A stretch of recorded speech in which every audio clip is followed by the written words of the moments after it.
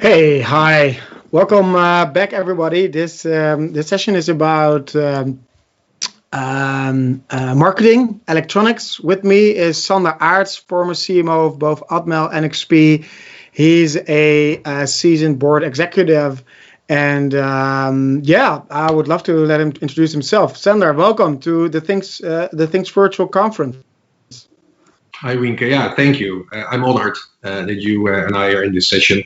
I brought some orange tulips for you, so that from this Dutch household to you. That's very good. That's very good. Nice. Like a news anchor. So yeah, I'm thrilled to be able to be in this session. So I was, to your question about introduction, right? So I was head of marketing for NXP Semiconductors for 12 and a half years. Then moved to Silicon Valley already, where I became the head of marketing for a company called Atmel, which most people know because Atmel is at the heart of the Arduino with their AVR microcontrollers. It's on the most popular board, the Arduino Uno. We built a very significant marketing presence through and the embedded world, but also leveraging the Arduino network. And then in 2012, as everybody knows, Microchip picked up Atmel in a big acquisition. And then I decided to go at it all by myself. So I founded a business called Orange Tulip. Decided to write a book, which you and I talked about in Amsterdam when I was one of your keynotes at your conference. Face-to-face is always better, Winke, but still, I mean, this is pretty good. And in that capacity, I'm currently helping a variety of companies, including Arduino, which is interesting, right? Bare conductive supply frame. I did some work for Marvell. There are some AI companies called Grok, a very famous up-and-coming AI company. But also companies like Sci5, which is the RISC-V, the commercialization of the RISC-V architecture, and a few others. Supply frame being one of them, which is very interesting. So yeah, here I am, and I'm very excited to be in this chat with you. Great, you sound like a busy man with all these advisor positions. So thanks for taking time with us. So like when we talk about marketing, it's I think marketing is also about, if you market and make the market, it's about changing paradigms. And I think along our conversations, you have shown that you've changed people's minds or changed the minds of entire boards of billion-dollar companies. And so maybe can you dive a little bit into the story around what you did with Atmel and Arduino, and how were you able to convince a very traditional company to embrace that and to really like implement or sell the paradigm shift to a very traditional silicon driven board? Yeah. Well, that's a broad question right there. So there's a few dynamics in these boardrooms, right? First and foremost, it's mainly driven by engineers, right? So all of a sudden there's like this Dutch guy who's very direct and sometimes a little blunt, a non-engineer, which is difficult for people because you immediately come in a little bit lower in the food chain, so to speak, right? Because I don't speak necessarily the language of these engineers. And then, of course, marketing is relatively traditional in these businesses where people have the tendency to market on speeds and feeds, right? So I'm faster than my competition, I'm smaller than my competition, et cetera, which isn't necessarily always where the battle needs to be fought. So you have to be respectful for all of the things that are going on into these businesses, because they didn't become multi-billion-dollar businesses for nothing.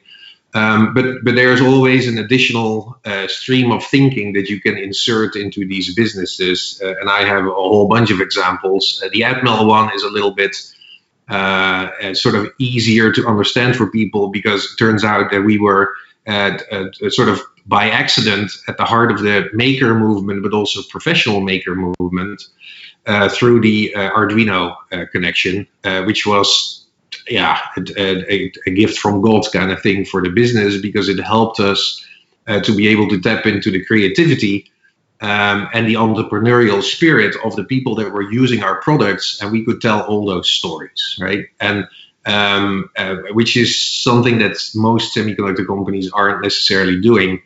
And through pounding on that narrative over and over again and explaining to the world that we were enabling new things, right, mainly by just celebrating the use of technology, right, first and foremost, because nobody really wants to get like marketed to. We were able to really significantly change the face of the business. And there's other examples. Funny enough, now you see a lot of AI companies enter the market. And initially, the value proposition of AI companies is, hey, but we build an entirely new chip architecture, and it delivers a product that has 10x the performance increase from competition, which initially is great. But now I see more and more of those people enter the market, and it starts to remind me a little bit of the microcontroller days, where everybody is fast for the next 3 months, and then you're being beaten by your competition again. So from a marketing point of view, what do you have to do to be able to stand out from the crowds, but also to build the brand equity that you deserve or that you can be building? And I don't think it's over the axis of low power, high performance, small footprint. I don't think so, but it still happens. Yeah, so basically, I mean, I think if I try to explain as well, is that they are all fighting in a red ocean, and which is then like in the end, like everybody loses, and what you have to do is to find the blue ocean and find something that is that is Totally right. It's a big race to the bottom that doesn't necessarily end anywhere, and then before you know it, you're being held hostage by a customer that has 2 or 3 of the same value propositions on their desk, and now you're at the mercy of your customer, right? So how do you market yourself out of it? Now, in your and my world, IoT plays a big role, and you see an increasing amount of people trying to market themselves out of the race to the bottom, right? So there's a few companies. I actually recently started helping a company called Sentient, and Sentient is like a voice AI business. They're in Irvine, here in Southern California, and it's so the essential value, the initial value proposition is you can add voice to anything you want. Right now, you can talk to your IoT device or anything else because it's super easy to implement. The question is, what does it enable, right? And these businesses with young fresh management teams are all intrigued by the potential businesses that they're enabling, if I'm still making any sense, right? So you're opening up a whole data play. Bear Conductive is another example in the UK, which essentially is a paintable IoT solution where we are unlocking a variety of new businesses for big materials companies, for example, in the world, where these material companies all of a sudden realize that they can create a whole bunch of additional value over and beyond their traditional selling of materials, right?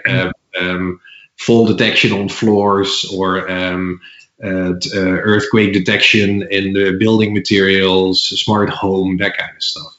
Yeah, but I think what these companies have in common is they are building a platform or a foundation which has a lot of value creation higher up in the value chain.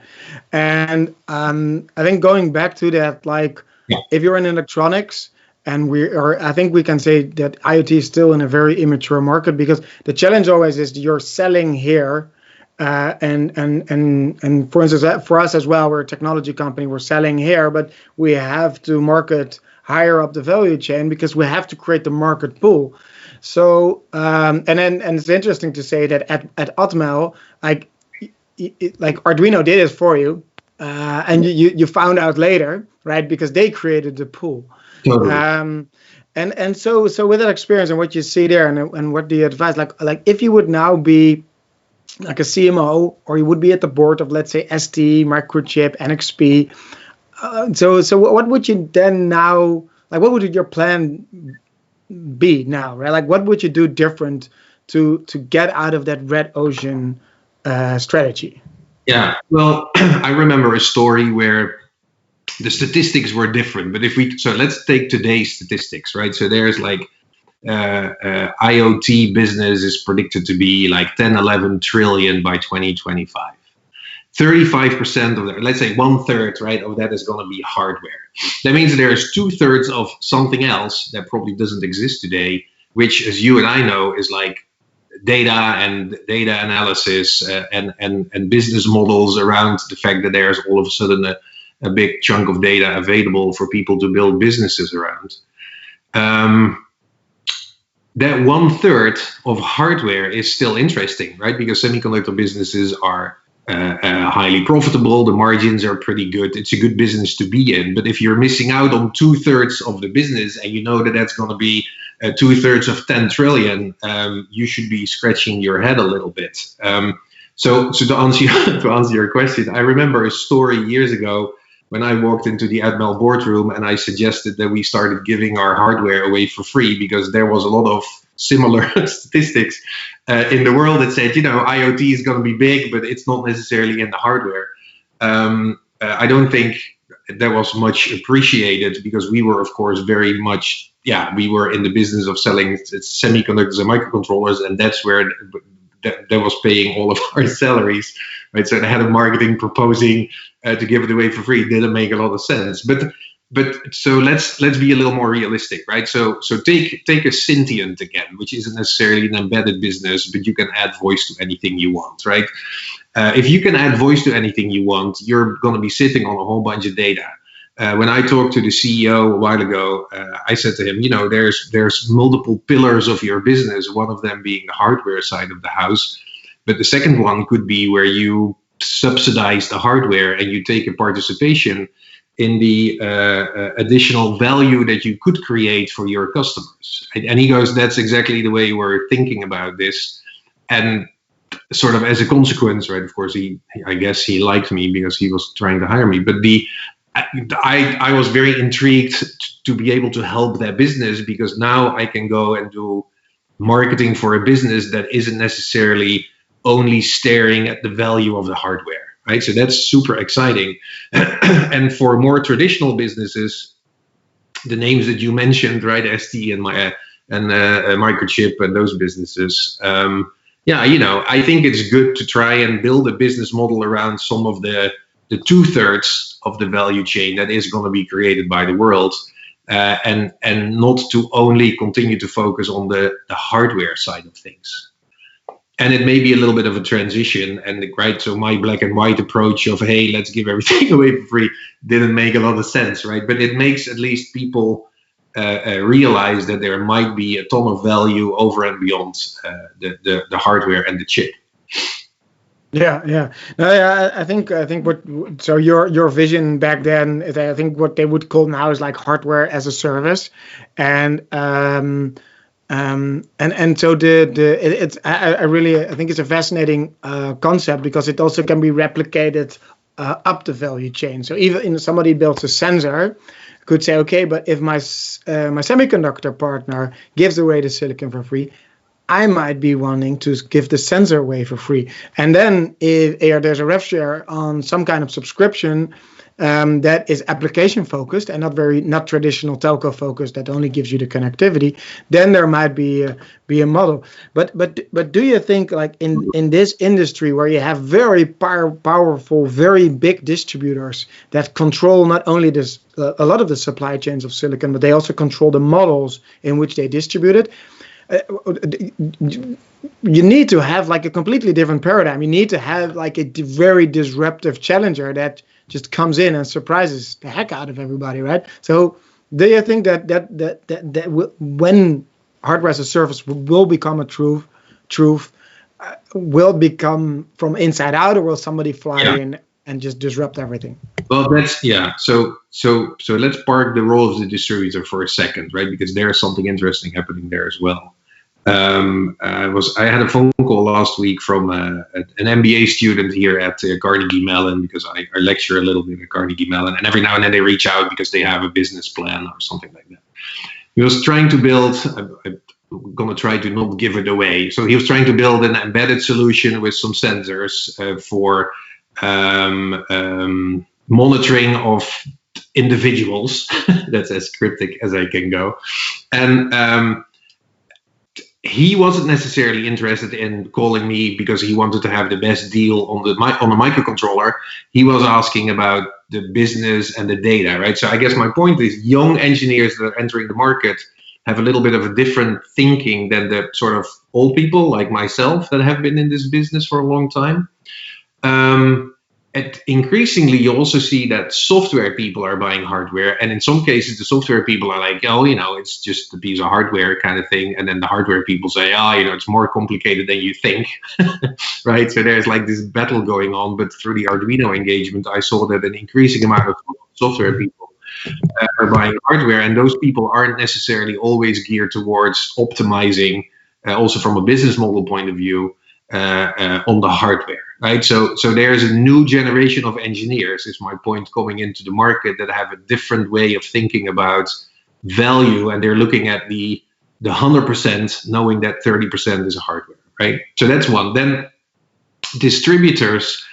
Here's the Sandler Arch version of distributors. Right, they've been squeezed for a long time by the semiconductor players. To a margin that was like not very sustainable anymore, because there's a question as to how much they do business creation versus business fulfillment, which has been an ongoing conversation for many years.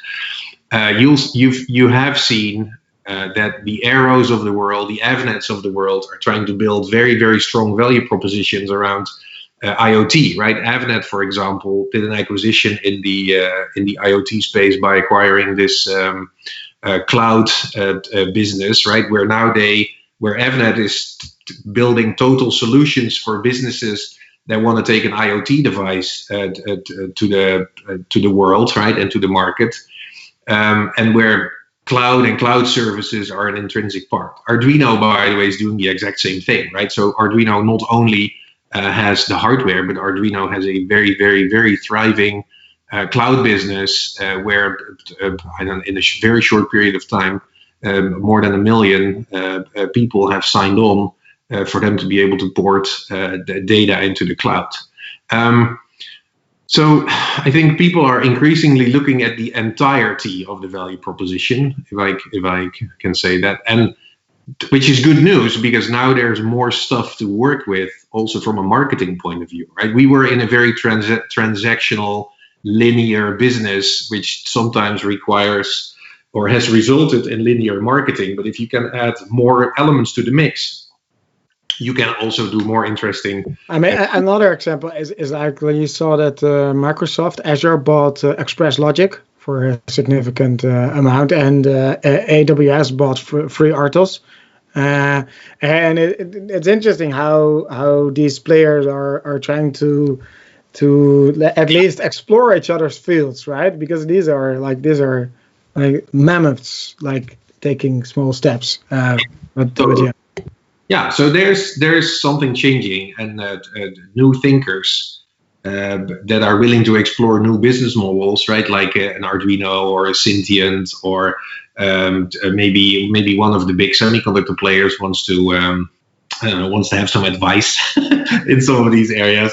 It could be very interesting to participate in the upside associated with the non-hardware version of the non-hardware portion of the value proposition. Yeah, I think indeed, and I think what Avnet is trying to do is to provide these end-to-end services. And I think if somebody finds a model where the let's say commodity providers with the horizontal technology platforms can somehow monetize the higher value chain value, then potentially we would have something that could work. I mean, you're then also involved, and you were advising RISC-V. This is an extreme example of something that is very low level, very horizontal, but they enable something, probably a huge amount of efficiencies somewhere higher up in the value chain. So for instance, I think Western Digital has these chips in their hard disks, and now like they're selling like millions of these hard disks, and they're saving millions of license fees they would otherwise have to pay through ARM. So can you tell a bit about your vision on what do you see with the RISC-V and then the commercial organization is called Sci-5, or maybe you could tell a bit more about what you think about them. Well, I think we should all follow them. I'm actually very proud that I was their original and initial CMO on a part-time basis. When Stefan, the investor from Sutter Hill, original CEO, came to me and says, hey, this is what we're building. I, of course, didn't necessarily understand the technology side of it, right? The speeds and feeds, but I understand the business model and understood the business model. And when he told me that he wanted to sort of sell cores and hardware eventually, or SoCs, as a service, right? The way people are selling software, I was very, very intrigued. And he was intrigued by my story of how we had built a big long tail business back at Atmel. So it was a match made in heaven kind of thing. They should be very proud of all the things that they've been able to accomplish, right? They built an incredible oil stain of people and a groundswell of a community that is talking around this particular topic. I think I knew from day one that it wasn't going to go away, but it's very clear that it isn't going to go away. They've successfully eaten into initially the low end of the ARM business, but probably going to be doing more. And it's very inspiring to see how they've been able to enable people anywhere in the world to go develop their own chip, right, or solution. There's a China component to that story, which is intriguing. I'm still on a few of the WeChat groups around RISC-V and Sci-5, and it's crazy to see the amount of energy that is on those groups. I can't read all of it, obviously, but I can hit the translate button, which I do on a regular basis. And you can see that the Chinese have thoroughly embraced the concept, because this, of course, is perfect for them, right? It's open source, it's easy to use, there's not a lot of boundaries, and they're taking it and running with it. As much as, to your point, right, some of the big companies in the US are doing, with the likes of Western Digital, et cetera, et cetera. But I think Naveed and the team should be very proud of the ecosystem that they've been able to build around the company. Yeah, super interesting, because I mean, it's been a field where like there's been such a dominant player active, and that they are trying to disrupt it. And I didn't even know they're also going for like a software. Like a SoC as a service, which like sounds like a very, very cool idea. But yeah, it's definitely something I follow as well. So nearing the end, I think a lot of our audience is either systems integrators, product builders, people that want to explore the technology, and then eventually there's always you always in the end want to build something, and most of the time you want to scale that as well. And we've touched a bit on the subject of being focused on the technology and selling that, but also you need to market in a different way. And so what is the recurring advice that you get for, let's like companies that are 1 or 2 years on the way, have found something that works, it makes sense, there's a product market fit, but like what's next? Do you have some recurring patterns, or anything you can share there? Well, yeah, well, so the book talks about people-to-people marketing, right? So you see that there's an increasing amount of non-engineers buying hardware, and in some so if you were to sell hardware to me, I wouldn't necessarily be impressed with your speeds and feeds, because I'm just trying to solve a problem, and I'm just too dumb, right, so to speak, to be able to really understand the speeds and feeds. Now, I know that there's always going to be a different guy in the mix, right, in addition to me, who would be making a business decision. But take a people-to-people approach, which definitely means that you have to insert other messages into your marketing campaigns that go way, way over and beyond your speeds and feeds kind of communication. So that, yeah, and I think that's a recurring theme, because that sometimes engineers just can't help themselves, right? They sit in a room with other like-minded people, and what they come up with, and they're like, just for the record, they're all way smarter than I am, but they just come up with what they come up with, which is mostly very technical stuff. Where if you take a step back and you think about what else you could be saying, or who else you are going to be talking to, right, which is probably more important. It's good to craft messages for those particular audiences. It's not rocket science. We've done it on multiple occasions, and it was very successful. Yeah. But I think so. Just because we're gonna wrap this up, but you Oh yeah, started your story. You started your story that you were walking into a boardroom of all technical people that somehow ended, like their career ended because the boardroom was the ceiling, right? So, and then you came in with not being technical, and I think there we're like, I think a very important subject there. There's diversity, and it's something we value with our company also very much, that we have a lot of different kind of personalities in our company. But that really believe that indeed makes the difference. And you have a book. It's called Cut the BS Marketing. I've read it. I really love it. So people can order it on Amazon, I guess. yeah. Well, Yeah.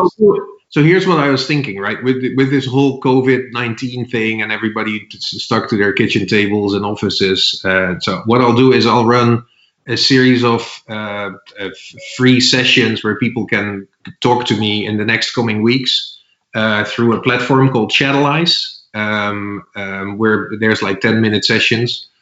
In the next few weeks, I'll put those out. So if people also, so if you can help, right? So I'll do it through my channels, through the follow. We'll put it on the link when we put this on YouTube. So we'll have this as a separate session. So that's super cool that you're offering that. Then we can continue the conversation. That's perfect. So then we're already 1 minute late, but super inspiring. Always very nice to talk to you. Thank you very, very much for your time. Stay safe, take care. And that's the end of the session. Thanks, everybody. Congratulations on your continued success. And thanks for having me. Yeah, thanks.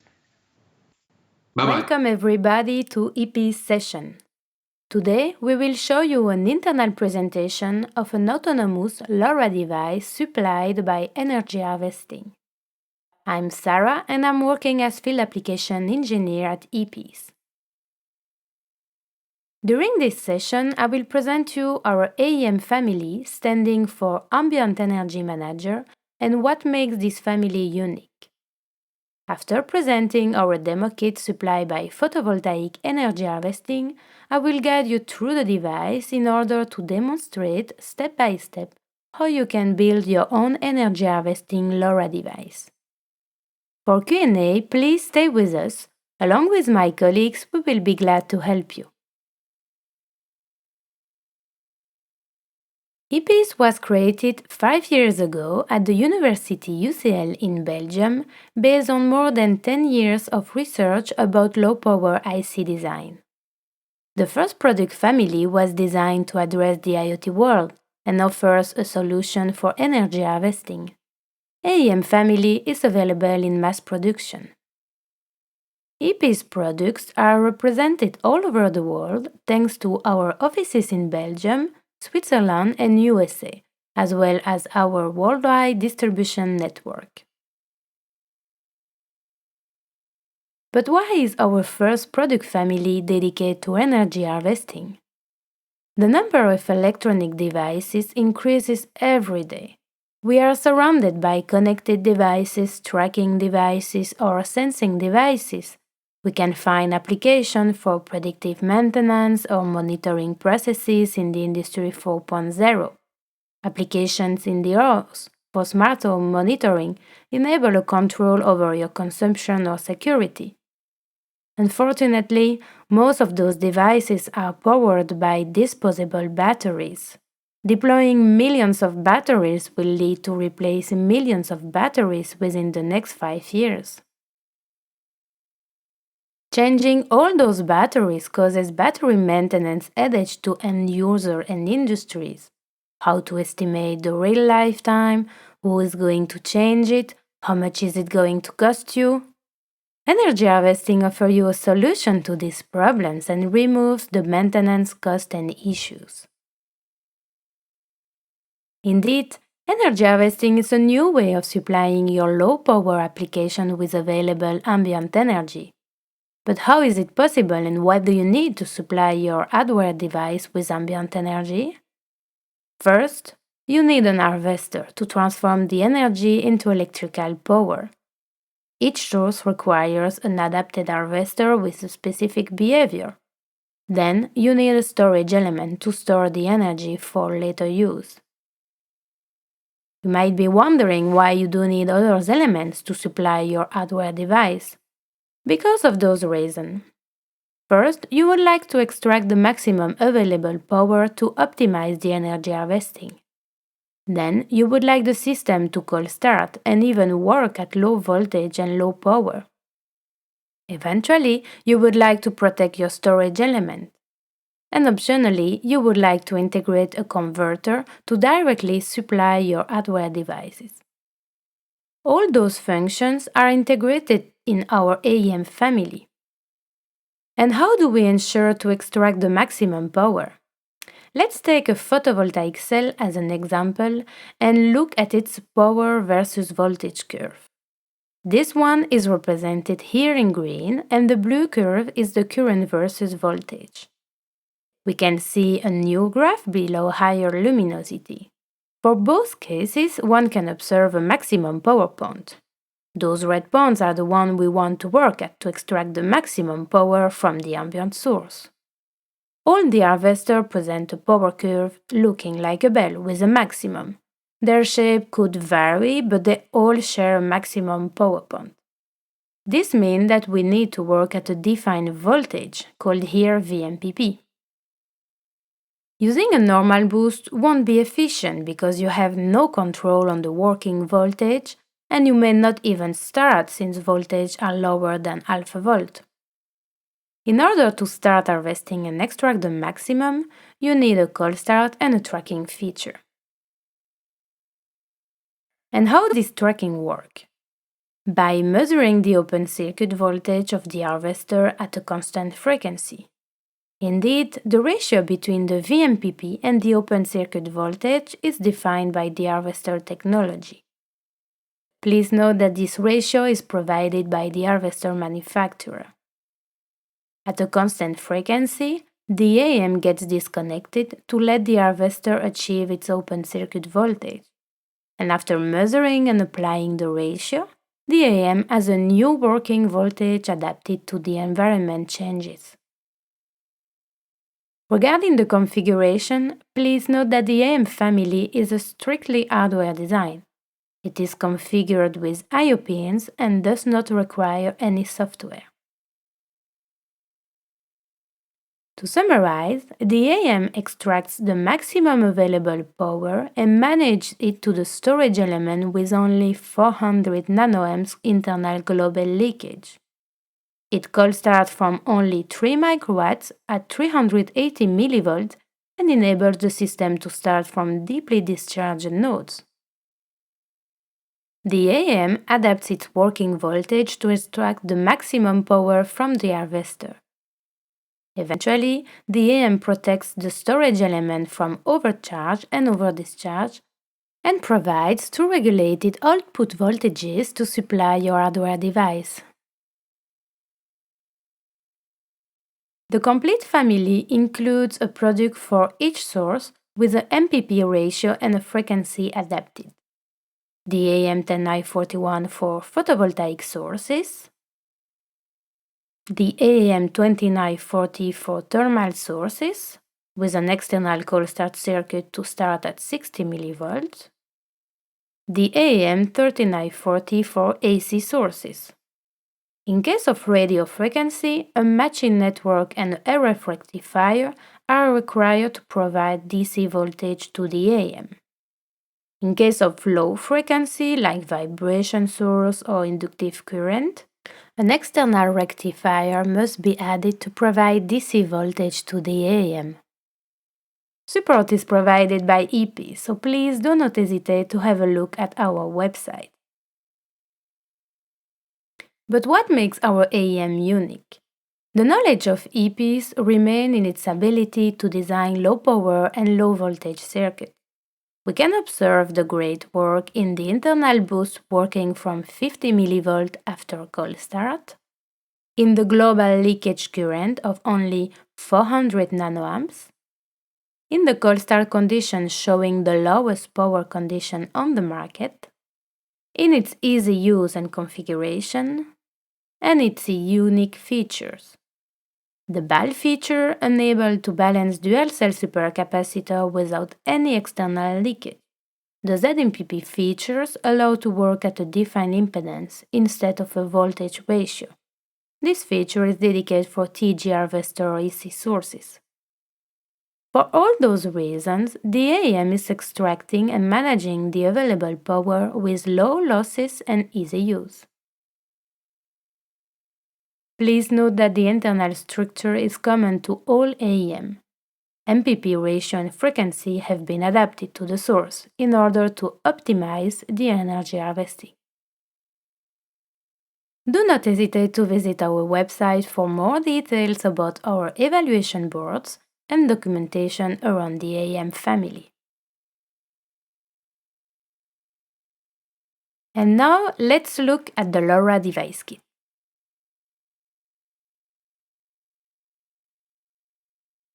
Imagine a smart home application sensing the temperature, the humidity, and the luminosity in order to send those data to an application on your smartphone.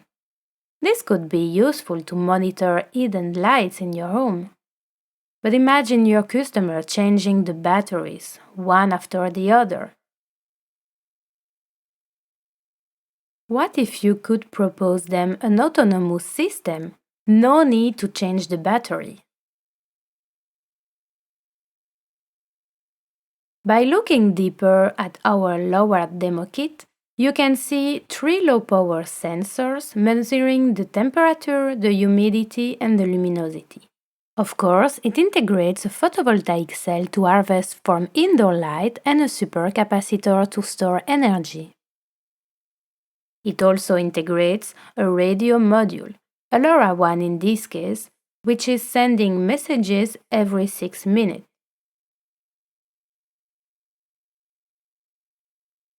The messages go to the TTM gateway.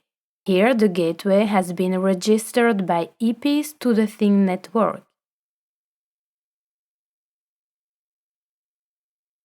The gateway connected to the TTN cloud sends the data to the TTN application. This application has been registered and developed by EPs. You can see here the mini demo application that we use to collect our demo kit's data. And the 39 demo kits register as devices connected to our application. As soon as the device is registered, you can see its ID and the application it is linked to. The status here shows the communication happened 1 minute ago. From the TTN cloud, the smartphone application, developed by EPs, recovers the data. You can visualize the graphs of the storage element voltage and the sensor's data.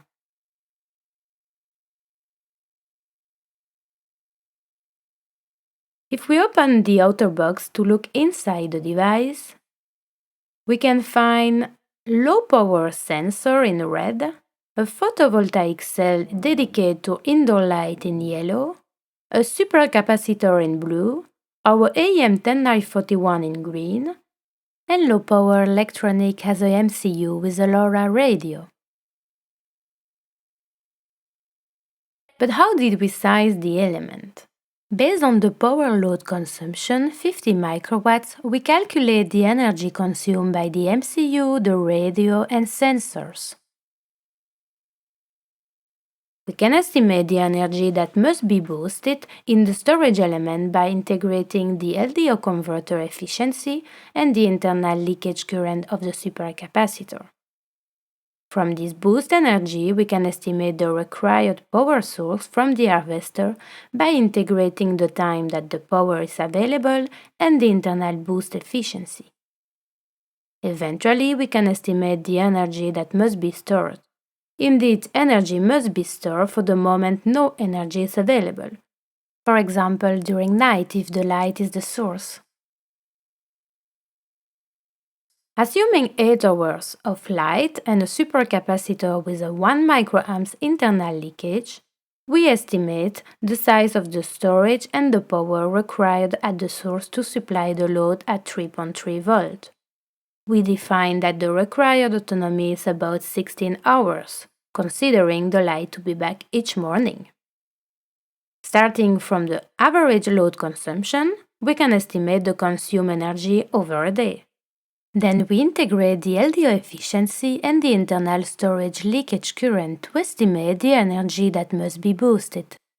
The power required at the source, including the boost efficiency and the fact that the light is available 8 hours per day, is about 210 microwatts. The energy to be stored is the one necessary during 16 hours. If the energy required over a day is about 5.5 joule, the one for 16 hours is about 3.6 joule. The supercapacitor size required to store this amount of energy between the maximum level, 4.5 volt, and minimum level, 3.6 volt, on the supercapacitor is about 1.1 farad. From the required power at the harvester, we can start looking at the adequate harvester technology for indoor light environment. The dye-sensitive cell is a good choice. The product from 3G Solar has been selected. Below low light luminosity of 300 lux, the required area to provide around 200 microwatts is about 17.5 cm². 35 by 50 mm.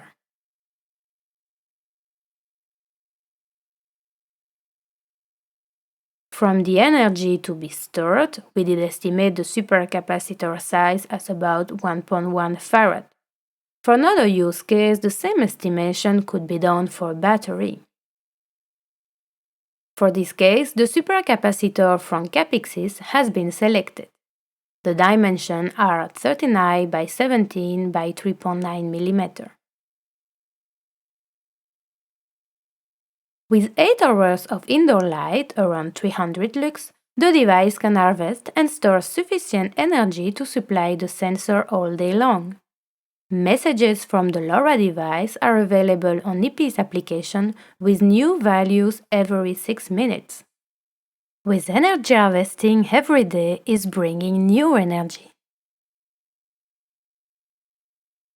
On the graph, we can see that the storage element is getting charged in the morning and is staying around the maximum allowed value during the day.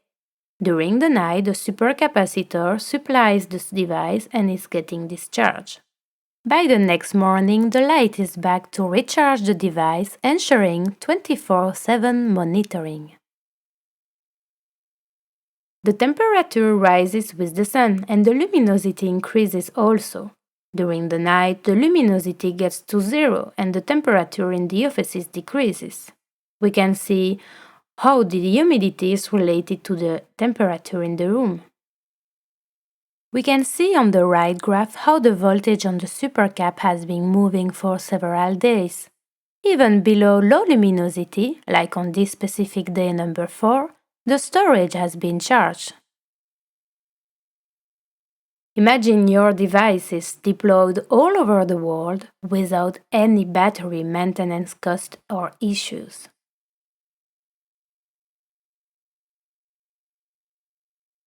Of course, each hardware device shows different requirements and the element must be sized based on your expectation. The most important is to understand what you would like to supply in order to estimate the load consumption. Then define which converter to use and understand your environment to identify when the energy might be available. Eventually, choose which autonomy you need and when the source won't be available. The first step to cite the elements required to supply your hardware device with energy harvesting is about the hardware device and what should be supplied. You must first wondering what sensor you would like to supply. For example, monitoring sensor, temperature, tracking, air quality, and much more. At what frequency do you need to sense the data and how often do you need to communicate? When the application must be working, is it all the time during the day? Only during the working week? What processing would you like to supply and integrate to your device? Next step is about the voltage you do need to supply all these electronics. About the environment, you must first identify which source is available, when is it available, and for how long. Regarding the storage, you must consider when the device must be working without any power available from the source. The worst cases should be taken, but strict constraints will require larger storage and bigger harvester. Be careful not to overconstrain the system. After selecting potential harvester and storage, you can use an evaluation board to test the system. I hope that you better learned how to make your devices autonomous for large deployment without any maintenance cost and issues. Have a look at our website to get more details and documentation. Thank you for staying with us and enjoy the rest of the conference.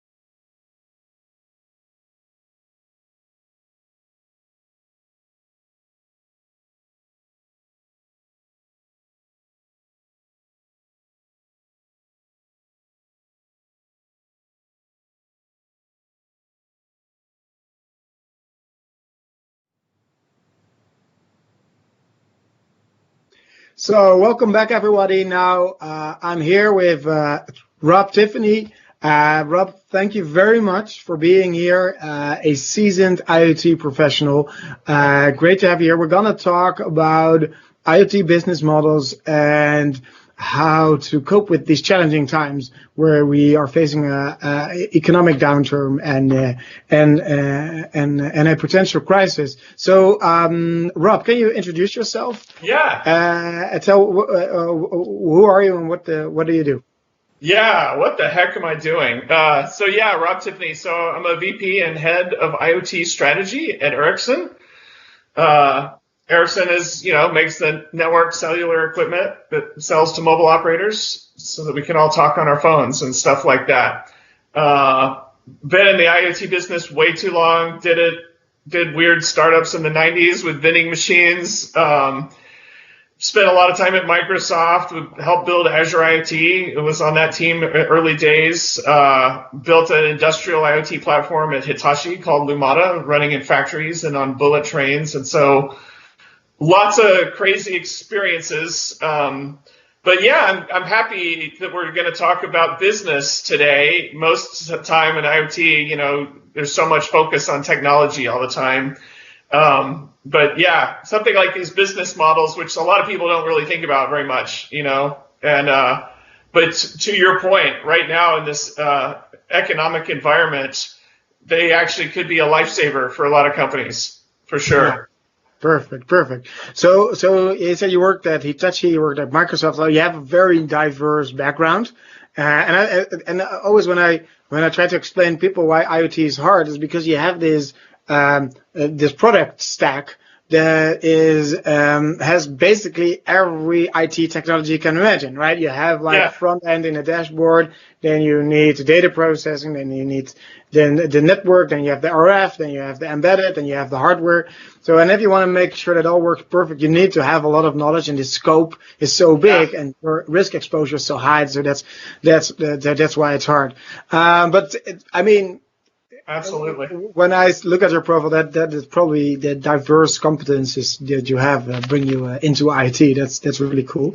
Hey, so when we're talking about IoT business models, a lot of the times like product as a service. With IoT, we can as a service everything. So you must have been thinking a lot. I mean, the world has changed so massively in the last 4 weeks. So can you share your thoughts with us? Yeah. Let people don't have as much cash in their pocket right now as they used to.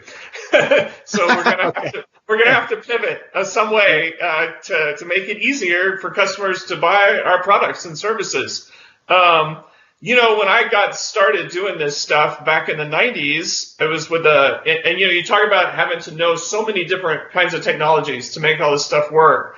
And I think what made it easier for me today over the last bit of time was how hard doing IoT was in the 90s with the most primitive cellular or otherwise data networks. There was all kinds of technologies. I remember having to work with in a team to build something to monitor vending machines remotely.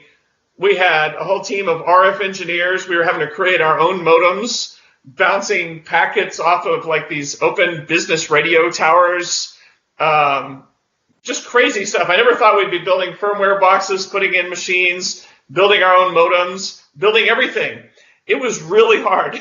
IoT was so hard back then, and you had to pay by the byte in many cases. It was horribly expensive to do this, but I think you learned lessons back then about efficiency, about making things tiny and small. When you grow up in a world where sending data over a wireless network was just incredibly expensive, it kind of trains your brain to think about absolute efficiency at every step to bring those costs down. And so when I think of costs, if I think of my first experience, if I break away from the technology part, I'm doing this startup, and we're going to monitor vending machines so that we can see their inventory in real time. With the basic thinking early on was, you've got guys in the morning, they have their pickup truck and they full of products, candy, drinks, whatever, to go fill vending machines around the city. And they mindlessly are just driving all over their area, their region, to check and see if I need to fill more products in the vending machine, candy bars, Cokes, whatever. And so the simple idea initially was, we had people, again, RF engineers, people, we were just doing stuff on PCs. Initially, it was something as simple as, I want to tell you where you need to go and what to bring, but more importantly, where not to go and what not to bring. You always hear about simple things like, I don't want to do a truck roll to go visit someplace because it's expensive to do that. So we started off with that idea.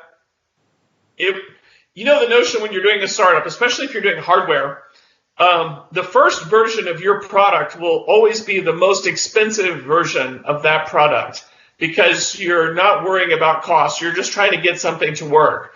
And so we're building radio technology, or actually, if I go into a city, I can't count on one type of wireless technology to work back then in the 90s.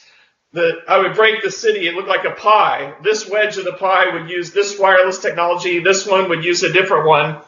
And so we would have to have lots of different communications technologies to give coverage, right? Mm-hmm. And so it was crazy. So the problem is that the technology we made initially, it was very expensive. We're going to install this equipment into a vending machine. And the vending machines were dumb back then, no intelligence, fully mechanical. So we would put cabling in. We had our black box with firmware. It's monitoring you putting money into the machine, which buttons you're pushing, spirals, pushing out candy bars or chips or whatever. And so we're monitoring all this stuff mechanically and then putting an antenna on top of the vending machine to find out what's going on. And so it was really expensive, and we knew, and no one was thinking about as a service or anything like that back then, or subscription models, but we knew that what we had was going to be too expensive to install in each vending machine. That, as it turns out, it's not Coca-Cola or Pepsi or these companies that own vending machines. It's actually these companies that own thousands of them. And so if I told them, hey, I need you to give me $500 or $1,000 per vending machine for all this gear, they'd say, get out of my office. There's no way.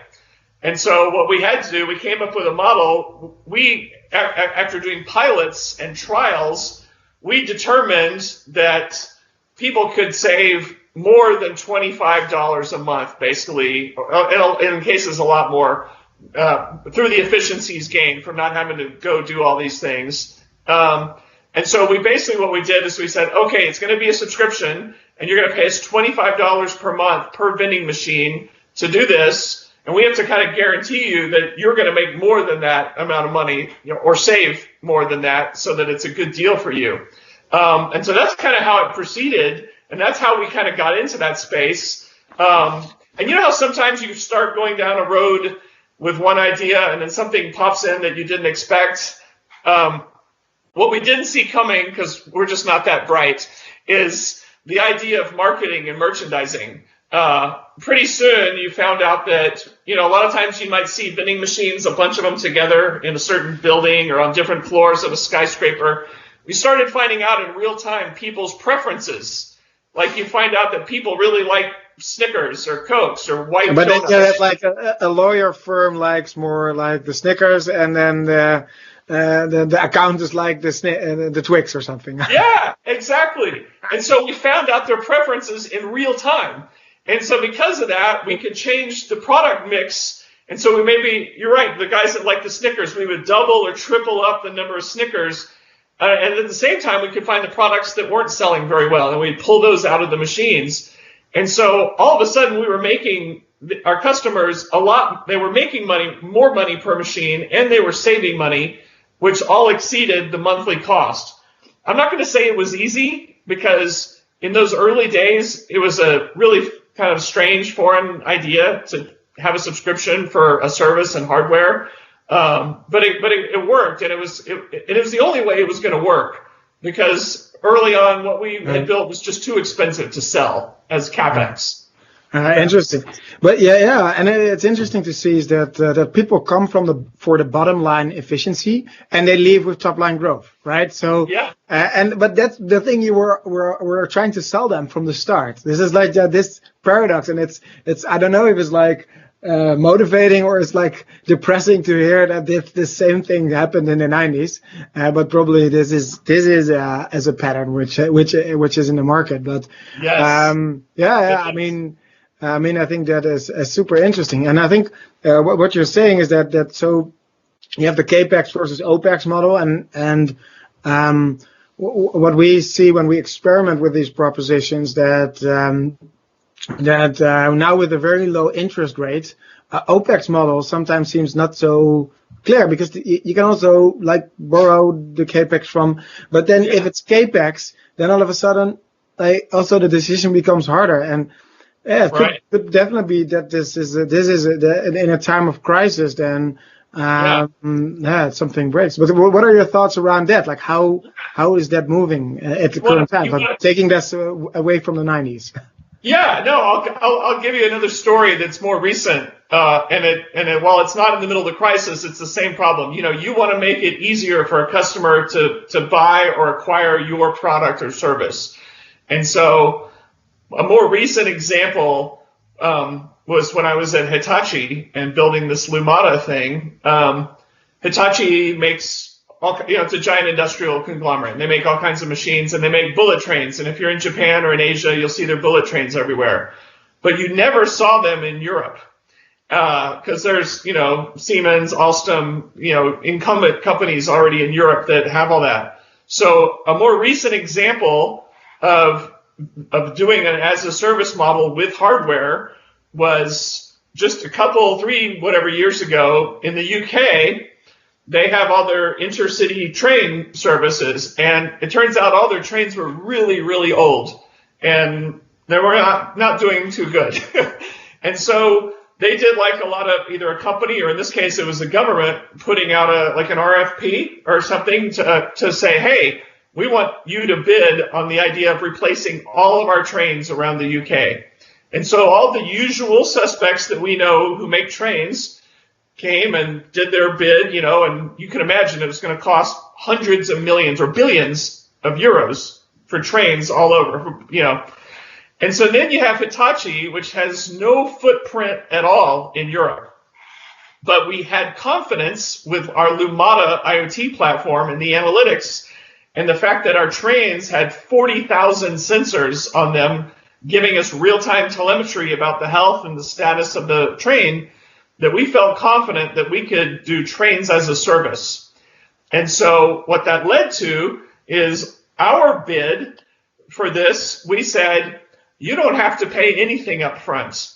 You're going to have a subscription to our trains, and you're going to pay by the trip, by the kilometer, the mile, the whatever, as a subscription over a long term. And so and it's a risk, of course, because you're betting that your sensor data and your analytics on your IoT platform is going to be enough to keep you from getting into trouble with huge expenses.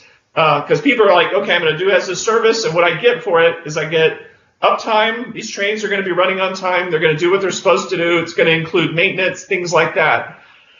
And so needless to say, we won that bid because our price was a lot lower than our competitors. It was zero. And so that's how we won it. And so now if you go to the UK, you'll start seeing these crazy looking Japanese trains. It was really exciting to Virgin, Richard Branson, there's Virgin trains, which I didn't know that. Anyway, there's a picture of him in front of a Hitachi bullet train, breaking the champagne bottle on the nose of it, with Virgin trains. And so it was an exciting example to see something that we have all talked about in the IoT space, but we didn't see it happen very often. It was kind of theoretical.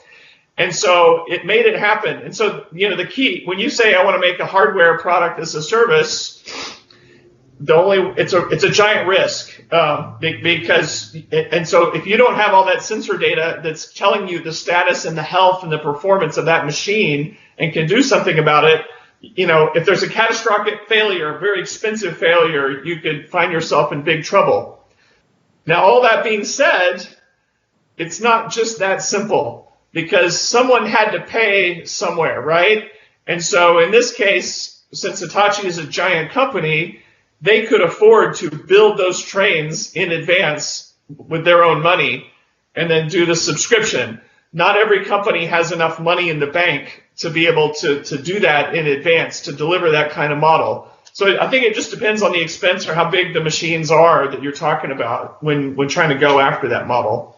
But yeah, it's cool stuff. Yeah, that's super interesting story. They even like have trains as a service in a leasing model. Yeah, and also how you are gonna sell that. One was in this. I had this round table with leasing companies, and not car leasing, like leasing manufacturing equipment. And I thought it was very interesting to add the IoT angle to that roundtable conversation. But I was also amazed by how traditional these markets are, right? Like if you go, and I think also in trains, like you have to have a lot of people that even can switch to a different paradigm and think, oh, but we can also lease a train, right? So. Yeah. And maybe you need a little crisis for that. So maybe there was an internal crisis or something. Yeah, like if you don't have the money in the bank, then right, this is the only option. But then you have to have something that finances this. Yeah. So moving forward, like looking around new business models, looking at leasing, looking at how, for instance, now traditional electronics distributors are treating the market. Don't you think they have a huge opportunities like the offnets or the futures or the arrows to pivot there, to say, okay, let's just go into this. So what's your perspective there on where it should be going? No, I absolutely think so. I won't say any names, but I spend time, different customers and all other kinds of industries. And so what I keep finding, not all the time, like I remember talking to a small manufacturer that makes, there's, discrete manufacturing, like building cars or things and then there's process manufacturing, which could be a refinery with oil, or it could be a packing food or whatever, moving along something that looks like an assembly line. And what's surprising to me, and maybe it shouldn't be, is many of these large and small, medium manufacturers of these equipment, they don't have any sensors at all on them. And so many of them are still going to market with a CapEx model and the idea that this piece of equipment is just going to run until it fails. And you don't know and it's always going to be a big surprise when it fails. And then whatever that assembly line or process that the customer has, it's going to be down and it's going to take a while to get it fixed, and it's going to cost them a lot of money. And the opportunity cost, it disrupts their supply chain and their customers and distributors. And so having discussions with some of these, other manufacturers about adding sensors to it, and then the next step, having that confidence to say, wow, with this information, like if I have a assembly line that's rolling boxes, let's say, and it's weighing them as it's going along a line, and there are things that wear down. Maybe there's ball bearings that slowly are going to wear down. There's all kinds of pieces. Identifying what are the parts that fail, the components that fail, and then how do you put sensors on that to detect that slow degradation, where you're going to get to a point where you're going to have a failure, and then having that confidence to say, you know what, okay, I could do this kind of like as a lease, as a service, as a subscription, and again, I would have the confidence and again, all this assumes, and this could be any smart connected product. This assumes your customer is going to allow you to get that data to monitor that thing yourself. And I know that's another discussion all the time. Who owns the data? The customer says, I own the data. The OEM of the thing says, I own the data. There's always that. But so you have to work through that. But then if you can monitor that, you can get ahead of these problems. I think another great example is that company Relayer, the IoT company. Remember, they got acquired by Munich Re. I thought their business models and their ideas were amazing.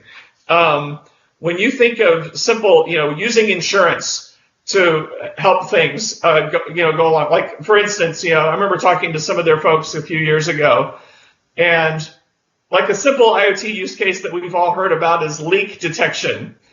Is, in a house, for instance, is there a leak happening underneath the sink or in the pipes and things like that? And so, we'll do IoT leak detection and we'll connect it via wireless and that kind of thing. But I thought they had innovative business models where they worked with insurance companies. And, insurance companies have these things called actuarial tables, and it's all about risk, right? And so what was really clever is that they could get to the point where the insurance company would actually pay to put in the leak detection sensors and the IoT stuff, because when they looked at their risk and their actuarial tables, they realized flooding in a house or a fire is a horrible expense for the insurance company to have to pay that claim to the customer. It's incredibly expensive. And so the risk reward thing said it's worth it for the insurance company to pay to put in those IoT sensors, or like smoke alarms in a house, which made it easier to get that business for the IoT company, for Relayer, right? Instead of saying, here's this big expense, I want you to pay for me to put this, and the customer's like, whatever. Now the insurance company's paying for it, which is pretty clever. Yeah. No, and again, you're talking about this bottom line case you have to make, but the top line growth opportunities is amazing. While that's even harder to sell, when talking about this kind of the additional information you could have there as an insurer, but also in the leasing model, getting not only, let's say, predictive maintenance operational data, but also are the production lines active at all? And maybe have a group of companies that are delivering similar commodities. Say, hey, this machine is like 80% on, but there's somebody else is 20% on. Maybe you want to build a little alliance to even out. So these ideas came on the table, but it's like super disruptive. They're having that uptime of a machine or whatever. And you're right, having a group of consortium companies. Maybe I have an assembly line that makes some kind of widget, whatever. Yeah, printing T-shirts. Yeah, and maybe I don't need to use it all the time, but maybe there's other companies. It's kind of like Uber matching, right? Yeah. I'm not going to use it right now, but you could come in and use my assembly line to make your widget for the next 16 hours, and being able to share. There's all kinds of disruptive models around that. But I think, and indeed, and definitely in times like these, is that I mean, of course, now, like the first part of the crisis, people will be like this, and it's like a scary moment. It's scary for everybody. Right. It's not fun. But I think that's the really positive note around it. Is like, if you now go in for bottom line efficiency, the top line growth opportunities on the midterm of IoT, that's always what fascinates me so much. And there's this potential hockey stick, right? We're all looking after. Yeah. So there's actually somebody asking a question. Is predictive maintenance more? This is Uros from Peswell Instruments. Is predictive maintenance more on the rise now than in the past, as the sensor got smaller, the connectivity got cheaper, or was this already in the past 10 years? So what do you see on predictive maintenance happening? Is this hot or stable or? Well, you know what? The term has been hot for a long time. The reality of predictive maintenance hasn't been as real as people thought it would be. That people have been saying that casually. Oh, I'm going to do IoT and get predictive maintenance, and I'm going to fix it before it fails. And everybody says that. It hasn't been as easy to do as people thought. They typically think I'm going to do machine learning, and I'm going to figure out, find that needle in the haystack and see when things are going to fail and be able. I had personal experience with that, to be honest, and with machine learning across different kinds of industrial machines.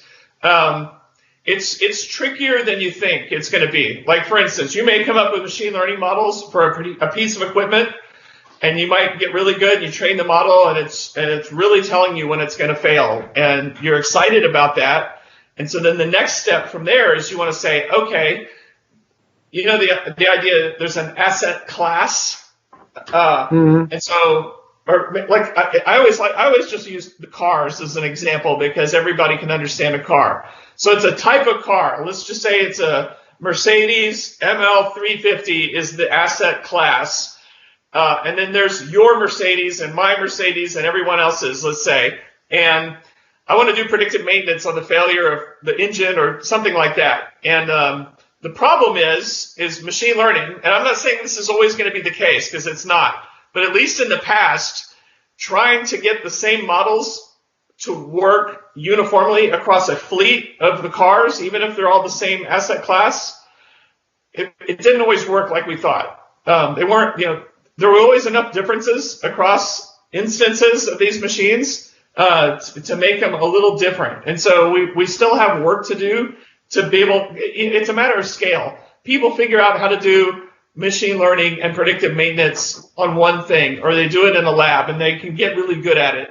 But doing it at massive scale in production at runtime has been more, difficult. It doesn't mean you can't do it though with the clever use of just math and some KPIs. If I think back to, I always joke with people, when I think back to the 90s doing the vending machine thing, if it's a Coke machine, a Pepsi with cold drinks in it, there's a compressor in there to the air conditioning to make it cold, right? And it's a motor, and that compressor can fail. Well, amazingly, with the use of just normal code that we had back in the 90s and SQL, we were able to predict when those compressors were going to fail without using any sophisticated machine learning from the 21st century. And so I don't always think it's as hard as you think. I'm a big fan of trying to make digital twins out of everything, a digital twin of your machines, and all those attributes, and then basic things, basic KPIs, how quickly they're trending in a certain direction. An example I love to use, if we stick with cars, your brake pads, your brakes go out after a while on your car. As a human being, if you're driving your car and you start hearing the squeaking of your brakes, that's your early warning that things are starting to go wrong. And if you go fix it then, it's only going to cost this much. But if I don't heed that warning and I keep driving and then I hear that grinding sound as the rotors are grinding on my brakes, and then I take it to the shop and it's going to cost this much, or I may have to totally replace it. We can do those kinds of things with simple analytics that people can understand. You don't have to always do some kind of deep learning, random forest model, weird thing to figure that stuff out. There's always indicators that say the trend is happening in this way, and I can predict the time, you're probably going to have total failure in a month or whatever, or a week. But it may be also like one of the problems we have as IoT industry is that we're always trying to be so darn smart, right? Yes. And actually your addressable market could be so much more, let's say, viable or bigger if we would just really simplify stuff. And I read this article about Nintendo. They always try to grab existing MCU ecosystems, like 10-year-old, very, very well supported technology, and then build the gaming platform on top of that, instead of like trying to, like what Xbox did, right? Like they put a processor in there, and they didn't even know how to fully leverage it when they first sold the first version. And Nintendo did the other way around. They said, no, like we're gonna have something that we really really confident about the technology, and we're gonna do something completely different with existing technology. And sometimes I feel like maybe in IoT we should think a bit more like that. So absolutely. So do we need like this super fine-grained resolution of movement sensor, or just like if something taps or something ticks, like that is already enough, right? So yeah. I'm a big fan of massive simplification. I think IoT is a lot easier than people make it out to be. I think people spend too much time trying to show how smart they are. When they talk to people, they talk about exotic technologies and things like that. And we're missing the value of the simple things. Just the idea of remotely knowing the state of a machine. Normally, I always tell people you're competing against a guy with a clipboard. people should go after the simple things. If we talk about all the predictions by analysts over the years about IoT hockey stick and being 50 billion devices, and we haven't come anywhere close. I think our industry does a disservice to people because they say things like you need IoT and AI to get value, and they are 100% wrong. There is tremendous value to be had from just doing the simple things. Simple green, yellow, red KPIs. If this, then that. Yeah, yes.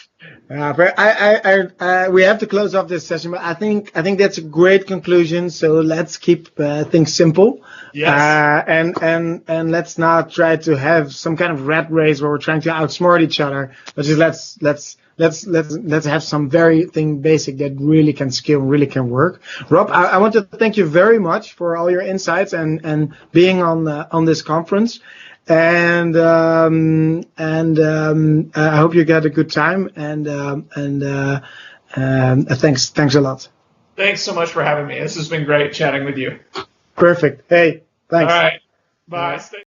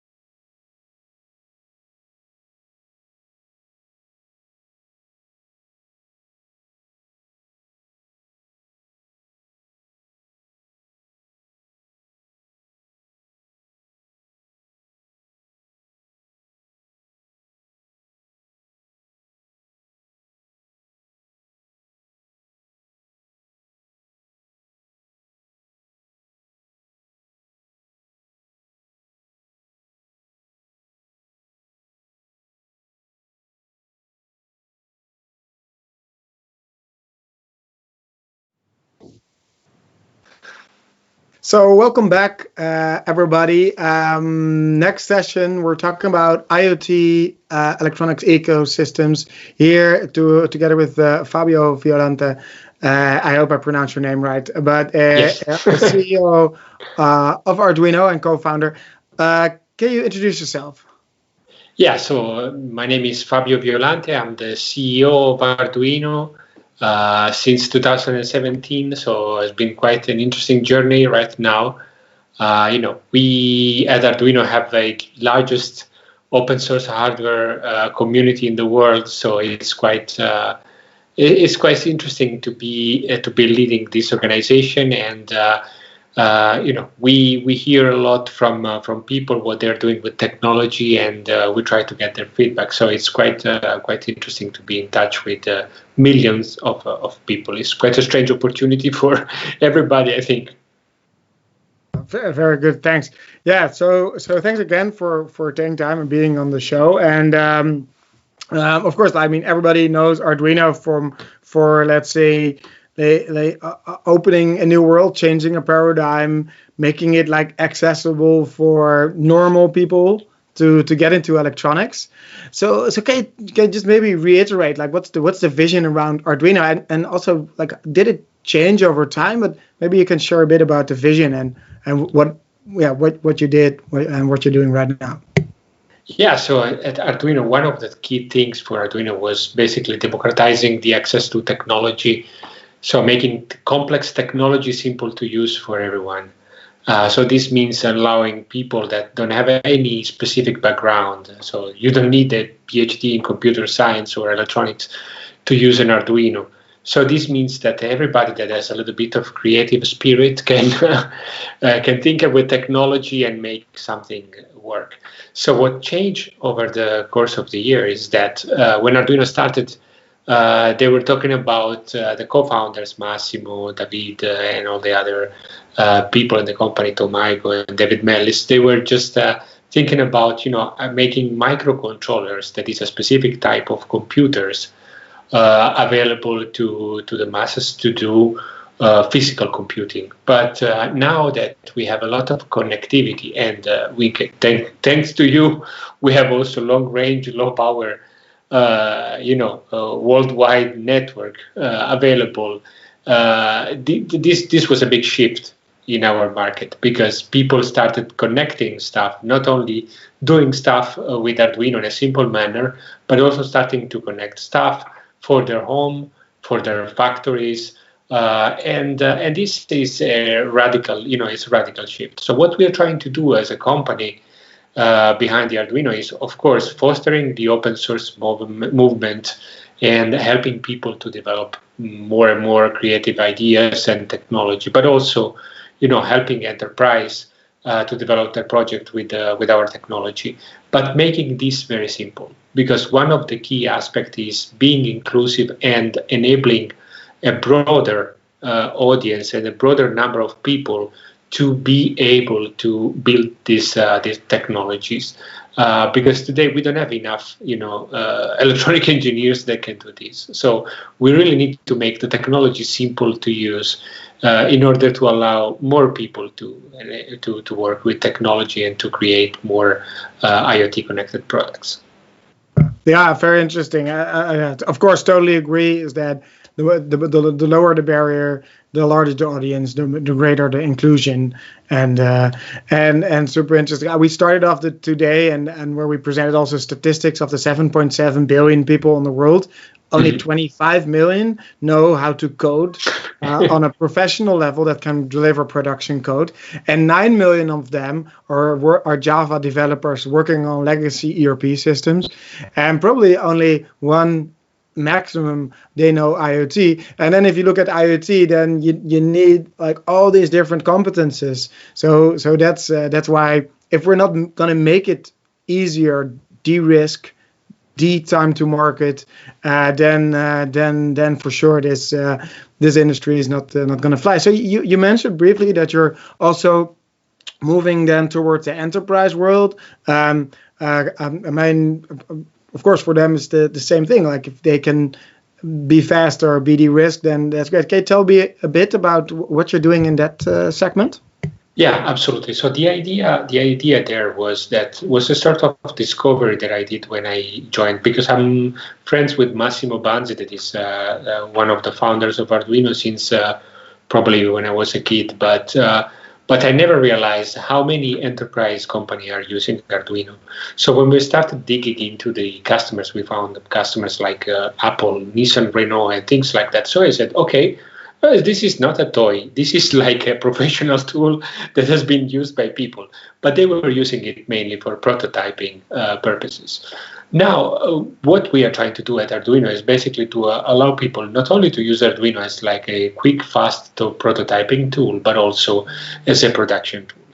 And this means, that we have to work in order to be compliant with the requirements of those people, and this means temperature range that is compatible with enterprise grade use cases.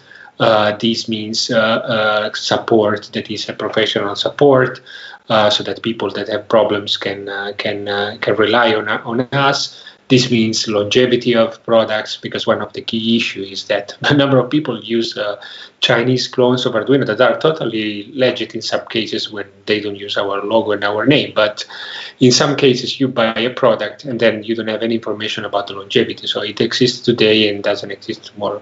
So what I did with the team at Arduino was basically take all this input from the market and start creating these product lines like the Portenta family, the MKR family, the new Nano family, that are designed in a way that people can rely for building their own product.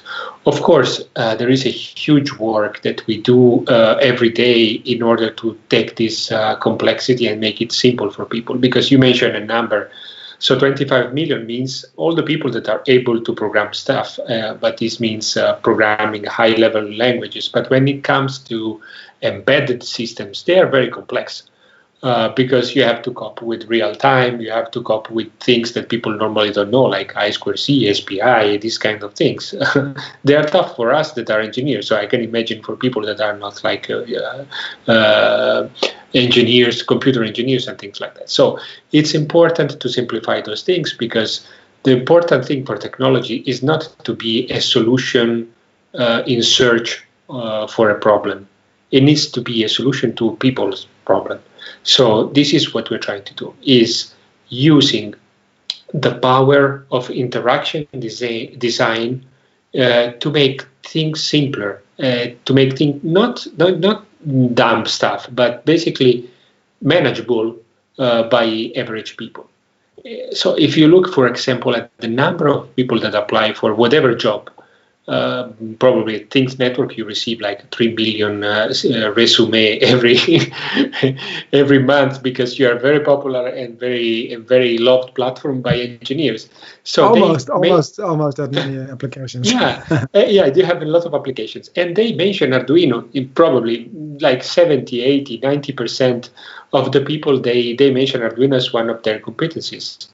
So this means that Arduino has the power to be the lingo, the common language for this new generation of people, and this is where we are shooting for. So making this sort of common language, lingua franca, for everyone, that allow people to build their IoT application without having to cope with complex framework, installing complex build chain and tool chains and things like that. So this is what we are doing, and that's the reason why we are also making a lot of evolution to the framework. But we can talk if we have time.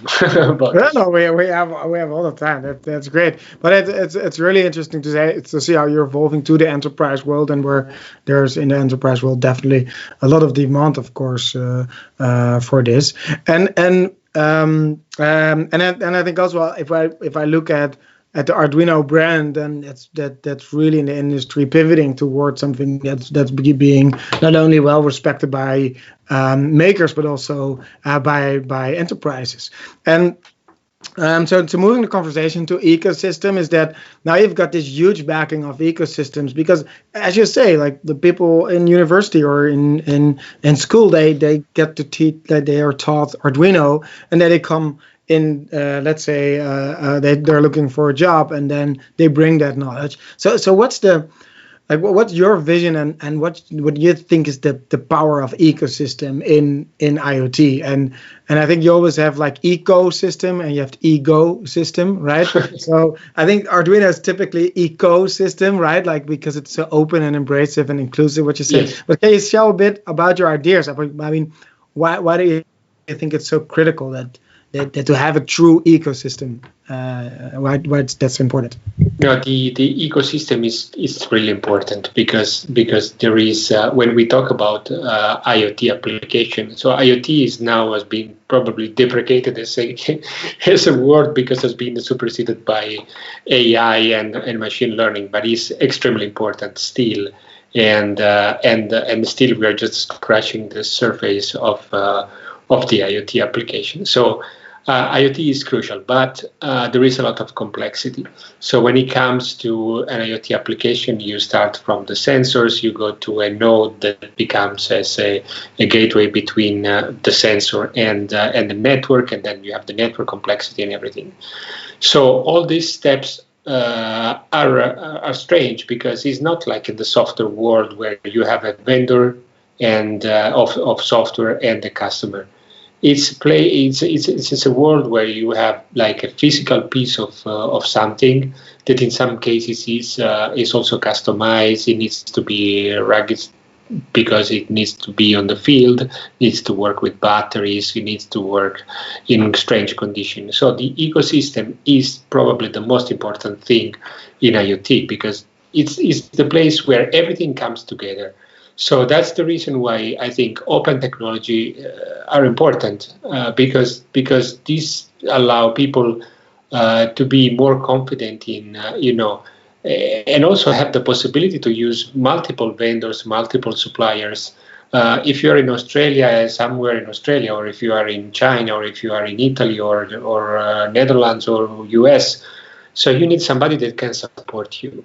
And the best way to support you properly is by providing something that can be used, learned, taught, and managed by common people. And that's the reason why we're pushing a lot.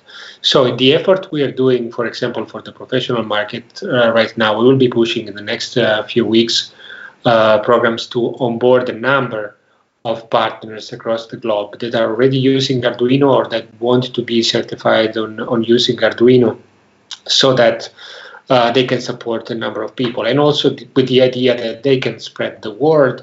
And given the fact that the basic technology is open, they can basically increase the number of people that can know this technology. So the customer is not tied into something that is that has a vendor lock-in. They are interchangeable, and so the importance of the ecosystem is fundamental. The other move we are making is opening our own supply chain to customer, because people are normally overwhelmed by the complexity of going from the idea to the physical product in the field, with device management, connection to the things, network, and all those things. So what we're doing is, I learned this job of being the CEO of an electronic company by hitting the wall myself. So I know how complex it is. So what we're doing is trying to avoid these to other companies that want to do this experience and that want to embrace this fantastic journey of developing something from scratch. So we are opening our ecosystem and making all our supply chain available to other people that want to do customized version of Arduino, that want to do their custom projects, that want to do their plastic enclosure, whatever, circuits, firmware. So by networking, it's not that we want to do everything. We are trying to create a network of people that can share ideas and that can share competencies and that can leverage this knowledge. It's super inspiring that you're applying the same vision on how you build like, let's say, the initial phase of Arduino, and you're applying that to the enterprise market as well. And it's very recognizable. I think when we talk to CIOs, you mentioned the word lock-in. Like, there's no CIO of a big company, or there's no IT program manager that's going to allow a single company to have some IP that's locked in there, and then and that is it's just a no-go. And I think what changed in the landscape, I'm in IT now for almost 12 years, and when I started, then there were always people that did an MBA that were IT manager.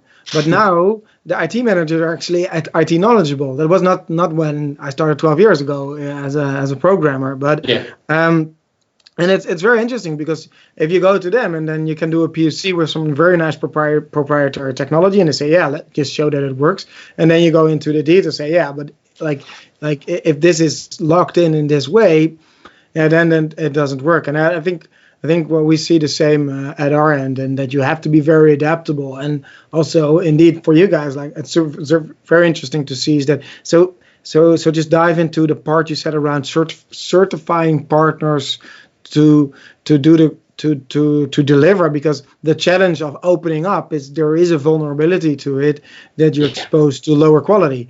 So I'm very curious to hear what are your plans there to let's say protect the Arduino brand in this enterprise segment. Yeah, so basically we have a number of companies that are already quite knowledgeable in the world. So we started working with this pilot customer in order to understand what are the criteria that we have to apply as the bare minimum, quality level that needs to be applied. So I'm pushing on our team to do an extra diligence, because we don't want to get people just get an Arduino stamp just because they mention they know Arduino. So we are doing a very selective work. So we are restricting the numbers. In some cases, pissing off a number of people that wanted to be qualified, but we're trying to get out of the market with something that is credible, with people that are really willing to develop the market, and more importantly, with people that share our core values, because the openness value and this sharing value is fundamental. In many cases, you see people profiting from the open source. So it's quite interesting, because in the software world, for example, open source means a little bit is more meaningful than in the hardware world. When it comes to hardware, for example, what we see is that our designs are taken by a number of people, but we have very few contribution. So we're trying to select those partners that are able to understand the key value, that can implement improvements to our design, that can share those designs, and so on and so forth. Of course, what we're doing as well is helping people to do a safe usage of the open source licensing models, creating a little bit more awareness. Our people like Alessandro Ranelucci, that leads the maker business unit at Arduino, and Andrea Riqueta, that leads the IoT business unit at Arduino. They are basically at the pro. So basically, they're working together in order to understand how friendly are those licensing model. How we can improve. We created dual licensing model for some stuff because people want to protect, in some cases, their intellectual property. So there's a lot of work to be done, but at the end of the day, sharing information for us is very important. We think that the real power of Arduino is this ability to share information. And a good usage of shared information is very important. So we are trying to foster this kind of customers and partners at the beginning, so that they can seed the market with the right criteria. Yeah, interesting. Yeah, and I think it's always very. We are also an open source company. The core of our product is open source, and it's interesting that you mentioned is that comparing open source hardware with open source software is really something different, because the open source software is always alive, right? So the moment you stop maintaining it, it can be open source, but it's like it's free, it's there, it's dead. it's dead. But hardware is different, right? So like it needs to be finalized. There's like a stamp, like this one goes into production. And with software, with continuous integration, it's like, okay, this one is now in production, but in 10 minutes there's another version. In half a day there's another version. So there must be as a CEO quite a challenging dynamics, right? So are you never tempted to do like go into non-commercial use, or say, hey, I'm gonna do it, like because you have to run your business. So what are your considerations there to find the right balance to, okay, this IP I want to hold and this IP I want to share? I mean, this must be very challenging. Yeah, so what we realize is that so you're right. It's very challenging, and it's what is my question mark every day when I wake up in the morning. So because the key point is that you do a lot of investment. We invest millions of euros every year So when you buy an original Arduino, everything goes into R&D. So I invite all the people that are listening to us to buy original Arduino, because everything goes into R&D. It can be software, it can be hardware, cloud, firmware, whatever. But there is nothing that goes in anybody's pocket. It's just going back to the community. But anyway, so it's a very important question that we have every day. So I think that in some cases, what we realize is that the design are so complex that basically it's important to share the ability for people to see the design and understand everything of the design. But basically, open sourcing everything in some cases is just creating a possibility for somebody to copy your design and not benefiting the community. Also because there is a risk of knockoff being created with lower level of quality. So for the Pro, for example, segment, we're trying to be a little bit more cautious about what kind of people are taking our design and what they do with those designs. So we are a little bit more strict. But in general, we are in favor of sharing information as much as we can, as soon as, of course, this sharing doesn't become dangerous because people think the design is safe, and then somebody can create a knockoff that is not as safe or not as secure as we expected. Because, for example, security is another aspect that we put into a lot of the products that we are doing. So basically, if you look at all our new connected products, they have a secure crypto element on them, on everything. So even though the protocol or the higher level protocols, communication protocol, are secure by themselves, but we put also secure crypto elements. So all those are the aspects that we take into consideration when developing the products. So it's a balance. It's a complex balance. We are learning a lot. So we're trying to be as open as much as open as we can within these safety boundaries. Interesting that you say that you're adding secure elements for security, and then the roles of open source is it's not only sharing but it's also guiding in the right direction, and it's like almost a duty to say, okay, like if you're such a front runner like you are, then also it's like it becomes a bit of an obligation that you show and pave the way. So like if we're gonna like build this future IoT, then we need to make sure that they are properly provisioned and there are ways to properly secure them. But it's interesting because you're taking on so much responsibility. And I mean, as you said, you're how many people are you with Arduino? So it's about 110, 115 people. Wow. Yeah. So, but they all need to get paid, right? They all need to do groceries. So you have to build a business around it. No, thank you very much. So that's important because people don't realize that open source doesn't mean free. Because at the end of the day, we have people working on firmware since the very beginning, and they developed everything, all the framework for everything that is supported today. There is a lot of work that needs still to be done on the security front, on the connectivity front, on the IoT front. It's a never-ending work. So it's important that people understand that it's not just getting the latest and greatest chip, because the software, as you know very well, because the work we are doing on your side as well with the Things Network is really amazing. So basically building the largest long-range, low-power network in the world. It's a huge endeavor, and people will be very grateful for that. So we are building from the other side, from the bottoms up, the device, and from the cloud side, we will be interfacing with your technology so that people can create advanced dashboard, but basically getting packets and data from the transport from the Things Network. So it's a huge advancement, and it's important that people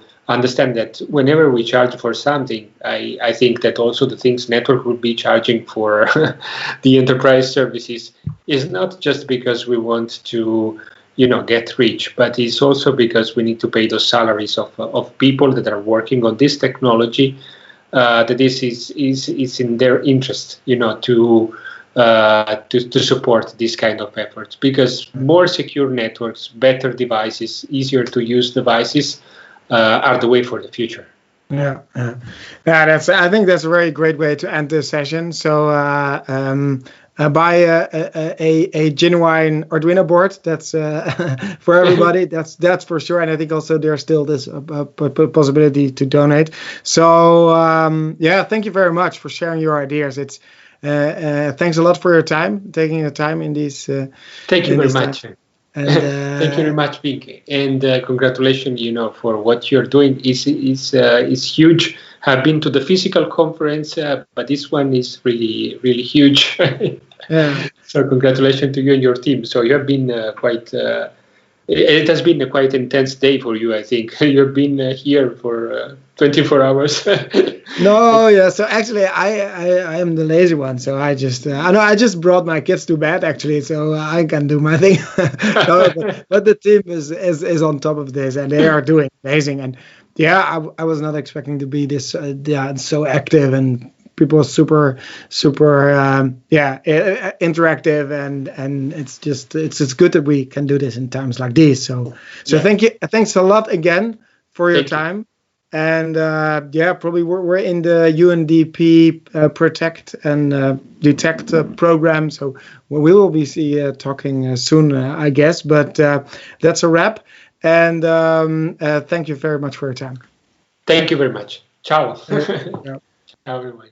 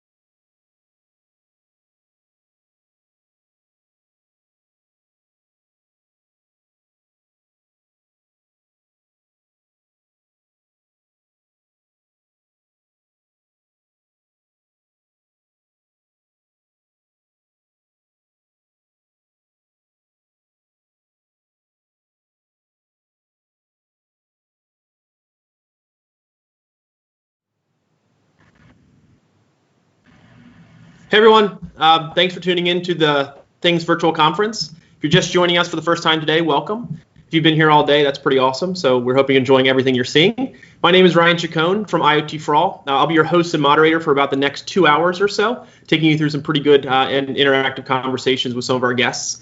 If you're unfamiliar with IoT for All, we're a leading publication on the web for all things IoT. We have articles from experts all over the world. We have the IoT for All podcast, a wildly popular newsletter, a lot of cool stuff. If you haven't subscribed, please check us out. One other thing I wanted to mention before we kind of dive into these speakers is that we just launched a partner program for organizations that are looking to kind of expand their presence in the IoT market and receive exclusive benefits to engage with our audience kind of in a way that's unprecedented in our industry. So everything from deeply discounted access to editorial benefits, custom marketing, event-based items, really cool, awesome stuff. If you're interested, please engage with us after the conference. But with all that being said, let's get you into that first speaker. The first company is Pestle Instruments.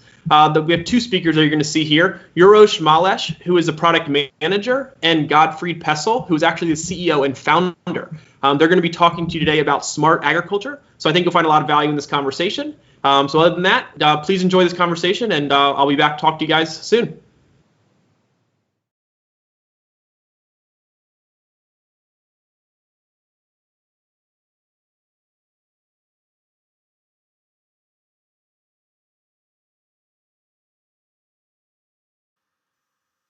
Hi, I'm Urosh and I'm a product manager at Pestle Instruments.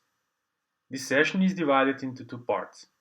In the first part, we will see an example of Pestle Instruments equipment used in a non-standard agribusiness way with a bit more focus on technical aspects of LoRaWAN connectivity.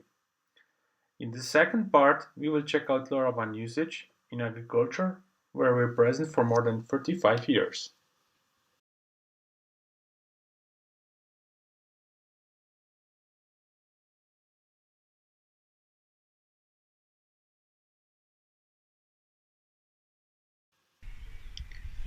As the current situation is preventing us from making a video of use cases on a farm, I finally found the time to set up my own experiment where I used Pestle Instruments weather stations with LoRaWAN connectivity to track the issue at my place.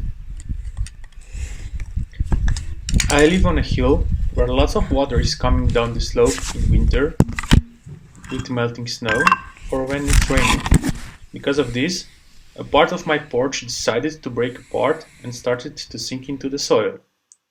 To find the proper solution, as a first step, I want to measure the soil moisture and rainfall on the location.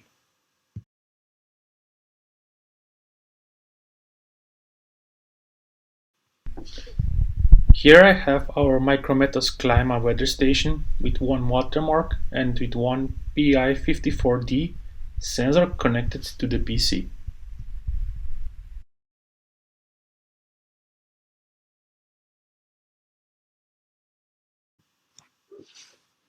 On the left side, you can see the TerraTherm application. This is connected to the COM port which the station generated. Here is the station startup sequence. When the station starts up, it configures the RN module from Microchip, and then it goes automatically into initial communication with the LoRaWAN network. Here is the process of connecting to the LoRaWAN network using the OTAA join procedure.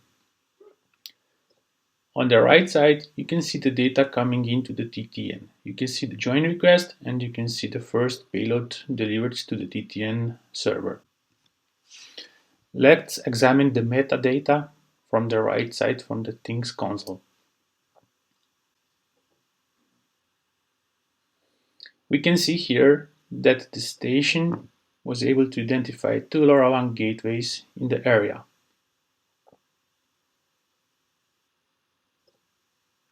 Let's quickly check the station settings. This gives us the information about the station and the information about the LoRaWAN module. And for the end, we performed the sensor test to see if all sensors are recognized and the data that it's reading at the moment.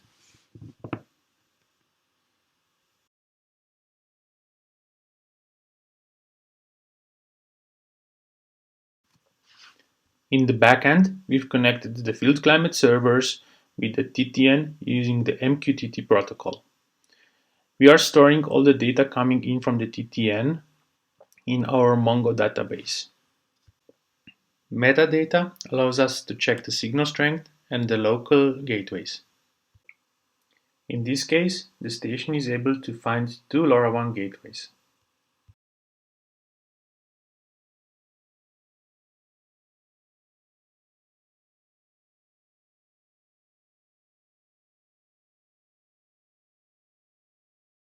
Let's log in to our field climate platform. Here, the clients can see the data that is coming from their stations.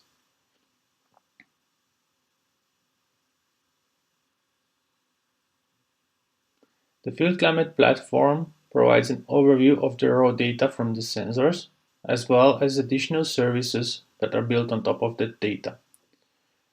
Here we can see that the station is transmitting the data every 15 minutes, and that it was transmitting the data on every minute in the past. The station transmitted the air temperature, average minimum and maximum, precipitation, and the PI54D soil moisture value, and the value from the watermark sensor.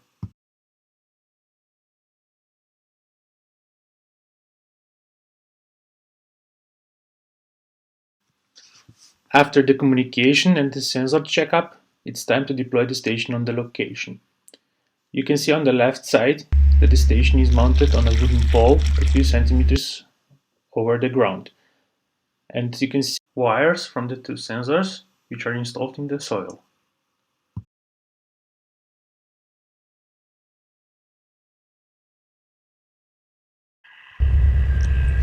Here is an overview from the station's perspective. On the left side, you can see a very distant tower on the hill where one of the gateways is located. If we move to the right side, you can see a tower located on the right hill where the second gateway is located. Both gateways are set up and maintained by the Titian Maribor community. Thanks to them, the connectivity for this station is for free.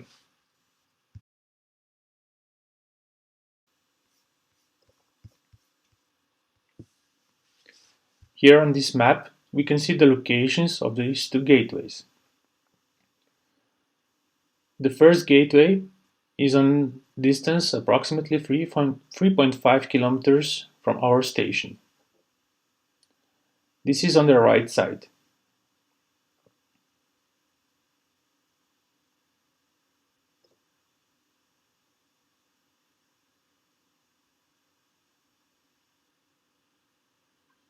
The second gateway is a bit farther away and is located on the highest hill around Maribor.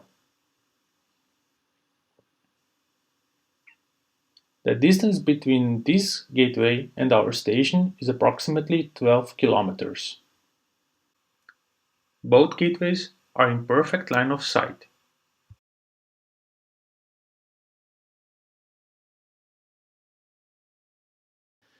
With the gathered data, I hope to get some concrete values on the soil moisture around my house and how the rain affects it. I've also enabled a localized weather forecast for my location to enrich the information from the gathered data and to help me have a better decision for work planning around the house. Next step will be the integration of automatic alerts, installation of 120 centimeter long soil probes around the house, and connecting everything to the smart home system. Let's move to the second part of this presentation, to the experts in agribusiness precision and smart farming. We will show different projects from different countries and what all we can deliver with our system. Give you a quick example. We are collaborating with 15 farms on FFG project in Austria. Modern dairy cows are bred and fed for high productivity. As a result of this, the udders are highly productive bioreactors. Along with milk, cows' highly active metabolism produces a lot of heat which has to be transferred away from the cows. As a result of the need for higher productivity, the awareness of dairy farmers of the heat susceptibility of cows has increased. Optimum temperatures are in the range below 18 degrees. Temperatures above 24 degrees are already significantly reducing the productivity of a herd. LoRaWAN low-power radio communication allows us to place numerous sensors in an environment and transmit all data with one gateway through the farm's internet connection to specific web service. We are monitoring temperature and relative humidity in different areas of the stable, and we also have systems placed outside of stables to monitor moisture, soil temperature, and cow's food supply temperature. Now, established LoRaWAN connectivity provides opportunity for future expansion of smart systems on these farms.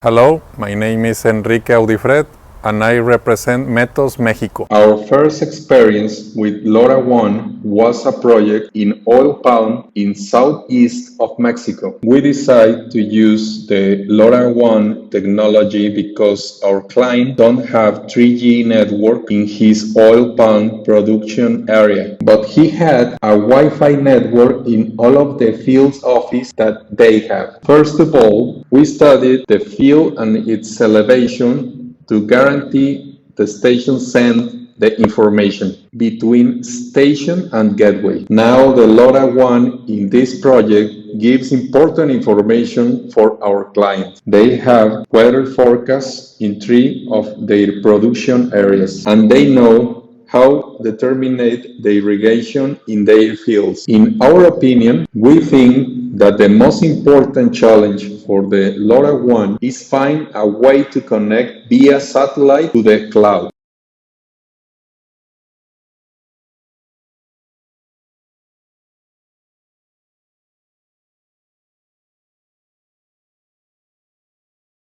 Hi, my name is David Wattoff and I'm the General Manager for Pezzle Instruments here in the UK.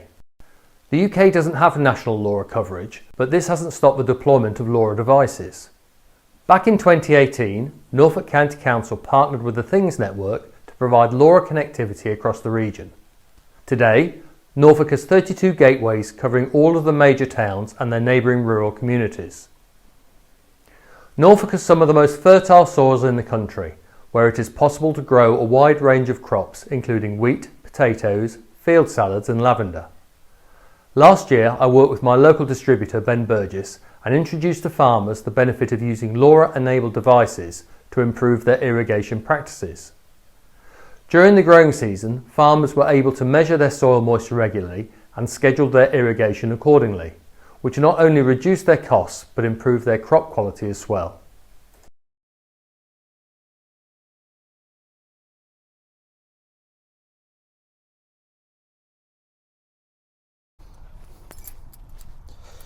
Okay, we're installing a Eco D3 unit. This is meant for more in-field monitoring. As it implies, it's eco in that you can add a number of different sensors to it. Here we have a pigtail for a Centec moisture probe, which we will install along with temperature and precipitation being measured. So typically these are installed in the field in a rooting zone of a crop to measure the soil moisture in each depth of the sensor profile. Here we're putting it on the edge of the field because we're in a very wet condition right now. So we have the pipe pounded in. We face the solar panel south. Same procedure. Make sure everything's level and plumb. Tighten up your clamps.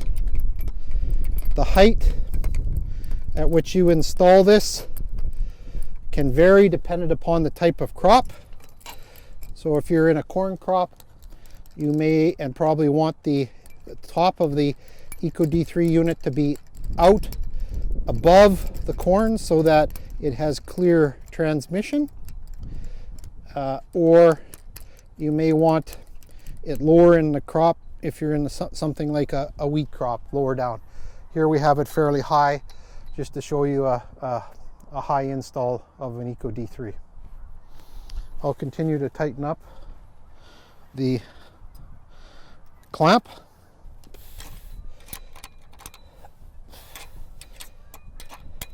Okay, we got it installed. We just want to check the levelness of it. Use our handy dandy level.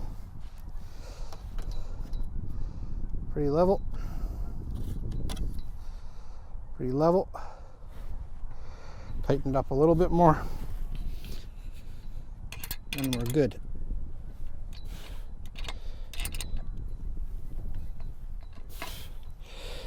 Same operation pack around the bottom. You now have a station communicating through the nearest cell tower the current data. Okay, this is a Centec drill and drop probe. It has a special tapered bit that you auger the hole with, and the probe is actually tapered. It's measuring soil temperature, soil moisture, and soil salinity every 10 centimeters along the length of the probe. So it gives you a very, very detailed look at what's happening in the rooting zone of a crop, or where the soil moisture is in the crop, or where the soil temperature is, or salinity. This then is pushed into the hole that's dug here and drilled. So you simply push it down hard into the ground. I'm not pushing it down in this case because the ground is super saturated and I would not be able to remove it without a great deal of effort. So this would be pushed down so that this part is level with the ground surface. You then have a probe measuring, as I said, every 10 centimeters, soil moisture, soil temperature, and soil salinity. The wire, of course, would be run along the ground. You can put electrical conduit on this because some animals seem to like to chew this, mice, coyotes. And then this cable is then tightened with zip ties around the pole to give it a good tight connection.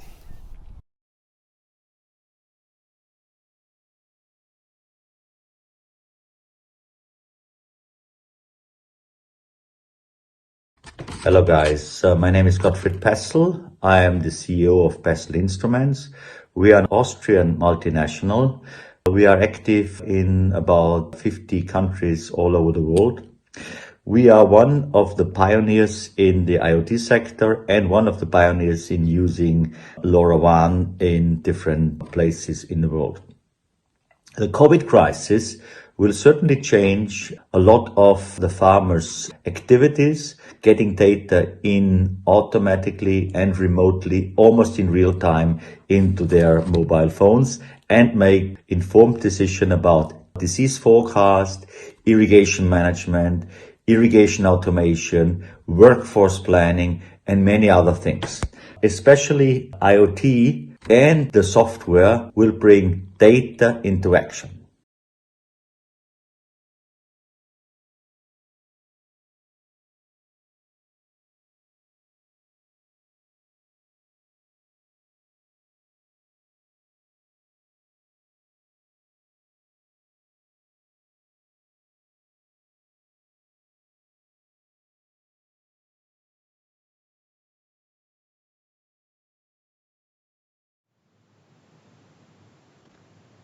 All right, that was great. Thanks, Urosh and Gottfried from Pessl Instruments. Hope you all enjoyed that. There's a lot of good stuff in there. So let's move on to our next speaker. Our next speaker is Paul Hayes, the Product Development Director of All IoT. He's going to be talking to you all today about mass development of LoRaWAN sensors. So a lot of interesting stuff there based on the description that I have. I think you all get a lot of value out of it. So enjoy.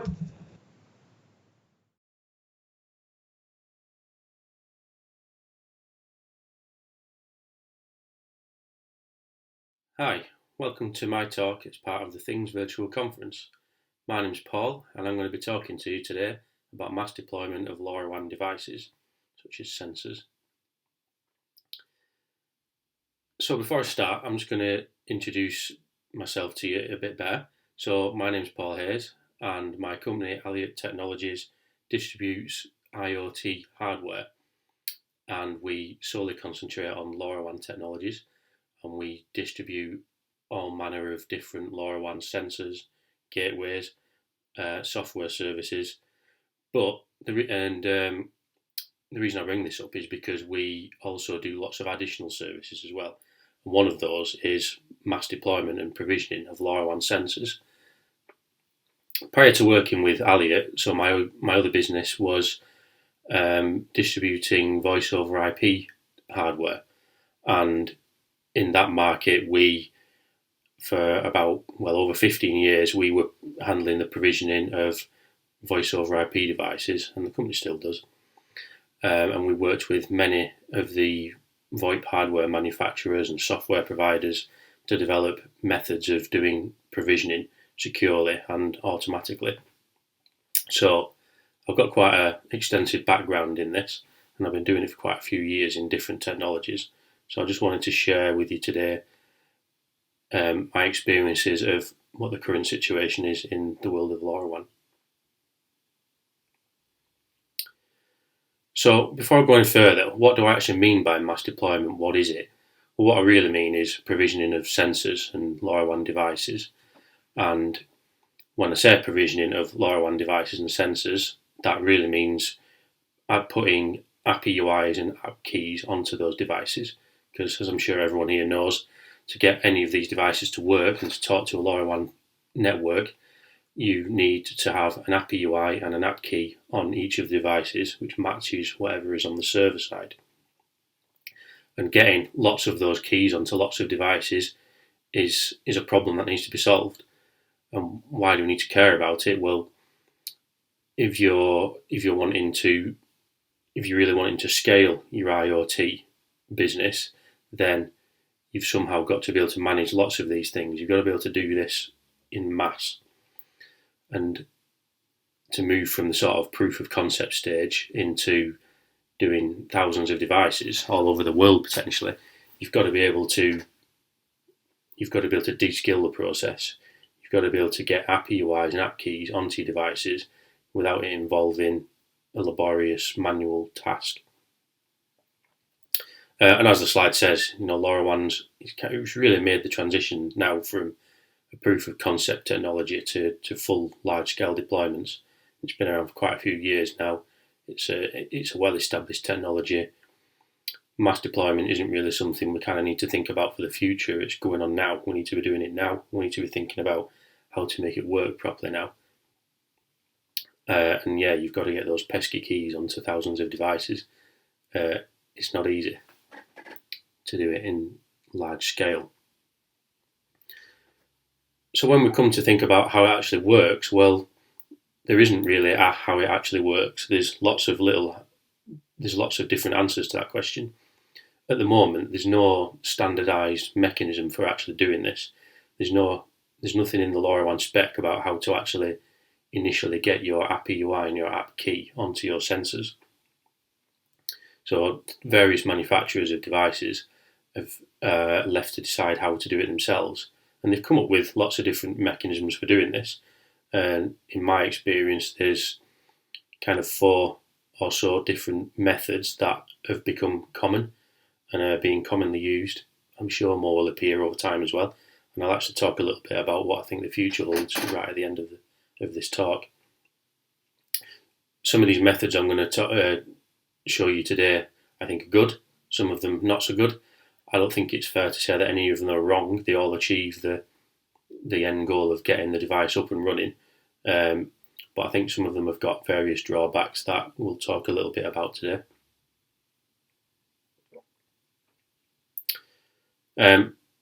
So right into it then. So the first method of getting API UIs and app keys onto sensors, really basic, and I'm calling it fixed.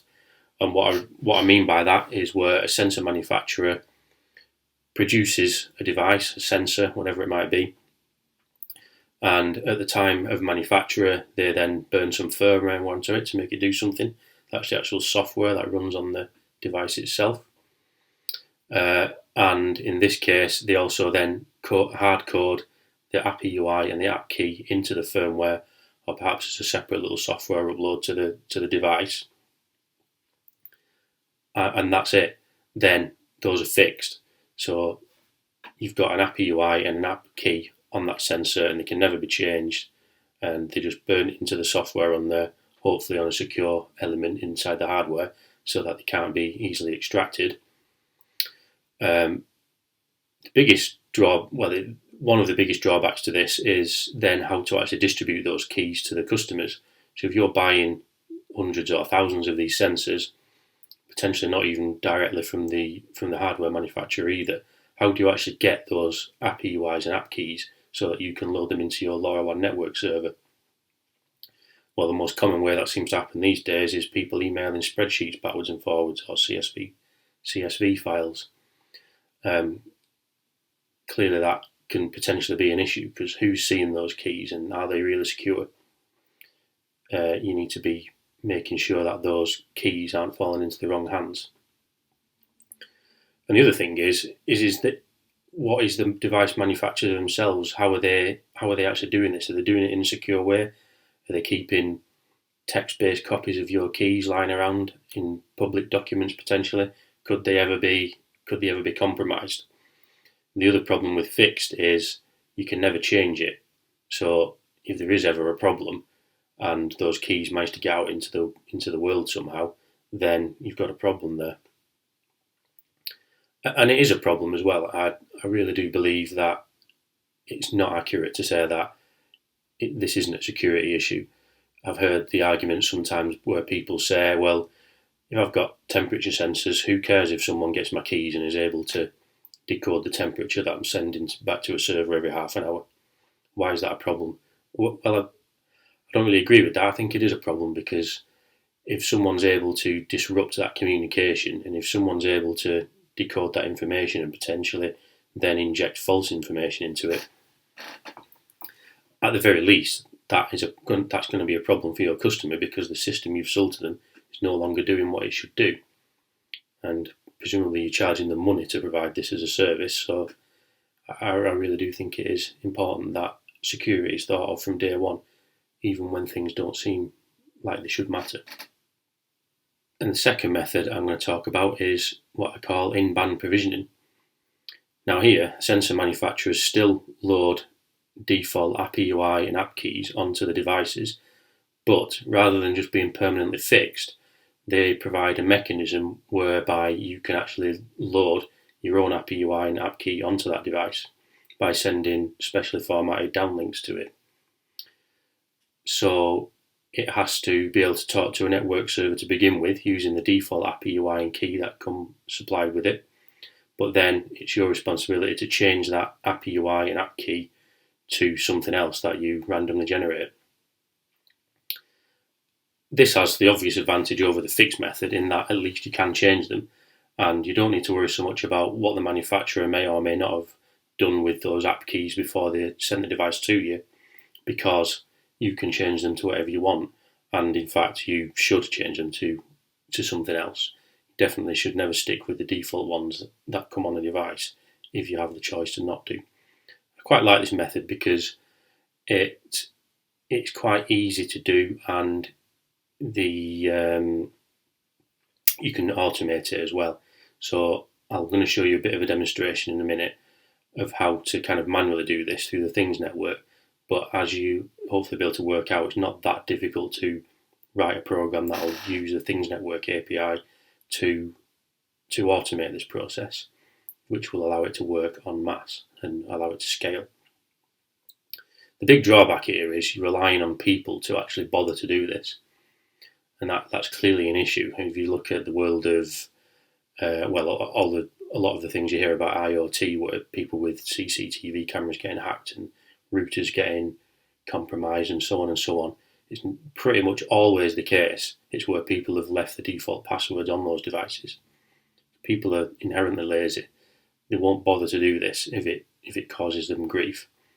If they just see it as an extra bit of work they have to do that they can just get around by just leaving it to be default.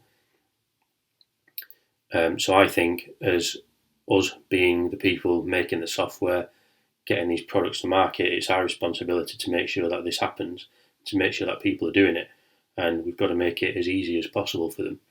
And so automation is the way to do that. It's got to be completely automated. Anyway, so what I'm going to show you now is I've got a little test device here that I'm going to use. So this is made by Netvox, and it's a really simple, you just press the button on it and it sends a LoRaWAN uplink to say that someone's pressed the button. But I'm just going to use this to show you a demonstration of actually changing the app EUI and the app key on the device. So I'm just going to flip here to the web browser where I've just got my Things Network account here. So I've got the dev EUI of this device already loaded on here. And then I've got the default app EUI and the default app key that I know this device has come loaded with. And these were sent to me by Netvox when I bought the device. And in theory, I could just leave it like that and I could just let it run. But obviously, as I've just said, that's quite a dangerous thing to do. So what I'm going to do is, in this tab, I'm going to just leave the data stream of uplinks and downlinks so we can see what's actually happening. And I'm going to jump to the other tab here, and this is where I'm actually going to send the downlinks to the device manually through the Things Network console. Now, previously I've prepared two downlink commands here, and these are in the format that's provided by NetVox. So different manufacturers who might allow downlinks to change keys would have different formats in the downlinks, but this is how NetVox do it, and it's quite simple, as you can probably see. This command here is just 03 followed by a new API UI and then some 0 padding. But anyway, so I'm going to paste that into here. And in this case, it goes on F-port 8, which again is just something that this sensor manufacturer has decided to use F-port 8. So I'm going to queue that downlink. Then I'm just going to press the button on my device. And in fact, it was turned off, so the first thing it's doing is joining. So we're going to have to wait a few seconds for this now to actually join, and then it should get the. So here's some stuff happening. So there's our downlink being sent. Just almost straight away, this is the response from the NetVox sensor here to say that it's accepted the new API UI. That's great. That's half the process done. Now I'm going to copy my command to send a new app key to this device. And I'm going to queue that in exactly the same way. Paste it in there. Queue that. Jump back here so you'll see that that's actually already been sent, because a new uplink has been sent from the device while we were just doing that. So hopefully in a few seconds we should see the confirmation, and there it is, right on cue. So that's it. This sensor is now being provisioned with randomly generated API UI and a randomly generated app key that's only known to me. The device manufacturer doesn't have that logged anywhere. It's just made up by me. Now, if this was real world, I'd turn this device off, which in the case of NetVox just means holding down the button on the side for a short while, and that's turning off now. And then that gets shipped to the customer, who can install it, do whatever they want with it, and it'll just, next time it gets powered on, it will just join using a new API UI and the new app key, which might not necessarily even be on the Things network. It could be on any network server. Hopefully it's reasonably straightforward for you to see that whilst this was quite a manual process and clearly doesn't scale, you can use the API to the Things network to automate this process quite simply.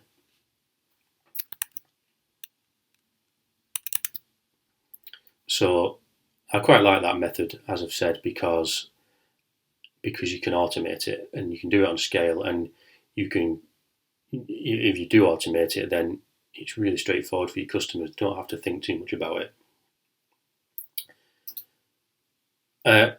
But I want to just cover a little bit about key security. I'm not going to go on too long about this because I'm sure you've all read various articles and so on, but I don't think it can really be stressed enough. When you're generating keys, you want to make sure that you are generating random keys. And if you are buying devices with fixed keys, then you really need to be challenging the device manufacturer about what are they actually doing with that information? Are they keeping it securely? Are they distributing it to you and the customers securely? What happens to that data once they've sent it to you? Are they keeping copies of it? If they are, is that secure? If you or anyone else is generating keys, make sure you do them randomly. Don't just do things. I mean, I think the worst case scenario that I saw quite recently was a device where that app key was fixed, so it could never be changed, and was actually the device UI followed by the API UI. And that was the device key. And that's just horrendous, because even on a join request, you can see those two bits of information. It's just not secure at all. And yeah, so maintenance and distribution of your keys. So if you're generating your own keys, If you're sending it out to your customer, do that in a secure fashion. So that means don't email CSV files. You can use, so there's a bit of software that I've used in the past called Private Bin that you can install and run on a web server, and then that allows you to kind of reasonably securely distribute things out to people. So you can upload files to it and they get a single use link that contains a key in the link, and the information it's not even accessible on the server. So even if the server that web application is running on is compromised, people still can't get to it. And in general, I would just try and avoid fixed keys wherever you can, because you just never know what might happen in the future. Even if you're fairly convinced now that the keys are being stored securely, who knows what might happen. And if you can't ever change them, then even if it's not for another 5 years, you might have a problem down the line. So the next thing I'm going to talk about is out-of-band provisioning. So this is essentially where you can set and change the keys on a device, but you're not doing it using LoRaWAN downlinks like we just demonstrated there. We're doing it via some other mechanism. So this requires that the device has some other means of communicating with it. And there's various examples of this that I've seen used. NFC is quite a common one. So typically you'll have an app on a mobile phone, and you'll have your sensors, and whoever's screwing that to the wall or fixing it wherever they're fixing it puts the sensor in place, and then they need to have a smartphone with the manufacturer's app on it, and you use that app to set the device up, set the keys on it, set an app EUI. Sometimes they can use Bluetooth as well, which is again similarly, you need to be physically with the device to actually do that. I've also seen this done by USB as well, so some devices where they have a USB port on them or inside them, and you have to plug a cable in and then reprogram the app EUI and key that way. These are all okay. They all certainly do the job, and I certainly know a lot of people like them because you can just kind of do it as and when you're doing the installation. That's all right. I think if anything, a disadvantage of this is the fact that you have to be there to actually do it. So it doesn't lend itself too well to kind of supplying things in a ready to go state. Which I think, given what's going on in the world today, certainly we're getting a lot of interest from customers who are wanting to find better ways of pre-provisioning things, so that when they get sent to sites, they go in a working state, and all the only person on site needs to do is just power the thing on or put the batteries in it. They don't have to know or care what app EUIs are or anything like that. Certainly when you start scaling really big, especially if you're a small business, you're not going to have teams of people in vans to go around installing these sensors. If you can get them in a state where your customer themselves can just self-install them, then that's great. And perhaps the customers are perfectly happy using a smartphone app to do this over NFC, but I think that's a potential drawback to this method. I think it only scales so far. But it's quite commonly used, and there's certainly no problem with it. And then the last thing I want to talk about is efforts to create standards. So as an aside to these methods that are being used today, there's at least one or two efforts to actually create a standardized mechanism for doing this. And the most common one that I've come across has been invented by TTI, the Things Industries, which is the commercial arm of the Things Network, alongside Microchip, who are a company who make electronic components. One of the things they make is this Microchip ATEC 608A secure element, which is a little chip that you can put onto a device if you're a manufacturer of a device, and then if you're using the TTI's join server, then it will talk to that join server and actually distribute the keys in a secure fashion there. If you want to know more about this, then I recommend go and have a look at that YouTube video that I've got a link to on there, which is that's a talk by Microchip and Johan from the Things Network, actually talking in a lot more detail about how that works. And this is great, but at the minute it's kind of theoretical. If you're actually manufacturing your own devices, then you can go and buy this piece of hardware, the microchip ATEC component there, and you can put it into your devices. If you're buying off-the-shelf things, then the chances are they're not going to be able to do this today because they won't have the right hardware in them. So I think this is one to keep an eye on for the future. Which brings me on to kind of the end of my talk now, which is talking about what's going to happen in the future.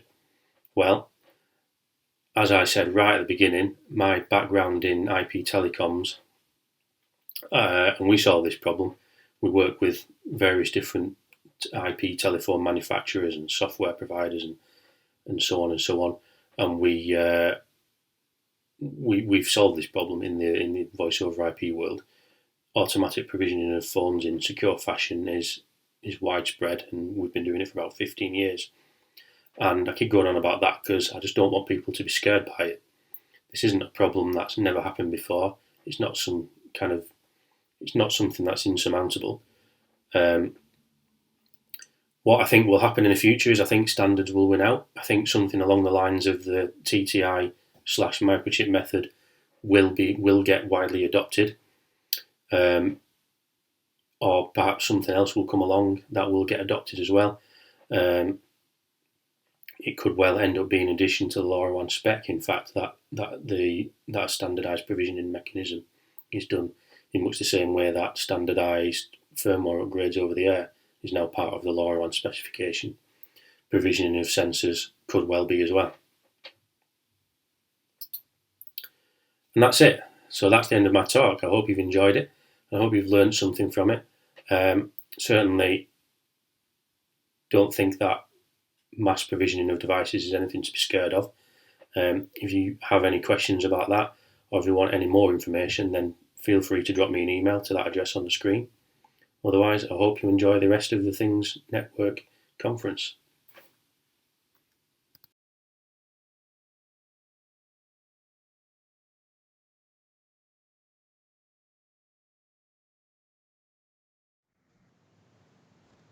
Hey again, everyone. Hope you enjoyed that conversation with All IoT.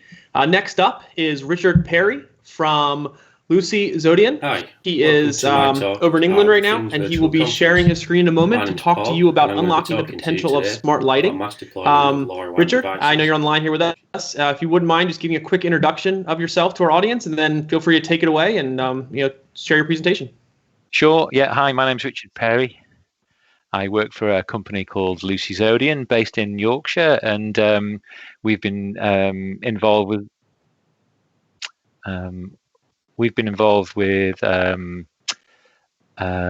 LoRaWAN for a good time now, and we are here to talk to you about smart city lighting and LoRaWAN.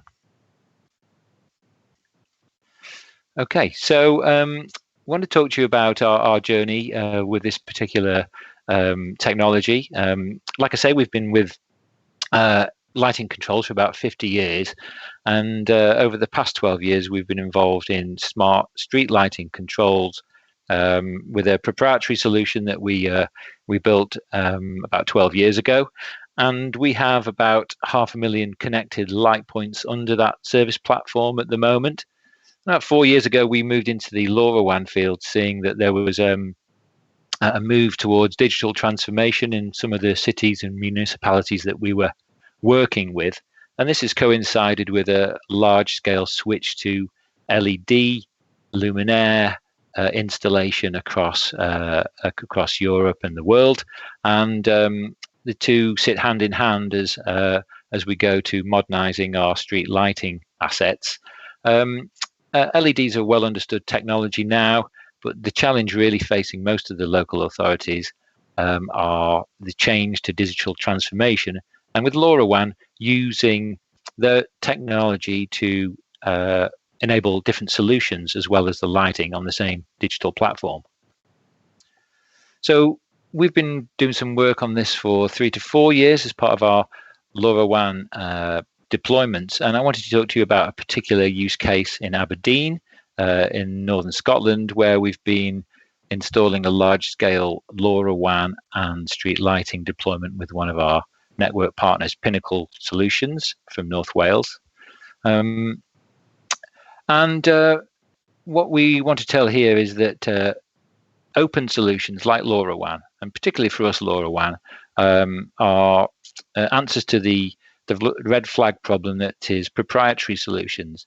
Local authorities don't want to be locked into proprietary vendors, and nor do they want to be on single use platforms anymore. It seems that as technology has evolved, that the open networks and the multiple vertical networks are becoming increasingly popular for cities, municipalities across the world. So the Aberdeen Street Lighting Initiative is the first of its kind in Scotland, and it's helping the council there save 60 to 70% of its energy consumption with the deployment of LED luminaires and the smart lighting controls that we're using on the LoRaWAN platform. So, and this runs into hundreds of thousands of sterling pounds worth of saving for a large-scale city like Aberdeen, where there are 32,000 streetlights in total. At the moment, the current project is to deploy 17,000 of these. As they upgrade their LEDs, they will visit each unit and replace the luminaire with a new LED luminaire and a smart lighting controller, which we call a key node. Alongside the hardware technology that we develop and manufacture in the UK, we've also built a smart city platform, which we use to control the lighting product and also to control the different verticals and to monitor the different assets that they may well sit on this kind of platform. It communicates openly via the LoRaWAN, and it ensures a future-proof and it's compatible with various other technologies. Here are some of the images of the hardware that we've deployed on site. The top image is one of our street lighting nodes. It sits on a standard 7-pin NEMA base, which is a North American standard widely adopted in UK, Australasia, North America, and parts of Europe. And on the right-hand side there, you can see a street lighting pole with a LoRa gateway mounted on it. In Aberdeen, most of the gateways are mounted on public buildings, some up to 45 meters in height, so we get some excellent range, somewhere between 10 and 15K maximum range for some of the deployments, which makes it an excellent technology for street lighting control and monitoring. This is a little picture of the software, and on the right-hand side, you can see some small green triangles which denote the gateway positions on this particular scheme. Aberdeen's quite an undulating city, and we've used that to our advantage in the network planning. The gateways give us excellent coverage and allow us to penetrate right into the city centre. So any fears about lack of connectivity and signal strength down into downtown Aberdeen are mitigated by the height and the radio planning that was done by the Pinnacle Solutions partner. The green denotes that they are street lighting assigned gateways. The red ones there are gateways assigned for other use. So they're also doing some work on flood monitoring, river flow monitoring, and now waste monitoring in Aberdeen as well, all on the same network server and on the same network LoRaWAN that is deployed across the city. Just to give you an idea of sort of the scale of the deployment, that's the number of connected assets that we have deployed currently. The different colors denote different control profiles. So if you see in the north of the city there, the blue dots, they indicate that those are on a different dimming profile, and this allows the city to control their luminaires differently and allows them to dim and switch as they progress, and allows them to maximize their carbon savings. And this whole deployment for the street lighting particularly is about efficiency gains.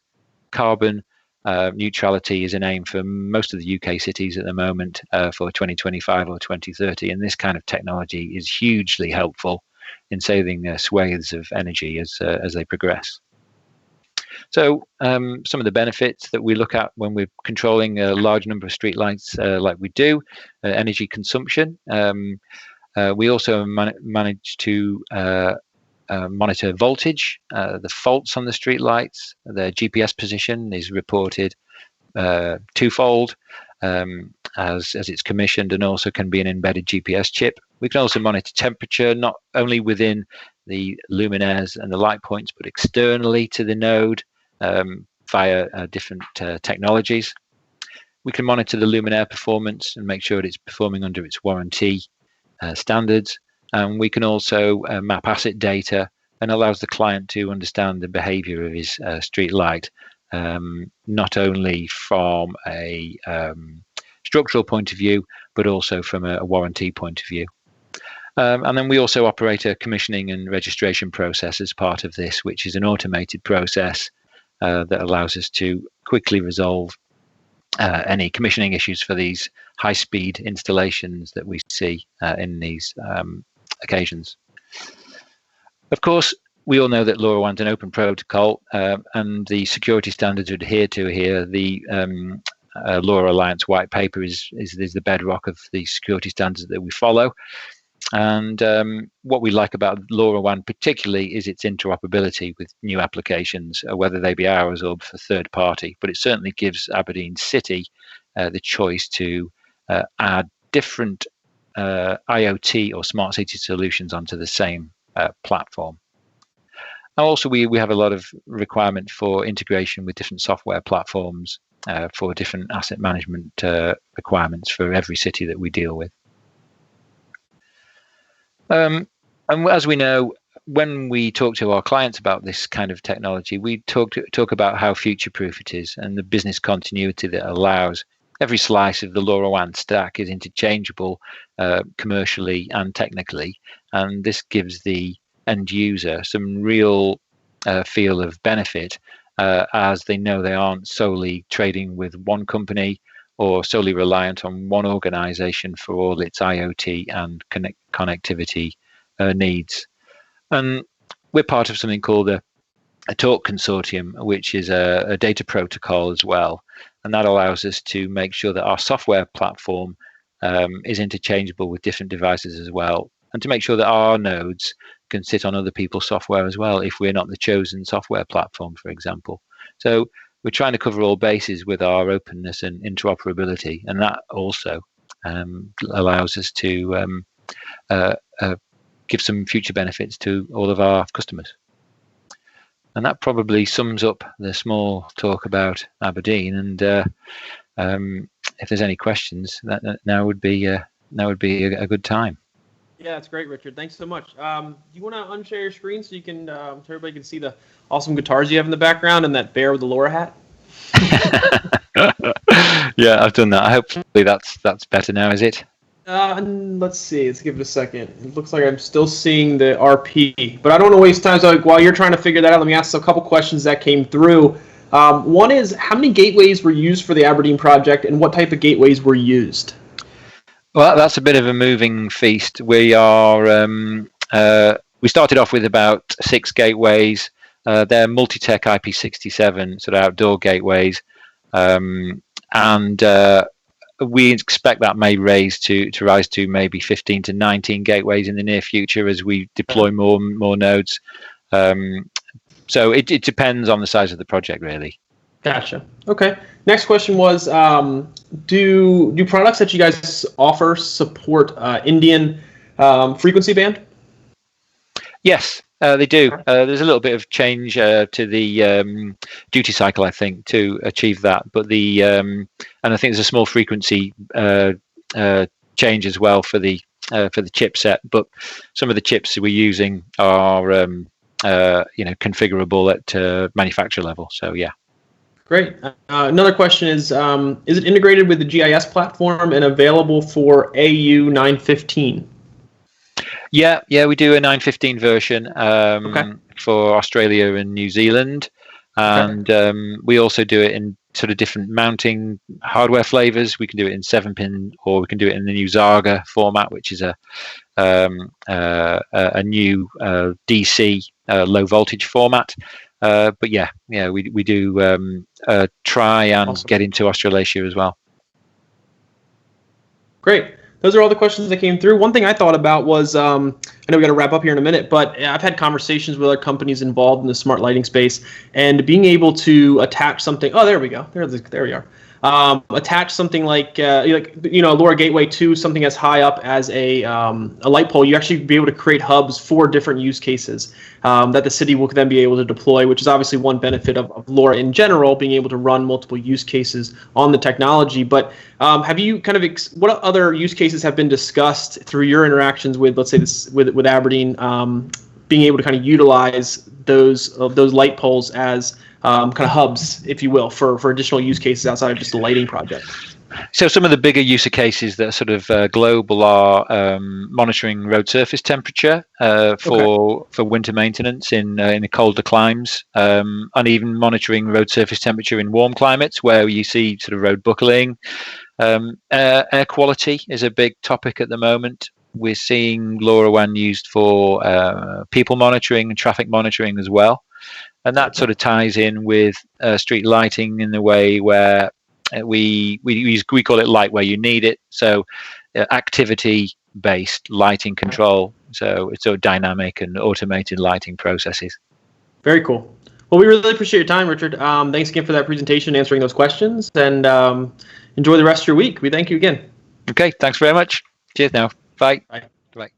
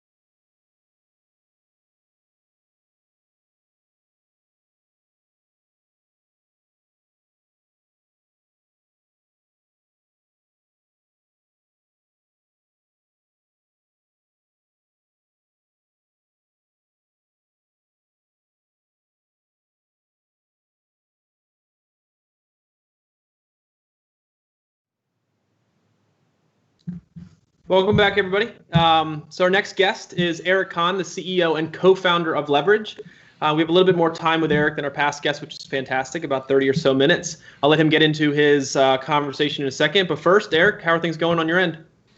Things are going great. Love your T-shirt. I know. So the benefit of being an IoT for All partner is you get free T-shirt and be involved. So it's pretty cool. Yeah, awesome. But yeah, let me give a quick introduction about Eric, and then I'll let him kind of take over, share a screen, show you some cool stuff. He's going to be talking about real-world success stories with LoRa, which I think you all find very exciting. I'll monitor the questions. Any questions you all have, please put them in the chat on YouTube, and I will be sure to ask him once we are done. Little background here. Eric is a successful serial entrepreneur, technology executive, and software engineer. Kind of very extensive background. I'll let Eric kind of chat about that in a second. But his company, Leverage, provides an innovative IoT solutions development platform that enables enterprise customers to really rapidly build and launch low-cost connected solutions with proven business value across different verticals. Eric, why don't you go ahead and shed a little bit more light on what Leverage does and who you all are, and then go ahead and get right into your presentation. Yeah, thanks a lot, Ryan. That's great to be on here. Hopefully I can keep everybody awake in Central European time and keep people from falling asleep that are on Pacific time. We're here in DC, so it's 4 o'clock, sort of late afternoon on a cool, crisp day. So what I've done is I put together a presentation. This is much less technical and more business focused on real-world applications of LoRa that we've been involved in with our various customers. So I thought it might be interesting for the audience out there to see the different ways that LoRa has been used and what customers really embrace about LoRa and how they see it as a differentiator for the various types of business pain points they're solving. So what I'll do is I'll start sharing my screen. Hopefully everyone will be able to see it, and we'll go through what I got to show.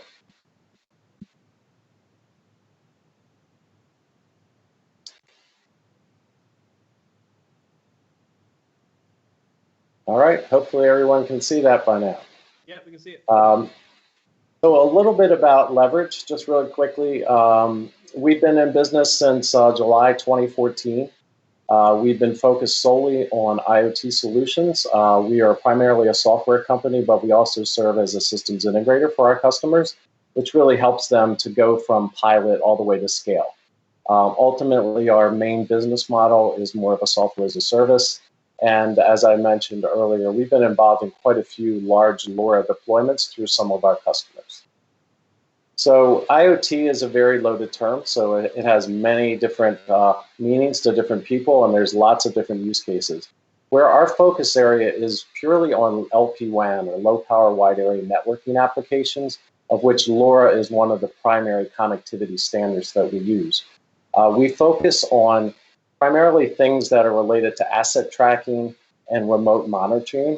So our sort of value proposition and our business paradigm is focusing on very inexpensive devices at the edge connected by low bandwidth, low cost connectivity to the cloud.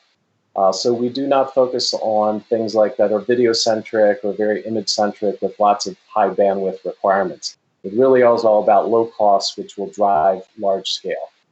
We focus indoor and outdoor, mobile and fixed assets, and then you can see a bunch of other related applications through different verticals that we've been involved in. Our solution enables the creation of low-cost IoT solutions. So we have a platform, it's both a development and a deployment platform that allows us and our customers to easily build end-to-end solutions that solve business problems. Again, it's focused on LPWAN, and specifically this presentation is around LoRa deployments that we've done. The way we make money and the way we support our customers along their journey is through 3 phases, and we've seen this kind of repeat now multiple times through our customers. Customers tend to start with MVPs and pilots to prove out the technology, the business value. Then they move, once that's sort of assured, they move into more of a systems integration posture where you end up integrating with their current systems of record, their other business processes, and that sets you up for the ultimate place that all of us want to be, is scaling their business with hundreds of thousands, if not millions of sensors, all contributing to much greater business insights. And at that point, we are more of a software as a service type of platform to our customers. So with that background, let me get into some of the actual success stories. And in some cases, I will mention specific customers because they've already sort of deployed them and it's already out the press. And I can point you to the website if you want to read more about their solutions. But before I get into specific examples, let me tell you from our lens and what our customers find as advantages to LoRa over other LPWAN type of solutions, such as NB-IoT, LTE-M, or things such as that nature. So some of the inherent advantages of LoRa for customers is very inexpensive components for the Semtech chipset and for other pieces that go into building the devices. So that just drives down the BOM cost for the components and allows customers to buy millions of these devices because you can drive down the edge cost, per device cost to well below $50, and sometimes at scale with custom hardware to below $20. Another big advantage when you go into an existing business is you can essentially bring your own network, and that has some huge positive implications. So you don't have to ask permission to connect to the customer's Wi-Fi. You don't have to coordinate things around security with their IT department, and that really significantly lowers the friction of installing a network and an IoT solution.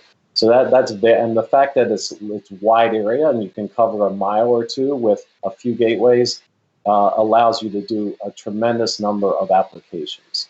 The infrastructure, the ecosystem surrounding LoRa is very robust. There are many players. It's a mature ecosystem. The standards are mature and continuing to get better. And then finally, the extended battery life of the devices, because most of our applications use battery-powered devices at the edge. That is really important because it's not only the upfront cost to install a solution, but it's the cost to operate the solution over a large period of time. And if you're constantly changing batteries, that drives up your operating cost for the customer. So as Brian had mentioned in a previous chat, another big advantage of LoRa from a customer once you bring it to them is that they can run multiple use cases over the network. So once the network is set up, they can start doing multiple things to support their business over the same network. And they can even backhaul it over cellular, so it never touches any of their existing infrastructure, which is really nice to have an air gap like that. So now I'll get into specific examples of things we've done. So I want to feature one of our great customers, Cox2M. So Cox2M, they're based out of Atlanta, a very large private company here in the United States. And they've started an IoT division called Cox2M, and you can go to cox2m.com if you'd like to learn more information about it. We support them in terms of the platform and the application side of it. The first of several use cases I'll walk through here at a high level that they're doing and we're working with them on is for lot management for auctions. So Mannheim is one of the largest auction houses in the world. They have approximately 8 million cars go through a Mannheim lot each given year. And so they become sort of the hub where all new cars that turn into used cars or resold end up sort of touching Mannheim at some point. One of the big problems that they have on these Mannheim lots is they're very large lots that could have thousands, if not tens of thousands of cars on them. And so trying to locate where a given car is on the lot is extremely difficult. A lot of people lose their cars in their own parking lot at grocery stores and at shopping malls. So you can imagine if you had 5,000 or 15,000 cars, all of them looking the same, with gaggles of 500 black BMWs, no license plates, that becomes very challenging to find a specific car and get it into the auction on time, because everything's very time critical. So what Cox2M did was they built some custom low-cost LoRa trackers that are installed in the car. They have a couple different flavors for both OBD as well as ones that you can just essentially throw in the seat or wrap around the steering wheel. And those things can run for several years on a very inexpensive battery and provide high precision location through GPS and some other optimizations that have been made. This solution has been very, very popular for Mannheim. They've been in the middle of scaling this up, and there are several 100,000 sensors already out in the field, and they have plans to do many more this coming year. And the ironic part about this is it's such an important part of the business now is that they are trying to actually accelerate the deployment of this in the midst of the pandemic because it helps them with social distancing and they can monitor things much better remotely, and they're trying to run virtual auctions. So this solution shows you that IoT can really help in situations such as the historic one we're going through right now. Another Cox2M solution related to automotive is more along vehicle reconditioning. So in this case, you have cars that may have been in accidents that come into a reconditioning center, and they run through multiple processes. They may go through, engine repair, and then paint, and then body repair, and then sales, and then washing, and all these different stages to ultimately end up either shipped out of the facility or onto an adjacent sales lot where the cars are then packaged and resold to customers. But the process of moving a car through this from a damaged car all the way to a finished car ready for sale and inspected actually can take quite a number of days. And so when you have a huge volume of cars going through this process, you can actually lose the cars and not know where they are in the process, and cars end up staying in certain stages for much longer than they should.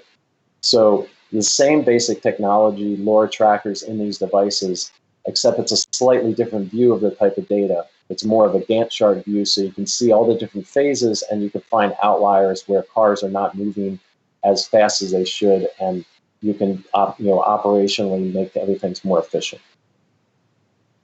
A third related type of automotive use case, again with LoRa, that Cox2M is addressing is inventory for dealerships. So a lot of dealerships, especially public dealerships in the United States, they have a legal requirement to report how many cars they have on their lots, how many they've sold per month. And so inventory reconciliation on a monthly basis is very, very important to them from a financial reporting standpoint. And it's very difficult if you don't know where all your cars are. And some of these dealerships have hundreds of lots, and they move cars between lots. So knowing how many cars you have at a given month and where they are located is very critical to getting proper inventory. So that's yet another use case that LoRa trackers are being employed in automobiles to sort of find out where they are and count them on top of that.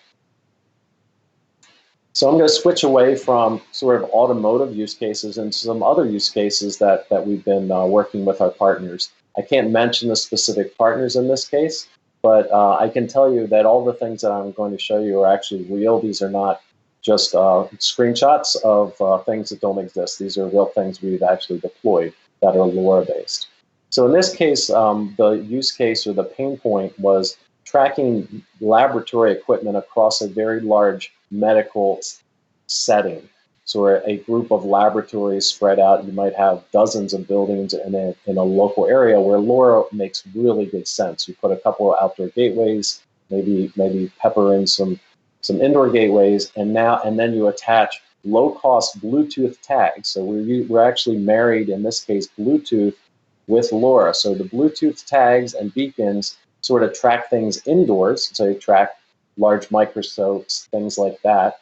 And then there we have a Bluetooth to LoRa bridge with our partner that then backhauls the data, which we've really skinny down to be able to send over a lower bandwidth connection. And then you can see where things at zone level accuracy for Bluetooth are within a large multi-story building and campus level. So this is a very powerful coupling of two different technologies, Bluetooth for the indoor, LoRa for the outdoor wide area coverage. And we've used it a couple different things. I'll show you another use case that uses the same fundamental architecture. And this is around something called post-occupancy evaluation, which allows you to see how a building is utilized. Our customer in this case is a large architectural firm that designs campuses for corporations, for universities, And so their architects wanted to know, after they built the building, are the spaces being utilized in the way they imagined them? Did they build them in the right spots within the building? Are they large enough? Are they too large? What is the usage? And so that's kind of hard to know, when you're building a building, how it's going to actually be used in practice. So in this case, it's kind of a temporary installation. You can walk in, same Bluetooth with LoRa backhaul type of situation. You install some beacons. In this case, the beacons are just essentially listening for emanations from people's phones. It's not privacy invading at all. It's just checking for unique MAC addresses, counting things, and showing essentially how many people represented through a proxy through their phone are in given spaces and how they move through those spaces. So it gives them kind of a visual indication of how the building's used. And it also could potentially be used for monitoring social distancing and density of populations when you do have airborne pandemics like we're doing now. So we're exploring potential reuse of the same solution to apply for the purposes of the current pandemic that we're going through. Another use case that we did with a partner is more on the industrial side. So in this case, we were monitoring fill levels of bins. So there was a large factory that, and when I say large, I mean very, very large. It's like a couple thousand feet across. So it's, very, very large building, multi-level building. And in this building, they would create different types of products, and there would be metal shavings left over as they were building these things. And the shavings would go through conveyor belts and end up into fill bins. The fill bins were about 4 by 4 by 4 feet, and they would ultimately get so full and so heavy that they'd have to bring forklifts over to move them to put an empty bin in its place. The current way that this business was solving this problem was they literally had 2 people walking around the factory continuously looking in the hundreds of bins that were all around this factory to see if the shavings were starting to grow and if they were in a place where it would start to overflow, and then they would go get the forklift and move it out of the way. So what we did is we took some Maxbotics sensors, tied them into a LoRa gateway, and were able to automatically detect monitor all the fill bins to see when they were getting close, and then provide notifications sort of in real time to the staff that would then go and move them. So instead of them wandering around looking with their eyes, they could sit in an office, do other things on top of what they had normally done, which was just walking around. So they gained efficiency also made their job more interesting. And then they would just service the bins as we're getting full. So this was a pretty interesting use case that we did. Another one, I think this is the last one in my deck before I open up the questions, is around soil moisture. So we work in several smart communities and smart cities type of applications and have customers in that space. And one of the things that they love to do is be able to monitor. They have the landscaping all around the buildings in these communities. It's very expensive, and if it gets too wet or too dry, they end up plants dying. They have to replace them, and a lot of cost. So just being able to remotely monitor soil moisture levels and things such as that nature is actually saves them a lot of time, and it keeps the property beautiful. So there's nothing worse than having dead trees or dead bushes in a high-end area or in a retail setting. So you really want to stay on top of the presentation there. So a LoRa network, typically outdoor network that would be positioned on top of buildings in the local area, connected to agricultural soil moisture sensors, and you can kind of monitor things and know when to go water and in what areas at which times. All right, so that completes my my little thing. So I will go back to stop sharing and hand it back over to Ryan. Great, yeah, that was wonderful. Great to learn about some new real use cases out there about LoRa. Let's see if we can get your screen back. Come back. Yeah, I'm trying. It doesn't seem to want to let me. Okay. Well, while you're doing that, let me ask some questions that were posted by the audience and some that I had personally. The first one was, so in the automotive use cases that you shared, how many sensors are reporting to the LoRa network in those different use cases? You know, what's this? Talk about scale, size, and how kind of maybe the leverage platform and LoRa handles that scale. Yeah, absolutely. Going into it, I have to say we were unsure. We started this about 3 years ago. What was the limit on LoRa? Like, how many devices could you truly have out there? And we were a little nervous as a systems integrator whether it could handle the number. But we've been able to do 20,000 sensors through 2 or 3 gateways, which has been amazing with very high reliability. In some cases, we may doubly send certain key messages, but most of the time, everything is tuned and it gets through just fine. We've tuned things on the edge so that they're not really chatty devices for not only network reasons, but also to save battery life. So if you're not talking, you're not expending battery life. So we've done, I think, 25,000, maybe 30,000 devices through 2 or 3 gateways has been our max so far. But we have a deployment coming up that may get that number up to 50,000 devices within a given area. So we're pretty excited about that. Very cool. So another question that came through kind of ties into a question I wanted to ask you, which is when you're thinking about LoRa to be using it as a connectivity technology for a particular use case when a customer comes to you, how do you kind of determine, what use cases are most appropriate for LoRa and maybe some use cases? And the question that was directly asked, which are what are some use cases that LoRa may be not good for? So what kind of criteria are you looking for? I know initially in your presentation you mentioned the benefits of LoRa and what value it provides, but when you're kind of assessing it internally at Leverage, how are you being able to kind of determine LoRa is great for this, but maybe not be good for that?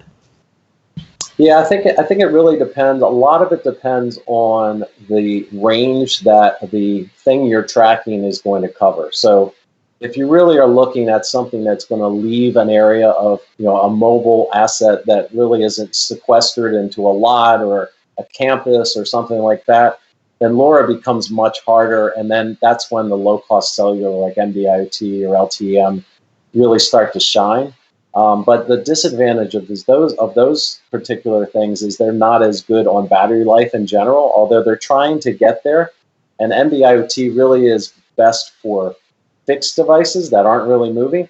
3GPP is trying to update their specs to be able to handle mobile devices a little better. LTE-M is better at mobile assets like cars maybe driving around, multiple geographies. It really, I think that's the primary thing. And then cost as well. LoRa is just less expensive, but it has to sort of fit within we'll say a mile or so, a couple kilometer radius. Otherwise, trying to do sort of, move from place to place within a LoRa network and have it automatically roam is pretty challenging right now. So cellular guys have figured out roaming, and so roaming works pretty well there out of the box. Very cool. Okay. Another question I had, just thinking about Leverage and the earlier part of your discussion before you got into the use cases, how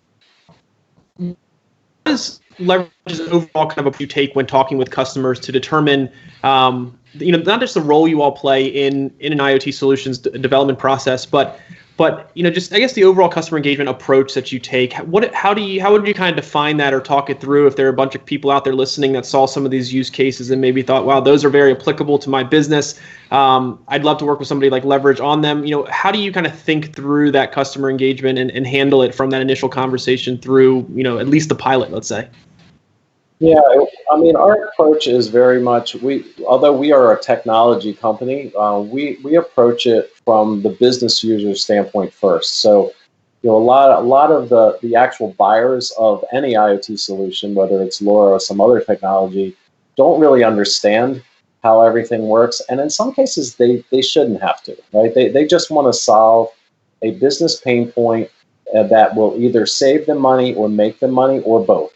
And so what we do is we try to really understand what is the pain point before we even start bringing out technologies, understanding their needs, what do they want to accomplish, and then we match the right technology for the need, and then we start exposing kind of how we might do it. So that's been our primary focus, and that sort of listening first and co-designing and really digging into the specifics of the requirement are key to making the customer happy. Totally get that. And about when it comes to building the UIs, because obviously some of the UIs you showed, they're all very beautifully designed, very impressive, which is not always something that is we see with IoT solutions. Kind of what goes into that piece as far as understanding, the best way to build the user interface to get the most value out of it at the end of the day for people that are actually going to be using it, interacting with the data. Yeah, so we invested very early on into UI UX design as a practice within Leverage. So we have 4 to 5 product designers that don't write code day to day, that really just spend all their time and are trained in developing the best user experience and user interface for a given customer. So we really are focusing on that as well as the solution working on a technical basis. Okay. We still have many more software engineers than we do designers, but we definitely focus on design up front. And in a lot of cases, we'll build prototypes purely designed first to get feedback before we write a line of code. Makes sense. Very cool. So I guess we're kind of wrapped up here, kind of finishing up with our time. Thanks again, Eric, for that. The presentation was fantastic. If anybody wants to learn a little bit more about Leverage and kind of what you're all doing to kind of maybe have an initial consultation and talk about their potential use cases they're looking to solve, what's the best way to do that? Yeah, I mean, you can reach out to me, Eric at Leverege, LEVEREGE, so we're all E's, .com. You can just send me a note. I'll be happy to talk to you about it. Yeah, we love doing this stuff, and I look forward to hearing anyone that's looking to put, whether it's part of the ecosystem, if you make hardware, have connectivity, gateways, whatever, we'd love to talk to you and see if we can put a solution together for a customer. Fantastic. Well, thanks again for your time, Eric, and good luck with everything at Leverage, and enjoy the rest of your week. All right, thanks a lot, Ryan. Thanks a lot. Thanks, conference.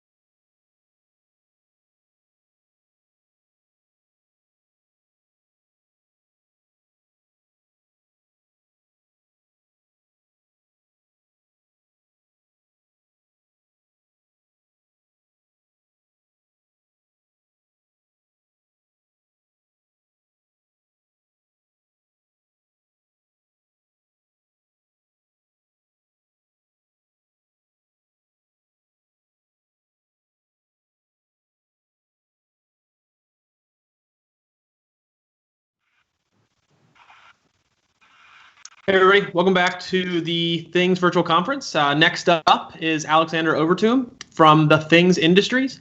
He's going to be talking to us today about building ROI positive LoRaWAN deployments. Alexander, how are you? I'm great. Thank you very much, Ryan. Yeah, it's great to have you. So in a second, I'm going to have you kind of just take over. Feel free to give a quick introduction about yourself, share your screen, and then take your time through the presentation. Anybody out there who has questions during this presentation, feel free to leave them in the chat on YouTube, and I'll be sure to pick them up, and we'll have a nice little discussion afterwards before we finish up. So, Alexander, over to you. Okay. Thank you. Thank you very much. So, my name is Alexander Overtoom. I'm working for the Things Industries. I'm responsible for all the business development activities, and I'm also in charge of running a few of the bigger LoRaWAN implementation projects for our customers. And yeah, I mean, we're experiencing a lot in the everyday, let's say, reality of deploying LoRaWAN projects, of which I want to share with you a little bit today. So if all is good, you can see my screen right now. And today, yeah, I'm gonna share with you our experience in building positive business cases with LoRaWAN. And as I said, we have some experience. We've seen quite a number of screw-ups, projects that are in fact dead on arrival, failing hardware, whatever. We've seen it, and in fact, we've also been part of a few, which allows us actually to talk about it. And yeah, many of you here today are actually engineers, people who build stuff, software embedded engineers, hardware engineers, and that is super relevant for LoRaWAN because you are actually the one introducing new technologies into your companies. Because technology often finds its way bottom up. There is actually no corporate CEO that I know who would initiate a LoRaWAN project as a LoRaWAN project. It's always, actually almost always, the R&D or product development department who tries to understand the potential value a new technology can bring to, for example, business processes. So this change is initiated bottom up rather than top down. However, that CEO is mostly the customer, and he or she is looking at KPIs that may reflect problems in the business, and that will drive the introduction of new technology rather than actually pulling in random new technologies just for the sake of introducing technology. So we need to be focusing on the problems in the business, and that can be operational waste, it can be lacking management information, it can be declining customer satisfaction, it can be a lack of know-how how products are being used, and that is usually a driver for the introduction of new technology in companies. And these metrics, they translate into cost. So LoRaWAN projects are aimed at improving business KPIs. Although we may take the technology as a starting point, but in fact it is the business benefits that should always be clear before anyone will make an investment decision into a new technology. So with that, I will try to explain today some of the commercial aspects that we see play a role in the decision-making process, and I'm going to share a little bit of our knowledge on what we see are the value drivers for starting LoRaWAN, but very importantly, what are the hidden costs of LoRaWAN, and how can we fix that going forward, because LoRaWAN is complex, we know that by now, and these projects, if you do a deployment, it has to last for a very long time. But yeah, it's hard because there are a lot of uncertainties, and it's hard to estimate what is coming. So just revisiting We've seen the 7 key differentiating factors of LoRaWAN already a couple of times.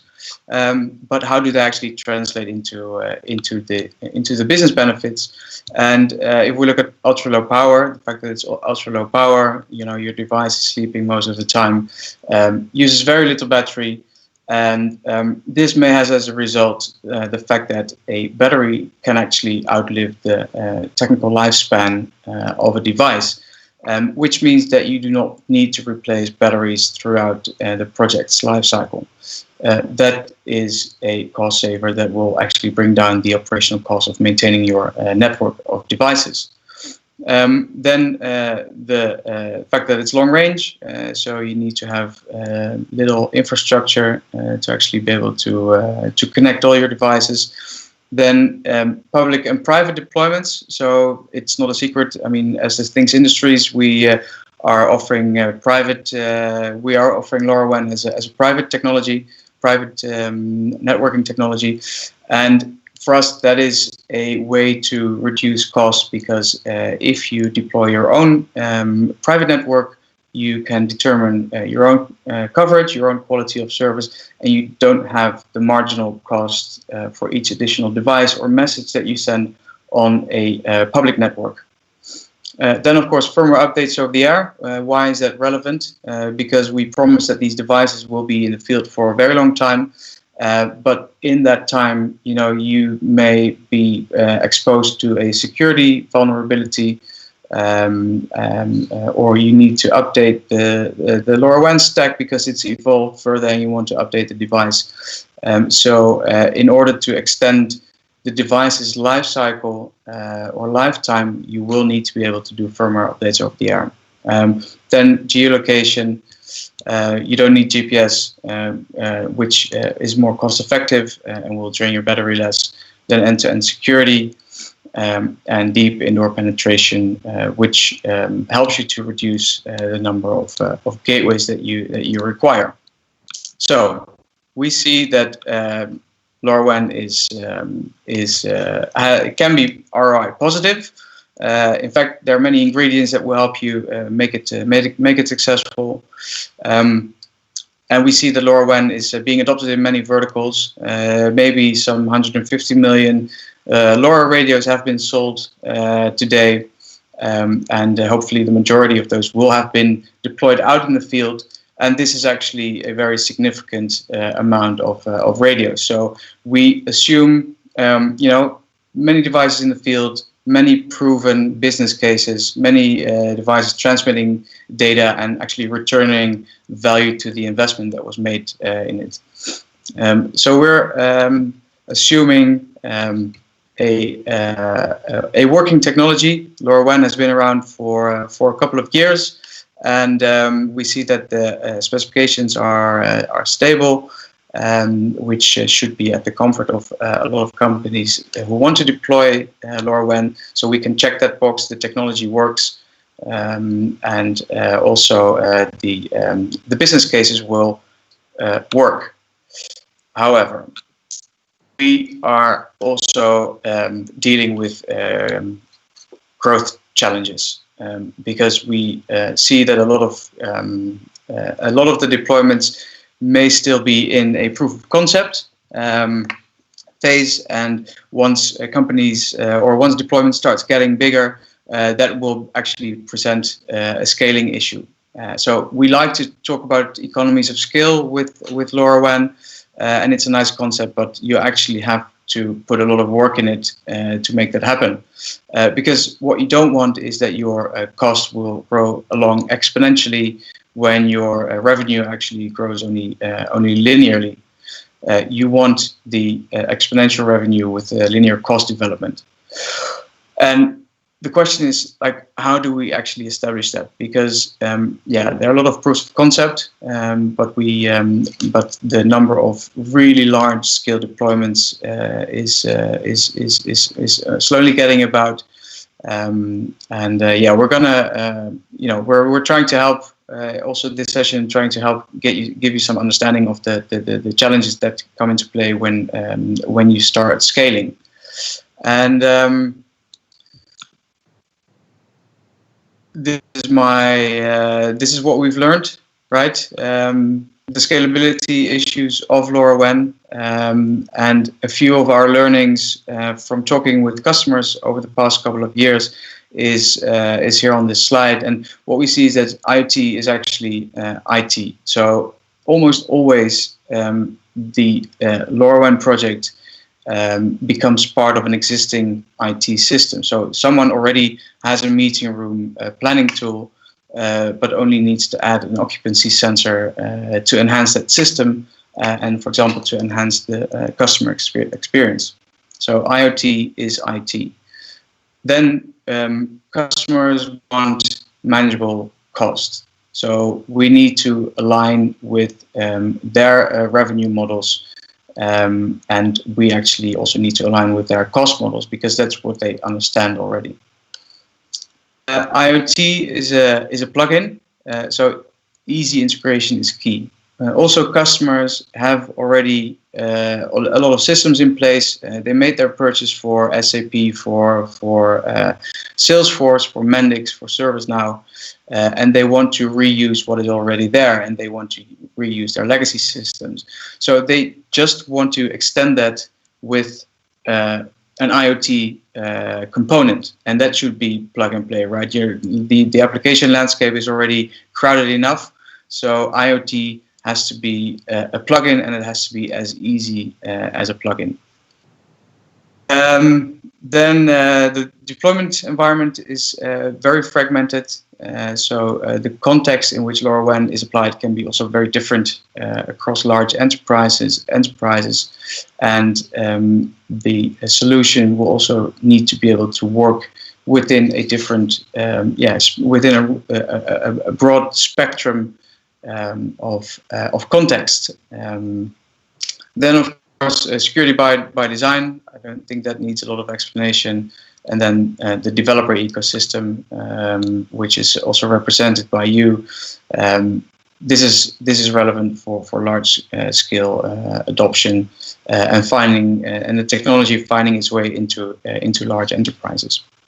So these are let's say our 6 learnings that we're sharing with you, and I just want to go into like I was talking about return on investment.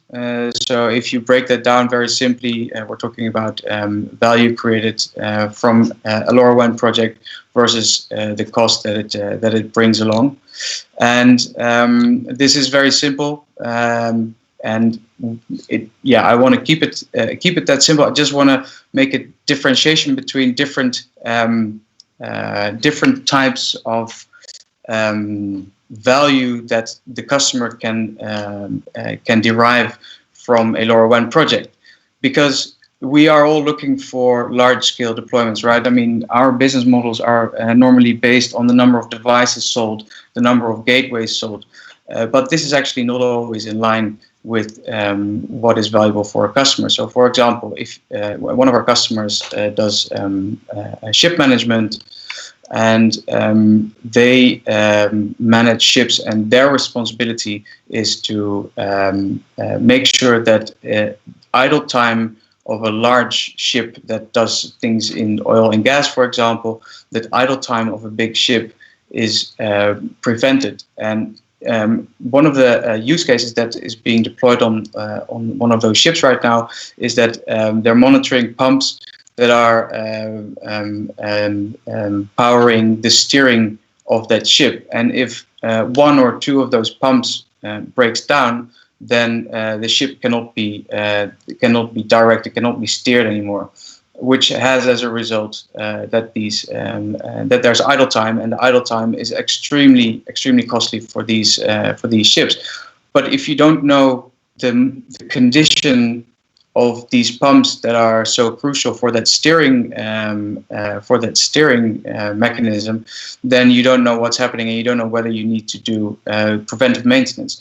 And you could apply a simple LoRaWAN sensor and do vibration monitoring of those pumps, and try to predict when something is about to break down or when something needs maintenance. And this may only account for two devices and one gateway, to put it simply, but the value to the customer is extremely high.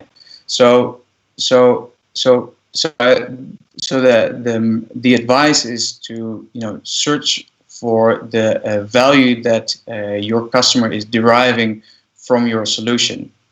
And often we look at the cost of production, and we do a markup when we decide on our pricing, or we look at competition and try to outprice our competition. But I think LoRaWAN doesn't necessarily sit in an extremely price-sensitive niche, depending on the type of solution that you're providing. So if you look for the high-value use cases, then also you can adopt your pricing to it. Of course, there are tons of use cases that you can plot along this scale, but it's interesting to bear this in mind. And just to give you an example about what the value drivers for example, pest control are. So what we are seeing is that the Signal they develop digital mousetraps, and this is actually going quite fast. I think they've deployed between 50,000 and 100,000 devices already on our networks. So there's a good reason to purchase these products, and one of these reasons is the reduction of operational cost. So in the old days, when you had the analog mousetrap, you would have a pest control company that would actually check all the mousetraps, send a field services person there to do the checkup, and then leave and do that every 2 or 3 months. But right now, if you just install the digital infrastructure, you can do that remotely. So that's going to have a drastic effect on your operational expenses. So that is a value driver. Another value driver can be compliancy with regulations. So we've seen hygiene control and pest control regulations coming up in the US and the EU, for example, which actually dictate better monitoring of pest nuisance in, for example, supermarkets, but also in hotels and restaurants, which is a driver to adopt different technology or different products. Then, of course, customer satisfaction, but also the fact that you can build new information services with the devices that are now collecting data. So, for example, if you're doing pest control in a hotel and you've plotted these mousetraps in every corner, then at some point it will hopefully become clear that there is a problem in a certain wing or a certain corner of the building, and you can go very direct to solving that issue. And that's new information that you did not have before, and you can actually build new information services on top of it. So I'm also seeing that time is not on my side. So let me go on to the cost side, because I think this is the most relevant part of the presentation. Because I want to talk about total cost of ownership. And total cost of ownership is very relevant because it's often poorly understood, and it's actually almost always underestimated. So, estimating your total cost of ownership is hard, and there is uncertainty, and some of the variables in your scenarios may only play out in the future, but you don't always know how they would do that. So, say that you're a systems integrator and you want to sell an end-to-end solution to a large enterprise, right? That's the context now, and you're about to make an offer that you cannot refuse. So on the one hand, you want your estimation to stay cost-effective, to make the attractive offer, but on the other hand, you also don't want to be realistic, because if it turns out that cost is much higher than expected, it may backfire, and you may compromise contracts and you also may compromise your credibility. So that's why you better understand the hidden costs of LoRaWAN deployments. So if we look at that now, this is a lot of information on one slide, but what I want to make clear with it is that the visible side of the total cost of ownership is everything that you can easily predict, right? On the level of devices, where you have your hardware engineering and your embedded engineering, on the radio network being the deployment of the gateways and the procurement of the gateways, the network server, your cloud platform where you have your application enablement, and then all the overhead of getting integrating an end-to-end solution. But there are many hidden costs, and I've actually only taken a few that I know from our recent experience. But also, please, if you feel you can complement this, let us know in the YouTube channel, because there must be many more, and I think it's a good thing to help each other and be clear about what are the hidden costs, what are the costs that you didn't estimate up front when you were pitching for that project. So of course there are opportunity costs. You can also do something else rather than developing a bespoke feature for a specific customer, work on generic product features that may have a longer term to earn themselves back, but will actually, there's also a cost to it. Then the scalability issues. So it's very easy to onboard 10 or 100 devices, but what is going to happen when you actually need to onboard thousands or tens of thousands of devices? And how do these processes go? So those need skill. An SLA breach that can of course always happen.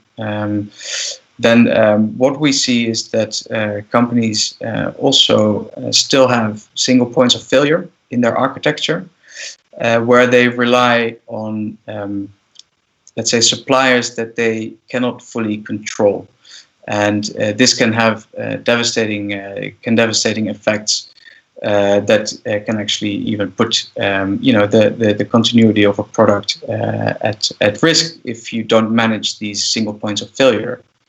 Then the real battery efficiency. So of course a lot is based on models and on tests, but what do you actually achieve? Are these devices really not sending more data than they really need?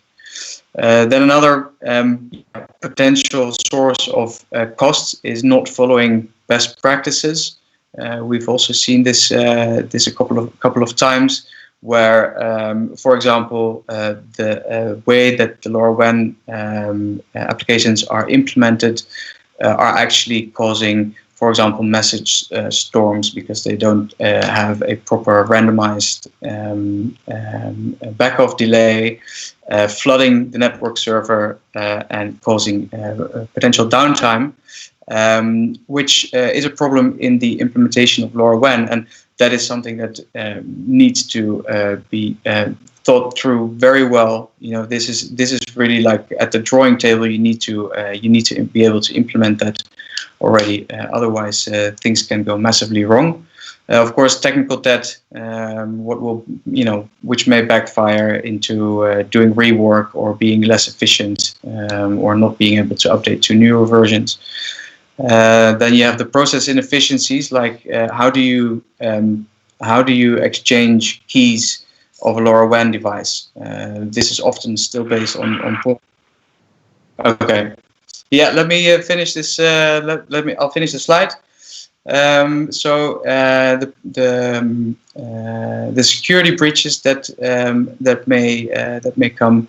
Then of course you have the invisibility of your assets. A major one is also vendor lock-in.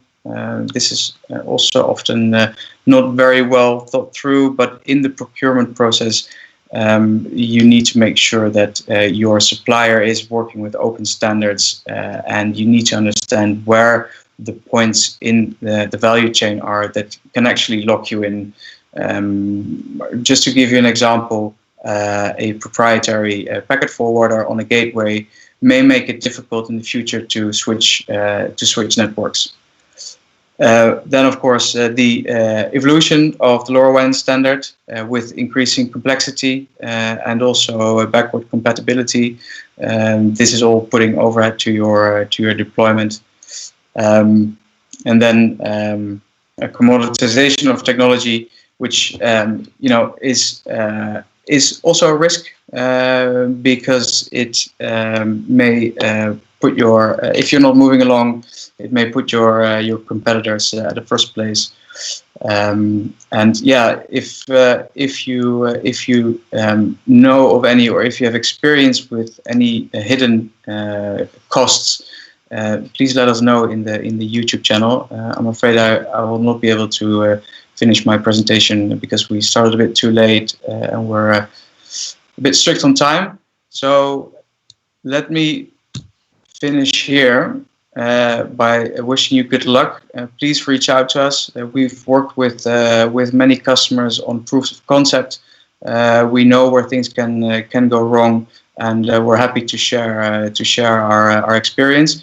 What I will do also is share a slide deck with some of the best practices that we've assembled from our experience. So I'll try to post that on the YouTube channel in a while from now. Great, thank you, Alexander. That was fantastic. Yeah, any questions or any follow up for him? Please feel free to put it into the chat, and he'll be able to engage you there. But other than that, thanks for your time, and enjoy the rest of your week. Thank you.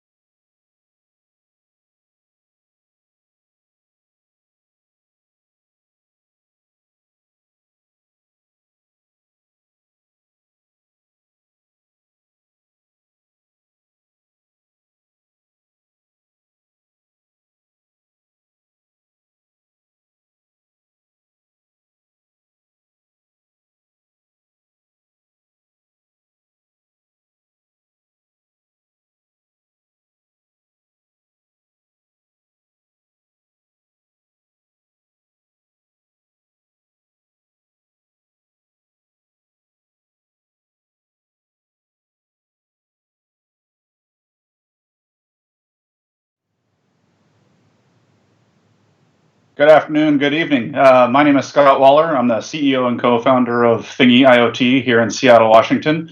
We're one of the integration partners for the Things Industries here in the United States. And I know we're running a little behind today, but this is the 14-hour mark. I'll be with you for the next couple hours as the host of this session, but let's get right to it. We have Pedro Pachuca. He's the Marketing Director of Wireless and Sensing Products at Semtech. 2 decades of successful experience in the semiconductor market, and he's driven by developing product solutions and technologies that can help customers solve these problems. So let's get right into it. Pedro, go ahead and present. Oh, thank you very much. Well, thanks everybody for joining this great event. So I'm going to start sharing my presentation here.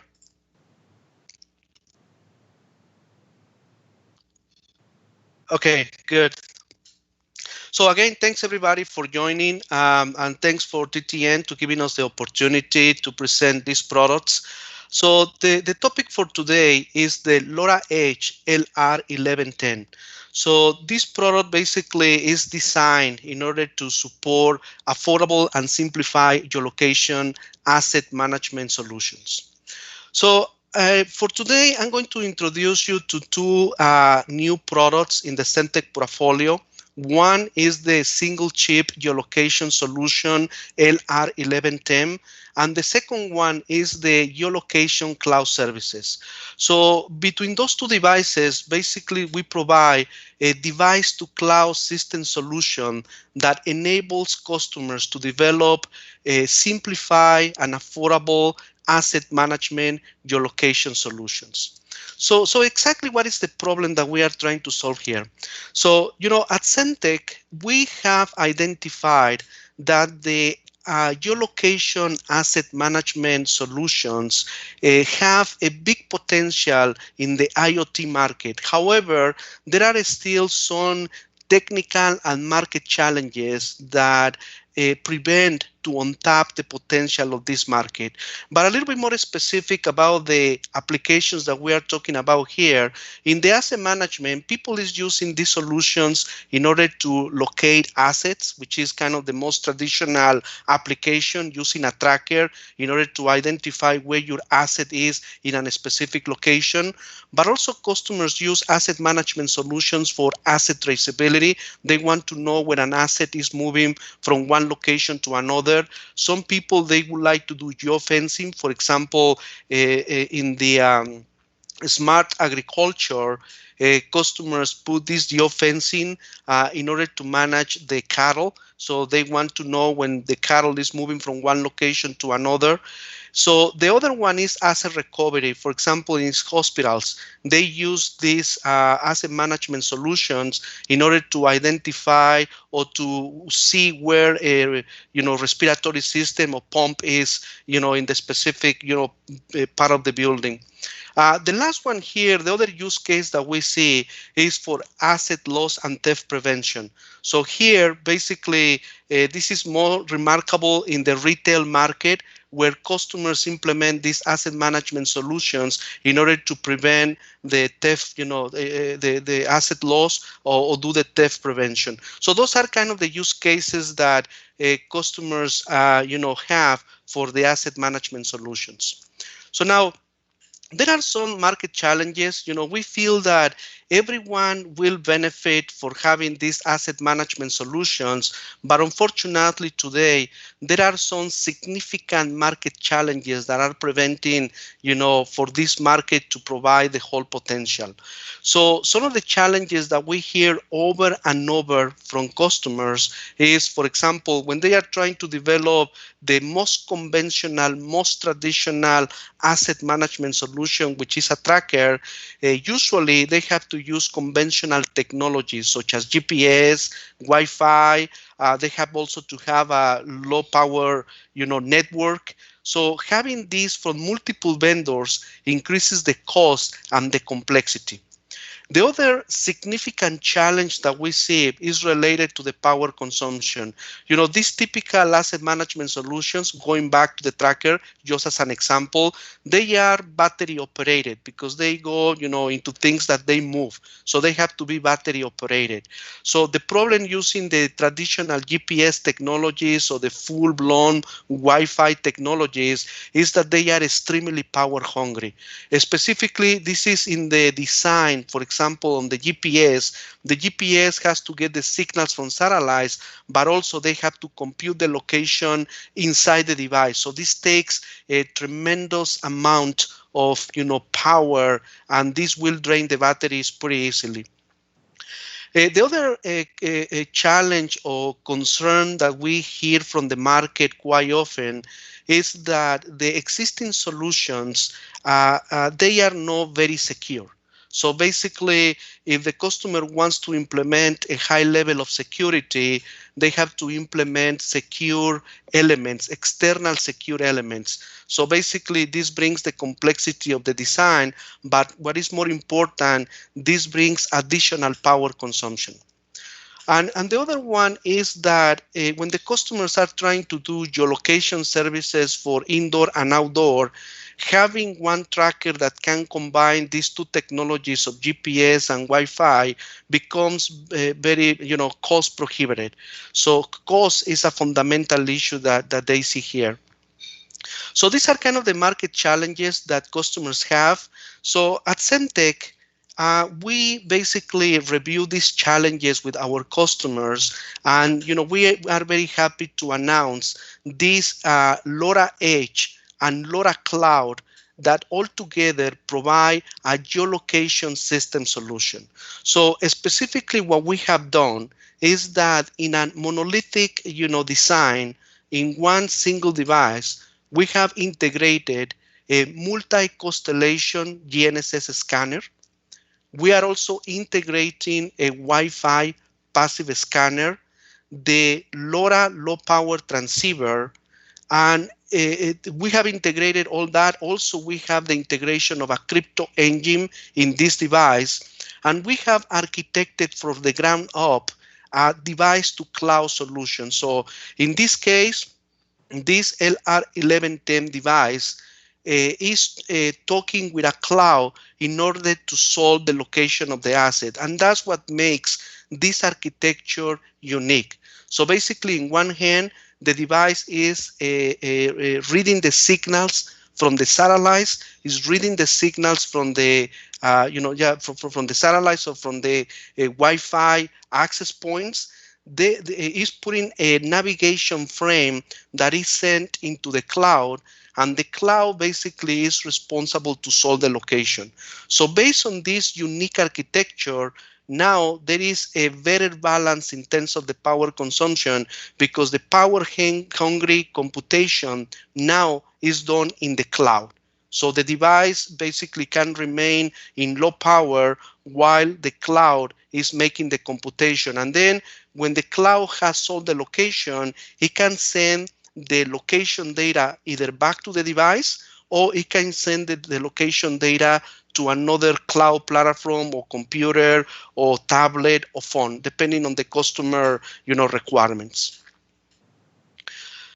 So if we take a deeper look into the device itself, basically this is what we offer. So we have the multi-purpose radio front end. So we support, in terms of the GPS, we support the GPS and the Baidu scanning. And in terms of the Wi-Fi, we put a radio front end for Wi-Fi passive scanning. Then we have the low power transceiver. So we support all the regions from Europe, US, China. So all the regions are supported, and we support the high power and the high efficiency power. And this is fully compatible with the LoRaWAN standard. So in addition, we also have a crypto engine. So with the crypto engine, basically there is no need for an external secure element. So basically in the crypto engine, we have a secure room where the customer can put the secure keys and they are never exposed. The way that the customer can use the secure keys has to go through the crypto engine. So doing that, we offer the highest level of security by never exposing the keys outside the secure room. And this device comes in a very small footprint, QFN 32 5x5. So we are expecting that customers can develop a small form factor, asset management solutions. Now, let's talk a little bit more on the solver. So we explained that in this solution, we have the Wi-Fi and the GNSS scanners. So let's take a deeper dive in the Wi-Fi passive scanning. So how that works.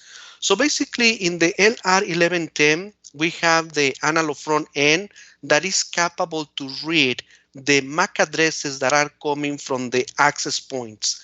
So this device can read up to 32 MAC addresses. So when we read all the MAC addresses, basically the device has a small demodulator just to convert the signals into the official MAC addresses. And then we send those MAC addresses via LoRaWAN to the Semtech cloud. In the Semtech cloud, we have a database that basically calculates the position based on the MAC addresses. And as I explained before, in the cloud, now we can send that location in terms of the latitude and the altitude back into the device if that is required by the application, or we can send that location position to another cloud or to another, platform, a tablet, different platforms that basically that's part of the application server service that the customer wants to implement. Now, if we move into the GNSS, so for the GNSS, again, the LR1110 has the capability to see or read the signals from the satellites. So basically, it locks the signal that is coming from the satellites, and we prepare a navigation message that, again, we send that navigation message through the gateway, through the network server, and then application server, and that is acquired in the LoRa cloud. And the LoRa cloud basically solves the location. We have the solver there, and then sends the data again back to the device or sends that data to another platform. In order to reduce the power even more when we are using the GNSS, basically we implemented this mode that we call the assisted mode. So in the assisted mode, basically we send some assistant information to the LR1110 so we can lock the signal of the satellites, even faster. So in this case, we send data such as the initial positioning, the time, frequency error, and some almanac update that it is hosted in the LR1110 to enable to acquire or to lock the signal from the satellites, a little bit faster. Now, if we go a little bit deeper in terms of the LoRa Cloud, in the LoRa Cloud, today we offer multiple services. We offer geolocation services, that is the one providing the solver for the LR1110. We also offer device and application services, standard device and application services, and we offer device and gateway joint server. Right now, we have the implementation only for the device joint server. So going a little bit deeper in terms of the geolocation. So for the geolocation services, we offer a GNSS solver, which is the one responsible for the for all the GNSS. And then we have the Wi-Fi solver, which is the database for the Wi-Fi. But also we offer the traditional time of arrival solver. So those services are available in the LoRa Cloud, and today customers can go and can experience, how these solvers work. Now, if we want to see, how the whole system solution works, let's use this example of a tracker. So let's say in a tracker we are using the LR1110 for the physical hardware, for the physical tracker. So we send the location data through the first thing is that we send a join request in order to join the network. Then we send the location data that is coming from the LR1110. We send that location data through the LoRaWAN gateway. Then we go through the LoRaWAN server. we have the application server. The location data reaches the LoRa cloud, and then in the LoRa cloud, again, depending if this navigation data is coming for the GNSS, we get the solver for the GNSS.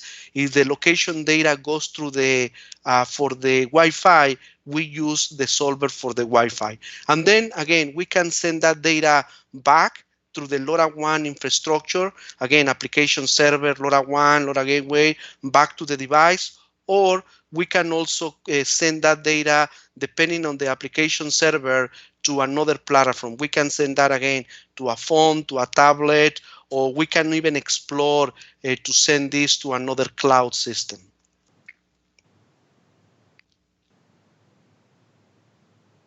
So basically, with this technology, using the LR1110 and the LoRa Cloud, we can now offer a way for customers to develop a simplified tracker solution. So as I mentioned before, with the LR1110, we integrate the GNSS scanner and the Wi-Fi scanner. We also integrate the LoRa transceiver and the crypto engine. So with the crypto engine, we can provide end-to-end security to the system. In terms of the cloud, we use these easy-to-use APIs to abstract the complex configuration for the Wi-Fi, the GNSS scanner, the crypto engine, GPIO, memory access, modem, radio, and clocks configuration. And we also offer in Semtech the hardware design guide. So we offer a complete evaluation kit for customers to experience, to explore all the capabilities. And in terms of the cloud, we offer all the easy-to-use APIs for the customer to implement the geolocation services. We also offer an independent joint server and the device and application management services.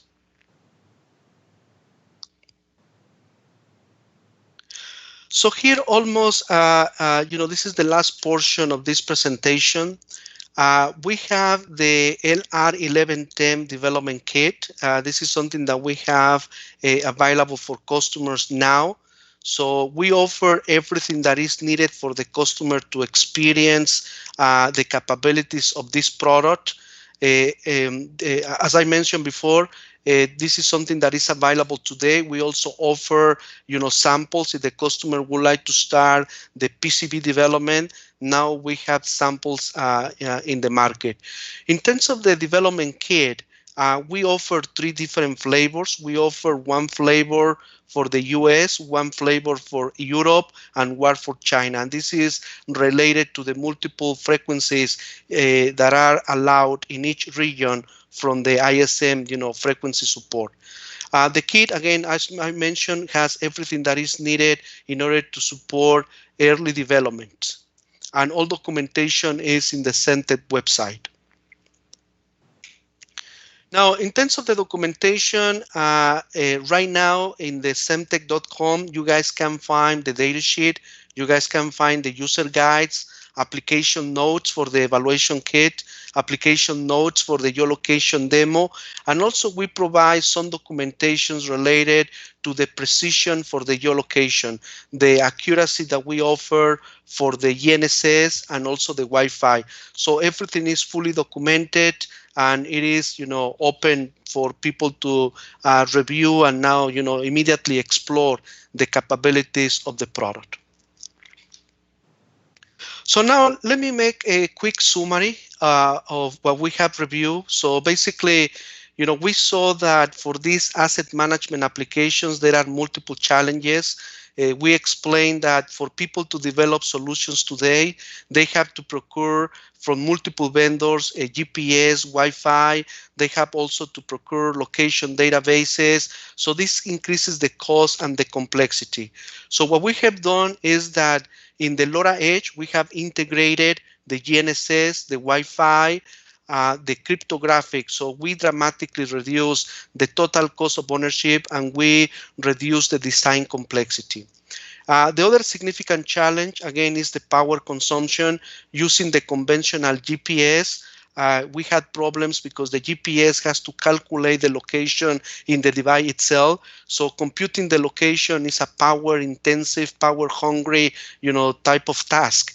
So what we have done with the LoRa Edge and the LoRa Cloud, we have this device to cloud architecture where basically the location of the asset now is calculated in the cloud.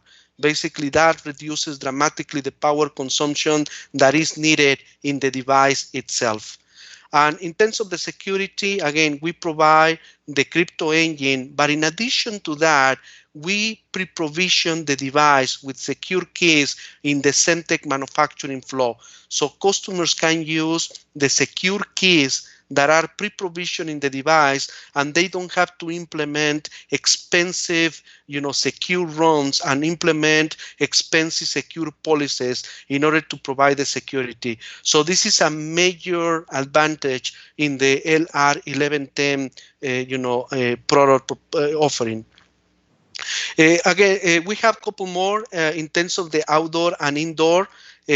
Rather than designing two separate systems, now with the LR1110, we combine the two technologies, the GNSS and the Wi-Fi, so customers can develop under a single design, an indoor and outdoor. And, in the big picture, we see that customers benefit for geolocation services even beyond the asset management applications. For example, there are companies, just an example, a chemical company, that they don't call this properly as an asset management solution, but they are trying to solve the problem that they want to know when two chemicals are getting in close proximity. That can be cause, undesirable reaction. So they need to implement these geolocation services in order to make sure that the chemicals have a healthy distance between each other.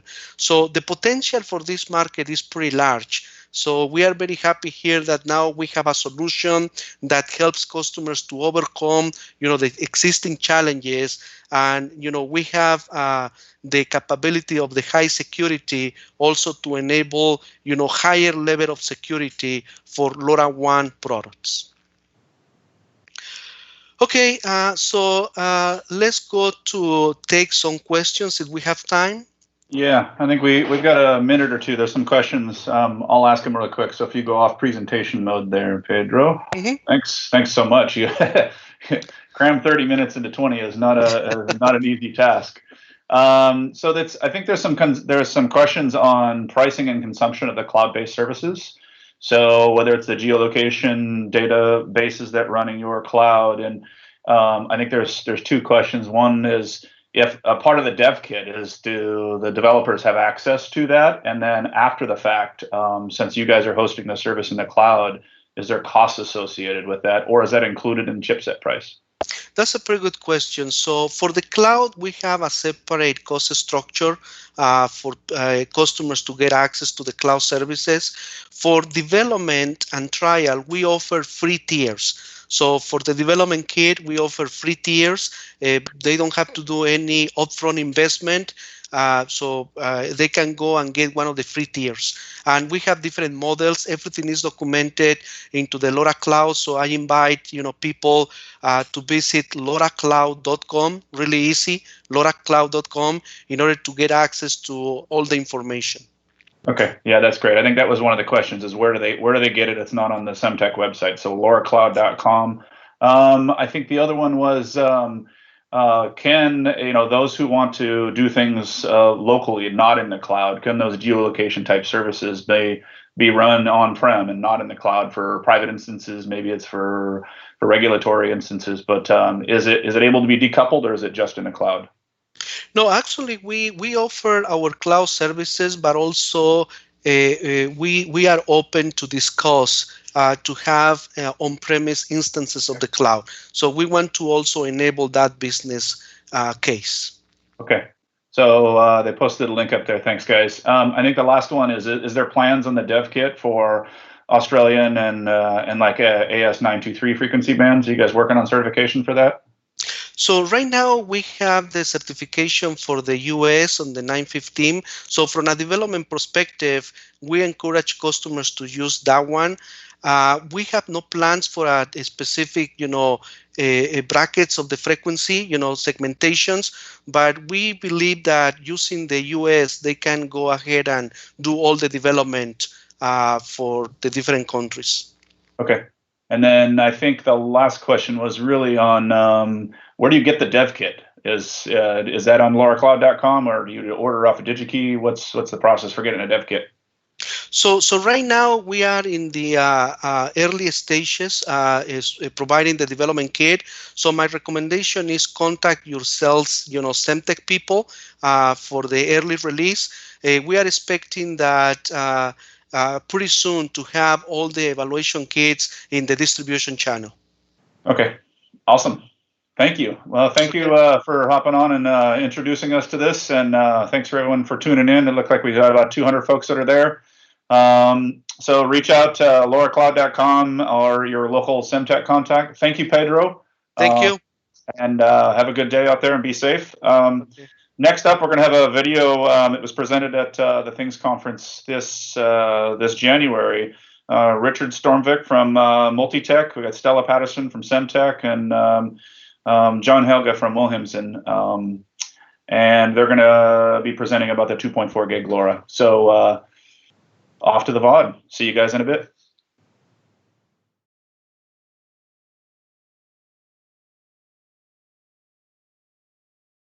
It's great to be back. I remember in 2014 and September, we were 9 people in a room in Takeoff in Geneva talking about what if we started LoRa Alliance. And then we met Johan and started off the Things Conference to see where we are. It's amazing. And today I will continue the journey and start about what we are working on in Semtech and how the LoRa technology has evolved. And for this, we have been starting to focusing on supply chain, on products that moves around the world.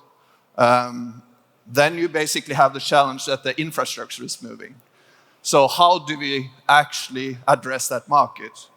Well, 2.4 is a worldwide frequency.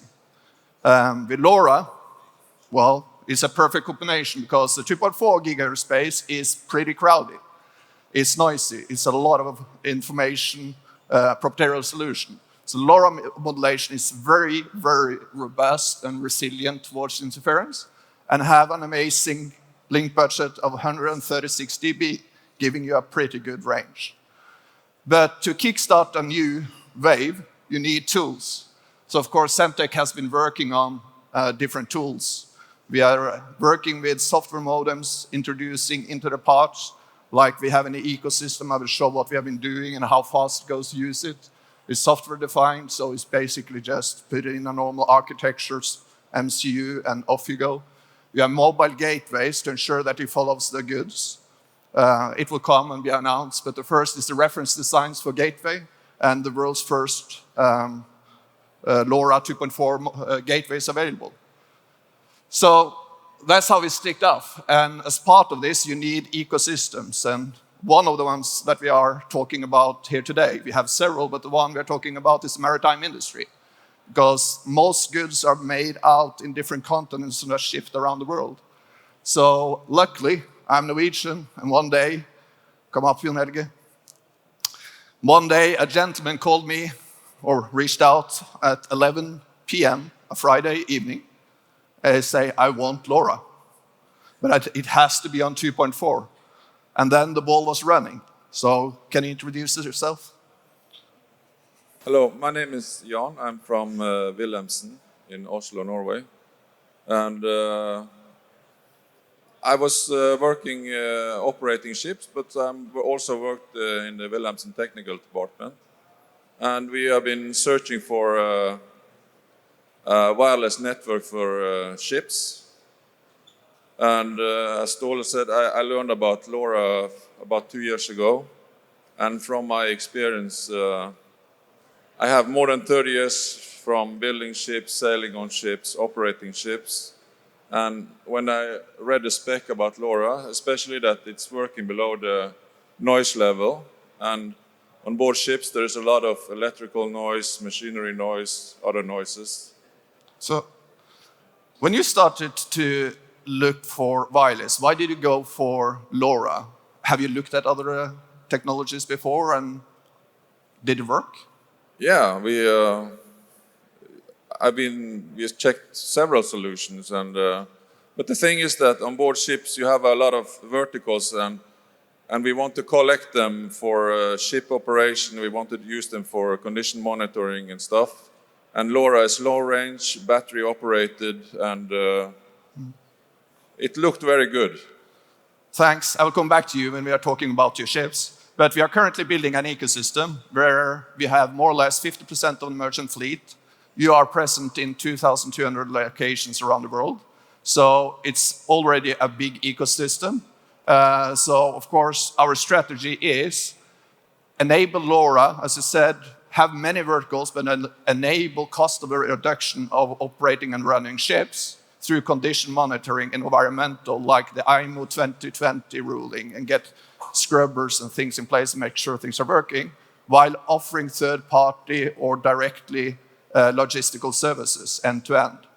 So that's the strategy, because logistic and trace is expensive. What if actually the operation of the ship and harbors can pay for asset tracking through the cost reduction operating the ship? That's the beauty of LoRa. So the journey that we started on is what Wilhelmsen is actually a very perfect representative about. You have customers at warehouses, you transport it to the harbors, you do the custom documentation, you bring it at the sea, you declare and supply services to the ship, you operate your own fleet, and then you deliver to the end customers. There's a whole journey across the continents. So that's why 2.4 is needed to be a global, the products that follow around the world. So what is maritime? Maritime is a combination of asset tracking, industrial 4.0, smart building. So after our discussions, you're coming to me every single day and asking, where is my sensor? Where can I buy this? What can I buy that? When we're starting up, it's quite a lot of application at the moment that I'm chasing the ecosystem to build. So I hope I get some help in delivering solutions to the maritime industry. But anything in smart building, I'm not going into the details, but protocol converters, trackers, condition monitoring vibration sensors, and standard smart building sensors. That is going to be used on ships, cruise lines, and harbors. So this represents today what we are being working on, where we are the first ship. We'll come back to that one. We are also running on, starting with the cruise ships, and of course the bases and harbors. So that's where we are today. And now I'll bring also up Richard from Multitech.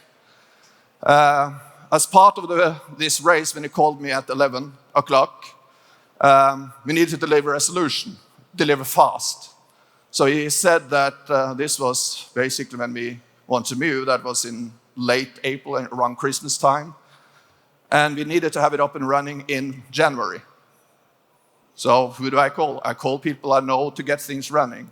And we needed to deploy. Well, let's deploy at least no later than February. And of course, it was not possible. We ended up in March. But anyway, it was good. So we have Multitech here. Rickard, can you introduce yourself? Thank you very much. Rich Stanvik is the name. I deal with product management in Multitech. And Multitech, as you might know, we've been around for a while. We're 50 years old today, just a child compared to me. But it's interesting to see how things have evolved since. So we have some footprint on the LoRa gateway side of things. I think in the TTN network, interestingly enough, I think it's about a third of the TTN gateways out there are closer to. Oh, sorry. About a third or so of the TTN gateways are actually from us. So what we've done is, in essence, take our existing conduit series of gateways, which is a modular design. We have, together with Semtech now, started the development of a plug-in card supporting 2.4 gig LoRa. And that's what I'm holding in my hand here. And this is what will be active during the demonstration session later on today. It's great. Let's come back to your slides afterwards, and also say that all of this is live. We will work on this in the workshop. A lot of slides here will be very, very low level talk about, and then we go into the details in the workshop later on. VKT was the other company. LoRa is seen as a small size package system. Condition monitoring, doing 30 kilohertz frequency analytics on a LoRa device is challenging. So basically, that generates 1,600 bytes that needs to be transferred to the cloud through a LoRa system. So what we do? Well, of course, we use the Semtech modem data fragmentation software, where we basically send fragments of data of 32 bytes, and we have a routine in the cloud that reprocesses it. So basically, we could develop this sensor and have been installing it in this POC and also live for doing condition monitoring of rotating devices. So we come to that, and we gather the ecosystems, now, and we'll talk to the ecosystem. But now was time to test out. So can you please tell me a little bit, Jon Helge, about what is your ship? Can you describe your ship? It's a RoRo carrier. It's 200 meter long. It's 36 meter wide. It's built for the new Panama Channel. And it has 13 car decks. And it can carry as much as 8,000 cars, theoretically. And we carry everything which is rolling or on rollers. And this is a lot of space, a lot of volume, and for us to, if we want to collect data and use wires, it's not a good business case. And in Wallenius Wilhelmsen, there is something called One Operation, where we want to collect data to operate the vessel in a better way. And LoRa 2.4 is an enabler in that work, because then we can take all the verticals on board and collect them into a central place. Thank you. So it's quite a big ship, a lot of metal. You have a lot of sections, watertight, airtight. So it's quite a lot of challenge to actually cover on a ship. So we started with simple use cases, rotating and rotating machines. So maybe go back. Oh, I don't know how to go back. But anyway, on top car deck, you have a lot of fans, 64 of them. And they pull out the exhaust from cars in the RoRo ship. So that's a perfect place to do condition monitoring, because it's very hard to get. We also did other projects where we were looking at basically the water pumps, thrusters, diesel generators, and so on and so on. But now it was time to install a gateway. So can you describe your gateways? Sure. And to pick up on what I said before, thank you. I can hold it. This is going to be tough. Thank you. So picking up on what I said before about the gateway, on the screen, the system architecture. On the left side, the end devices, sensors, actuators. In this case, some imagery of various sensors on board the vessel, the development board you can see on our stand, which we use for demonstration purposes, and also a sensor that Jon Helge can later on show to you. Radio access network and the network server residing in the TTI domain. So the gateway acts as a packet forwarder to the TTN cloud, so nothing spectacular there. And we should say, by the way, that last year we had a workshop where we showed how to configure our gateway for the TTN and TTI backend. It's pretty simple. It's a 3-click operation, and you're up and running. So we have a series of gateways. On the screen we have 2 of the most commonly used ones. We have the conduit, the blue indoor model, and we also have an IP67 outdoor version of the same. And the latter is the one that we are looking at deploying now on the vessel. Of course, we have a secure payload from end to end, as expected. So, the conduit, first of all, I mentioned it's a modular design. It's been around for a while, so this design is proven. It's been around for a number of years. It's been proven through empirical use, and as said, the modular design allows you to design your own proprietary plug-in card should you so wish. We supply the conduit series with a number of plug-in cards, for instance, with LoRa and LoRaWAN. And what we've done here is basically, together with Semtech, started now the development of a dedicated card for 2.4 gig LoRa, which we simply plug into the existing design. So the new component in this ecosystem is that plug-in card currently under development. And to take a little bit closer look at what we've done, today we have a 3+1 channel card which is being demonstrated, containing no less than 4 Semtech transceivers. The system diagram on the top here. So it uses the 2.4 gig band, as we said before, 3+1 channels. We have optimized for best range by using spreading factor 12 for all channels here. 10 dBm output before the antenna, and we're expecting about 500 or so end devices per card. Now, in this instance, we have 1 card per gateway. What we are looking at now is, going forward, further designs, 6+1, and potentially actually going beyond that as well. But the 6+1 card, basically containing a further set of transceivers on the M card, will up the amount of channels. And here we are separating between using 2 spreading factors, spreading factor 12 and 10, to optimize between capacity and range. Same output power, we are of course increasing the amount of end devices we can reach with this. So again, today, the demonstration you're going to see later on today is based on the 3+1 card. The roadmap is now being drafted, and we will, in due course, have a productized version of this or these plug-in cards. Thank you. Thank you. So now we have the sensor, we have the VQT sensor, and we have the gateway. So then it's time to go back to the chip.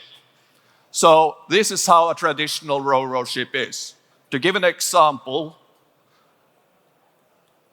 I have engineers on our team, and they do technical stuff. So a person like me, he have to go and walk and do range testing. So on my basically health watch, the first day I walked 42,000 steps, just to give you an idea of walking back through the different floors. So it's a lot, it's a big ship. So basically we had 2 gateways on the top deck, and we had 1 in the engine room. The top deck is like we use single channels in the beginning. So we use 2 different to get frequency redundancy. And then we had 1 downstairs. And we placed out, we went first around the ship and tested with the different receiving strength. So we found out to cover a ship like this, we had it covered with 3 gateways. We recommended to use 5 gateways for redundancy and the lowest power consumption in the system. That's quite amazing at 2.4, guys. It's all about metal and water shots. So, as you can see, when I started with this, I said to Jon Helge, well, I think we need 10 to 15. And we installed the different sensors, walked around, and as you see, what was pretty cool was that we shipped all ahead of time. And we were going to spend a lot of time configuring, but the crew was so amazing that everything was installed when we arrived. So it was just to plug in the cables and everything worked. So as you can see, Jon Helge was quite happy because I was wrong. We covered it with 3 and not 15 gateways. So basically that was the team, and here we basically see some of the application. So afterwards, when we had tested with the sensor, we will let them run for 9 months to capture the data and test out and the quality. And then we thought, well, what's the point of creating a $100 sensor if I have to set an engineer to install it? So that's where TTN came in and said, we have to have tools and provisioning tools that allow us to send it to the crew. So basically, Jon Helge and me said, well, we have to test. So we shipped it to China, to Shanghai, I think it was. And we sent it to 5 sensors. And then suddenly, boop, there we were. So then we had installed the sensors. And suddenly we had the data flowing in, where we were actually measuring all the analytics, 1,600 bytes coming in. And now suddenly we can do condition monitoring, measuring bearings. You can measure if you have unbalance, and so on and so on. So it works. We will go more into the details about how things are working. We start with these block diagrams we will talk, but of course this couldn't have been done without the amazing agility of TTN, how they put it together very closely and solved this out. With VKT and with Multitech that stepped in, it was amazingly fast to deliver. But the platform is not only about 2.4, it's also for all the oil bases and bases around. It's also LoRaWAN 868 and 915 and the rest. So even if you are not having 2.4 products, don't be shy.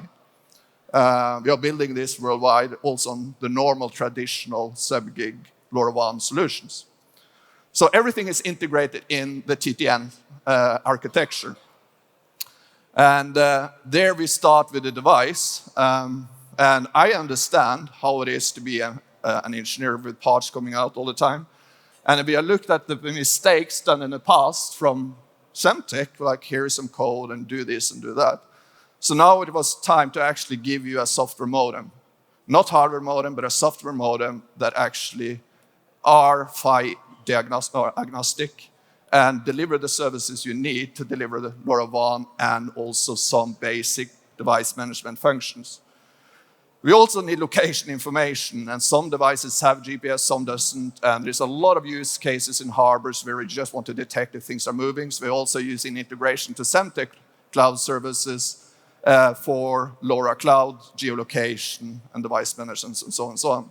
So in this project, we have now been running these sensors for quite long, and what I wanted to demonstrate here today is how do you do big file transfers. And we have been using this now on the ship for a very, very long time, and it works perfectly without any downtime. So it's really good, retransmissions and so on. All of this will be available and will be announced by our marketing team. So, but it's here. Then it comes to the software modem.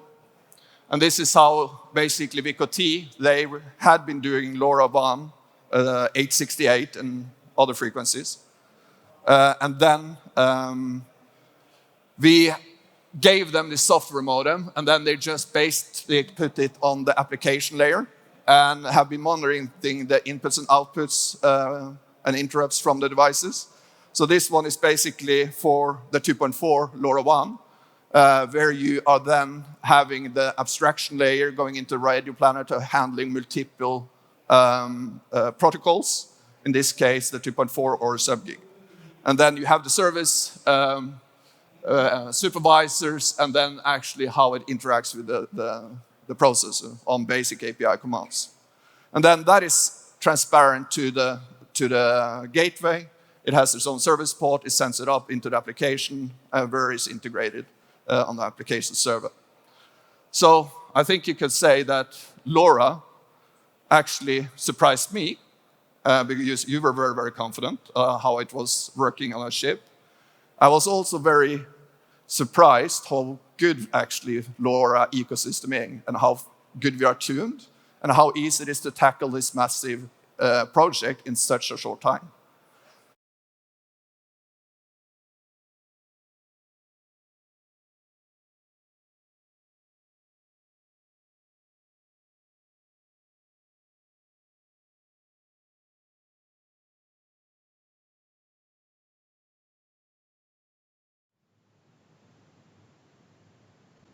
Hello and welcome back, everyone. This is Scott Waller, CEO and co-founder of Thingy IoT here in beautiful sunny Seattle.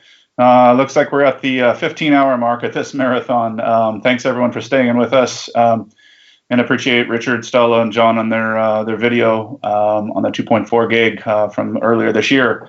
So next up, it sounds like we have Rainer Vanderlee from the CEO and founder of Arduino is actually in the chat room. We're going to play a video here of one of his presentations, and at the very end, feel free to ask questions in the chat window there. So without further ado, so we can catch up some time here, play Rainer's video. Thank you.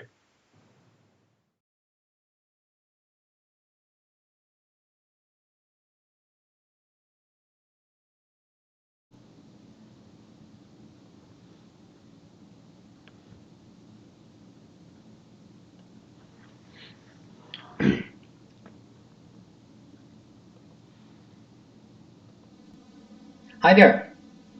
My name is Renier Vanderlee and welcome to this presentation. We're very grateful and happy about Vinduino being part of this virtual conference organized by the Things Network. Thank you guys. You have been proven to be a great resource and supporting team for us. Let me introduce Vinduino to you. So my company provides technical solutions based on LoRa to help farmers improve their crop results. We're based in Southern California, and next to owning a company, I also am a small wine grower. So I would like to start off this presentation with showing you a little video to get you in the mood. This is the vineyard that I was talking about. Here we're walking through. So you see what I do every day, walking the lines, the rows. You can see here that we just had bud break, so the leaves are coming through. Spring is really starting in our vineyard, and that means that we will be irrigating pretty soon. These are the irrigation lines, and here you see buried soil moisture sensors in one of our earlier stations. This is irrigation control for one of our experimental blocks where we test our technology. And here's an example of one of our latest products, which is the 4th generation Vinduino soil moisture sensor station. With that, as an introduction, I would like to start the presentation. So, when we're talking about agricultural technology, we basically also talk about a sustainable food supply. And it may be stating the obvious, but of course, people are concerned about how we're going to feed a growing world population. Key in that whole process is, of course, the farmer. And let's go into what farmers need and want. So first of all, farmers depend on income coming from their crop. So the amount of crop and the quality of their crop is very important for them. Let's talk about crop yield or the quantity of crops first. So when you think about irrigation, you can see here in the picture that irrigation has a big impact on how the crop develops. On the left side, you see grape clusters that were taken from a grapevine that was 100% irrigated, meaning we calculated how much water that plant needed and we provided that. On the right side, you see grape clusters from a vine that was irrigated 30% less than what it needed. And you can see as a result that the weight per berry is about half of the berry weight on the left side. So that's a significant amount of crop loss that you just get because of irrigation. Quality is of course also important. With wine grapes, that's even more important. You can see in Temecula that, in California, that the price per ton could vary between $7,000 per ton in Napa for high quality grapes, down to $500 per ton in the more industrial setups. So that's important too. Another thing that keeps farmers awake at night is anything that can destroy their crops. It could be a fungal disease such as powdery mildew, which is shown on the right picture here, or it could be an insect-borne pest like the skeletonizers here. And you can see here they come in teams and they eat the leaves and they leave nothing left. For both pests, there are chemical solutions. So there's a fungicide that you can spray or a pesticide that you can spray. And by following weather patterns and temperature and determining what conditions are optimal for the development and growth of these pests, you can make a pest mitigation program that is very specific, and thus you can save on labor for spraying, but also on chemicals that you use in your fields. Optimizing water use is also very important. Before we used the Arduino system in our vineyard, we relied on decades-old experience from people who did this for a long time, and you can see here on the orange and red line what our water usage was during the year. And once we installed sensors and were keeping track of soil moisture, we could be more selective in when and how often we irrigated, and as a result we saved about 50% water.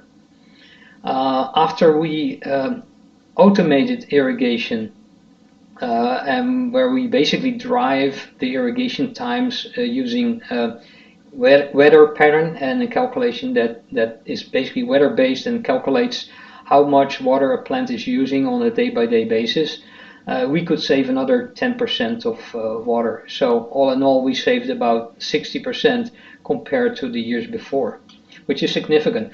On the other hand, you saw from the previous slide that irrigating too much is wasting. Irrigating too little is basically reducing your crop yield, so that's not good too. So the goal is, of course, to optimize your water use. So what does an automated irrigation system look like? And we're including, of course, the LoRa system here as well. You can see here in the fields, in the vineyard, with the rows of grapevines, that we have placed sensor stations in strategic positions. Usually you have one per irrigation zone. Every station communicates directly to the gateway, or base station as they call it sometimes, and then the base station forwards the messages through the internet router to a cloud-based application. The cloud-based application collects the data from the sensors, but it also accumulates data from satellites and a weather station network. All that data combined is used to calculate an optimal irrigation pattern. So you can have that as an output on the screen, but you also can use that to drive irrigation automation. What we have added as a unique feature is we have a feedback system that uses a flow meter or water meters to provide feedback about how many gallons you really irrigated. So suppose the system calculates that that you need to irrigate 1,000 gallons in that field. The water meter feedback should indicate that it's confirmed that you irrigated 1,000 gallons. If you irrigated 10,000 gallons instead, then obviously there's a leak and you want to take action. If it's irrigating much less than that, then something is obstructing the water flow. It could be a clogged filter or anything else, but that requires an action as well. So having a water meter feedback is very important, and we received the World Ag Expo 2019 Top 10 award because of having that feature as a unique solution. When we're talking about requirements for nodes in the field, obviously it's clear that because of agriculture, you need to be able to cover the distance. So long range is important. Low power is important too, because you need to depend on local power or battery power, and it needs to run for a year or longer. So in our case, we have a little battery that gets recharged every day using a little solar panel on the back. And of course, the LoRa technology helps tremendously in covering the distance, but also because it's low power technology, it also adds to the fact that our systems are energy efficient. Of course, when you're out in the field, the enclosure needs to be waterproof, and because you have to deal with people that are not high-tech people in the field. It needs to be easy to install, but also easy to maintain. When we're talking about LoRa technology, one thing comes to mind, and that is that it's 900 megahertz or 868 megahertz in the case of Europe, where line of sight is kind of like a key trait. Ideally, you have direct line of sight between your gateway and your stations. In a lot of cases in agriculture, you're not that lucky. And we found that in all of the cases where we did installations and we didn't have direct line of sight because the stations were behind a hill or in a valley, we were able to have reliable connectivity. And the reason why we still can get connections stable without having direct line of sight is because of two effects. One is called reflection, which is easy to explain because the signal bounces around like radar. And another one is diffraction, which is a little less known. But it's in radio propagation terms, it's a well-known effect where if a radio wave passes a sharp-edged obstacle, after it passes that obstacle, it bends down. So for that reason, you will be able to see the signal behind the hill, although the hill cannot be penetrated by the radio waves, but you can still get a good connection. It's not always guaranteed. It's not guaranteed. It doesn't always happen, but so far in our case, we were lucky, I guess. It always worked. So that's basically something I wanted to share because it's very important information. When we're talking about sensors, we should also talk about a correct installation of soil moisture sensors. Here you see the preferred depth. We like to install 2 or more sensors per location, and the reason is that we want to see a vertical soil moisture profile. So we want to see how deep the irrigation water drains. You don't want to drain too deep. If you irrigate very long, then of course the water will basically penetrate deeper. Whereas if you do very frequent short bursts of irrigation, then of course the water will stay shallow. So by managing the amount of water you irrigate per irrigation cycle, you can effectively manage how deep the water goes. And the goal is of course to keep the water in the zone where the roots are actively taking up water, not below. So in this case, for grapevines, water is actively taken up between 2 and 3 feet, and we added another sensor at 4 feet that ideally should always stay dry. If you hit that sensor with water, then you have been irrigating too long and you're wasting water. When you're installing sensors, especially the deeper ones, you may hit a rock sometimes, which is obvious. Then you take another spot where you don't hit the rock.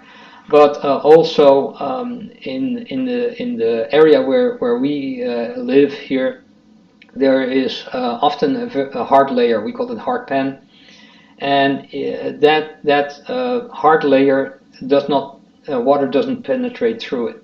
So if you install a sensor on top of that hard layer, you may run the chance of water pooling on top of that hard layer and giving you a false reading. It basically indicates to you that there's a lot of moisture down there, but it's not available to the plant. It's just sitting on top of that hard layer and collecting there. Another problem that could happen is if you drill through that hard layer, and believe me, that's hard work, so you know that you're doing that. But if you install a sensor inside the hard layer, water will not reach that sensor, so it will give you a dry reading where the soil above it may actually be wet. So that's not a good thing, and it's just one of those things that we learned the hard way that I'm sharing here to help you avoid situations like that if you're having to install sensors. Once you have installed the system and sensors, of course, customers will ask you what the sensor data means. So there are two types of sensors in the industry that are commonly used. One is the watermark sensor, which is the green sensor on the left. And another type of sensor works on measuring the capacity between two electrodes, which varies with the moisture between the electrodes in the soil. So it's basically the dielectric constant or the dielectric value that changes the capacitance of that particular sensor. The capacitive sensor basically measures the volumetric water content of the soil, whereas the green sensor measures the soil water potential. Soil water potential can be explained as the equivalent of sucking lemonade through a straw. If it's a narrow straw, you need to suck hard. It takes effort to drink the lemonade, whereas if it's a wide straw, then it's relatively easy. And basically, the soil water potential is measured by a tensiometer, this type of sensor gives an equivalent output, which is read as electrical resistance. And there's a table that you can use to calibrate that. But the idea is that if you have high value, it takes a lot of energy from the plant to get water out of the soil, whereas if you have low values of kilopascal, it's basically taking less energy for the plant to get water out of the soil. So both are an indication of how much water is available to the plant, whereas the capacitive, the volumetric water content is not the same as water available to the plant. It depends on the type of soil, whether it's easy to get water out of the soil or hard. If you have a sandy soil, it's relatively easy to get water out of it, whereas clay soil tends to hold on to the water much harder. So you could have a situation where the volumetric water content in percentage is the same, but for the plant it means a difference between life or death. In one case it could easily get water out of that soil, and with the same percentage value it cannot get water out of the soil and it will wilt. So it's very important to understand that difference. A lot of farmers like the soil type agnostic type of sensor, the green one, because of this. But both sensors have pros and cons. The watermark sensor is sensitive to temperature and salinity in the soil, whereas the capacitive type of sensors, they're sensitive to density differences in the soil. So if there's an air gap or a rock, it will influence the reading. So that is important to understand about the difference of sensors. Both are useful, both can be used for irrigation management, but both have their own particularities. If you install a gateway, of course, having direct line of sight is good to have, but it's always a good thing to have a high location for your gateway antenna. In the pictures here you see two locations where we were able to get a high location. On the left is the roof of a winery where we have a gateway in a waterproof enclosure, and then we have an axial antenna, omnidirectional antenna with 3 dB gain. On the right side there you can see that we are on a mountain ridge where we could use a location where there was already local power because of a solar panel and a battery, which was used for a radio link for internet access. So we could tap on that power source, and then you can see we use an omnidirectional antenna there. To my experience, the antenna gain is less important. Having a good antenna does make a difference. So an external antenna is always preferred to a rubber ducky antenna that comes standard with the gateway. Omnidirectional versus Yagi does not make a lot of difference to our experience. It could make a difference in critical cases, but so far we had no practical use for directional antennas. If you choose a gateway, I strongly recommend looking for a gateway model that supports Wi-Fi. it makes installation locations so much easier if you can move the gateway at a convenient location, whereas if you're dependent on having a cable, Ethernet cable, you have less choices of where you install the gateway permanently. So Wi-Fi is a pro if you're looking for a gateway. With that, I think I am coming to the end of my presentation. Thank you for watching this. I wish you a lot of fun with the other presentations during this virtual seminar or congress. And I also want to thank the Things Industries and the Things Network team once more for allowing me to make this presentation. If you want more information about agricultural technology, especially the technology that we provide as open source, there are several products available. If you want to take the do-it-yourself route, there are printed circuit boards available at tindy.com, and you can program them yourself. If you want to have a product that is ready to go, you can look at amazon.com, look for Arduino, and you'll find us, or go to our website. So with that, I thank you so much for attending this presentation, and have a nice day. Thank you.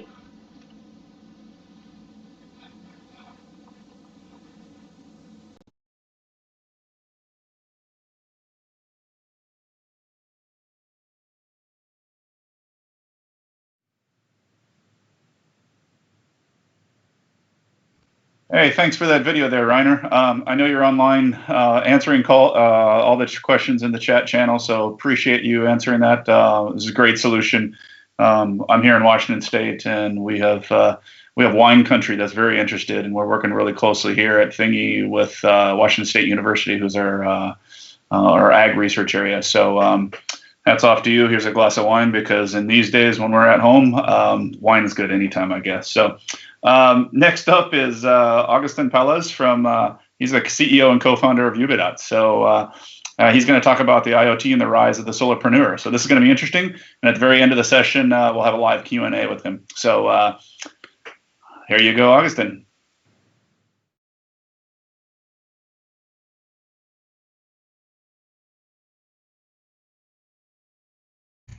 Hi everyone, my name is Agustin from Ubidot, and today we'll be talking about IoT and the rise of the solopreneur.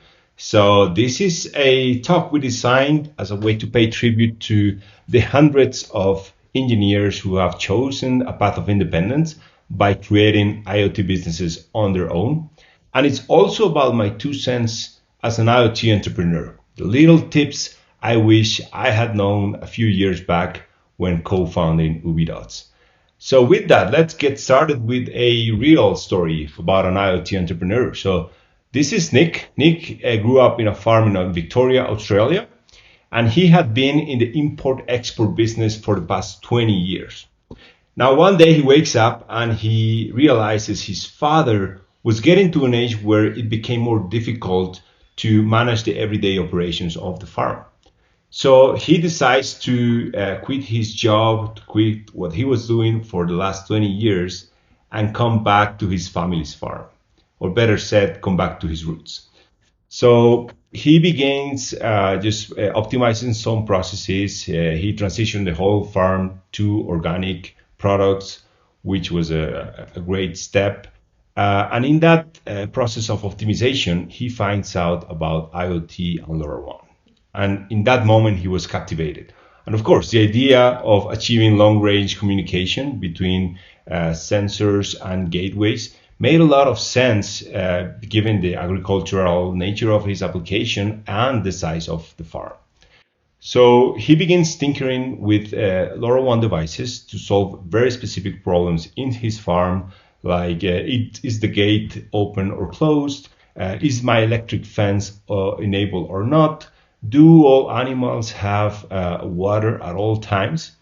And in that process, an idea comes to mind. What if he used IoT not only to solve his problems, but also to sell this as a solution to the neighboring farmers that he and his dad had known for years? And this is exactly how Farmo was born. Today, just a year later, Farmo is enabling already 10 farms in Victoria, Australia, to streamline their processes and increase the yields overall and efficiency overall. So like Nick, there are, as I said at the beginning, hundreds of IoT entrepreneurs who are utilizing all these tools and enablers that we have in this digital age to create very compelling value offers while still running a one-man show or a one-man business. So let's dig a little deeper into what that demographic group of independent workers look like. So to my surprise, when I first began doing this presentation, is the size. So around 30% of the work population in US and Europe is already independent. And another fun fact or interesting fact is that more than 80% of them are actually happier working on their own than they were while working at a full-time job. So the good news here, guys, is not only you're not alone in this journey, chances are you will have a very good time while pursuing this endeavor. Now, let's zoom in a bit more into this group. We'll find out that not all of them are using technology yet, but 30% are using digital tools to get their jobs done.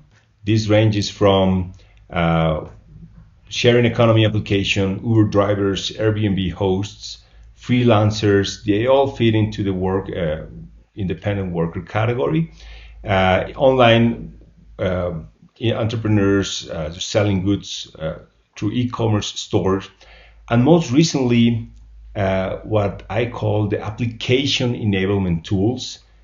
These are entrepreneurs who are using all the tools that our internet is giving us, from calendar optimization applications to no-code applications such as Bubble or AppSheet, recently acquired by Google, to launch software offerings that in another time, maybe a few years back, would have taken thousands of engineering hours to develop. So IoT is not alone, of course. There are also a lot of players in our market enabling a lot of the processes that before would have taken a very long time to develop or a team to do it. So the reason guys like Nick are able to launch these businesses without outside capital or without hiring a lot of engineers is because of these enablers that can help you create a production-ready application and go to market from week one. So in this next 6 minutes, we will review what those IoT businesses have in common. What are those common traits that are helping these IoT entrepreneurs thrive? So the first one is a problem worth solving. The second, a large enough market. And the third, a subscription business model. Let's dig in. The first one is a problem worth solving. So here's the checklist. First, are you solving a real business headache? Are there real measurable consequences to inaction or to the absence of your solution? A good way to say this is, are you selling a painkiller or are you just selling a vitamin? Are you just selling tech just because it's cool, or are you solving something really worth solving? Pablo from DataSense in Argentina is helping hospitals in Mendoza, his home city, to monitor temperature in the vaccine supply chain. Now, when this cold chain is disrupted, then the vaccines can be damaged and cost hundreds of thousands of dollars. So there's a real consequence, not to mention the risk of administering a vaccine that has been outside the cold chain to a patient and the potential risk and consequences. Second, is your problem unavoidable? Sometimes there are some regulations that suddenly create a business opportunity. For example, Valentin from Switzerland is helping Swiss regulators know whether constructors are damaging the soil or not. So he installs a very specialized sensor to know the soil humidity, and in this way he can alert the constructor whether they can work on a particular day or not, just to make sure that the soil is not damaged. The third part is the problem underserved. Sometimes the technology just enables very rapidly a new way of doing things. So this was the case for Roberto from his company Sosteco, who is using LoRaWAN and IoT and UbiDots to help the Park of Malaga authorities save water and garden maintenance fees by creating a smart irrigation system. Now, irrigation systems have been around for a long time, but the smart portion to it is just catching up. So sometimes your customers know that there's a new way of doing things, but they just have to catch up, and it is in your hands as an IoT entrepreneur to help them catch up. And lastly, is the problem yours? Nick from Farming was a great example because he began solving problems in his own farm, which gave him a first-hand approach to the solutions that his future customers will expect. So this is another way of saying scratch your own itch. And well, some of the greatest companies we all know have been born because their founders solved some problem on their own. A great example is Steve Wozniak. He used to say that he didn't invent the personal computer to change the world. He did it because he wanted a damn computer at his house, and it didn't exist back then. So then, Apple was born, and the rest of the story. Secondly, let's talk about the market.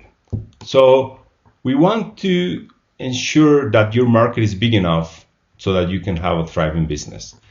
As a rule of thumb, in the venture capital world, venture capitalists are looking for $1 billion opportunities. They want to see evidence that you can execute to 100 million annual recurring revenue, take 10% of a global market. But again, this is a different world from the solopreneurship. So what does it mean for a solopreneur? So first of all, I would be more conservative. I would talk about a local market instead of a global one. I would take 5% instead of 10%. And I would aim at a business size of $500,000 to start with within 3 or 5 years. So that would give us a target market size of 10 millions. And believe me, there are way more $5, $10, $20 million opportunities than there are $1 billion ones. Now that you have a large enough market, you have to estimate it. So the best way to do it is to take an actionable metric. Don't use these crazy market reports that talk about billions of connected devices and how they will change our lives, because it's not an actionable metric. I even did this meme. I know it's a bit harsh. My wife said it would be too harsh to put here, but I think it makes a point. Don't do yourself a favor. Don't take these crazy numbers and start from a bottoms-up approach. Take a metric that is based on your business, be it amount of farms, amount of hospitals, amount of households with pets, and then start from the ground up by estimating an actual market size by multiplying the expected recurring revenue times the amount of units that you see in your market. So let's see how that looks like for our friend Nick. There are more than 80K farms in Australia, 17K in his region. 5% of that would be around 800 farms multiplied by an average of $50 per month will give us a $500,000 business. Now let's talk about the business model. So in the business world, the recurring revenue has become sort of a holy grail. Everybody wants it. Even a lot of brick and mortar businesses are looking for ways to go from one-off projects, one-off sales to recurring monthly fees as a way to transform their businesses and join the subscription economy. The good news for us is IoT is very compatible with this model for one simple reason. Your value offer has a lot of moving pieces that just have to be maintained on a monthly basis. There's no way you could just install this and forget about it. So let's go real quick through your value offer. From hardware to cloud, you got devices, you got connectivity. You have to integrate. By the way, there will be a workshop later about the UbiDots and TTI integration, there's a lot of moving pieces, as you can see, not to mention the support and the maintenance and the on-site presence that you have to have face-to-face with your customers to make sure that everything is running smoothly. So what have we seen in terms of recurring subscriptions from $1 per month to hundreds of dollars per month? It really depends on your sector. Agriculture being one of the ones more price sensitive. Smart cities, for example, when you have hundreds of thousands of smart street lights, for example, then they might be hesitant to pay $1 per device. So in those cases, we might be talking below $1 per device. And then in the upper side, you got very industrial applications or niche applications, healthcare, for example, in some cases, where you have very expensive equipment that you have to monitor. And in those cases, it makes sense for your customers to pay 50 or 100 or even more dollars per device per month. So the message here, guys, is this is the hell of a value offer. I'm pretty sure that in your region, not a lot of people know about all of these moving pieces. And this is the hard coded or codified knowledge around engineering. There's a huge portion of empirical knowledge, all the little things you learn while you're out in the fields, the things that only experience can give you, such as getting the right antenna positioning, the right, dealing with RF noise, dealing with weather, dealing with the right enclosure for your devices. So that's a hell of a value offer, and you might as well capture some value from it. So going back to our example from Nick, it is viable to become cash flow positive with 100 farms, for example, assuming we sell it at $50 per farm. But we know, there's a lot of upsell opportunities on a per customer basis.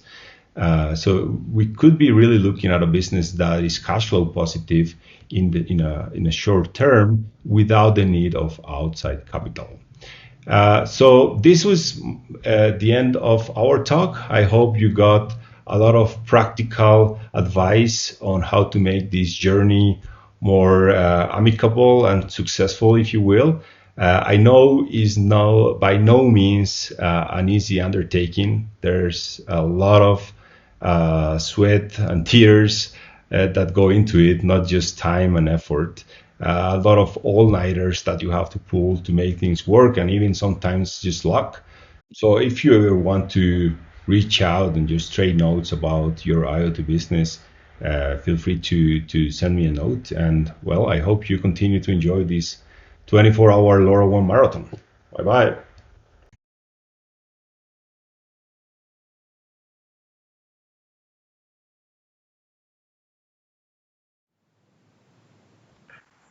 Okay, and we're back. Scott Waller here, CEO and co-founder of Thingy IoT. I'm broadcasting out here at Seattle, and with us we have Augustine, who just played the video about the path of the solopreneur. So we're going to do some live Q&A here, and I think I started a trend because before we got on our video here, he poured a glass of wine as well. So cheers from Colombia early, and let's get a couple questions out here. So we got one of them in the chat. What is your biggest challenge as an IoT entrepreneur yourself? Okay. Well, Scott, thank you very much. And thank you all for listening. Well, challenges, as I said, this is blood, sweat, and tears. So there's a lot of challenges involved in general in entrepreneurship. I think in our case, getting to product market fit is kind of the biggest challenges. Sometimes, first of all, what we define as product market fit is when you have a repeatable business. Sometimes you have validation, you have anecdotes of customers that use your product and they say great things about it, but that's customer validation. It's not actually a repeatable business yet. So there's a lot of tweaks. You have to iterate a lot. And that process just takes time, and takes effort and resources and money. And so it's really the challenge of building, getting to product market fit before you run out of cash. So that was a few years back, and I still remember it like, wow, like this is something that was really stressing. After you find a repeatable business, then you kind of see the everyday challenges that most entrepreneurs face. Yeah, that's great. I think there's a follow-on question too, and then you talked about in your video earlier around recurring revenue and subscriptions, right? Before you find that right market fit, things are. Is it important to gather in those, maybe at those early stages, larger, longer-term contracts, let's say government-funded contracts, to where they're not months but they're years worth, to where you don't have the constant cycle of billing challenges and delayed payments, et cetera. Just the income flow. Is there a desire to go towards those larger, longer term contracts versus shorter term? Yeah. So as a general rule, in software as a service, or now that we're adding the hardware piece into it, we might as well call it hardware as a service. In any subscription business, you want to getting annual recurring revenue as opposed to monthly contracts is a desirable way. It's a way to finance your own business. It's a way to get cash up front and not just every month. So it's definitely a way to go. And yeah, so that will be kind of the most important piece. If we zoom into that, it really depends on the type of hand-holding you want to do for your customers. In any subscription business, you got low touch, medium touch, high touch, and that's kind of the level of hand-holding that you want to do to your customers. There'll always one being a self-service product. Maybe you want to ship out devices, put it in the mail, have people scan a QR code and be up and running without talking to anyone. Or maybe you're working for oil and gas in the upper range. You need a more high-touch model. You have to catch a plane. You have to visit your customers face-to-face. So annual contracts are more common in that last type of relationship and less common in the low-touch approach. Yeah, that totally makes sense. I hear you there too. I'm building my business here as a solopreneur. Exactly. We went one direction, but then you look at those different challenges and what the resources first from you personally as the solopreneur, but also do you need to hire other folks? That travel gets in the way, but also how do you scale? I think that's a key thing.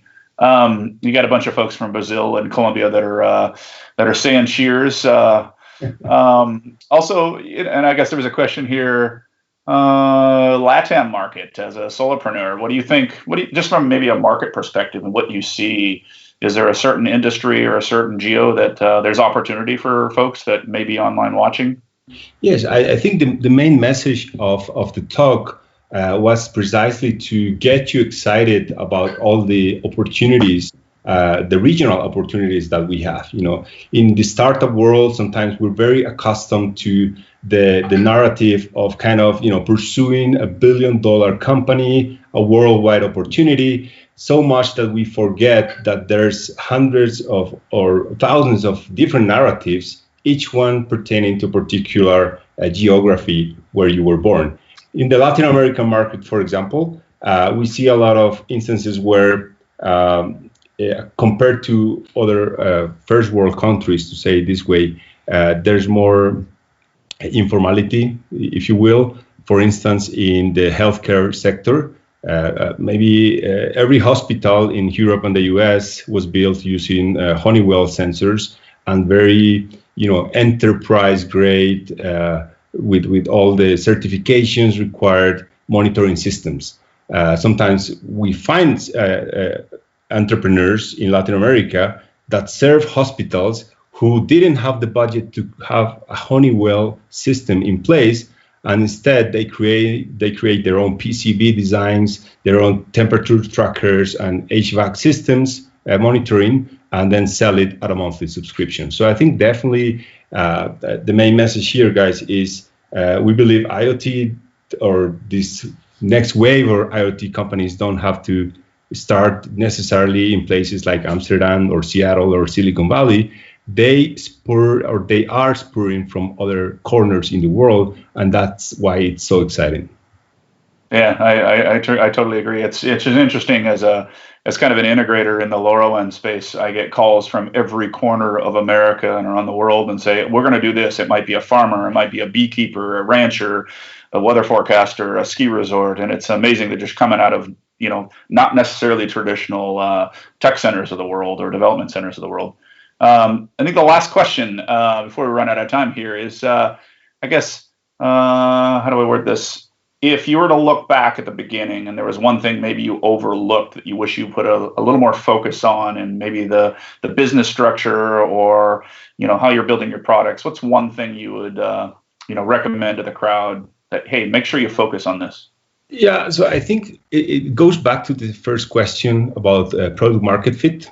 Sometimes when you are building a product, what you really have is a set of hypotheses. And the first time entrepreneurs like myself, if this was my first company, we tend to, because of maybe lack of experience, we want our hypothesis to be true so much that we take any validation as a point to say that, hey, this is going to work. But we forget the real mindset should be, we should challenge our hypotheses so much that if we don't find a way to make them false, then they're probably true. And that's exactly what happened at the beginnings of UbiDots. We launched a very similar value offer, but we were so happy about those little validators that we had, but that we forgot the remaining 99% that was in purchasing the product. We forgot to talk to that 99% and instead only focus on talking to the 1% that were saying the things we wanted to hear. So definitely talk to the how we call it, the graveyard of customers, and that's where you find the real answers. Yeah, to listen to them because they might be pointing out a flaw in your strategy. Yep. So, we got a bunch of questions that are coming through here. It'd be great if you can hop on, but I know we're running out of time here. Just hop on the YouTube channel and you can answer those in line. I want to thank you for your time here and broadcasting down from Colombia. And stay home, stay safe, take care of the wife and kids at home. Cheers, guys. Cheers to a glass of wine. Cheers, Scott, and thank you to all the TTI team for making this possible. We're at 15, almost 16 hours in, so hats off to those guys. I think they need a glass of wine or two right now. So cheers. So good to see you, and we'll keep in touch. Same here. Bye. Okay, next up, we got Don Rothroff. I hope I pronounced that right. Product developer at Sensatera. He's going to be talking about smart agriculture with Sensatera. So with that, off to Don and his video, and we'll be back in a few minutes.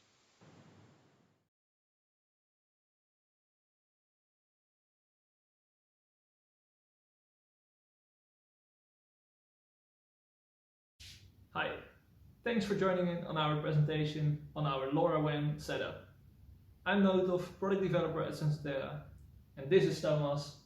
Hello everyone, my name is Thomas Willemaker. I'm the Customer Success Manager at Sensatera. At Sensatera, we care about water usage, plant and tree health, and optimal yield from your field. Watering your plants and trees at the right time is key to avoiding plant stress due to drought and overwatering would flush out your fertilizers.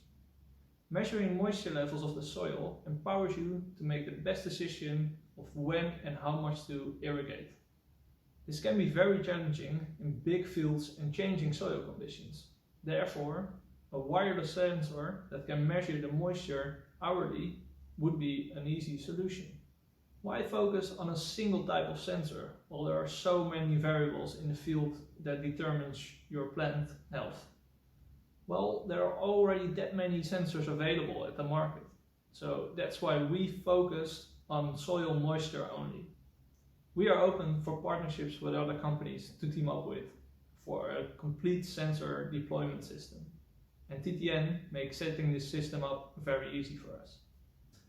Our sensors is what we call farm tough and easy to use. There are no buttons on the sensor, no switches. It's a one-off design made out of reinforced plastics and corrosion-resistant metals. They are ready to be thrown in the back of a truck and driven into the field.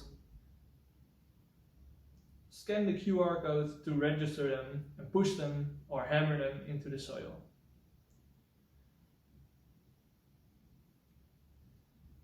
The customer can then read on his or her smartphone or on the website in easy-to-use graphs. Let me walk you through our setup. This block is what the customers see. A very simple, easy-to-use sensor, a plug-and-play gateway, and a user interface. For Sensotera, it goes a little bit deeper.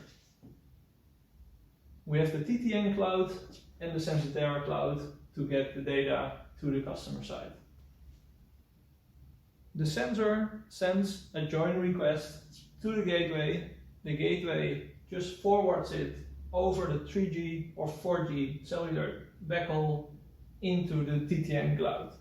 The TTN cloud sent an acceptance back via the cellular backhaul. The gateway passes it through the sensor, and the sensor receives the acceptance that he is able to join the network. Then it all starts, because then every hour the sensor wakes up, does a measurement in the soil, processes that measurements, makes it a package, sends it to the gateway forwards it into the network, the TTN receives it and forwards it to the Sensotera backend, and in the backend we process from that package, which contains the moisture level, the signal quality of the LoRa, and some other specs like battery level. The measurement is a raw measurement which we map with our calibration curves, and the customer sees the final end data on their smartphone, website, or in the open API. Okay, let's take a look at our sensor. The sensor, got one here without the lid, where you can see the PCB, a radio module, an antenna, and underneath the PCB you will find the batteries. We had to make a very difficult trade-off to make this sensor hammer-proof, farm-tough, and easy to use. There is an accelerometer. When you put it upside down, will wake up the sensor, and we use spotting to keep all materials in place when they get the accelerations from the hammer, and that everything stays in one piece in the soil to do its measurements every hour. Now let's take a look at our gateway. We use the conduit from Multitech and we pre-provision it to TTN so that the customers only need to attach the antennas and plug in the power supply. This gateway is for indoor use, but our sensors are outdoors in the field in extreme environments. So that's why we use the extended antenna from Tauglas and use a cable to keep the gateway inside, and the antenna can be mounted outside.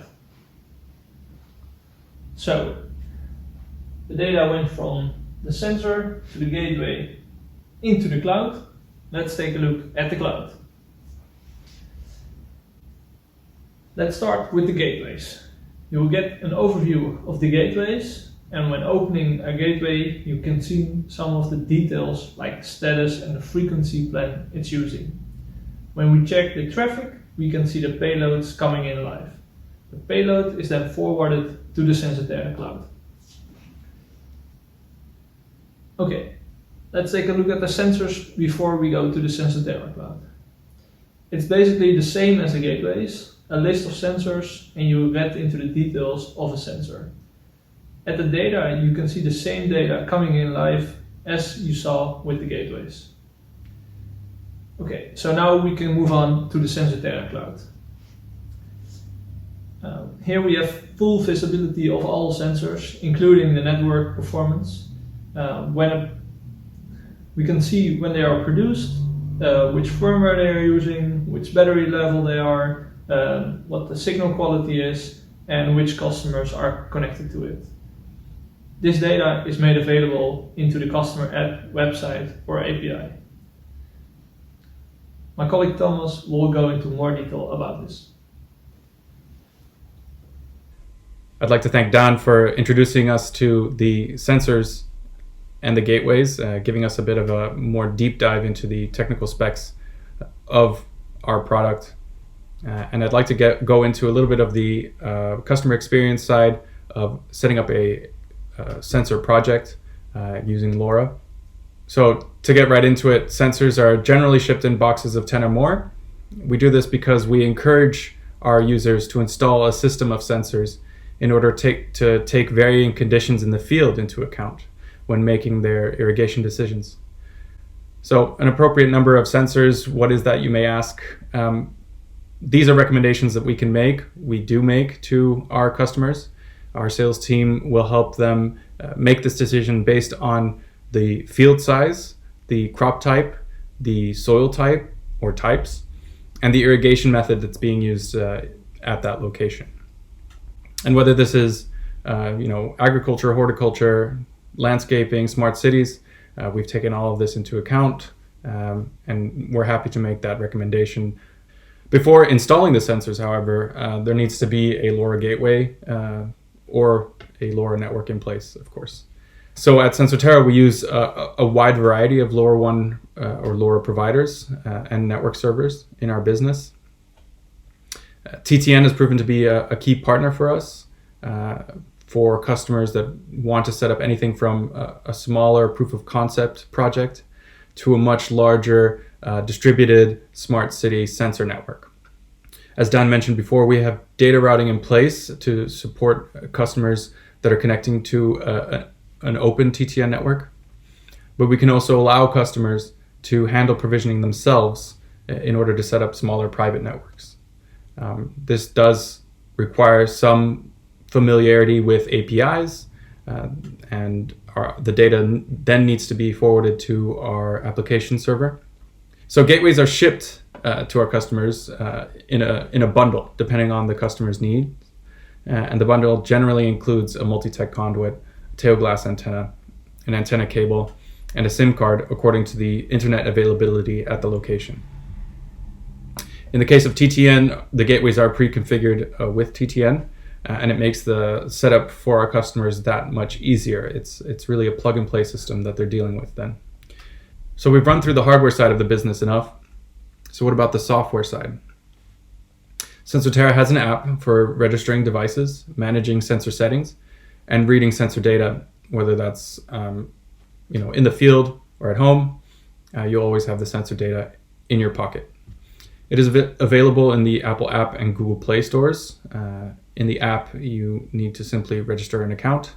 And once that's completed, you can tap on Setup in the horizontal menu at the bottom.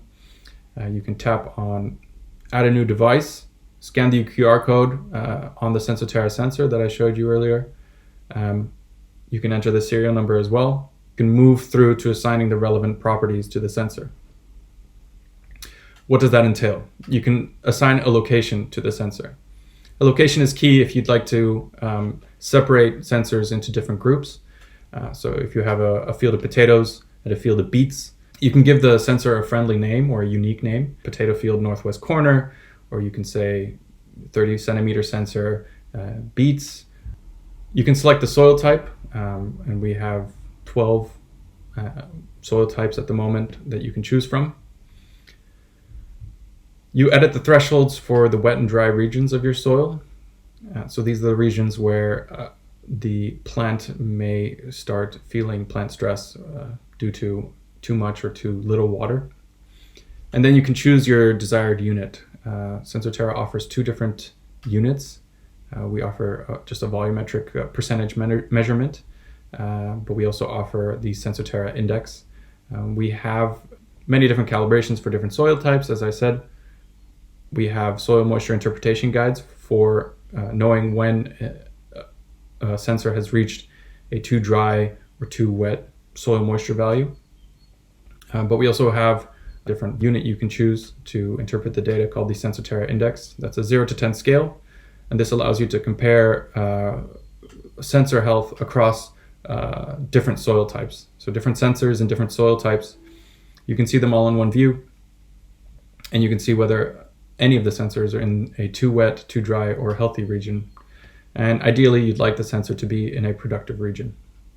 So once the sensor is installed, once it's been shaken, pushed into the ground, it generally takes about 5 minutes to an hour for the sensor to make its first connection with the LoRa network. So besides our SensoTerra app, we also offer the SensoTerra web monitor, as we call it, available at monitor.sensoterra.com. And the web monitor is really very similar to the app in its features and functions, but it also allows you to get the sensor data on a larger screen and see graphed data more accurately. So you can still manage the sensor setting, you can read the sensor data. An added benefit of our monitor site, our web monitor site, is that you can download sensor data to an Excel sheet. And this is for people who might want to do some extra analysis or interpretation of data for their sensors. All of these SensoTerra data for your account can be accessed via our Open API.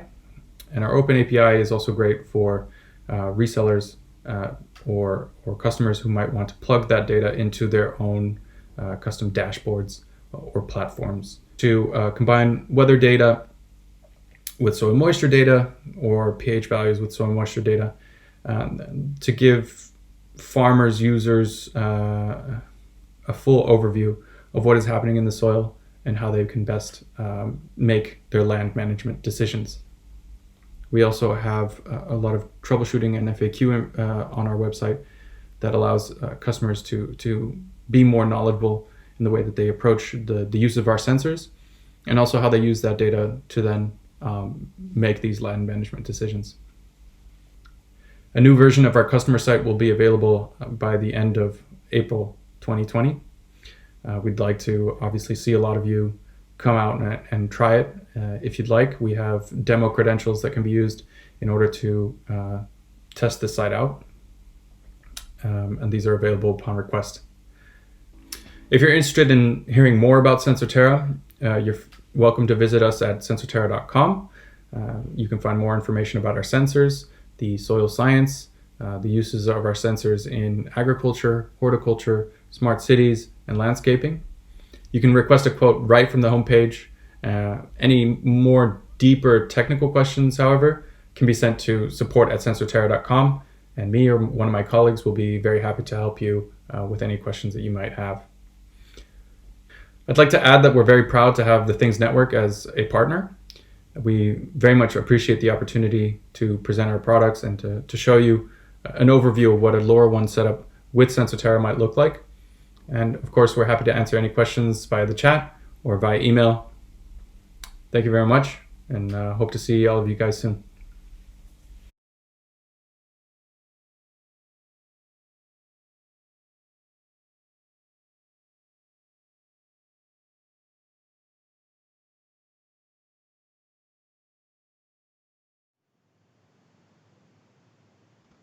Hello, welcome back everyone. Scott Waller, CEO and co-founder of Thingy IoT here from Seattle. We're wrapping up, I think the 16-hour mark here on this worldwide marathon. So I just want to go through a few of the little projects we've been working on here at Thingy IoT in the environmental monitoring and agriculture space. So thanks, Don, for your video and what you guys are doing at SensoTerra. I think it's definitely the, no pun intended, but a right market in the ag space to develop and deploy LoRaWAN networks worldwide. So what we've done at Thingy is really establish a set of partnerships with key manufacturers and software companies so we can grow and develop the LoRaWAN market here in the United States. We're privileged to have all the work that was done, out of Amsterdam and all the folks over in Europe and the companies that are innovating and driving the LoRaWAN ecosystem. It's spectacular to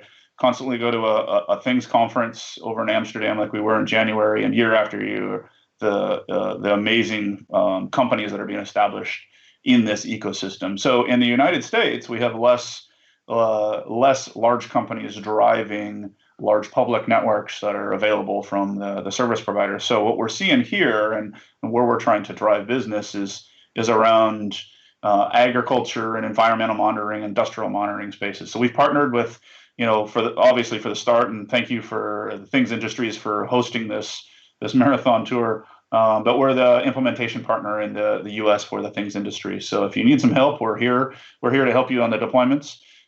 We really focus on partnerships from the sensors into the gateways and the backhaul connectivity, getting you into the LNS systems, and then get that data out to the cloud or whatever your endpoint application. We're not focusing in that space. We're focusing on that connectivity piece because out there in this wild, wild west, it's not just LoRaWAN. There's LTE and working with also the satellite providers. And it's cool when things like satellite connectivity really start connecting, and you have things like Lacuna Space that are driving the LoRaWAN ecosystem as well.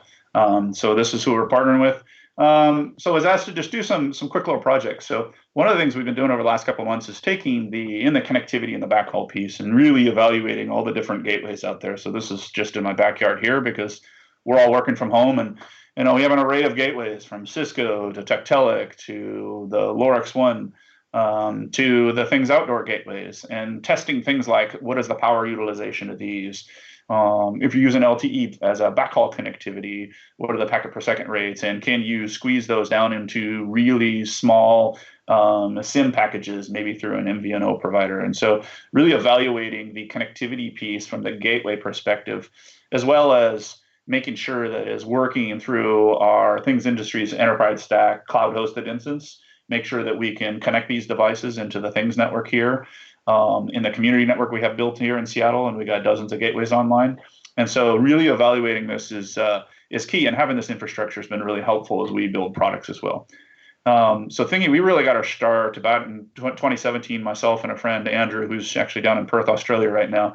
There was an innovation challenge to develop a PM 2.5, CO, CO2, and ozone. They're byproducts of combustion, and obviously they're byproducts that you're going to see in wildfires. And so wildfires have been big, both in the United States and abroad, and definitely down in Australia. So it's pretty fitting that the government organizations pooled together into a grant-funded challenge for folks to go build a portable wildfire detection system that measures. We're not talking home-based things you get off of Amazon, cheap little sensors. We're trying to integrate those sensors and evaluate those over a long period of time with the federal agencies and compare those against regulatory monitors. So the cool thing that we did is we built this. It was called Thingy AQ.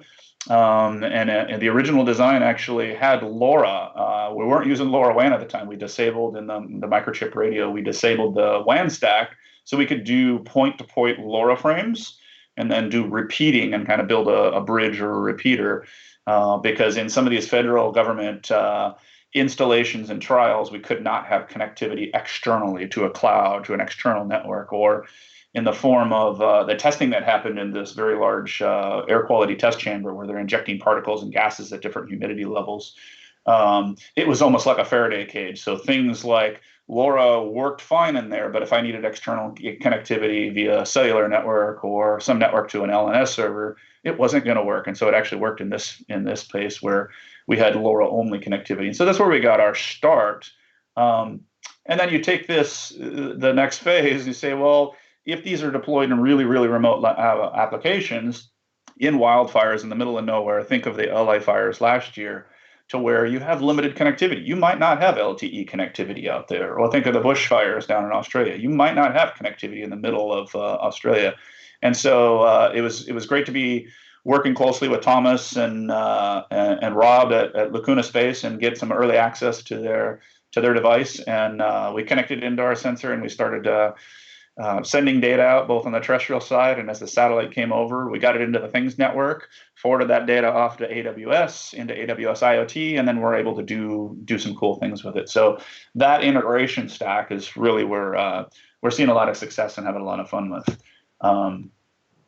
The other projects we're working on is a lot of it is in agriculture and environmental monitoring. I've spent years as a ski patroller working up in the mountains and dealing with weather forecasting and avalanche forecasting at a local level, not at a large regional level. And one of the challenges we've seen is these traditional data and weather loggers. There's a ClimateView 50 that's sitting right there, a traditional Campbell Scientific Weather Station. But the whole aspect, Reiner was talking about having his soil moisture sensors and enabling LoRaWAN, and Sensatera is enabling LoRaWAN in these ag spaces. But one of the challenges we see in more of the meteorological side of the world, less about the farmers who want to get enabled to get data and new types of sensors in different places of the farm, but the decoupling of what was traditionally a data logger and the sensors were wired to it, to now being able to disaggregate these and create distributed discrete sensor systems.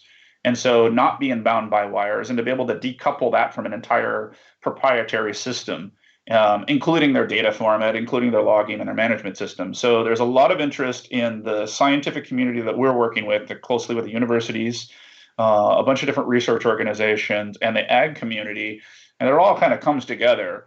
We're trying to, as a connectivity provider and as an integrator, bring the right solutions to market, and making sure that we get the right set of sensors and the right set of gateways and help them in the backhaul connectivity to get their data. Because once we do in this open system, it really unlocks the ability for collaborative efforts in gathering different types of sensors and different types of data points. You aggregate that into an open system, and now your data and the modeling you can do, you're decoupled by what was traditionally a proprietary system. So we have, obviously, even in ag space, our air quality sensors, which are measuring particulates and gases in the air and temperature, pressure, humidity. And then we have these other two, the anemometer and the helical shield right there is by Barani Design, and they do a great LoRaWAN enabled and Sigfox enabled system that uses naturally aspirated helical design. And so with that, you don't have a fan aspirated, which draws a lot of power, and so it reduces the power. And then soil moisture sensors, we've got some new ones we're testing from Tektelic. So the cool part is we're really trying to unlock in these ag and weather-based systems by utilize the open system of LoRaWAN. And so these are some of the things we're dealing with. And the cool part is we get to see and build new partnerships with sensor manufacturers and bring those to our customers. So that is all I have here. Let me stop sharing here. Okay, I think I'm now on video here. It's been a pleasure being with you all for the last 2 hours from sunny Seattle here. I'm going to start up my next second glass of wine, thanks to Reiner for triggering that for all of us here. Next up is Adam Benzian. He's from Hackster, local out of here in Seattle. So hopefully I'll get to meet you soon, Adam. Thanks. Cheers. Everyone stay home, stay safe, and thanks Things Industries for putting this on. Cheers. Have a good day.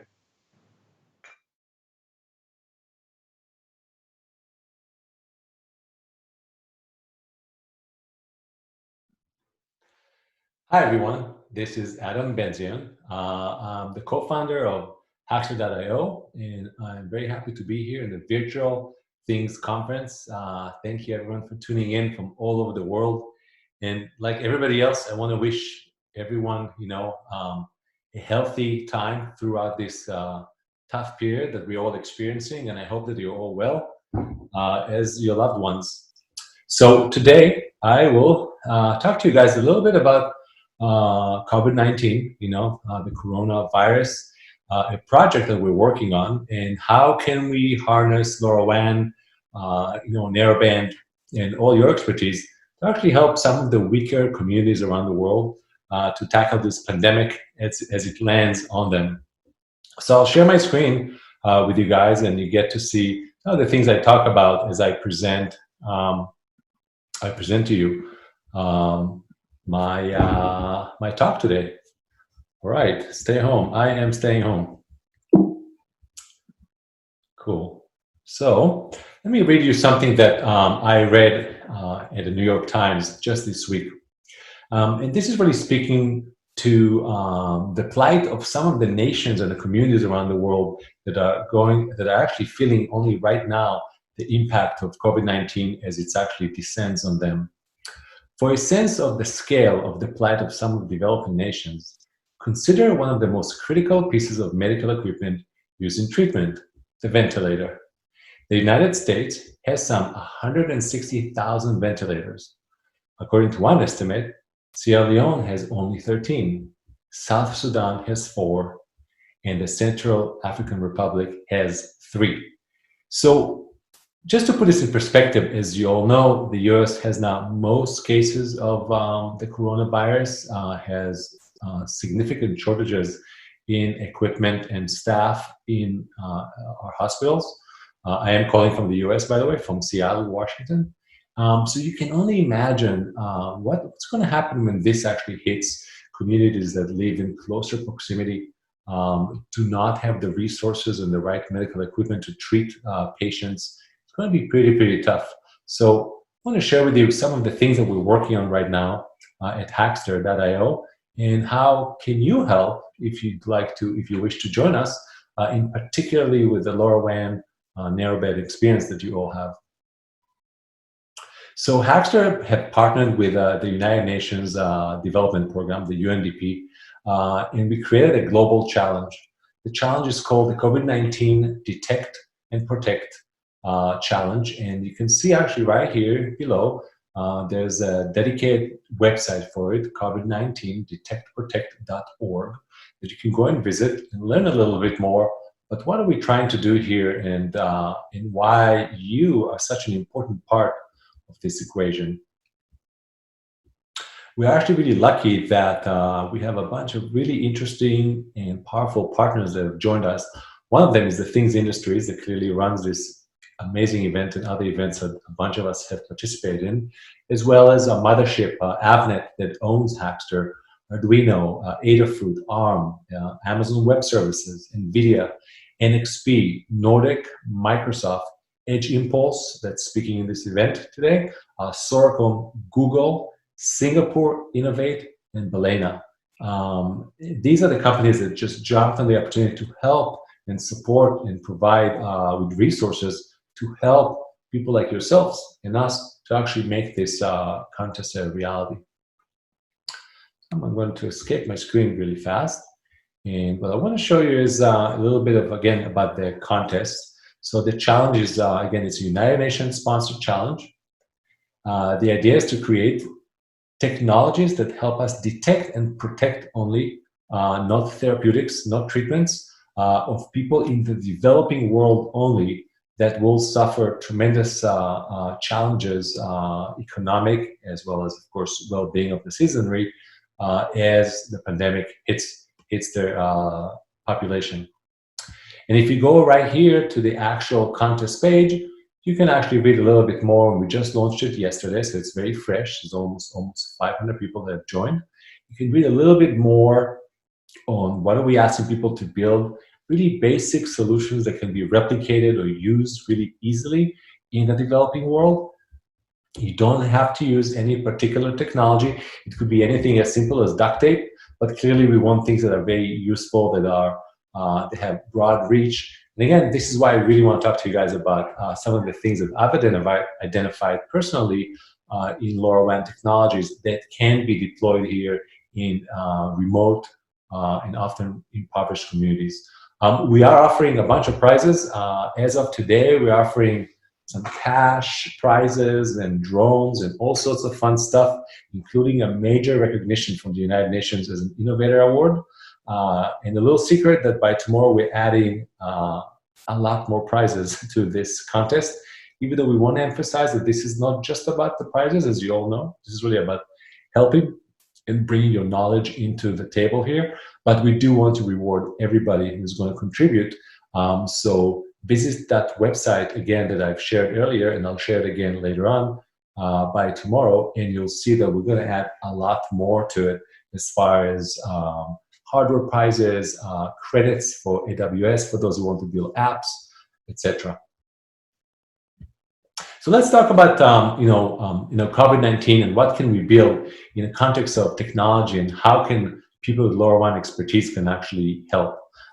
We've created a special topic on the Hackster.io pages for COVID-19 that can actually track different innovations that people are building, including detection, protection, touchless systems that allow you to actually reduce contamination, etc. I'll give you, for example, one of my favorite examples here on Hackster is this disinfection sanitation tunnel. It's very practical, but it really says that some people have essential jobs like policing and healthcare workers that need to go to work regardless of the pandemic. And simply by offering them some sort of a sanitary and sanitation disinfection station as they walk in and out from work, that in itself can actually create a lot of good in the world and help people, contain the spread of this disease. So this project is really cool, super interesting. It's called the Smart Disinfection and Sanitation Tunnel. You can see it has all the components, everything people need to build, and that's what we're looking for, something that anybody in the world can take and replicate. And effectively, it creates this system that you can walk into this tunnel. There's a vapor that actually covers your body with a disinfectant solution, and it actually helps you stay a little cleaner, definitely reduce some infections. It's not 100% effective, clearly, but it definitely helps. Food markets, offices, shopping malls, airports, bus stops, railway stations, and police stations. And imagine again, think developing world, places that are a bit more crowded, that places that don't have the luxury or have a lot of space, etc. So this is how it works. For example, they show you exactly how the pump actually create the vapors in the tunnel, actually even what kind of solution to use. It's a sodium hypochlorite, and exactly how to mix it up, how to create the solution based on a Raspberry Pi, and the CAD files for the actual structure, including the water tank and the vapor valves and everything else, the fogger rather. So these are the things that we're looking for. Now, if we really kind of dig in and thinking particularly about LoRaWAN, so we're talking about, when I was talking to my friends at the UN and I was asking them, what are we talking about here? Give me an example of a community. They actually Googled with me different types of communities in Africa. And I don't like to say Africa, which is always like a sort of a poster child for poverty, because it's absolutely not. Africa is not a poster child for poverty, it's a poster child for progress. But it is a fact that there are remote communities in Africa that do have very simple, basic healthcare facilities. There are remote, they don't have a lot of, they don't have a network infrastructure. And this is where LoRaWAN becomes super interesting, because a big part of fighting this pandemic is information of how to actually, social distance correctly, understanding heat maps and where things are happening in a big way or not, where to get tested in the future, also where to get vaccines. And all of that will depend really on information and how we actually disseminate it. And thinking through LoRaWAN networks that will help anybody in these locations, with low cost and clearly narrow bandwidth, to create local networks that allow even the most remote communities that might be completely forgotten and left alone to get the information they need, even through a single person that is a community leader. That's going to be really, really critical. So for example, I even look at this particular LoRaWAN network using the Things network, and if you think about creating, some sort of a virtual environment like this that can be disseminated and placed, nodes can be placed through very simple gateways in remote communities, that in itself can create something so specific and so helpful. You can imagine creating an application that maybe notifies people of help or a new behavioral pattern that was discovered to help people either with treatments or with prevention. And then, the application, goes to the application server, to the network server, through the gateway, and eventually it goes to the edge device, to the end services, which could be a notification node, it could be a phone, it could be all sorts of ways to communicating. So this is where LoRaWAN is extremely interesting and extremely useful as we think through solutions for this pandemic in the developing world and remote communities. Another thing is, very similarly, if you think about smart cities, even though smart cities, this is always spoken of in the context of a modern, Western, wealthy sort of city that has lots of automation, etc. But think about it in the context of a place that actually does not have resources and is disparate and does not have persistent Wi-Fi or LTE, or in some new cases 4 and 5G soon. So also thinking through GPS system positioning and how LoRaWAN nodes can actually keep citizens aware, again, understanding where to get help or communicating with other communities that are assisting them in combating this pandemic. Extremely useful and extremely relevant to what the world needs right now. So again, if you have an expertise in this LoRaWAN shields and really understanding, how to build something that can simply help people pass through information from one place to another at a low cost, low bandwidth, and simplicity, we'd love to hear it, because we believe that these are the things that are going to get deployed and help people in these areas. I picked a couple of more that I really liked.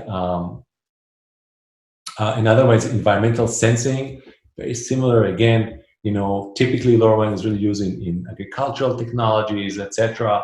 Let's think about it also in the context of humanity in sensing temperature sensors and all sorts of other environmental sensors that might trigger possibly hot zones whereby there's a lot of human traffic, that you can see maybe fevers are increasing in an abnormal way that should be alerted and should be handled. So thinking about environmental sensing in the context of LoRaWAN, also very, very interesting, can be deployed in a very intelligent way in doing things that could really help and save lives. So the last thing that I want to share is, again, the GPS mapper for the Things Network, again, being powered by LoRaWAN.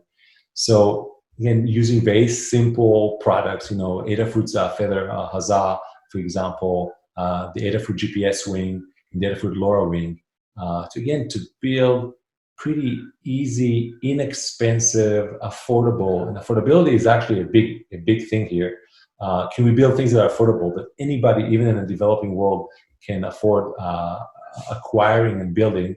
That is really, really interesting and important, because we can then take all this knowledge that will be aggregated in the context we're trying to build, and will be transferred into these developing countries and into different types of innovation centers.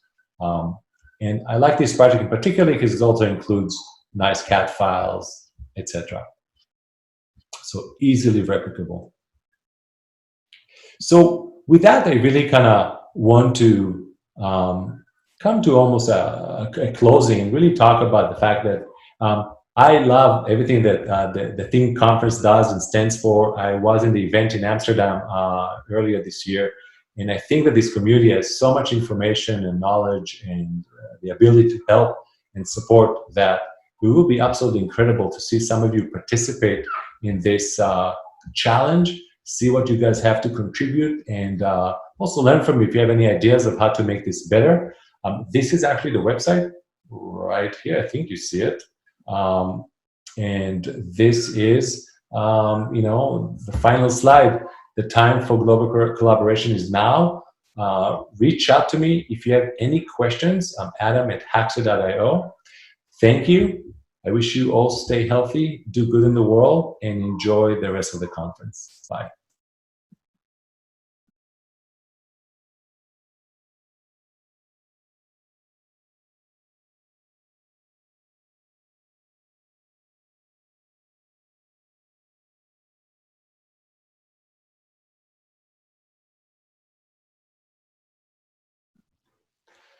Hi, everyone. This is Adam Benzion. I'm the co-founder of Hackster.io, and I'm very happy to be here in the Virtual Things Conference. Thank you, everyone, for tuning in from all over the world. And like everybody else, I want to wish everyone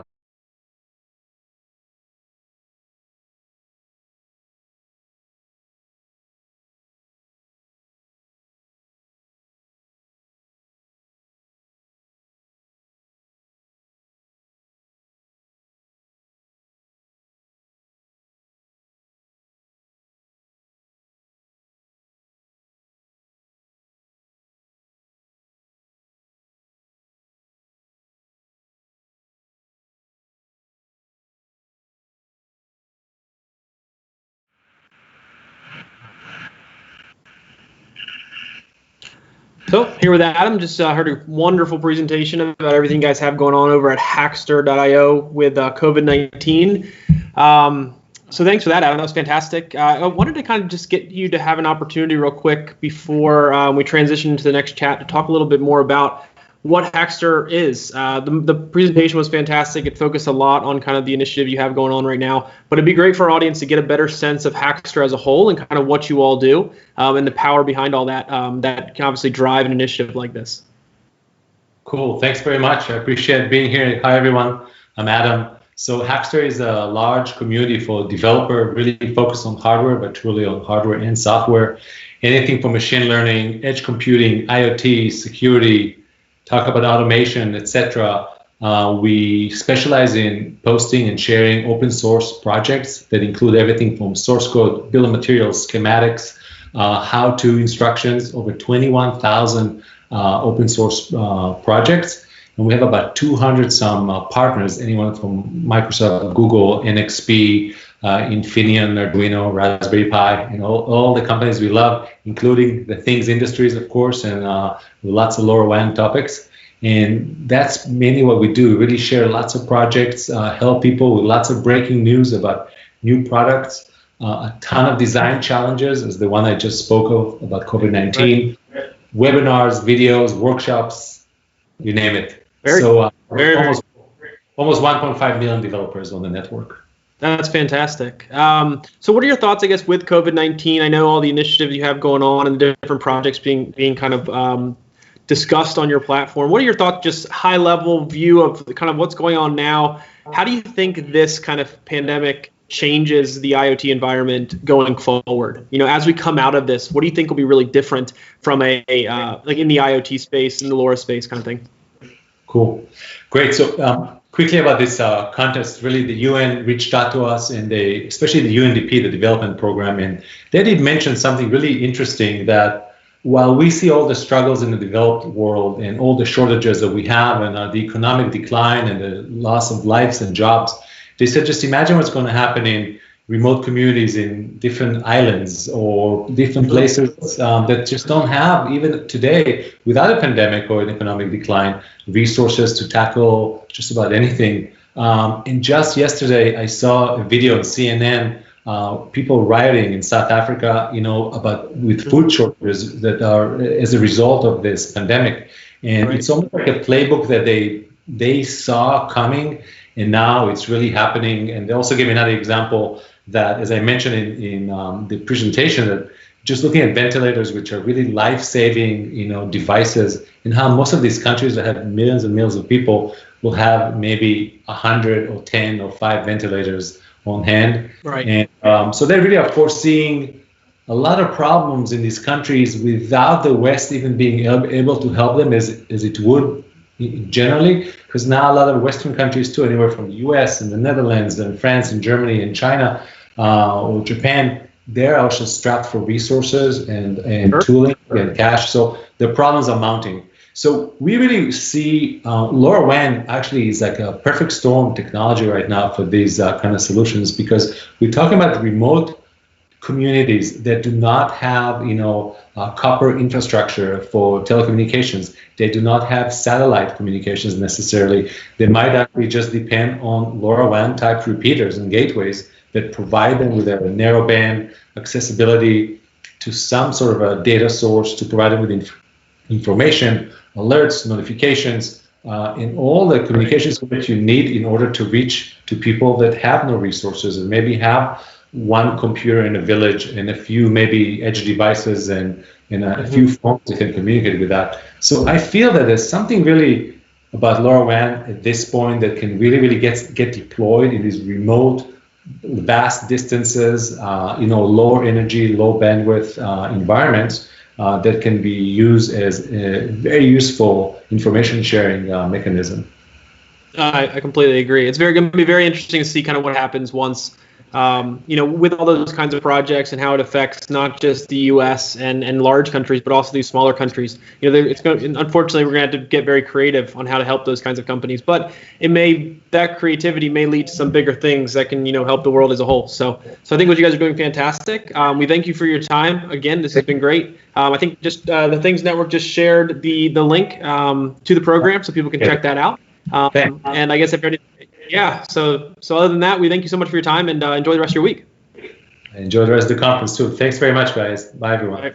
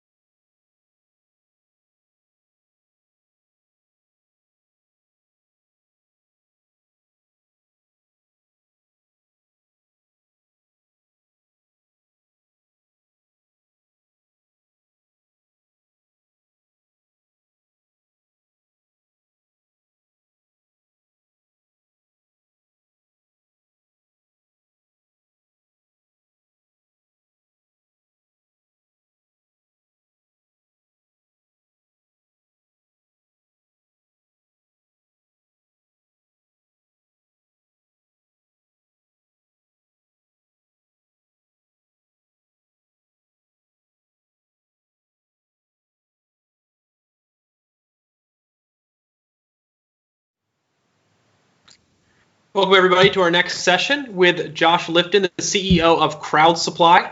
It's going to be a very interesting conversation. We're going to be able to ask him kind of a ton of questions after he goes through a brief presentation about his company and kind of creating successful deployments.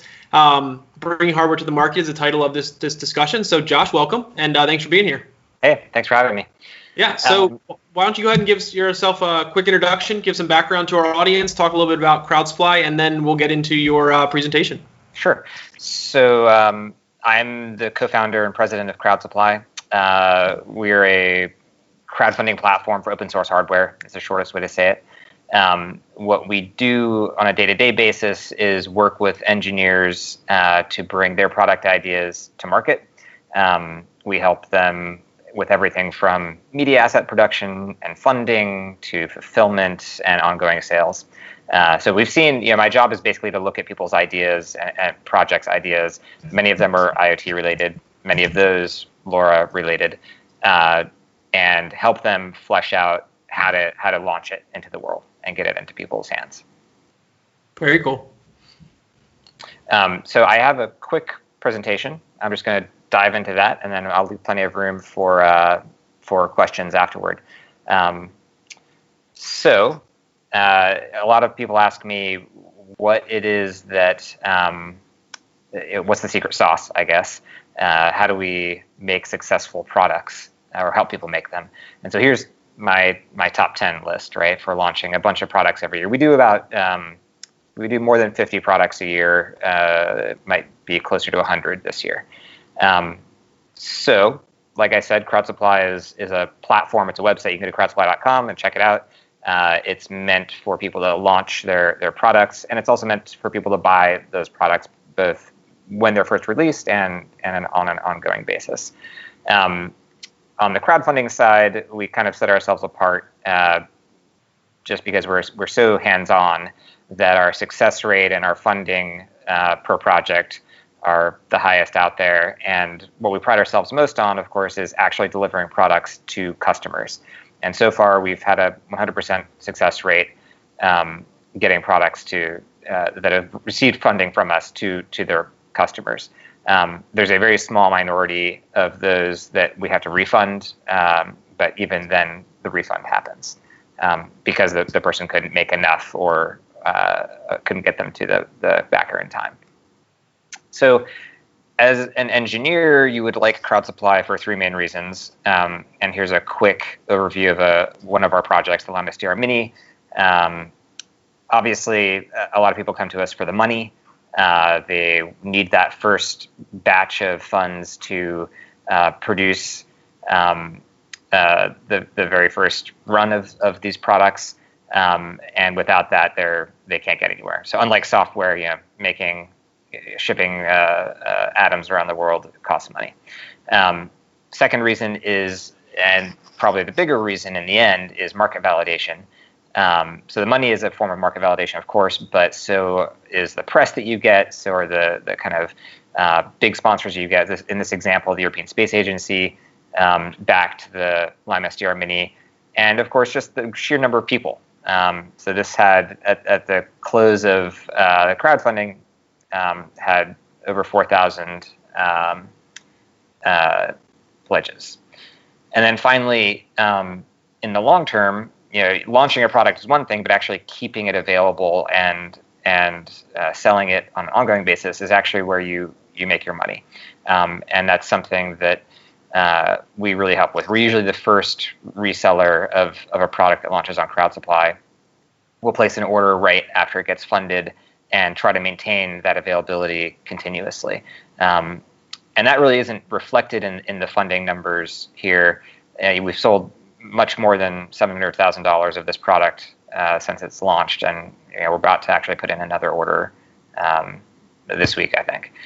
So that's why engineers like us, our methodology is a lot of kind of lessons learned the hard way in many ways. We've been in business over 7 years now and launched hundreds and hundreds of campaigns. So here are some of the heuristics and tactics that we use. I'll just run through these real quick. So first, in product land, the minimum viable product, the MVP, right, is really your minimum order quantity. So MVP equals MOQ, right? What you need to do is get some products made and shipped. So what's the minimum number that you can make economically speaking and logistically speaking, and then ship out to customers. Here are two examples. I won't go into these examples in great detail, but the Morpheus product, they already had a few made when they came to us, so the minimum order was 0 essentially. Circuit stickers, on the other hand, they needed to set up an entire production line, and so the minimum order quantity was a bit higher. Number two is that for the purposes of crowdfunding and getting that initial marketing push, having a product that addresses a niche market is actually much better than having a product that addresses a mass market. The reason being, in a niche market, if you tell a single person about the product, they're well connected with all the other possible customers. And so word spreads very quickly, and you can do content marketing as opposed to paid advertising for many of these products. In this example, the USB Armory is a very specific product for information security professionals, and they were all talking about it when it launched. We didn't need to go far beyond that. Number 3 is that cold hard cash from sales is worth so much more than venture capital from investment. Sure, there's the non-dilutive aspect of sales, but it's also just a immediate validation that people like your idea. So here are some examples of 2 other Lime campaigns by the same company that did Lime SDR that I showed earlier that have done well and proved these products using sales rather than investment. Number 4 is that it's very true that ideas are a dime a dozen, and I think they're actually worth less than that. You can have a great idea, and it doesn't matter at all, right, if you don't execute well on it. Similarly, you can have an idea that's been had before, and you execute it so well that you're successful. So here are 2 examples of that, right? Like a dev board for an ESP32 is not a new idea, but TinyPico did an amazing job of execution and really blew it out of the water. This is one of our top selling products by volume. Similarly, Hesty Pi Touch is a smart thermostat. There are plenty of those already, but they made a good splash with the open source nature and privacy protecting part of it. So they executed it really well. Number 5 is that earned content is better than paid ads, at least for crowdfunding stuff. Sure, there's a place for paid ads, and there always will be, but for a niche product that you're just launching via crowdfunding, it's so much better to spend your energy and money and resources creating good content that people will appreciate and learn about your product from than paying and monitoring for ads. And that's because earned content is people don't consider it an ad. It's like I said, you earn that attention. You don't pay for it. And both of these products are good examples. The Novena and the High Five Unleashed were great examples of content that got people's attention to the product. Number 6 is that even though there are many naysayers and trolls out there, especially as you edge in closer to consumer grade products like these 2, like the Pocket Sprite and the Ultimate Hacking Keyboard, what matters is delivery, and that the only way to crush a troll is to actually deliver on your product and deliver on your promises, which both of these did very well. So delivery is number 1, and that is the best way to avoid a customer support disaster. Number 7 is that you could try to launch a product without a plan for how it's going to be successful, but the launch and selling it afterward. But the chances of you being successful are probably less than if you just bought a lottery ticket. And so you're better off just buying a lottery ticket if that's your plan. However, if you have a good plan and you execute it well, then your chances of success, it's not really a chance anymore. It's just a matter of execution.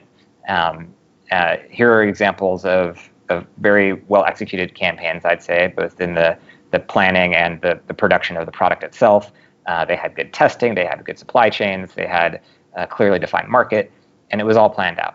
And if you had that plan, there shouldn't be any surprises. Number 8 is that happy users are those that feel like they have their rights retained. And so at Crowd Supply, we have the proclamation of user rights is what we call it. Here's a very one-word description of each of these rights. You can read more about it on the website. But basically, the idea is that you are treating your customers with respect, respecting their privacy, their security, their ownership. You're making a product that they actually want to have, and that was not just going to be obsolete right away, and that they have true ownership of that in the sense they can talk about it, they can share it, they can modify it and find out how it works. So these are all things that are important to users, and it goes a long way to building that initial user base and that goodwill. Number 9 is that similar to what I just mentioned or about user rights, that open source for crowdfunding is a much better play than intellectual property. That's not to say that intellectual property doesn't have a place in the world, it certainly does, but if you're crowdfunding as your initial go-to-market, then, and you're relying on intellectual property as your main, holding onto that as your main value, then there's probably something not quite aligned correctly. Being open source, there are so many advantages to it, from customer support to building up that initial community and evangelism about your product. I can go on and on about that, and that's why we encourage all of our launches to have as strong as possible open source bent. And finally, there's a lot to be said for automation and filling out forms and getting approval that way and checking boxes. But for something as complicated as launching a product that's new to a market you may not understand, there's nothing replaces interpersonal interaction. And because we launch products from all over the world, we can't meet with everyone in person, although we like to and we can.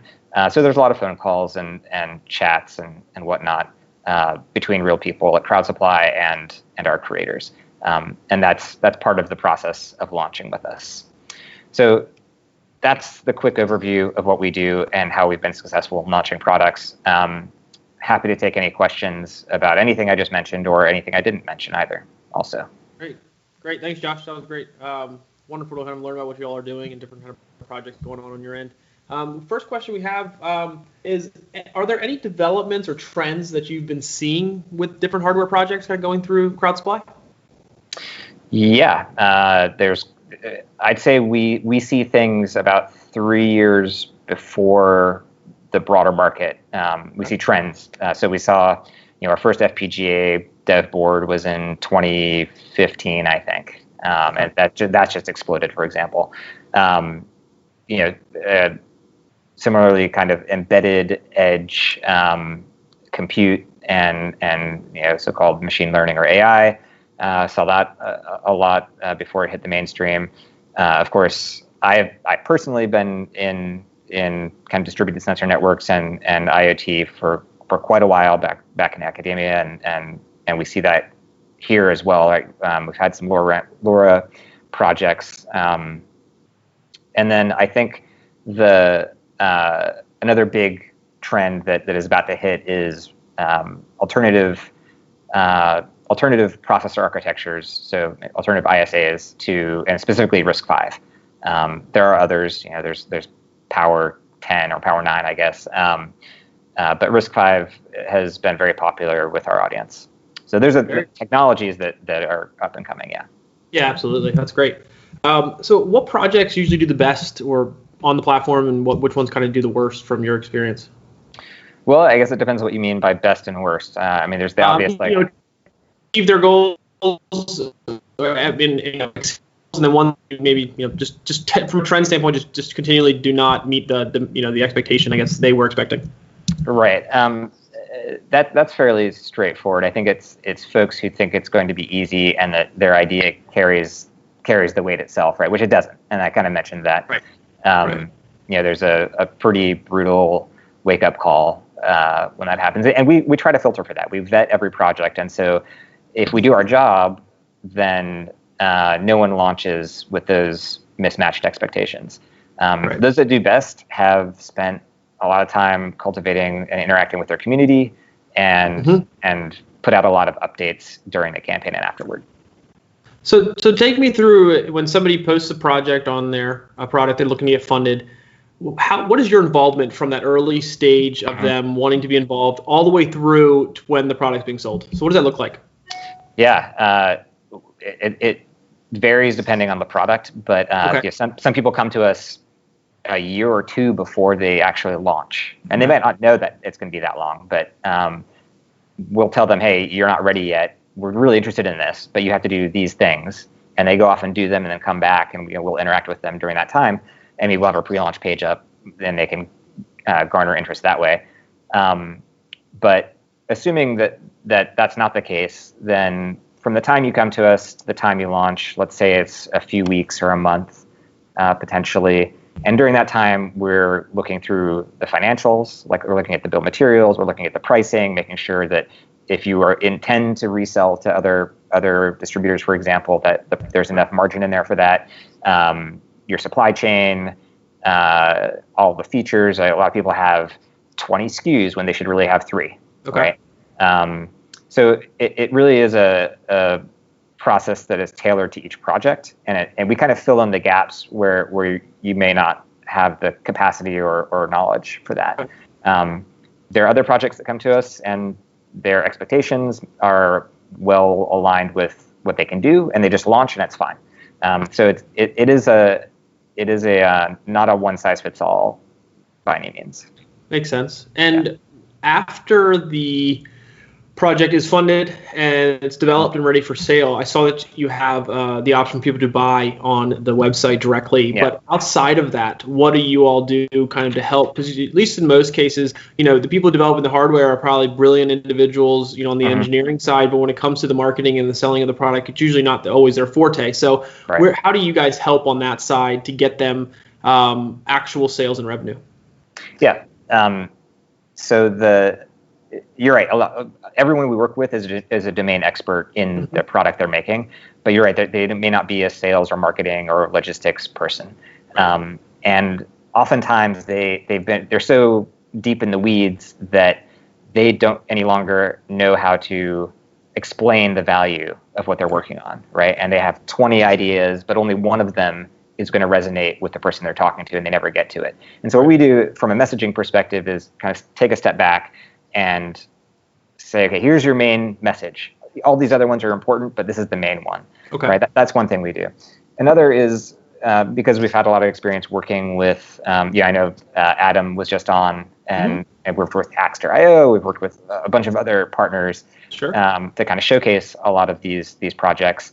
And we know what resonates with those platforms and what will drive traffic for them. So we assist in that. We also do a lot of media asset production. So we'll actually do the videos and the photography a lot of the time.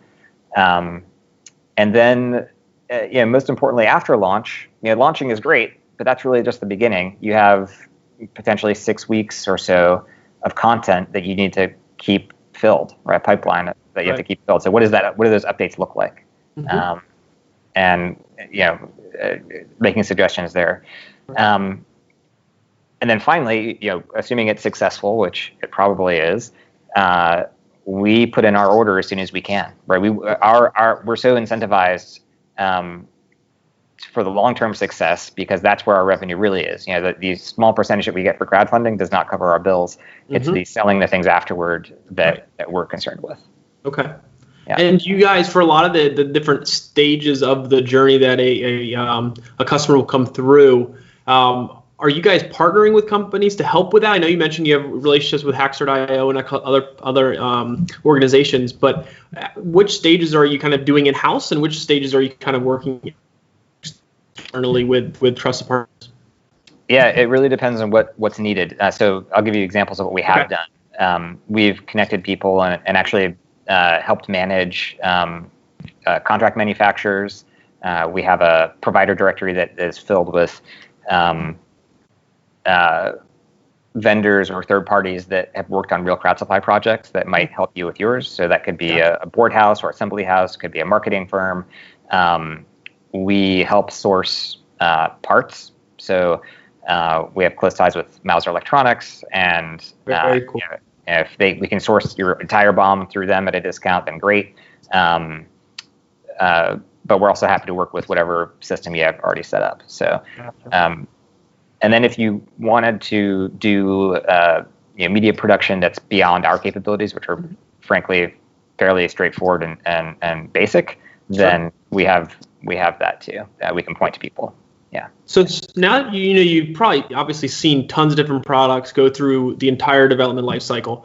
on the hardware side. So what are some of the biggest challenges during that life cycle or common pitfalls that may be worth kind of mentioning to those out there that are interested in getting involved in crowd supply or building hardware in general that you've kind of learned from just seeing this in excess? Yeah, I think that there's a very clear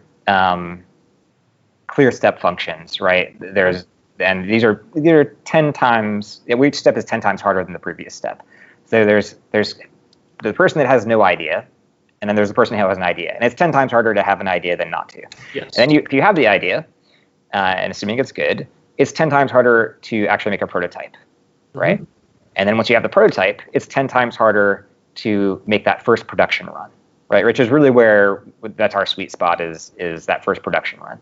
And then once you've done the first production run, it's 10 times harder to keep it in production on an ongoing basis, right? And most people, if they get there, they're happy. But then they start thinking about other products. And so then it's 10 times harder to maintain your initial product and have a new product come out.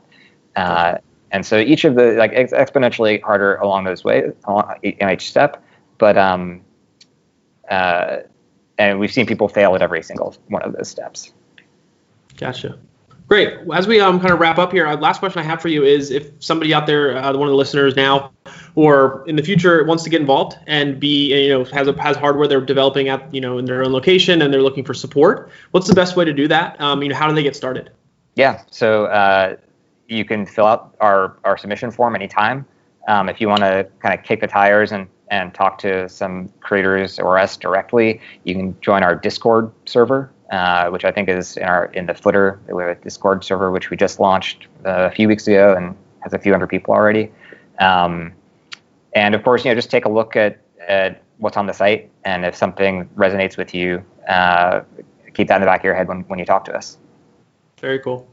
All right, Josh, we appreciate your time, man. This has been great learning about what Crowd Supply has going on, and I'm sure there'll be more questions coming through in the chat. So feel free to jump over there and just answer any questions that come through. But thanks again for your time, and enjoy the rest of the conference and your week. Great, likewise. Take care. You too.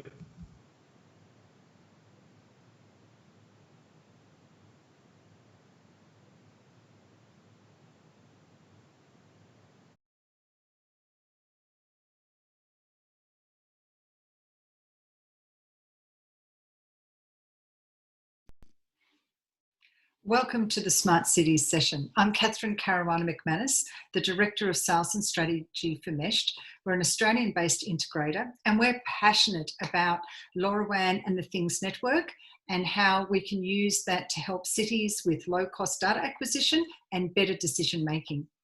So today I was asked to share with you my thoughts on popular smart cities LoRaWAN use cases. So let's get straight into it. So I know there are lots of use cases for smart cities for LoRaWAN, but today we're going to focus on some of those that are quite popular, and we see significant opportunities, not just here in Australia, but globally in terms of supporting cities for their sustainability, in economic development and livability objectives. We're going to start with air quality monitoring. The Technology for Urban Livability project was established in 2016 in partnership with the University of Technology Sydney, the Things Network and Meshed. It's the largest Tier 2 air quality monitoring network in Australia. And there's been large deployments of air quality sensors across the central district of Sydney, the inner west near Parramatta, as well as to the north in an area known as Lake Macquarie, where the council has been using the air quality monitoring network to understand the impact of coal dust from the nearby coal mining facilities in the Hunter Valley. The environmental sensors were developed by an Australian company, the ARCS Group, and they were independently assessed by the University of Technology Sydney. The air quality data is also being complemented by weather, urban heat and people counting data. Now, this network was very helpful in sharing data in the recent catastrophic Australian bushfires. And since then, there has been a lot more focus around air quality monitoring and what cities in Sydney as well as other places, can leverage the Tulip Air Quality Monitoring Network. Talking of people counting, the pedestrian counting or pedestrian flow data is really the killer IoT app for smart cities. There are so many different reasons why cities and major precinct owners, sporting grounds, major events are wanting to understand where people are and peak times and ebb and flow of pedestrian traffic. And with the rise of the smart pole, it's becoming an extremely popular LoRaWAN use case. But the great thing about LoRaWAN is its portability and low cost compared with high-end CCTV and image recognition technologies, which often get concerns from citizens with regards to security and privacy. Pedestrian flow information can also be very useful for governments and cities to understand the impacts of crises, such as the current one with COVID-19 pandemic. The meshed COVID-19 Pedestrian Index is a national aggregate of pedestrian counting information. It's sourcing data across 5 states in 180 locations using the meshed encounter devices.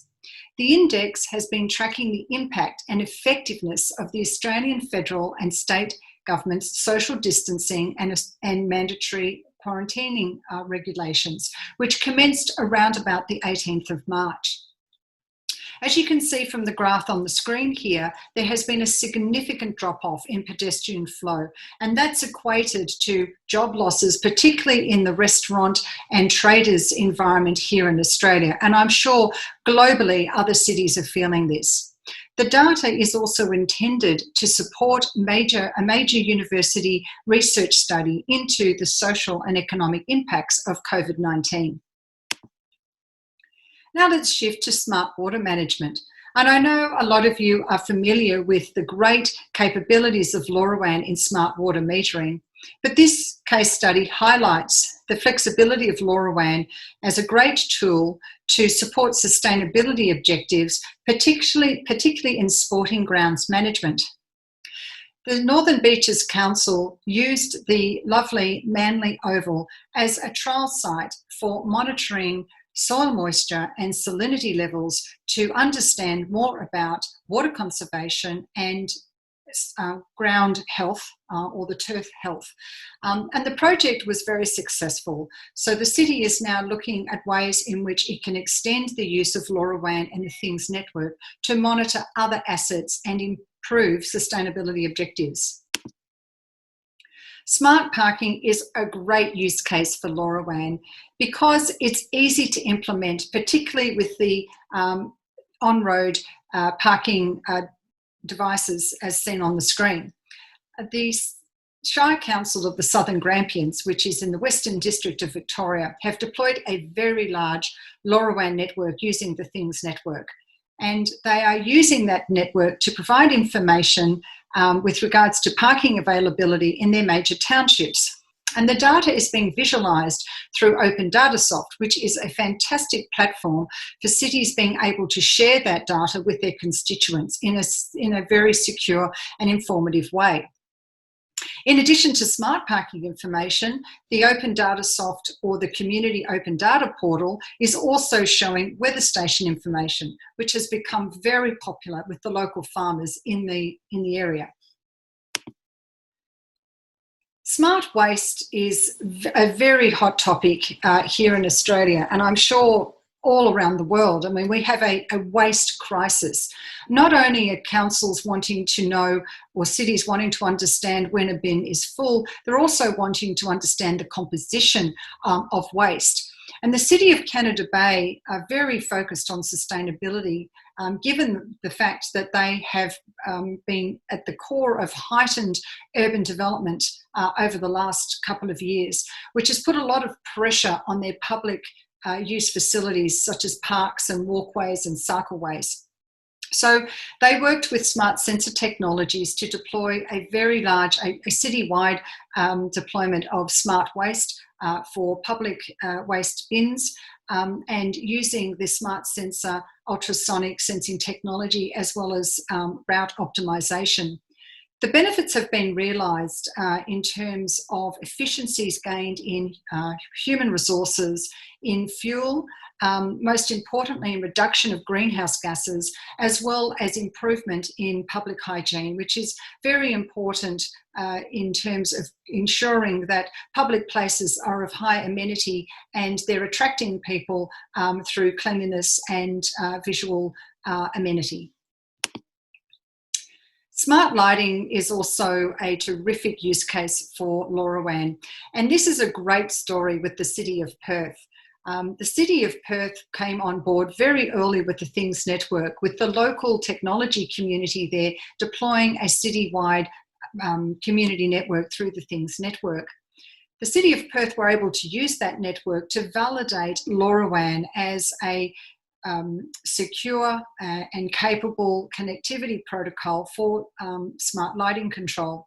And so meshed in partnership with the ARCS group, who provide the CMS for the solution, have deployed on the Things Industries a citywide smart lighting solution for the City of Perth. But the really great point here is the unique value proposition of the Things Industries to support mission critical applications such as smart lighting and water metering, pairing also with the Things Network, which assists councils and communities in understanding from an environmental perspective as well as a technology innovation platform. I hope you've enjoyed my very quick worldwide tour of popular LoRaWAN use cases. I have provided my slides to the Things Industries, but feel free to post any questions on the YouTube chat. Thank you.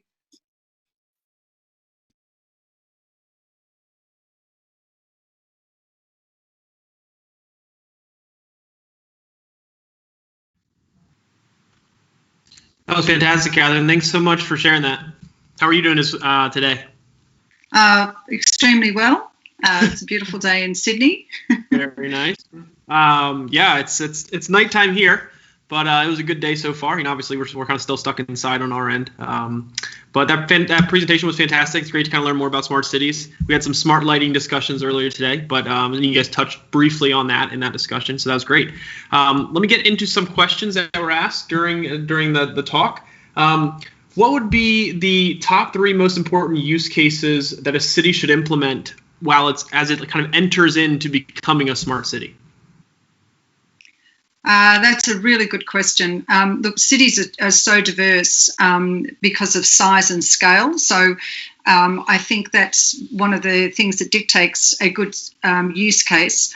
I think people counting is a really good one because there are so many reasons why cities need to know how people are using their facilities as well as how they're servicing the community. So that's a really popular one, and I think you saw the work that we're doing there on helping cities to understand the impact certainly of different situations that can occur just completely out of the blue. Sure. I think another excellent use case is actually environmental monitoring. That's a really low-hanging fruit use case where it can be done at a hyper-localized level. So, it can be done through crowdsourcing.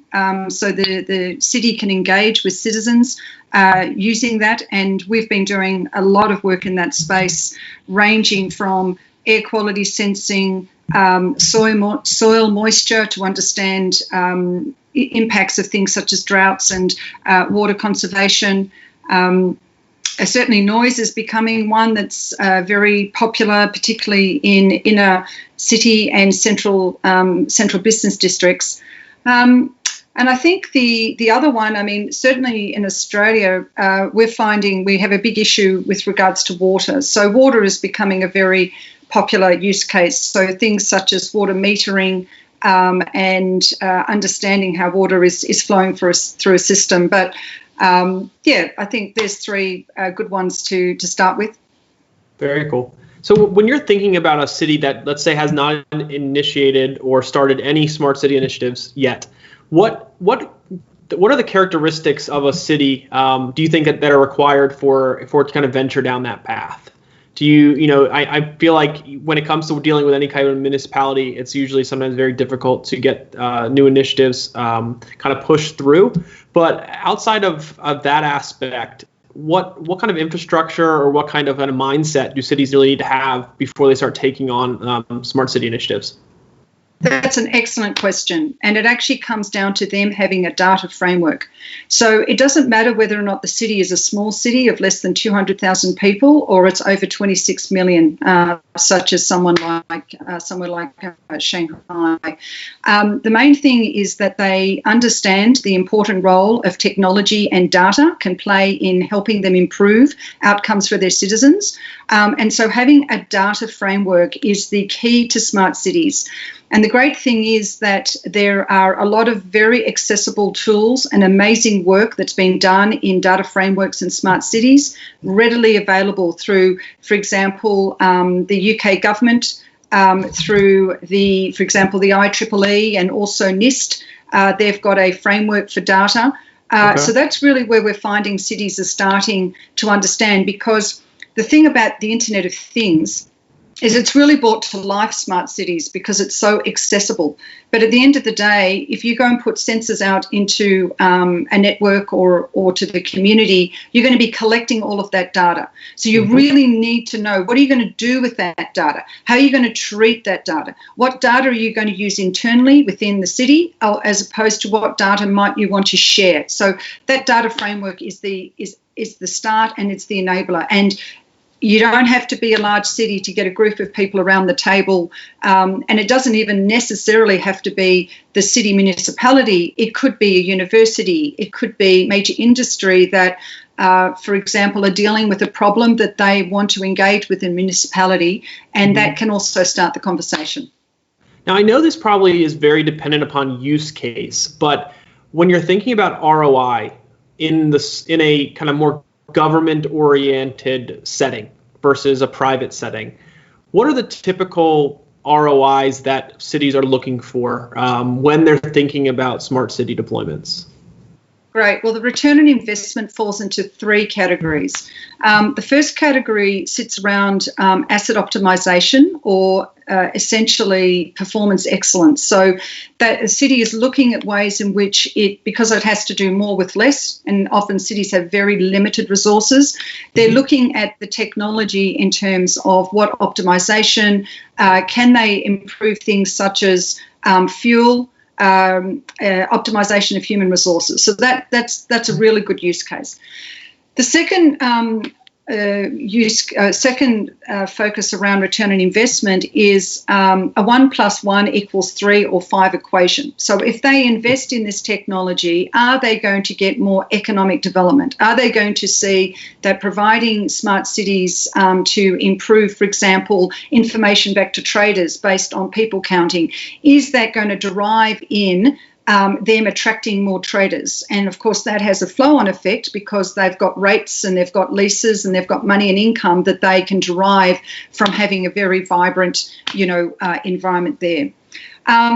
The third one is an interesting one, because some cities are looking at ways in which they potentially can monetize their smart cities initiative. It's a bit tricky because cities really aren't in the business of creating commercial gains, but there have been some good examples where cities have created marketplaces in data, and they've shared that data out to the city, and that's resulted in new businesses, new entrepreneurs, new marketplaces being created around data. So there's three probably good return on investment profiles there. So I guess one other thing I would be curious to get your thoughts on when it comes to the ROI is, what about the effect it has on the citizens of a community? Well, that varies greatly. At the end of the day, the city, people living within communities have got to see value.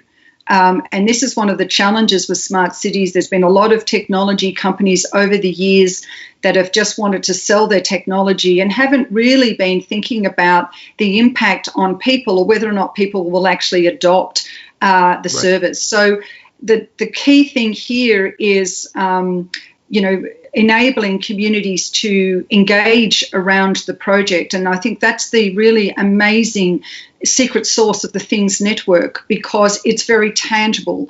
It reduces the barriers of entry of people being able to engage around data and data sharing. It's created a whole ecosystem of new industries, which is what cities love.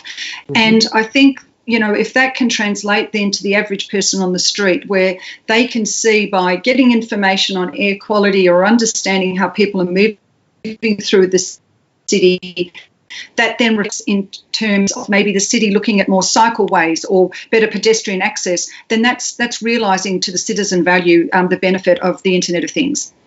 Now, what about on the security side, or even the privacy side, which I know those can be thought kind of independently of each other, but also connected? There was a question that kind of came through. It said the city should invest in having its own IoT network, kind of question mark. What about security? Oh, well, we've learnt a lot over 4 years. We now have 50 cities engaged, 50 municipalities, as well as large state and federal government departments working with Mesh. And so that's very important to us. So there's two layers. With regards to privacy, I think one of the very important points is that when you link that to the data framework, the city makes the decision as to whether or not they're going to be collecting any personal information. Okay, so, we all need to understand the implications of data privacy and use and the GDPR. So having the data framework as the key enabler and recognising the different categories of data, which they fall into 4 categories. There's basically open data, which is data that can be generated by the community, and they make decisions as to, how that data is shared. There's shared data, which can be between the city and a university or another government agency, because they're trying to, for example, improve waste management, and they need to understand how that works through the system. And then there's private and commercial data, and that's data that sits behind, because you're not going to release that data. There might be some IP or sits around that. Gotcha. So I think security also with LoRaWAN is heightened by the fact that it's a very secure protocol. It provides end-to-end encryption, and certainly cities see value in using something like LoRaWAN, because it also you've got different flavors of the way in which you can also implement the Things network, either the public network option, or you can have private networks. So certainly that is very important in the planning and thinking with regards to these IoT projects. Very cool. Yeah. So one other question that came through, a little unrelated to that, is a little earlier on that I just found. So these days, municipalities prefer to have their own platform and cherry-pick solutions. What's your comment on such approach that a municipality may take? I think I totally support it.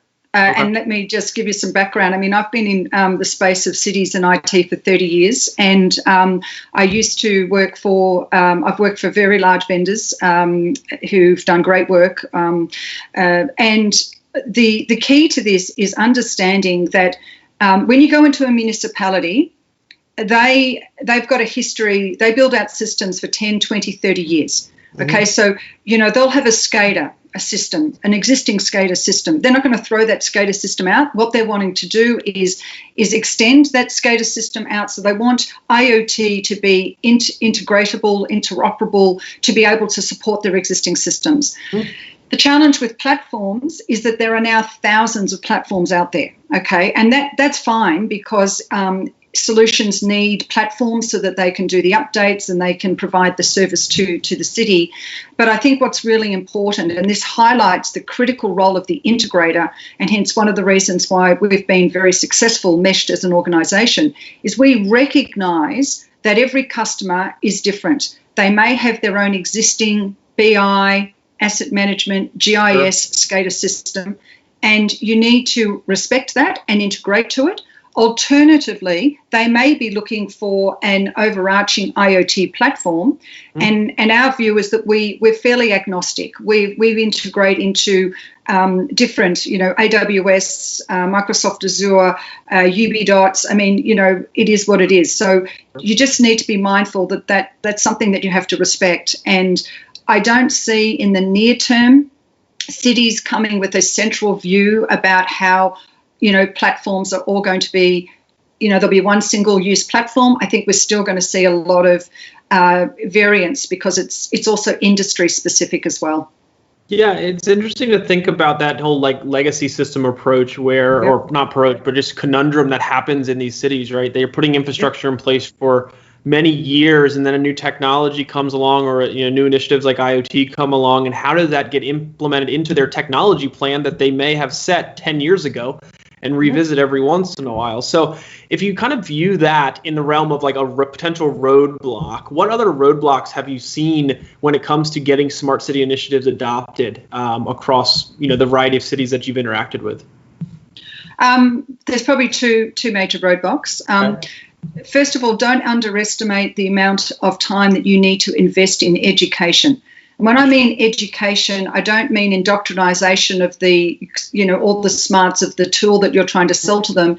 You really do need to bring these cities along a journey because they are coming from legacy technology, and they're also having to deal with rising expectations of their constituents.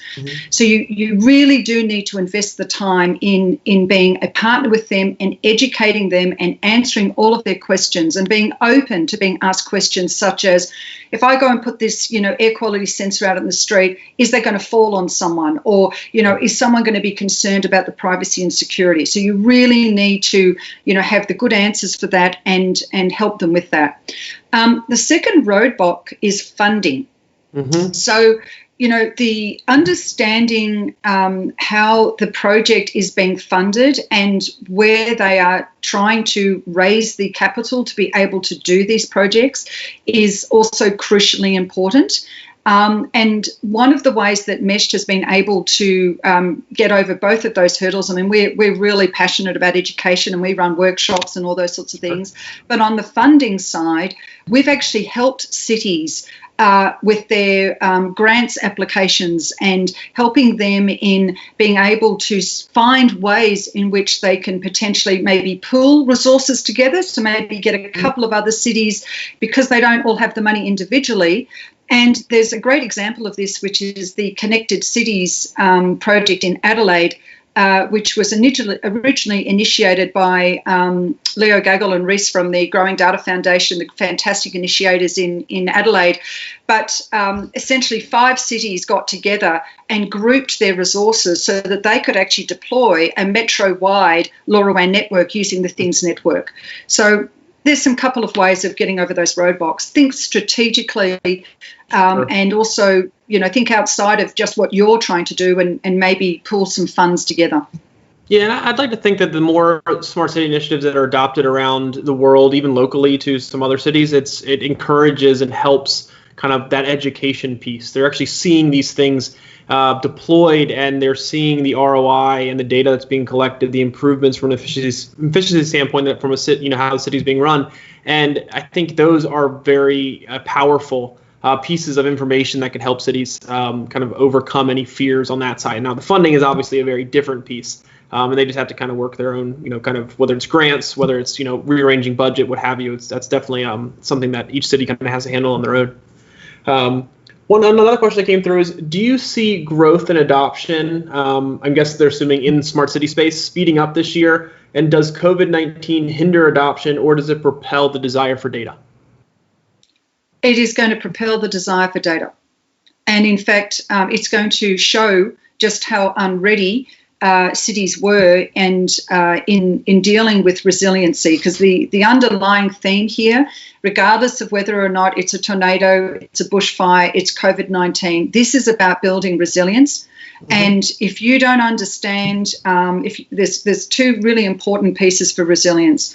The first thing is having the ability to be able to share and talk with other agencies, because in the time of a crisis, this is not just a health problem. It's a transport logistics. It's a policing. It's, all of these people need to come together and be able to have a common language of being able to share data so that they can identify hotspots, and they can then, of course, do resource planning to that. Right. I think the outcome, the result of COVID-19 is that we will see countries starting to look at stimulus. How can we get back to recovery? And I believe very strongly that now is the time for all of us in the Smart Cities and Internet of Things community to be thinking about how can we help them with recovery. And I think there's some really tangible ways in which we can do that. And one of which is going to be understanding the mobility, the social and economic impacts of COVID-19, and then bringing solutions that can help to enable, regrowth and economic activity, and of course, being mindful also that we're not probably going to be going back very quickly to the previous way that we lived our lives. There are going to be some changes. The great thing about collaborative IoT, which is where I put the Things Network, because collaborative IoT brings open source with collaboration together. I think that certainly there's a big advantage that the Things Network and LoRaWAN have, because it's an open standard. We're reducing the barrier to entry to be able to collaborate with people within our city, people globally, to come up with solutions. And I think it's going to be a really exciting time for IoT and smart cities moving forward. Yeah, I think I totally agree with you. I'm very interested to see kind of how we come out of this COVID period and the different initiatives, not just in smart cities, but across the board in IoT, and how we're kind of what we're able to build to prevent something like this from happening, or better take care of it if it happens again. But it's been great to have you. The presentation was fantastic. The questions were great. The audience seems to have some really good engagement. So if there's any more questions that come up in the next half hour or so, just jump into the YouTube channel and feel free to respond as needed. But other than that, we thank you so much for your time, and I'll probably introduce the next speaker in a second. But I just want to thank you again, and enjoy the rest of your week. Thanks, Ryan. Have a great week too. Thank you. Bye, everybody. All right, so our next speaker is Avinash Dara from CyberEye, and he'll be talking about Smart Campus, from the perspective of deployment. So please enjoy.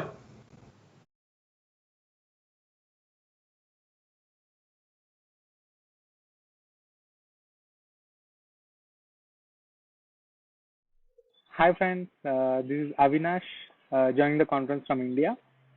Hope you are all safe and taking good care of you and your loved ones. So I am here waiting for the beautiful sunset in India, and standing on my balcony, and most excited to tell you about one of our recent private network deployments that we have done here. So yeah, let's get started. So a brief about me and our company. So I'm the director for hardware engineering at CyberEye, and we are completely powered by IB Hubs, which is a team of 500 plus members. So we primarily, as a company, we primarily work on solving challenges in critical sectors of government and industry. So we are also a solution provider in terms of cybersecurity and IoT. We have also started working with B2B from past couple of years. So these are some of our main partners. So for Things Industries, we are the official partner for India, and for LoRa Alliance, we are a contributor member, and we are an authorized design partner for Microchip. So yeah, for the smart campus deployment, so this is done at a institution which is at the foothills of Himalayas. So that makes it more interesting. If you see the picture in the slide, behind the slide, so it is actually how the campus looks during winter. So we have when we went there, we had two main objectives in mind. So one of them is to optimize the campus energy consumption, which is very high because of the 80 plus big AHUs, automatic heating units they have, and hundreds of many heating units which are spread across the institution. So this is going to eat away a lot of electricity. So we had a task of optimizing the energy management which in the campus. So along with that, we have also planned to create situational awareness while deploying our solution.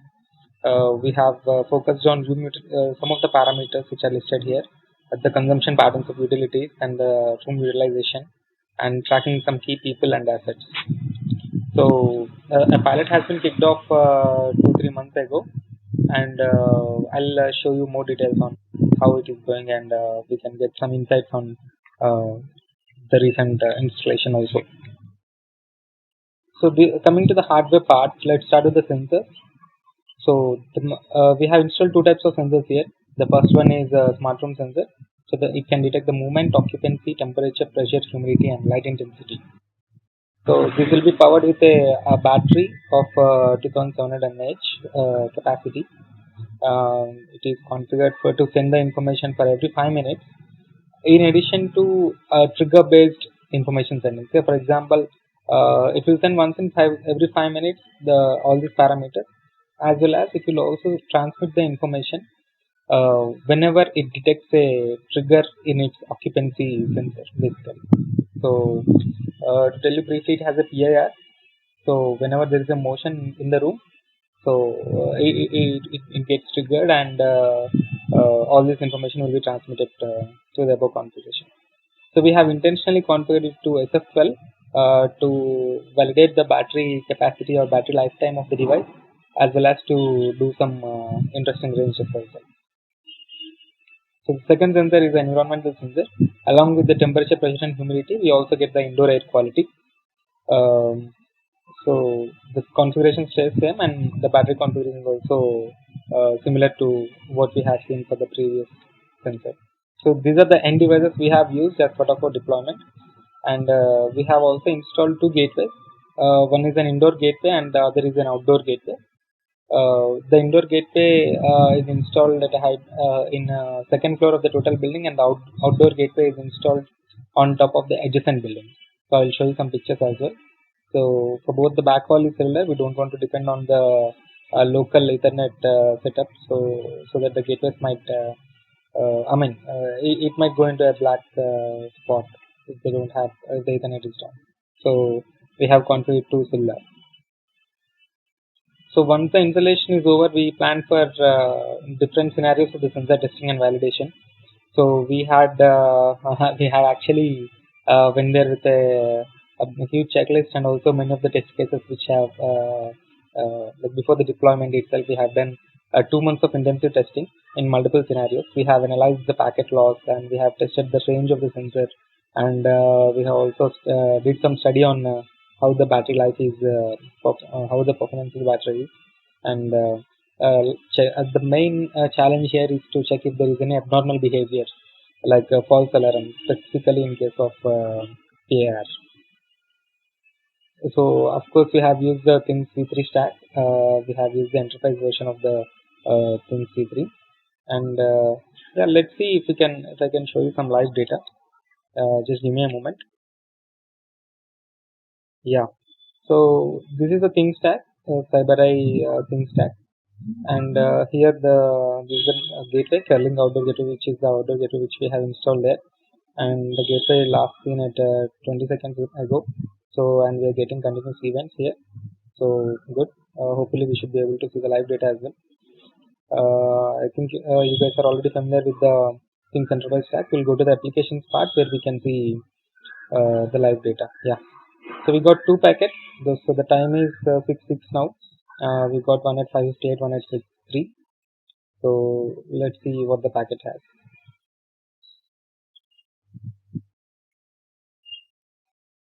Yeah. Okay. So this is a timestamp.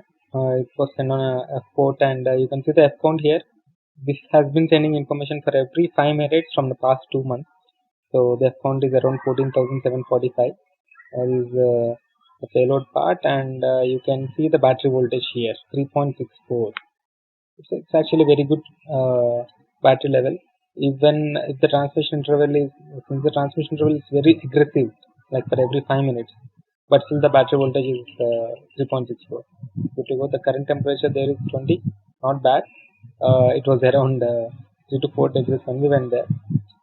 It will come down to 2 or 3 degrees during the night anyway. Yeah. So let's see the signal strength here. So the SNR is pretty good there. It's plus 13, and we have a reasonable RSSI of 100. And these are all the remaining information which you can see anyway. So let's go back to the presentation. So this is the live data which you can see, and yeah.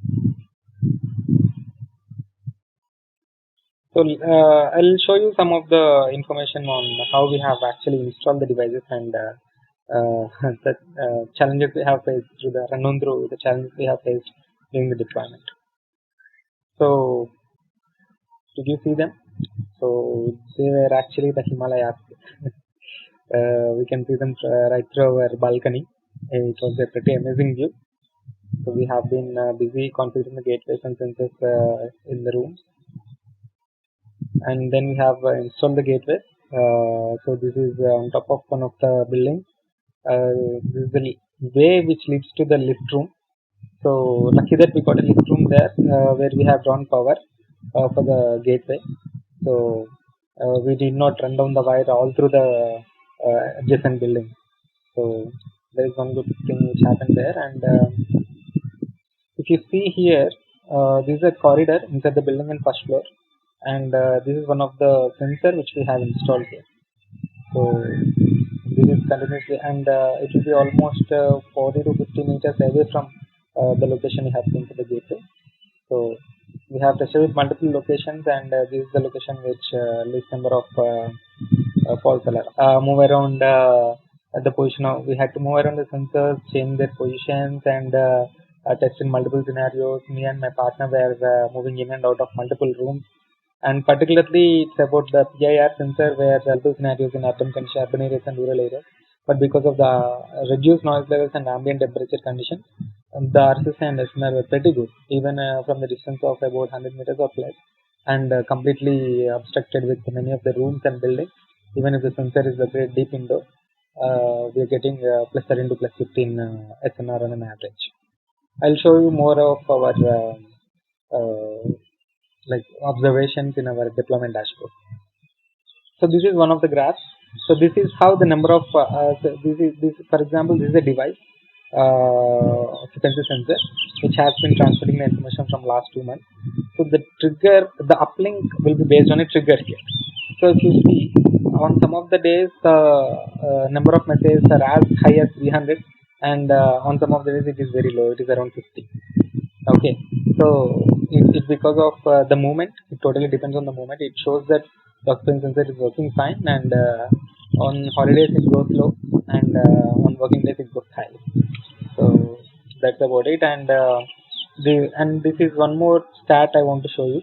So these are all the uplinks we have received from the devices with respect to the channels. For example, So for example, we have 8 channels in Indian band in 865 to 865 megahertz in LoRaWAN. So the first 3 are default channels, and the additional next 5 are the additional channels. So here you can clearly see that there are more number of transmission happen in the first 3 channels. So curious about why this happened, I'll tell you shortly. So these are some of the indications. So let's show you in a live deployment dashboard. So this is a dashboard which we have built for ourselves at our company. So this is a custom-made dashboard where we generally analyze all our deployment. See, for example, if we can select the device and we can select the gateway, and we'll get all the parameters which are displayed here. Let me take you to the uplink count specifically. Yeah. See, you can see that the uplink count of these first 2 devices are the occupancy sensors, and this device. I have taken a sample of 3 devices here, just to like demonstrate one particular thing. And this is an environmental sensor. So these 2 devices will transmit based on the triggers of triggers. So every time a motion triggers, the transmission will happen. And in case of this environmental sensor, it will transmit for every 5 seconds. So if you see, the packet number of uplinks is varying on a high level in first 2 cases, because they are in different rooms, the graphs will be different. But in this case, almost every day the number of transmissions are same. So that is a difference. That is the main difference on how a event-based trigger and a continuous trigger will look like. And you can see that there is a drop here. There's a drop, unusual drop on number of packets which have been sent. So there is a reason. The gateway was down for more than half a day here. So that is one of the lessons we have learned. Since we have taken the power from the lift room, it is very unstable, and over the time the power got fluctuated and the gateway was down for one day. We had to change the power source, and then it was working fine again. Yeah. So there are other statistics which I can show, but I think we are running out of time. So these are we can see the RSS SNR and all the metadata information here. Along with this, yeah. So here you can see that the first two devices are configured for the default channel, and the third device is configured for all the 8 channels. Okay. So all these 8, that's why we can see a significant increase in the in number of packets in the default channel. So we had done this intentionally just to see how it will behave. We can see the number of packets here, total number of packets transmission with respect to each device, and these are the some of the graphs which we have, which will help us in understanding the RSSI patterns. So luckily, most of the SNR is positive. More than 75% of it is positive, and in almost all the scenarios. So yeah, I hope I can show you all the details about this dashboard, but yeah, let's skip to the presentation again. Yeah. To summarize, I want to share 3 important lessons here. So as I told, the clean power supply for the gateway is very important. It's very, very important for both for the performance of the gateway and stability of the total network. And the second important thing is, whenever you are working with a PIR sensor or obscurity sensor, that choosing the right place for the sensor deployment is the key here. And because they are very much prone to the false alarms, particularly when they are in external sunlight. We have taken enough precautions for these two issues, and we have done good in terms of deployment. It's been live from more than 2 months, and we are going to scale up the deployment very soon. So we have started with the HVAC systems, and we are going to extend it to water quality monitoring, and also we have been thinking of extending it to the outdoor environmental monitoring as well. Yeah. So we'll keep you posted about how it goes. I hope you guys will be in touch with me, and you can see more details on our channel. So yeah. So thank you guys. So that's it from my side. You can almost you can reach anytime. Reach out to me anytime. So this is my email ID. So have a nice day. Hope you will enjoy the rest of the conference, and most importantly, stay home and stay safe. Thank you. Bye.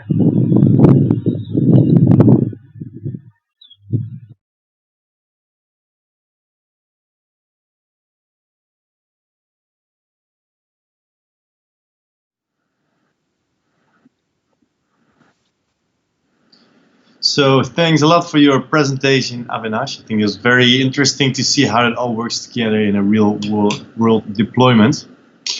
So my name is Lawrence, working at the Things Industries, and I'm happy to announce the next block, which is starting in a few minutes. So we're gonna start with the virtual LoRaWAN Wall of Fame. So we have like a 2-hour block that contains like 10 or so videos, all very short presentations about hardware that can be purchased. It's available as of now, and they basically give you a very short run through of the type of hardware and where it can be used for. So we start off with a first presentation from Elizabeth Sloten.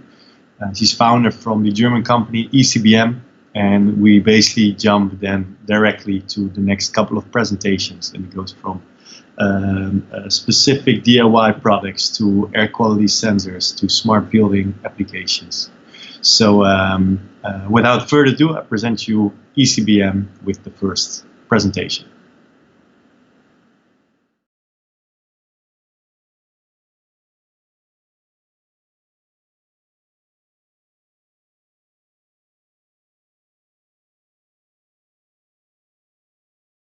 Hi everyone, thanks for joining us at the Things virtual conference.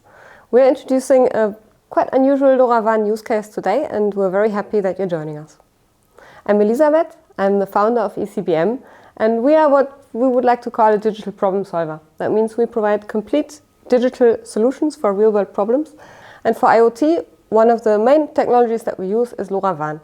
It has a lot of advantages for availability at hard to reach areas, where you can't have power and where you need to be quite far away from where the data actually has to come in the end. And one of the more unusual use cases that we have for LoRaWAN is actually vibration measurement.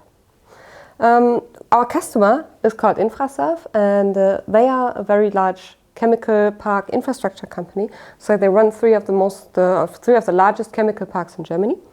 And they have a lot of equipment that they are actually responsible. They do all the stuff with infrastructure that the actual chemical companies don't want to do. So they run a lot of the buildings, a lot of the machinery, all the logistics, the canteen, and everything that's infrastructure related. So the customer would like to know that things are not in perfect condition before they actually break. And in a production environment, in a motor environment, measuring vibration is a very good measurement of the actual machine condition. Because most motors and most machines have like a normal vibration level. And when you get a lot of deviations from normal, and you even get a trend of the deviation from normal, that means that something is not quite as it should be. However, vibration is usually measured on a continuous basis, which makes it a not ideal case for LoRaWAN, because in LoRaWAN you cannot transmit on an ongoing basis. So we had to find a different solution. This, my friend Bob. Hi Bob. This is part of the solution. Bob is a vibration sensor that actually has some intelligence on it.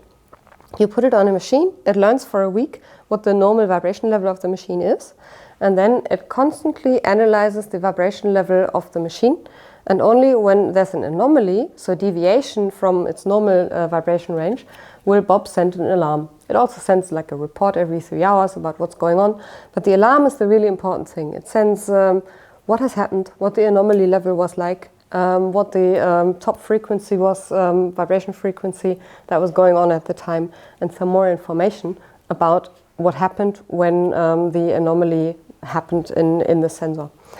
And this data we then put on a dashboard, and we show our customer what actually happened, and we show them trends over time. Trends over time are super important to see in which areas actually you have normal situation, in which area you get constant alarms, and whether there's an upwards or downwards trend. This will allow you to predict when machines might fail in the future before they actually do.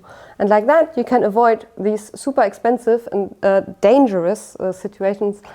Our customer is totally excited about this and has given us some more information, some more data from their actual production processes.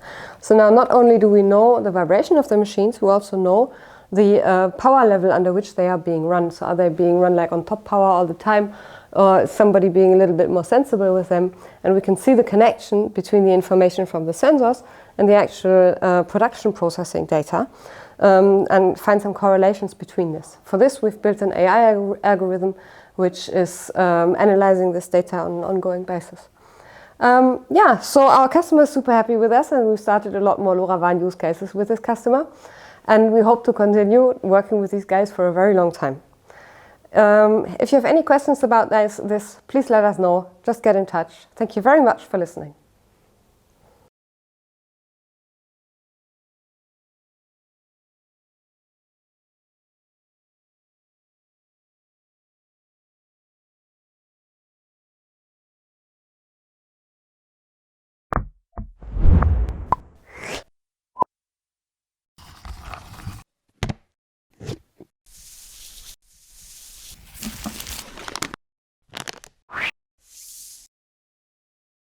Hi everyone, it's Aaron here from Pi Supply, and I'm here to do the virtual LoRaWAN Wall of Fame.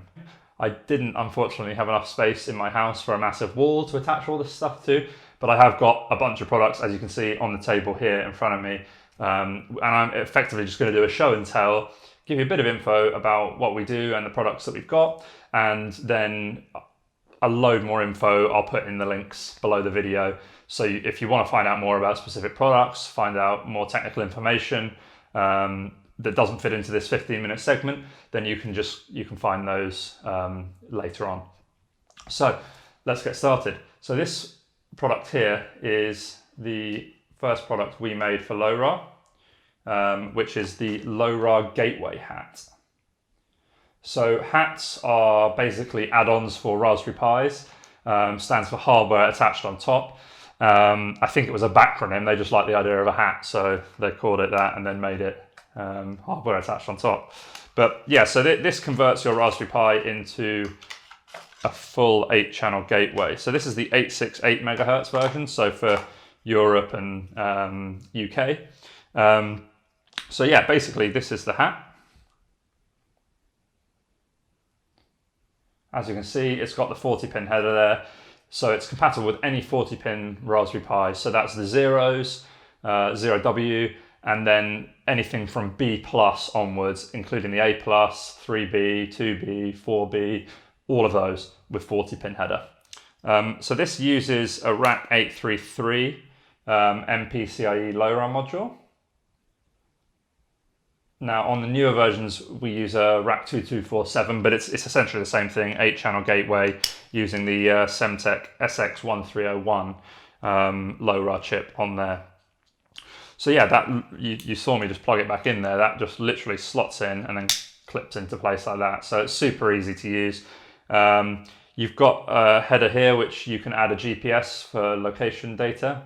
And other than that, it's just plug and play. It's got an EEPROM on there for auto config with the Raspberry Pi hat spec. And yeah, you plug it in and we've got a really neat piece of software, which is like the gateway management software, kind of like a router backend, you know, like a wireless router backend. Just enables you to configure everything to do with the gateway, get it set up and sending to the Things network, or wherever else you want to send data to.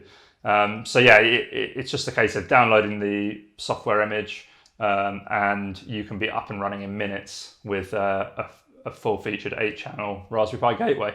So that's that retails for £130, which is about 145-ish euro, or 150-ish dollars. So yeah, it's a really nice product. And with all of these products, the whole idea behind them when we were developing them was to reduce the barriers to entry of LoRa.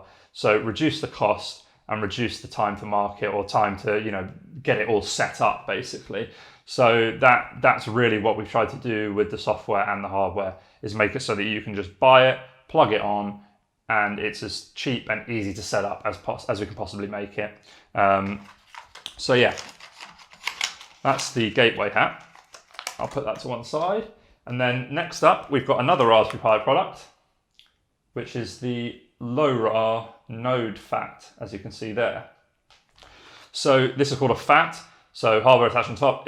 The P stands for Pico. It's basically just a smaller version of a Raspberry Pi hat, but still conforms to the same spec and uses the same header.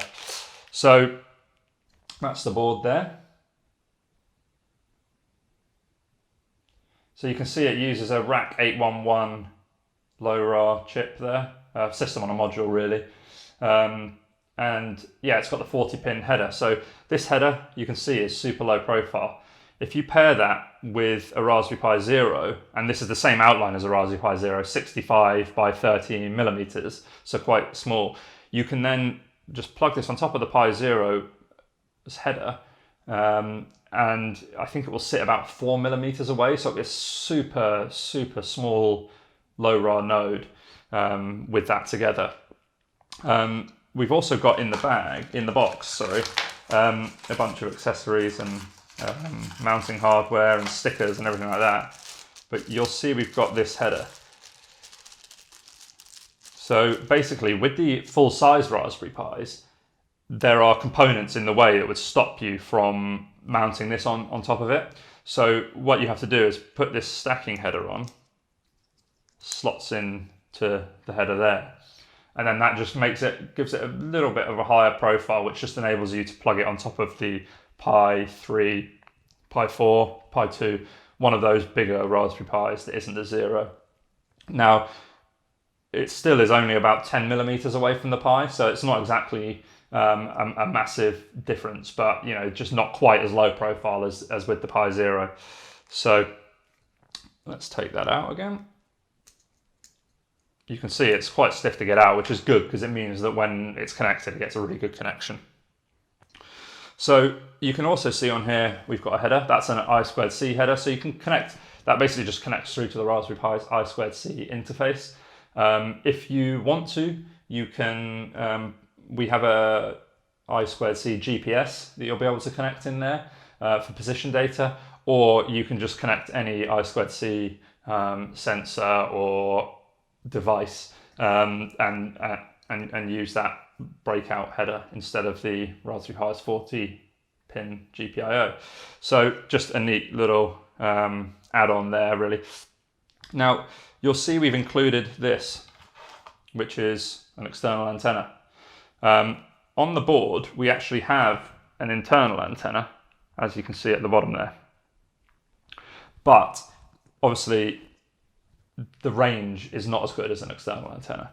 So we provide with it this RPSMA antenna and an adapter to convert it to a UFL IPEX connection.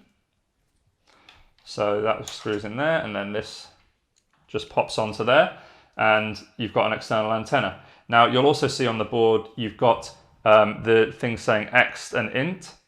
So what that is you need to move an inductor between those pads to change it from the internal to the external antenna. So when you receive this, it will be configured to use the internal antenna. And if you want to use an external antenna, you just move the inductor from the int pad to the ext pad, and that changes it to use the external antenna.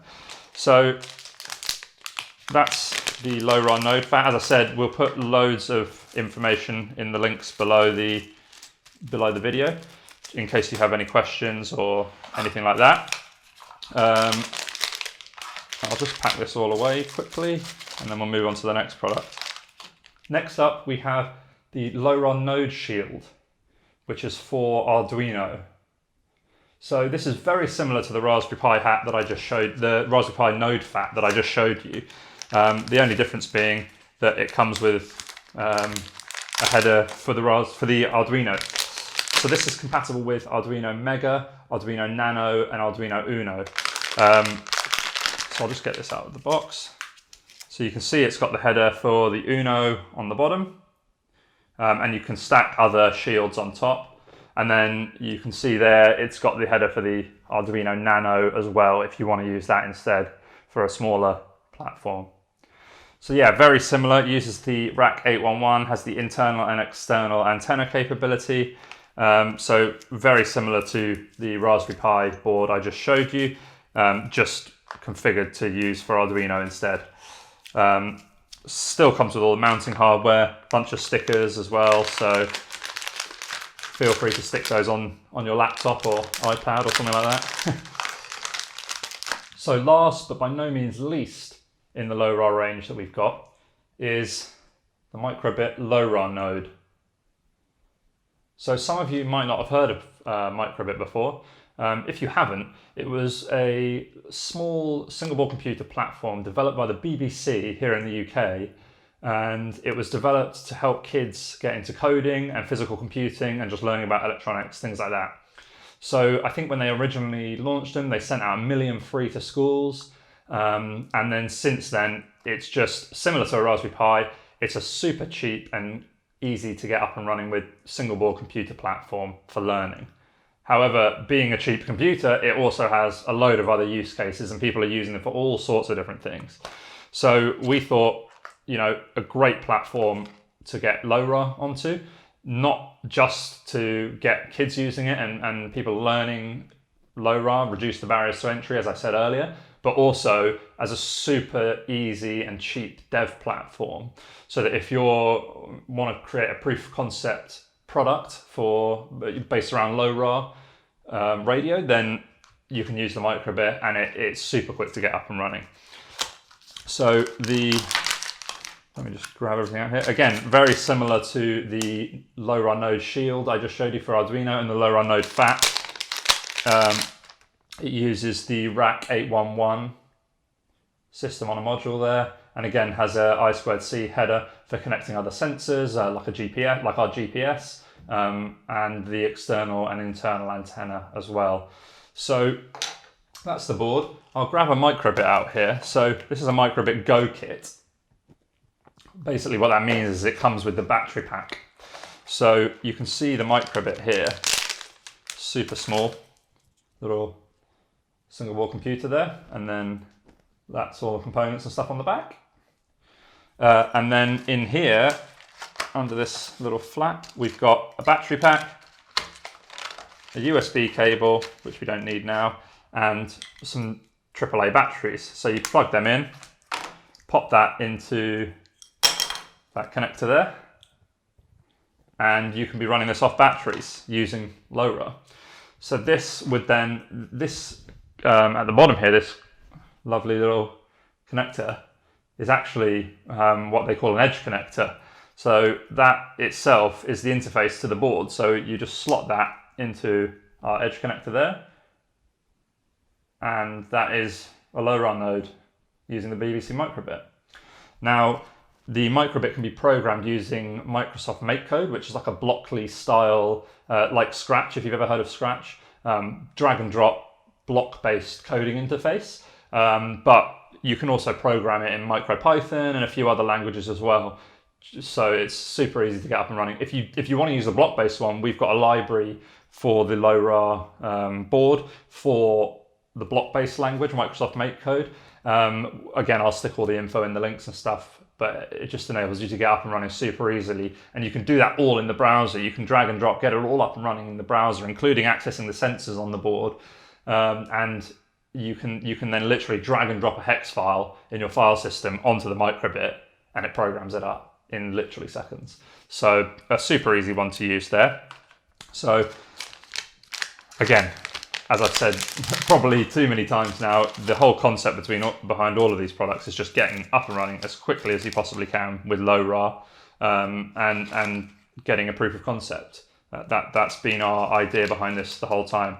So the nodes, they sell for £30, so about €35, $37 maybe.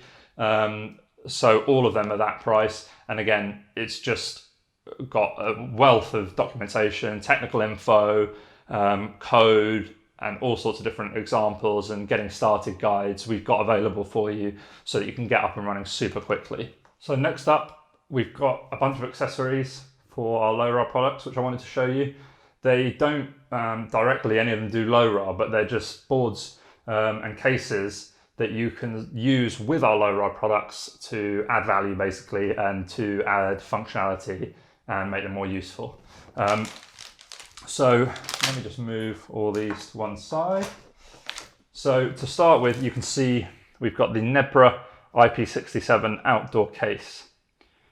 Now, Nebra Limited, for those of you who don't know, is our parent company of PiSupply. PiSupply is the maker and hobbyist brand that sits underneath it. And then more recently, sort of industrial and more generic products we've been putting under the Nebra brand, effectively as a sort of more grown-up brand, instead of PiSupply, which is more hobbyist and maker space. So just to give you an idea of why there's two separate brands.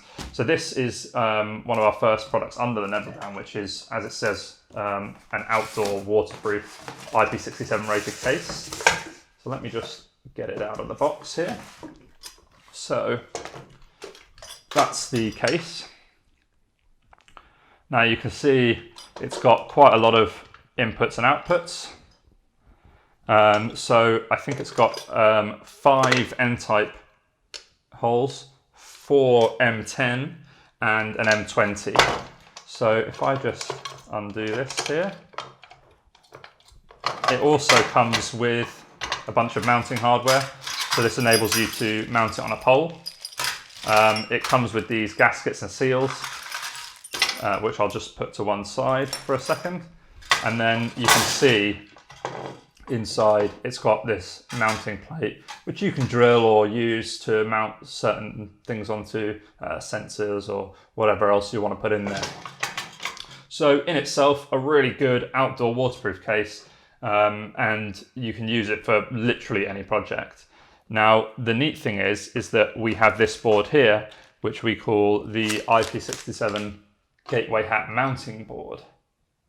Now, I'll just show you quickly because I'm running out of time, but if we take this board out of its bag, this board sits really nicely in this case.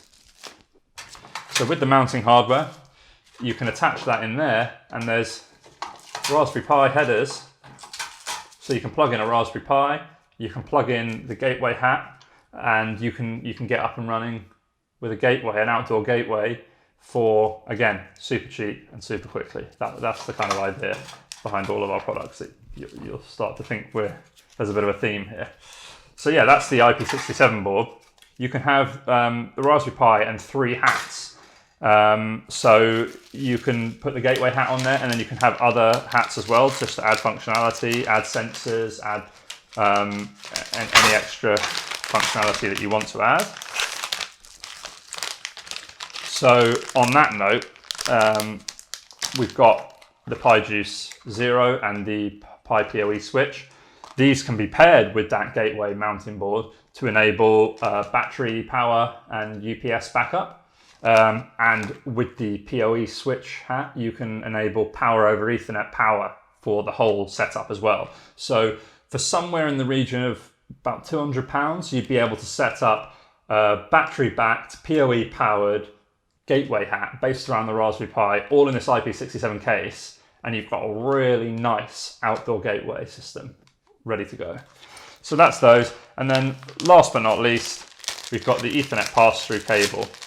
And again, this can be paired with the PoE hat, and it can mount onto the bottom of this board, screws into place, and sorry, that way around, and you've got Ethernet pass-through for your case. So that's that one. And then again, we've got the N-type bulkhead adapter cable there. That can work with the IPEX connector, the UFL IPEX connector on the gateway hat for the external antenna. And again, using it with one of these bulkhead holes, you can just pop that through, and you can have an external glass fiber antenna or something like that on the outside of the case. So that's all from me. I'll wrap things up, but thanks very much for watching. As I said, I'll put all info and links and documentation into the video description. And yeah, if you've got any questions, feel free to email us. It's sales@pi-supply.com, and we'll be happy to help. Thanks for watching.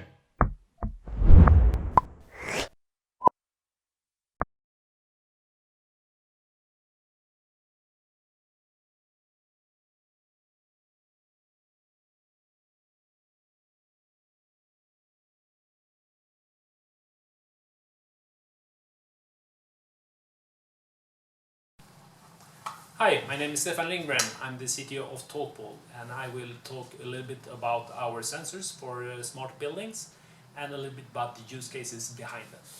So let's go. First, something about TalkPole. TalkPole has been around since year 2000. We are a listed company on the Nasdaq First North in Stockholm, and we are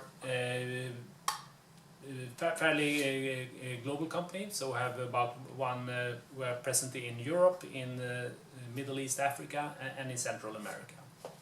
What we're doing is that we're building all kind of infrastructure. We are building for 3G and for fiber and any kind of communication. And that skills and capabilities were brought into the IT space. We've been working with IoT and with LoRaWAN back since 2016, and we're also running IoT networks. So, why select the TalkPole sensor? First, it is a mature sensors for mass volume.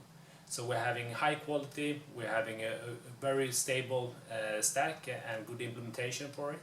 It's been very much proven into the Things network stack as well. You're having a really good battery life in it, and it is well tested for that. And the measurement application is also very good in it.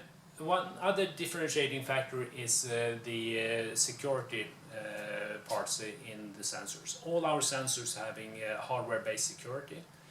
I did a longer talk in the Things conference in Amsterdam, and you can also see that one on the Things Networks channels on YouTube. You can also see it on the in the URL or the QR code below.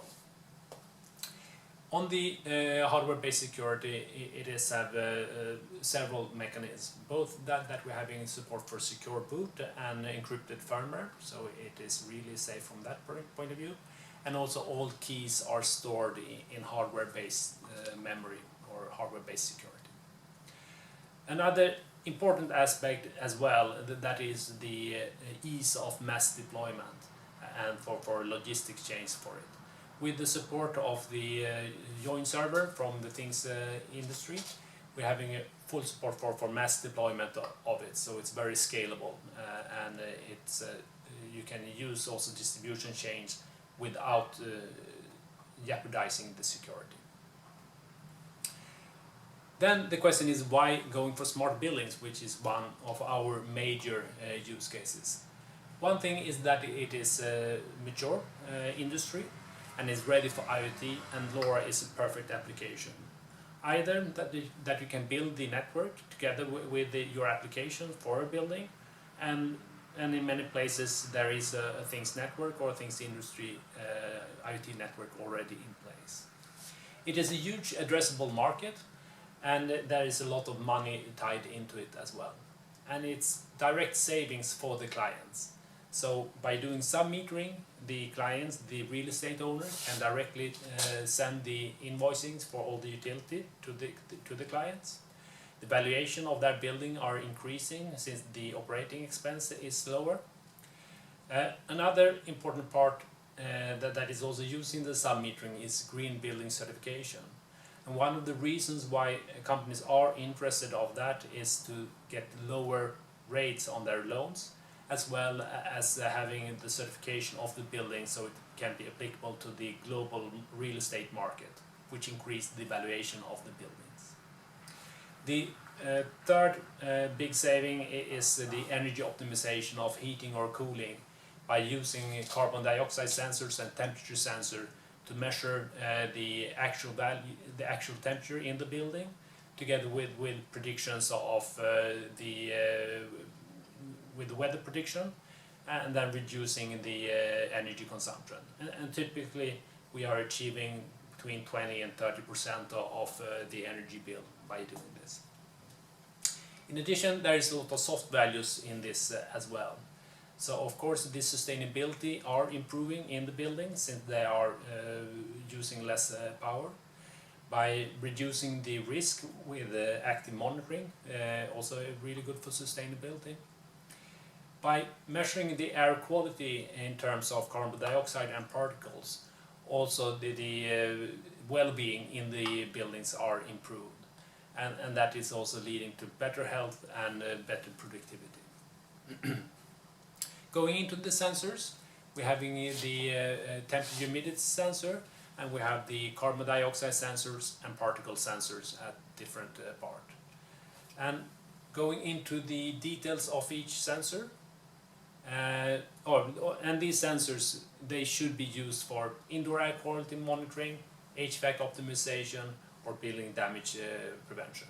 But they are meant to be indoor or in non-condensating environment, so please don't use them outdoors. Digging into the specifics of the different sensors, you have the 1110, and that has a 10 years battery life with 5 minutes reporting interval. You have the, they are supporting both OTA or the ABP, and it's also configurable over the air with the reporting intervals, so you can further optimize the life length of it by changing the reporting interval, for example. The accuracy is plus minus 0.2 degrees and 2% of the relative humidity. The carbon dioxide sensors, the 1210, that has a 5-year battery life length, and then you're measuring every minute and reporting the value every 20 minutes. One unique feature with it is also that when the carbon dioxide level is changing more than configurable value, typically 100 ppm, then you're getting automatic additional measurements in between. And that is really good for optimization of HVAC. For example, if you're having a conference room and a lot of people coming into the room, the sensors are measuring that directly and is sending extra measurement in reports in order to optimize the network. And then you have the 1700, the particle sensor.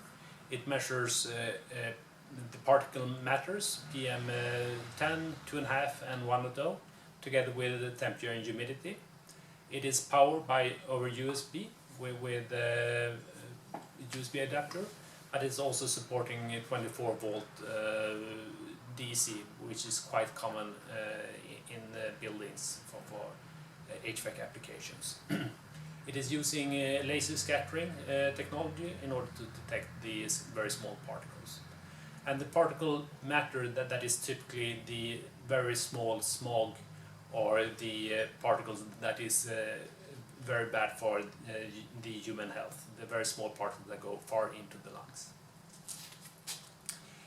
And moving over more to the utility metering and sub-metering, then we have the water meters. And here we have support for all the different ranges of meters, and it's typically for water flow consumption, leakage detection, and anti-fraud.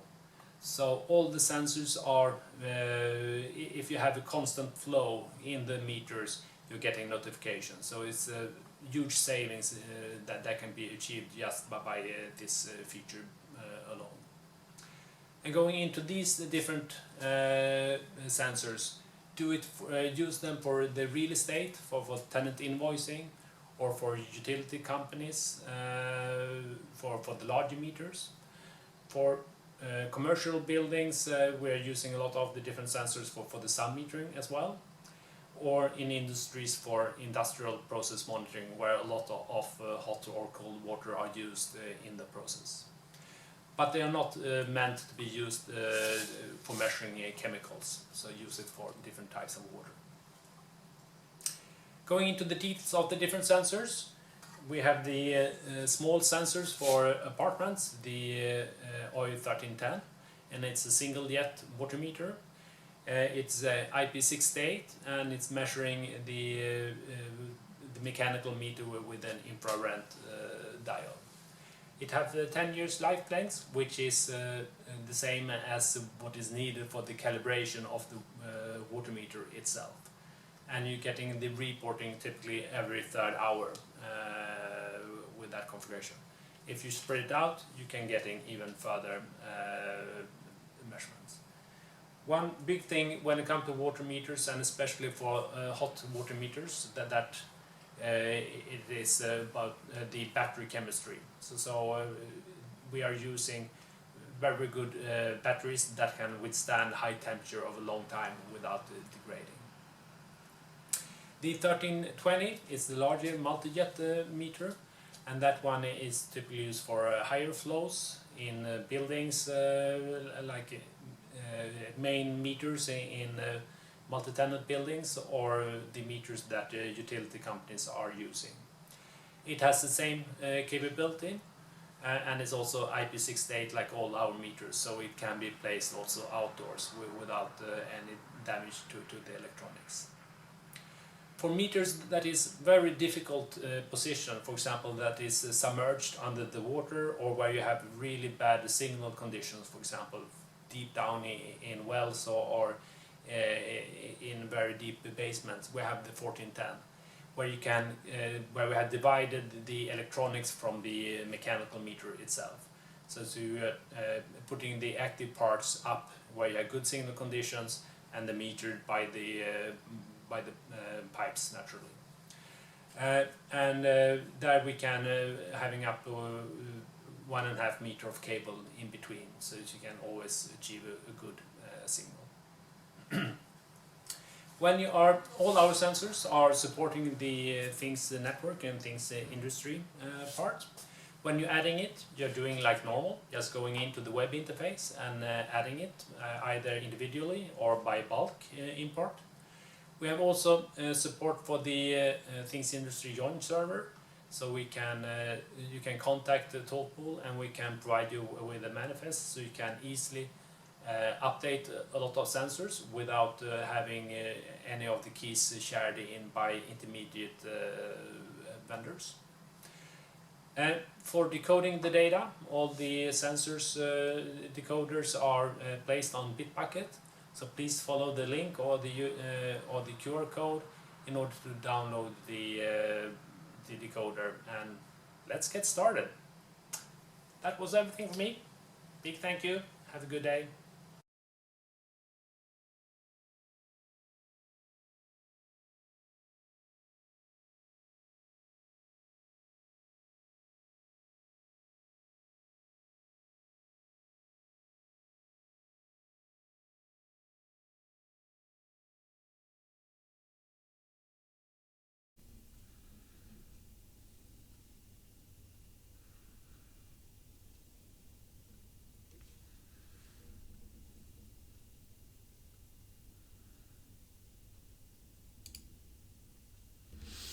Hi there, I'm Patrick Fanner. I'm the co-founder and director at DevProc.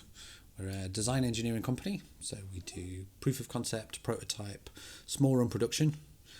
We've built a lot of things over the sort of 10 years we've been running, things like remote river level sensors for the Environment Agency. We've built prototype medical devices that have then gone on to clinical trial.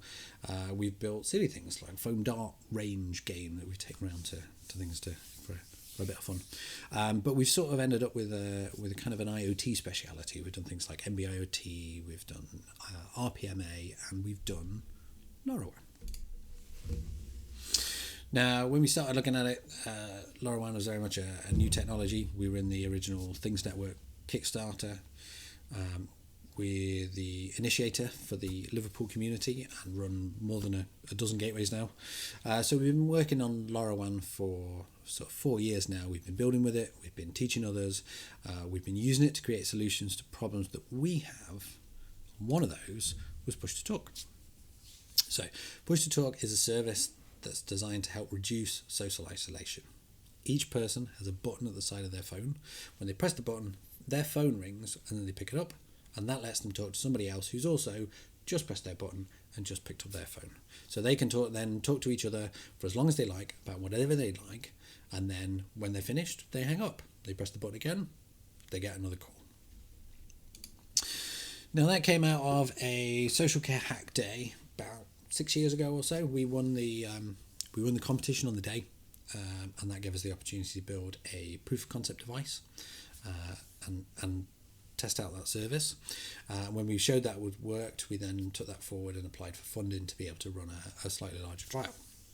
So we built a set of physical buttons, Ethernet connected, power Ethernet, plug into the router, and off you go. So it was nice and easy to deploy. And then there was a set of elderly isolated people. So we were working with care organisations. And it was a really nice point there where we could take this idea that we'd had, an idea of what would work, and we could take it out of the lab, out of the workshop, and put it into people's homes and see how they actually responded to it, see what they got out of it, see how it worked for them. Did the service do what we expected? We got to sort of let it out in the world and see how other people responded to it. So that trial was successful. We put it out, we got out there, we got people on it, and we got calls on it. But the big thing we got was when we went to go out and give people buttons, Ethernet connected buttons, about 50% of the people that we were going to didn't have internet at home. So there was a massive cap on the deployment that we could actually make. That was really kind of limiting. And even the ones that did have it, most of those in that age range didn't actually know that they did. It was just a box in the corner. They had TV, they didn't know they got internet. So that was a real kind of, if you were going to go out and offer this to somebody, to put it in their home, and they don't have internet or they don't know they have internet, then they don't know that they can use it. And then that's, massive cap on what we can do. And its idea as an inclusive service of being able to join people together and let them talk suddenly wasn't valid. We know it works, but it wasn't as inclusive as it needed to be. The core of the technology was there, so we got like just a button and a phone, and it was as simple as possible. Everyone can understand to use it. Everyone's used a button, everybody's used a phone, no matter how old they are, everybody knows where that is. We'd even tried with deployment with care providers. So we're asking non-specialists to be able to go out, people whose core job and primary job absolutely should be the care of the people that they're looking after. And we ask them to be able to deploy a technical device in somebody's home, but we had that set up. We had it sorted. We didn't need anything more than the phone and the button, and that all worked. So that was great. But we still needed a way to have that button connect to the internet, to be able to forward us those button presses without needing a local connection. We could go for something like Wi-Fi, but you still need broadband. You still need that internet connection. It still needs to be there. Even something like Bluetooth. Again, that's a local point-to-point connection. You still need that route out to the internet, the place to go next. The only realistic thing that we had at the time was mobile data, to be able to add a cell modem to each device, put a SIM card on each device, and to be paying a monthly amount each device for each device, with the downside that we were going to have to pass on that expense to the service users. These people who are already elderly, already isolated, already didn't have the same technological advantages as anybody else. We'd have to pass that on to them, and we felt that would make the service too expensive. But we were fortunate enough the other year to be a consortium partner for Liverpool's 5G health and social care testbed. The testbed was then built to connect health and social care services to people in their homes without them needing to have broadband in their home. So it fit in really nicely. The idea was then to try and bridge that digital divide, particularly choosing the area of Kensington and Fairfield in Liverpool, which is one of the most deprived areas in the country. Also has one of the lowest proportion of households that have home internet. But with this great need for health and social care services and a need to be able to provide those. So that if people are coming up with these new technological solutions for health and social care, it doesn't really help unless the person has an internet connection, because if they don't have an internet connection at home, they can't benefit from the technology that you're offering. So was there a way of using 5G to be able to run out internet connection to a big load of homes, be able to get services out there that could just be connected? So what we got to be able to do was develop the LoRaWAN version of the push-to-talk button, to be able to change that around from Ethernet, put LoRaWAN in there, and give us that wireless connection. We got to deploy those with users in the testbed area, and we got to install LoRaWAN gateways to be able to cover that area, so that basically anywhere in that area you could go, you got LoRaWAN connection, you could put LoRaWAN devices out through the Things Network. I think that means that we were the first deployment of LoRaWAN gateways with 5G backhaul anywhere in the world, as far as I can tell.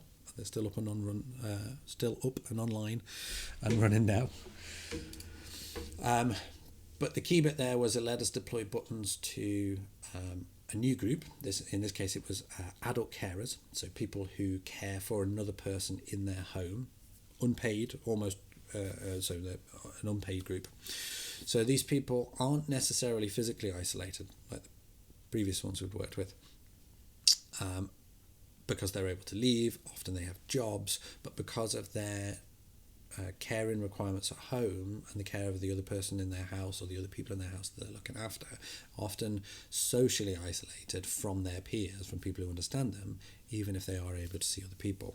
So in this case, what Push to Talk does is let them talk to somebody who understands their situation, somebody who has something in common with them. Again, we were going through, it had to be a non-specialist deployment.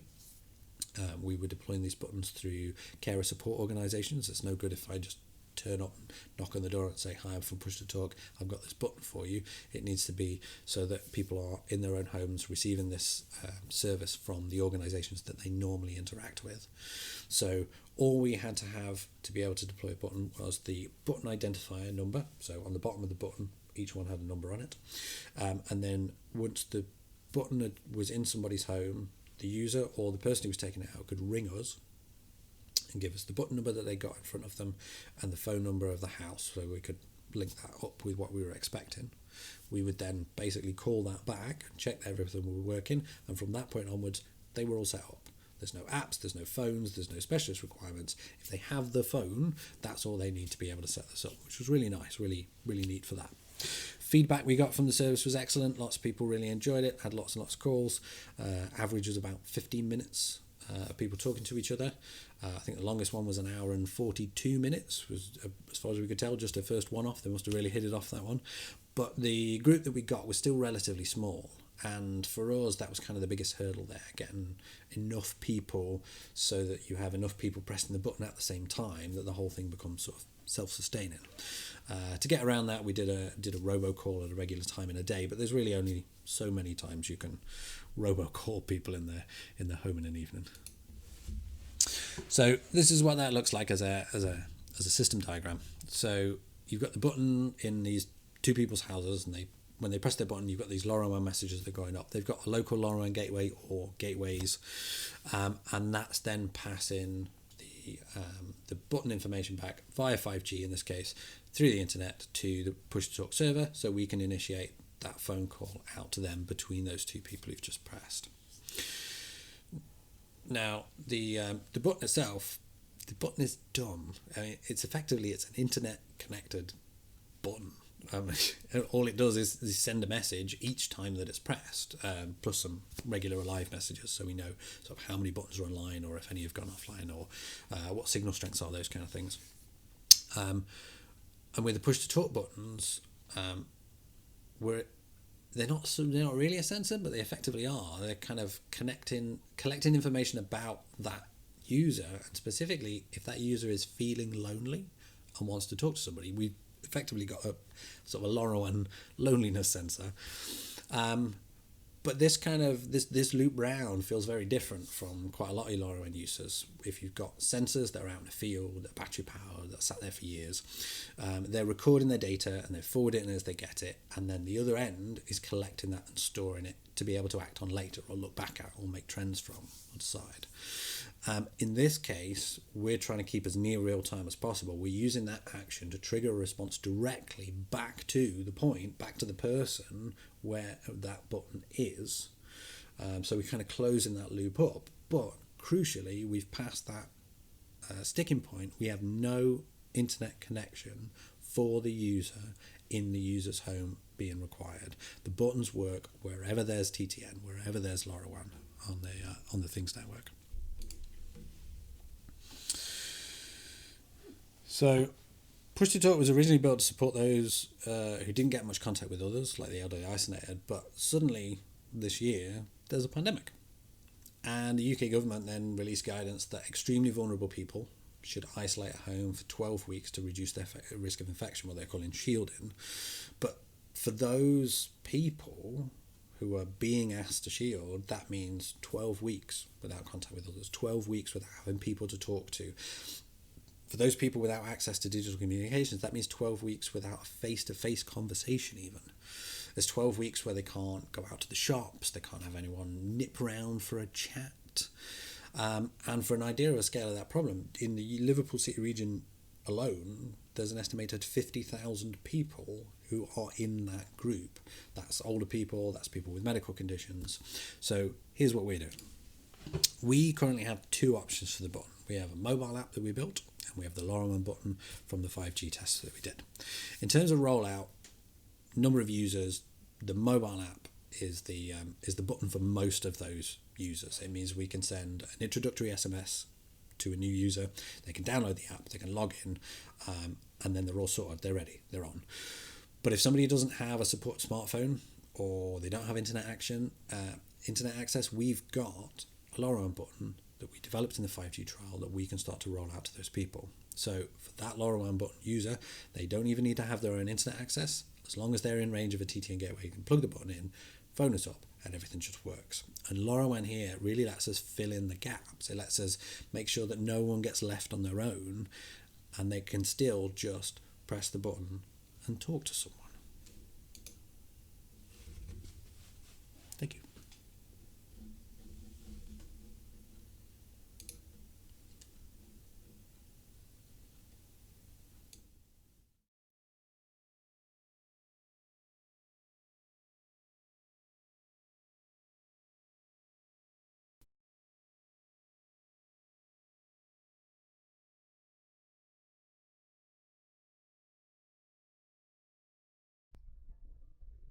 Hello everybody, thank you for attending this presentation. I'm Jerome, I'm the founder of Skiply, and today I will show you how you can change the behavior of your Smedio button using downlinks to change the configuration. So for those who are not familiar with Smedio, let me introduce briefly the product. So it's a button system that you can use for many different use cases. Sometimes you will use it, there's a smiley buttons for customer experience measurement. Sometimes you will use it for time tracking on site, logistics, service requests. There are many things that you can do with Smedio buttons. And of course, to achieve that, you have two possibilities and two things that you have to do. Of course, there is hardware customization because a smiley buttons is different from the logistics. So the form factor can be different. There are some treatments that we can use or not.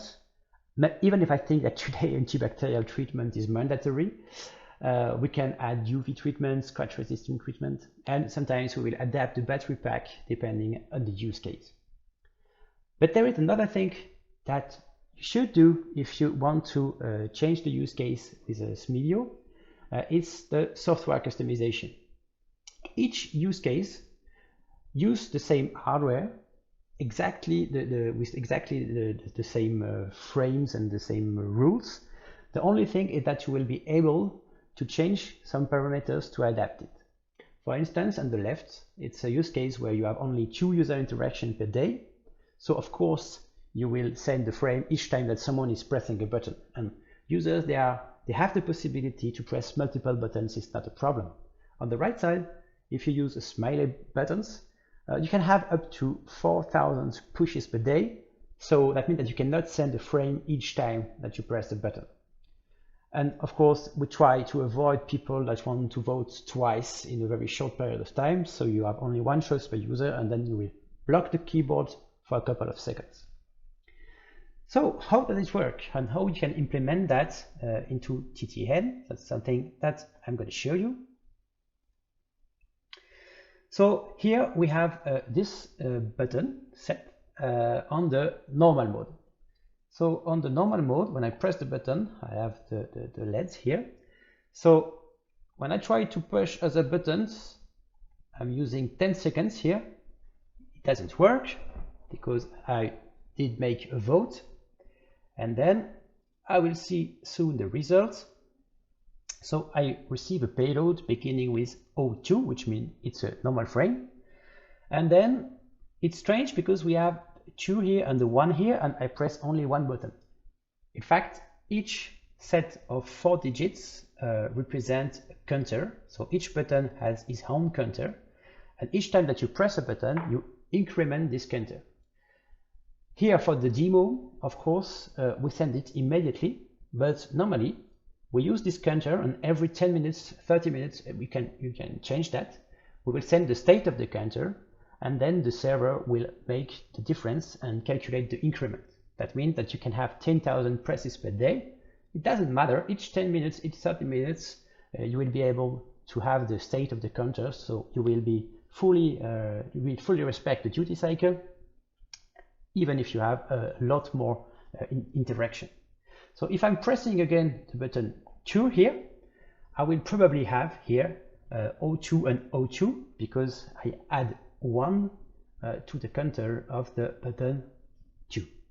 I hope so. 10 seconds is long for a demo, I'm sorry. Okay, here we are. So it's the case, and then we have 2 and 2. So all those parameters, you can set it here in the Smedio configurator. You have the address here, it's free and it's open to everybody.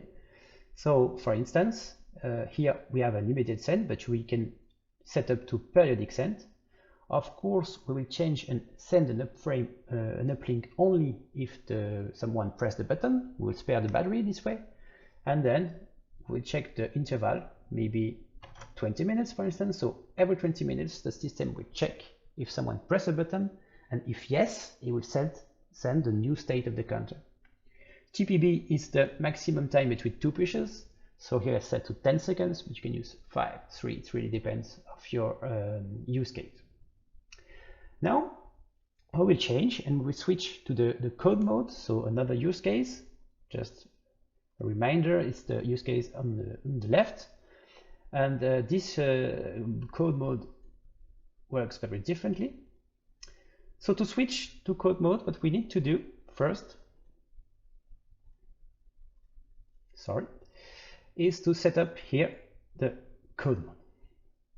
I won't change any other parameter. I will do submit, and then I have a frame here that is a downlink frame that will be copy paste into TTL.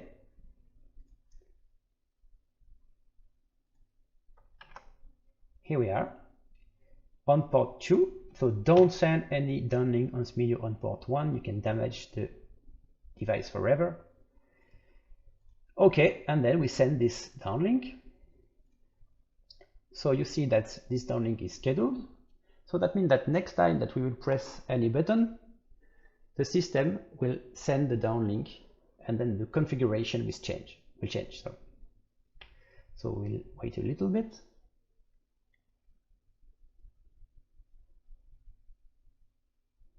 Here we are. So I pressed the third button, so the counter was incremented, but now it received a new configuration, and you can see here that the lights are flashing green and red. So each time that you change the configuration, the device will automatically reset, and it's to avoid any conflict with the previous configuration. It will send a state payload to explain that it received the correct configuration. And now we are ready to go with the code mode. So the code mode is very interesting because it offers a lot of different use cases. From what we know, it's not only one button. You can make a lot of combination. And for instance, you can imagine that if someone press the code 112, it will, I don't know, order soap on the site. So let's take this example. I will press 112, and you will see that the payload that you will receive is really different from the one that we had previously. So we should have it in 10 seconds because the user should have the time to send this request. So if you want to go into details regarding the payload, it's everything is in the user manual, but you can see our code here, 112 in the correct order. Okay. And so this is the first advantage of the code mode. It's not only saying, okay, the button 1 pressed and the button 2 was pressed. This is here, in our case, we are able to see first we're able to understand that first the user press 1, then 2. If we use the previous mode, we will have 2 increments on the first button and 1 increment on the second button. So we won't have any order. So this is the first code, and if you want to do something different, for instance, imagine that 112 is a service request, and then the people that will complete the request are going on site.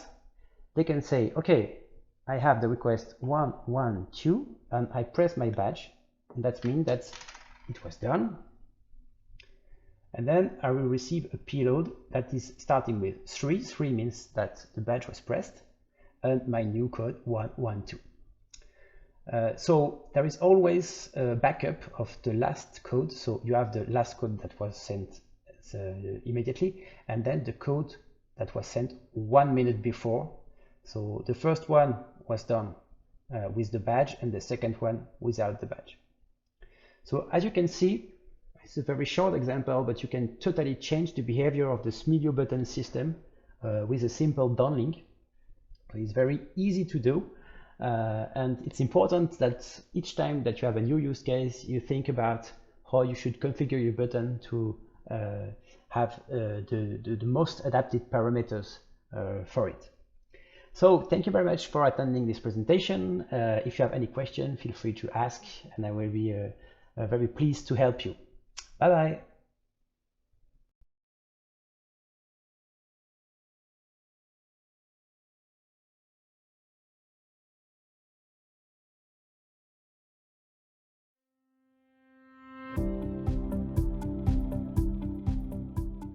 Welcome to our virtual LoRaWAN Wall of Fame presentation session.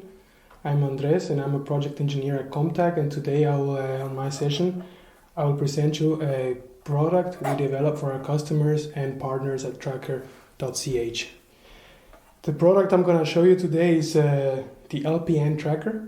As the name already says, it's a tracker device, but it's not only just any tracker device, it's a heavy-duty IP67 tracking device.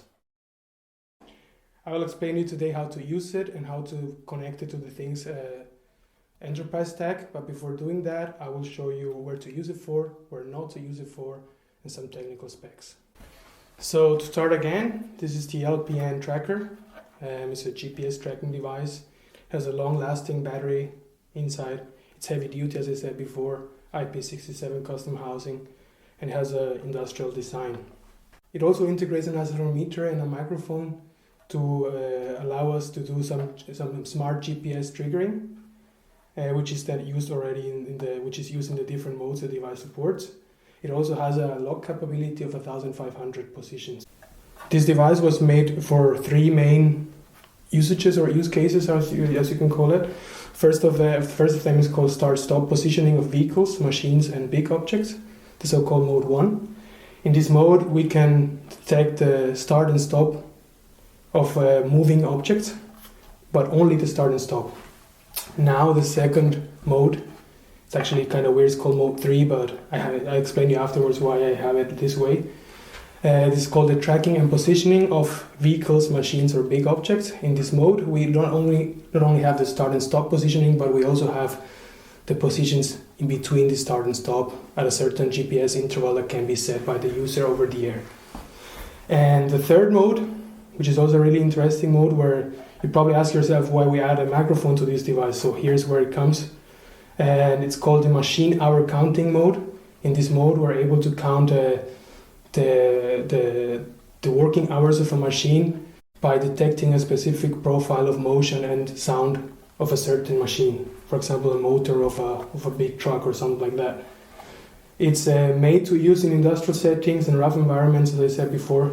Here I have an example of mode 1, more or less how it looks like, so you can compare, you have an idea of what the difference between mode 1 and mode 3 are.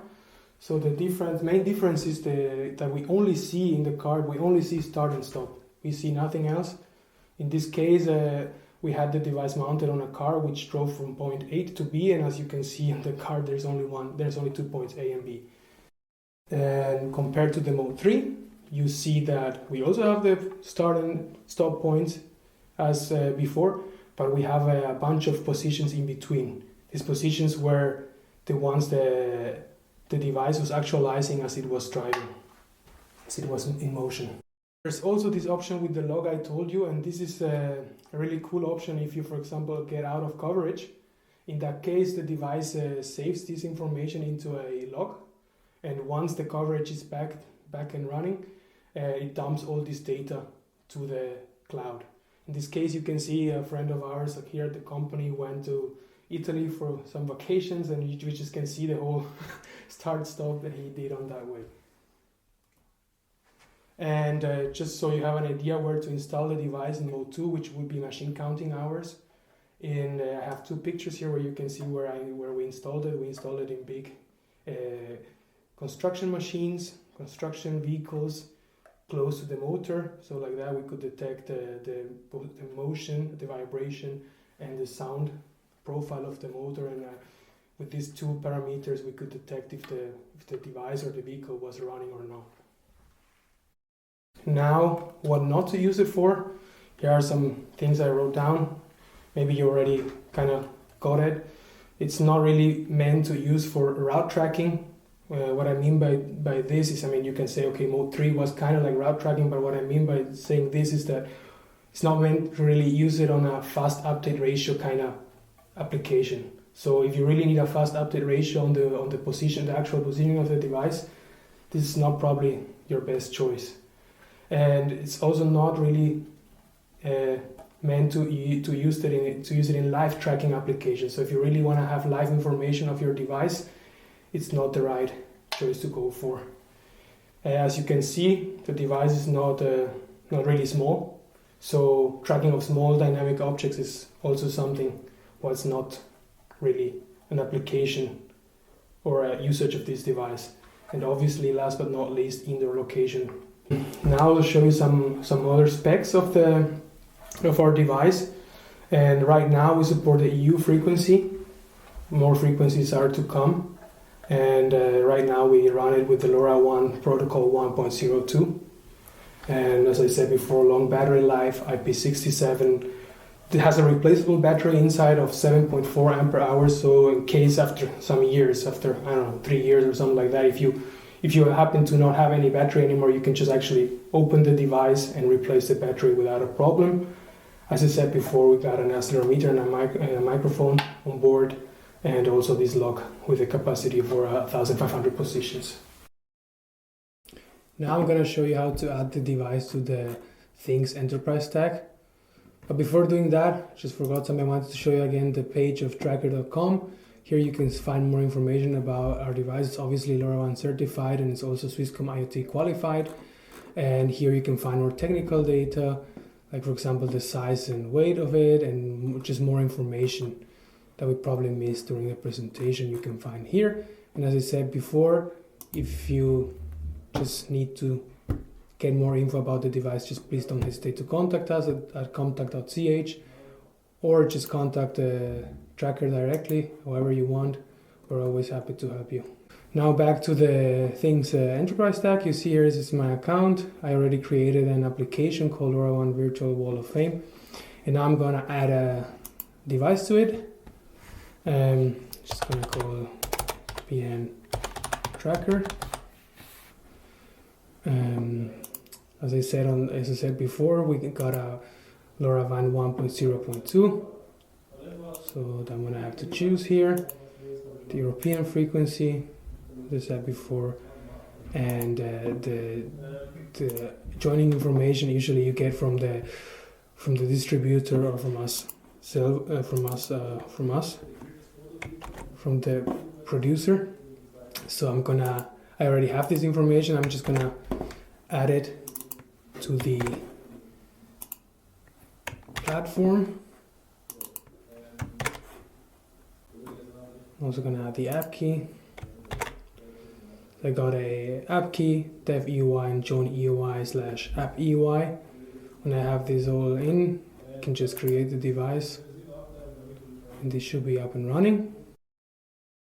Usually when you get the device, the first time it's gonna be turned off in low power mode, and to be able to activate it, there is a magnetic switch in the device that is located right below this point on the housing.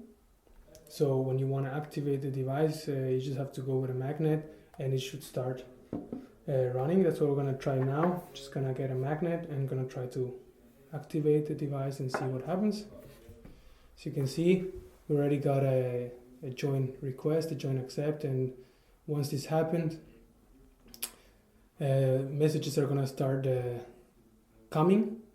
And usually whenever the device is started, the first message is an information message that shows the firmware version it's running on. And afterwards you get a configuration message where you see how the device is configured, in which mode, which parameters are activated for the motion detection and everything. And once this is also done, the device starts running, and you can get messages from the application. So usually whenever it starts running, it just waits for the first start, and whenever this happens, the GPS fetching is gonna be started. When this happens, after this is finished, usually it takes a little bit a longer time. The first time when this is finished, the positioning is gonna be sent to the server, and that's how the system usually works. And whenever it stops again, it's gonna send back a message that it has stopped. Through that, I didn't have time to add a parser for this device, but we have the whole payload description online. So if you wanna get some more information about payload, just please contact us. There are different kind of messages, different IDs, so it's fairly complex, but once it is implemented, it's pretty straightforward, and you can get visualizations as the ones I showed you on the presentation before. It's the LPN tracker connected to the ThingStack. So that was all from my side. I hope you enjoyed our session and could learn something about our device. If you need some information about it, just please don't hesitate to contact us at contact.ch or our partners at tracker.com. You can also see now my personal email and phone number. If you want to give us a call, just go ahead and we can talk about it. Thanks. Have a nice one.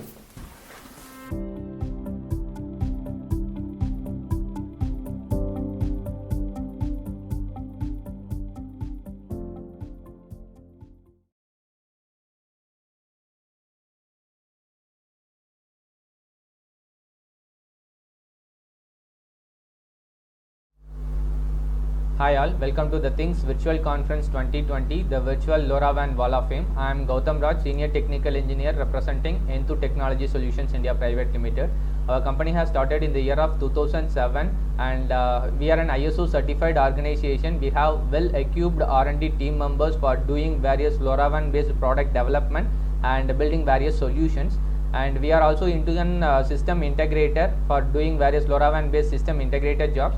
And we have enough facility for doing in-house product manufacturing facility, and we are also a technical and commercial partner for Dragino and Asalink LoRaWAN products, and also we are the technical support partner for the Things Network in India. So today we are going to see about LoRaWAN sensor node LSN50. This LSN50 is very much suitable for all the LoRaWAN compilants. So as we all know, LoRaWAN is a technology where we can able to transmit the data for longer distance with low power and highly secured communication. So this particular LSN50 is very much suitable for all these cases, and in this entire session we are going to see about how the data can be transferred from this LoRaWAN sensor node to the end application server. So here we are going to use TTI as a network server for decrypting the packet and forwarding the data to the end application server. So in this case, so this particular LoRaWAN sensor node can be used for various kind of use cases. So here I have listed out a few of the use cases. Few are like environmental monitoring, air quality monitoring and ambience monitoring solutions. So this environmental monitoring can be very much important in current scenario in so many places, like it may be in smart office or smart cities or smart any kind of smart industry related applications, and also in insect farming and poultry and even aquaculture and fisheries, aquaponics and hydroponics, silos management and cold storage, brewery and wineries, right? So in all these places, if you take this particular temperature and humidity monitoring is very much important. So if you are using this particular product, we can able to interface any kind of such sensor to measure various parameters. So here for temperature and humidity monitoring, we have used SHT31 as a sensor probe for measuring temperature and humidity sensor, and in this entire session we are going to see about DS18B20 temperature sensor, where we are going to monitor the temperature factor alone. Apart from this particular node can be suitable for smart agricultural and farming solution, where the soil moisture can be measured in various levels under the soil, and also industrial monitoring solutions and smart security solutions also applicable by using these kind of devices. So here these are the few of the applications which we already developed by using this particular product. And so this first two, if you consider, it is LSN50 LoRa sensor node version 1 and 2. It is interfaced with SHT31 sensor probe, which is capable of measuring temperature and humidity as a parameter. And next, if you take, it is a lux sensor, where we can able to monitor the light intensity of various places. Based on that, we can make some automation in the back end. And the last one is an agricultural sensor node, where we can able to measure the multi-level of soil moisture by using this particular product. So all these products can be manufactured by using this particular LoRaWAN sensor node, and we can able to deploy it anywhere outside. Okay, and so these are the few of the technical specifications with LSN50, where it basically uses STM based chipset. It is STM32 L series of MCU. It has used with SX1276 is an option, and another option it has SX1278. So based on the frequency band requirement, we can choose whether SX1276 or 78. And also it is a battery operated device. It comes with 4000 mAh battery, so that it will come for a longer life duration if you are deploying the product anywhere outside. And also it have an option to monitor the battery capacity or battery level from the end application side also. And also it comes with IP66 waterproof casing, so that it can be deployable anywhere outside by interfacing just with the sensor. And also it have few more options to integrate the sensor like I2C, SPI and USART technologies, so that without any other extra modules we can able to interface such a sensor directly with this LSN50. And also if you take, there are so many digitals and analog pins also there. So it have 18 digital IOs and 2 numbers of 12-bit DAC and ADC, and 1 number of 12-bit DAC is there. And apart from this, it will work with the voltage level of 1.8 volt to 3.6 volt of DC supply with a very low power consumption. If you take the power consumption of this particular device in various cases, if you consider during the stop mode, it will consume 2.7 microamps, and during the receiving mode it will work with a 7.2 milliamps of current, and during the transmission mode it will consume 125 milliamps of current. So it is a very low power consumption of device, so that we can able to do such a low power device for the longer distance communication. So this is a LoRaWAN sensor node LSN50 of version 2. The major difference between version 1 and 2 is it uses an external antenna, but version 1 it has an internal antenna, as we have seen in the previous slide. So the advantage is it have a better signal strength and quality when compared to the version 1.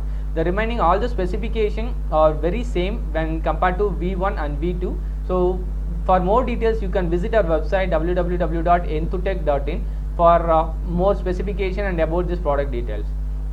So now we can move into the things industries, right? So we are going to see about a small demonstration about how the LoRaWAN sensor node is transmitting a data from the end node to application through the things industries as a network server.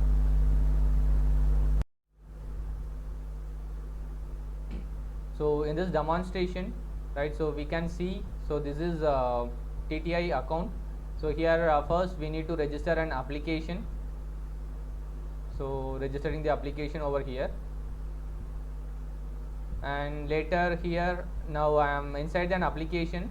So we need to register any number of device. Now I am registering a single device by using the keys whatever we have configured in the end node side. The same keys I am giving over here. So once it is registered, you can receive the data from the end node side. So once it is getting the data, right, so we need to give the payload format to decode the value, right. So I am giving the payload format over here.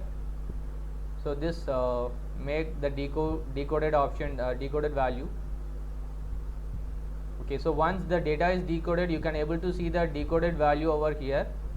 So here you can see the battery value along with the temperature value. So battery values and this is the temperature value. So you can able to get, and this can be integrated with UBDOTs by using an integrated platform. So I am now integrating this with UBDOTs, and so this is the data how you can get the login the UBDOTs platform. So like this you can also able to integrate with your own application server by using any of the method of either MQTT or HTTP methods. Okay. Thanks for attending the session. Hope you have enjoyed the session and you have learned something useful. And so if you have any queries, you can ask with us. We will try to clarify your questions. Thank you.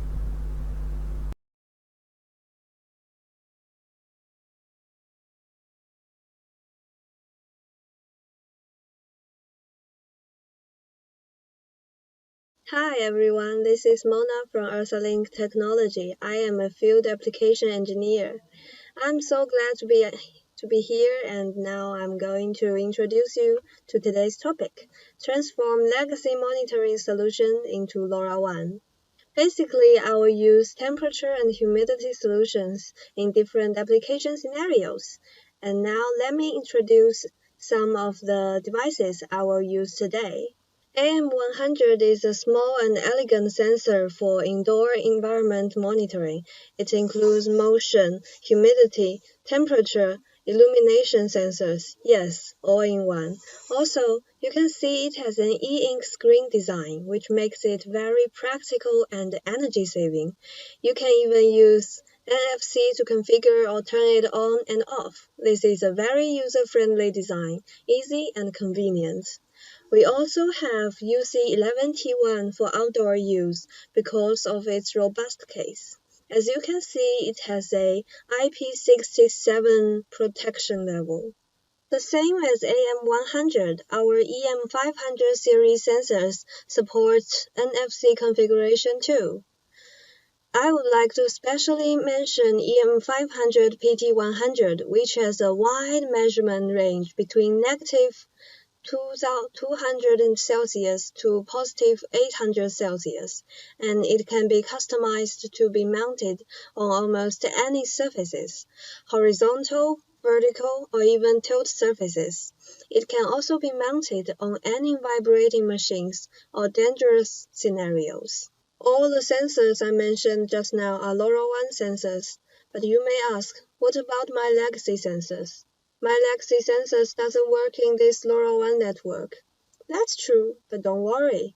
Our UC11N1 sensor node can do the work. It can easily help to convert your legacy sensors into LoRaWAN. With multiple interfaces, including serial ports RS485, RS232, analog input, and digital input, and one sensor node will be the best choice to convert your solution into LoRaWAN by not replacing any existing equipment. For more details of each device, you can find more from our website. Okay, imagine now we are going to deploy a temperature and humidity monitoring solution inside a museum, let's say. As you know, one of the most fundamental and critical tasks in a museum is to monitor its environment in order to maintain all the items in perfect status. Yes, it is essential to have a system in place that maintains accurate and reliable data for temperature and humidity. When the collection of the environmental data is done manually, it consumes a great deal of time and can be challenging. Therefore, with an up-to-date monitoring system that is automated, museums can be confident to maintain a safe place for rare and valuable items. Now I will start hands-on work for you. I will show you how to configure AM100 to the Things Enterprise stack. I will show you how to configure AM100 onto the Things Enterprise stack with a UrsaLink Indoor Gateway UG85 as an example. So now enter Packet Forwarder, and in General tab, we can see the general setting of the Packet Forwarder program. First, we need to disable the UrsaLink localhost, which is the local network server, like this, and save. And then we need to create another type. Before, we may use Semtech or TTN to use TTN's other services, but today we are going to use Basic Station to connect to TTN's The Things Enterprise stack. And now we're going to fill in the URI and CA trust, and I have already imported it, so that's safe. Save and apply. Okay. In radios, we can see that this gateway is using EU868. Okay, back to the console. In the gateway, we can see that this gateway is connected now.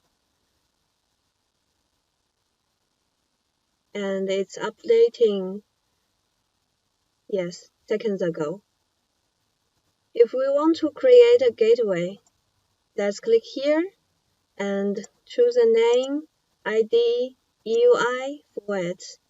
Here, In the gateway server address, this is what we put in the URI here, but with a WSS prefix.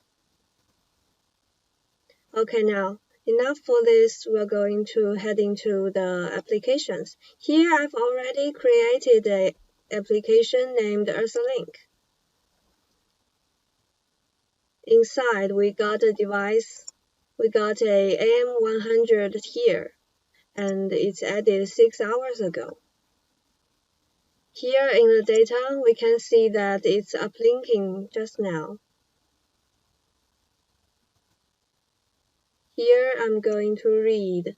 The humidity is 96, I'm sorry. The temperature is 23.6. Okay, mark this. And this is the RS, and this is the AM100 I'm going to read. With a phone that has NFC area, which is here, I'm going to place it near the NFC antenna. Oh, it just indicated. And then click on the red here, and then put the NFC area near the device. Okay.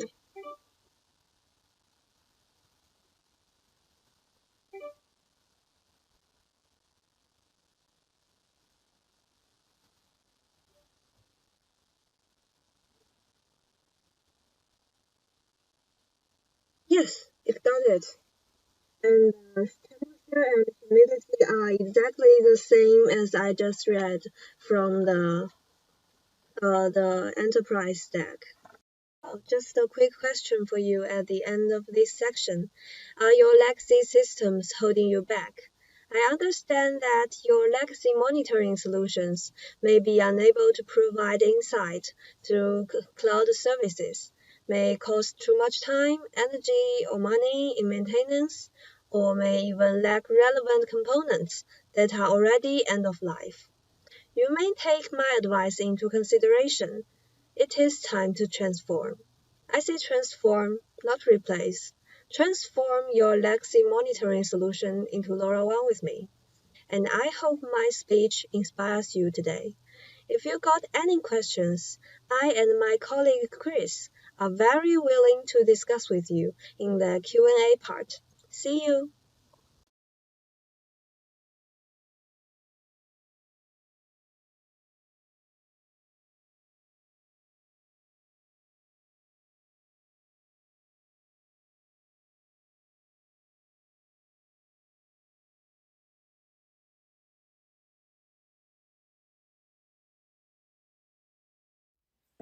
Hi, my name is Felix.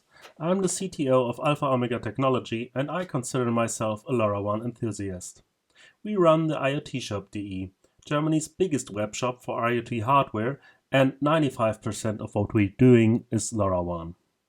I've been doing this for the past 3 years now and I've seen the market change. From small proof of concept installations with a few gateways and some ideas developed with dev kits with housing from Tupperware, we're seeing bigger rollouts now, with a huge number of gateways and thousands of mass-produced sensors. And all the things we always told our customers became true. No vendor lock-in, relatively cheap hardware, and batteries lasting for years. However, all the time I missed something in the market. And then last year, we had enough and we said to ourselves, let's just make it. And today I'm not only showing you the product we made, but the bundle we made it to make it the easiest solution to get energy consumption over LoRaWAN so far. This is the Klux bundle. It consists of the TTN indoor gateway. I think you all know this one. It's a simple LoRaWAN gateway with Wi-Fi backhaul. And because of the basic station protocol, it's very easy to use. And our Klux device. I will tell you more about the Klux in a moment. You'll also find a quick start guide in the box, and because everyone hates typing, we've put the keys there as QR codes. So, what is the Klux? Modern energy meters in Germany are required by law to have an infrared interface for data transmission, which also by law belongs to the customer. That means no one is allowed to block you from accessing that interface. The interface is a standardized serial interface that transmits usage data. There have been multiple projects that tried to gather that data using infrared interfaces with Raspberry Pis, and most of these worked great. What we didn't have was a small battery-powered device that read the usage data and transmitted it wirelessly. That's why we developed the Klux with our partners. The Klux is mounted via a magnet, and every 15 minutes it wakes up and starts reading the serial data stream it receives. It's looking for the measured values of the energy meter in this data stream and saves them internally. Every hour it starts transmitting those values. So let's have a look on how we can use the Klux on the TTN network, shall we? We're skipping the part where we activate the Things indoor gateway because there are a lot of videos out there showing that. At first, you'll need to add a new application. Give it an ID. I'll name mine Klux_TTN_bundle and use the description KluxTTN. I'm sure you can think of a cooler one. Then click on Add Application and your application is ready. The next step is to add the app EUI of the Klux to your application. Click on Manage EUIs and remove the automatically generated one from TTN. Find the app EUI from your bundle and add it to the application.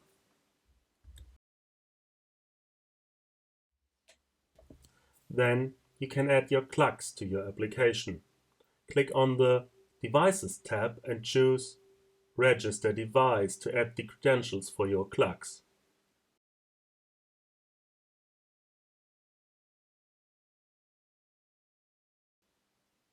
You can use any device ID, but you'll need to use the device EUI and application key from your bundle.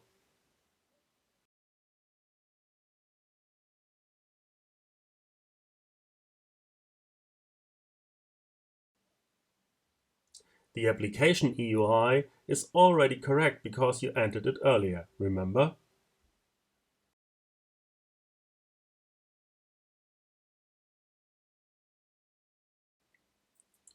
After you've finished that, your Klux will be able to communicate with the TTN.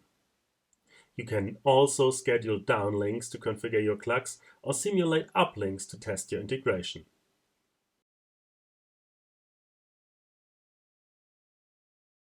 The Klux will send the usage data that it gathered from the energy meter in its payload.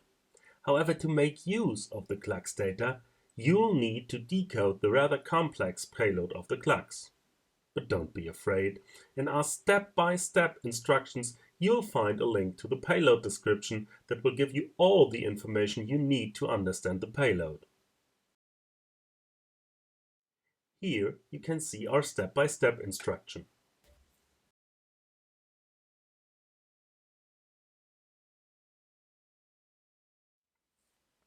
And the payload description.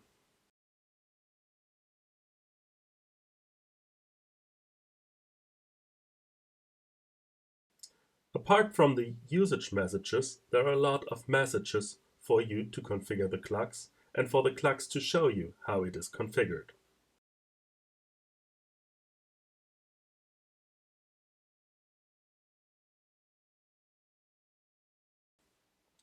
To make things even easier for you, we have a GitHub repository where you can download a Klux decoder to use with TTN.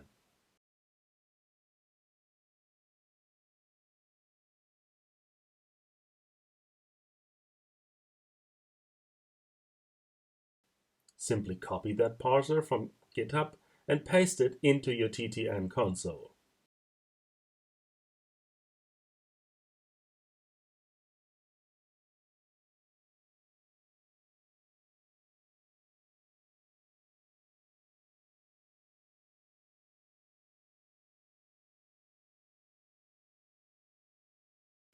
After that, you'll be able to see decoded messages in the Data tab of your application.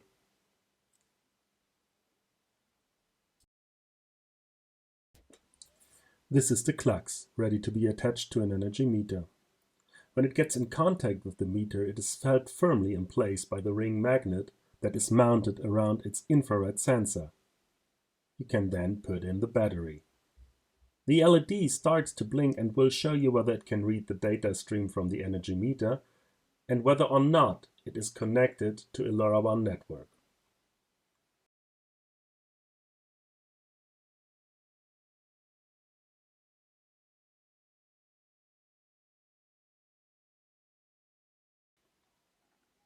Now you can look into the TTN console and receive your first messages.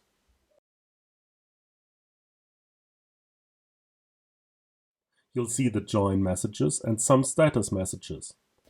We have sped up this process here a bit because, like I said, it measures every 15 minutes and it will only transmit after 4 measurements. So this will take about an hour for your clock to transmit the first usage data.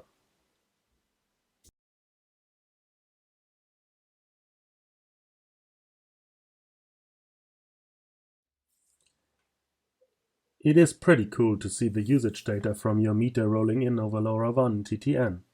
However, to be honest, that's just the first step. You'll need to have a platform that stores the data and makes it analyzable by drawing charts and giving you sums for different time periods. For our example, we're using DataCake. Their powerful but easy to use platform is a great way to visualize and work with the data. Soon they will add native support to their platform for the clocks.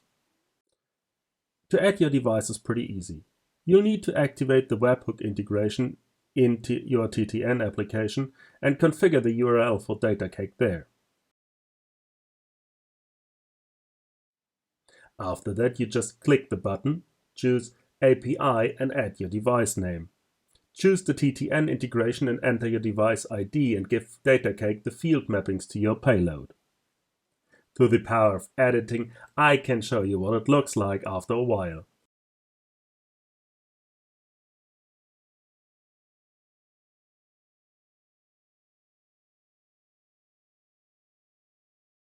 We have 3 KPIs here defined for our clocks.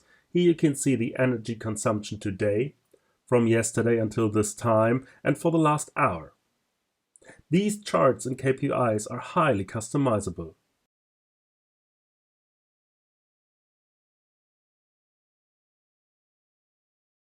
There are a lot of different diagrams, and you can define formulas for your KPIs as well.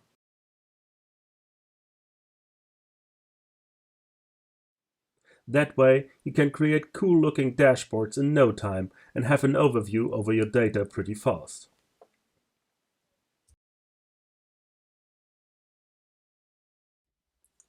That's my presentation so far. Let me finish by showing you a few of the other meters the clocks can be used for. The clocks does fit on and can communicate with these devices.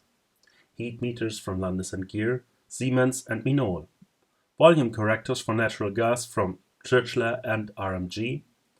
And Honeywell Elster meters will be next.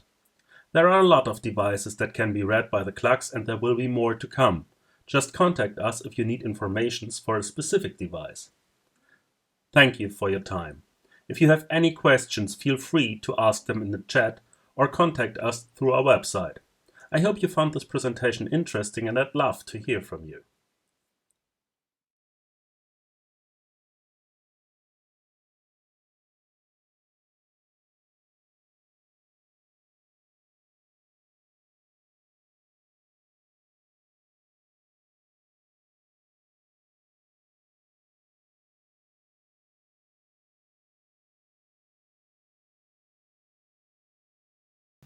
Hi to our LoRaWAN Wall of Fame session during Virtual Things Conference.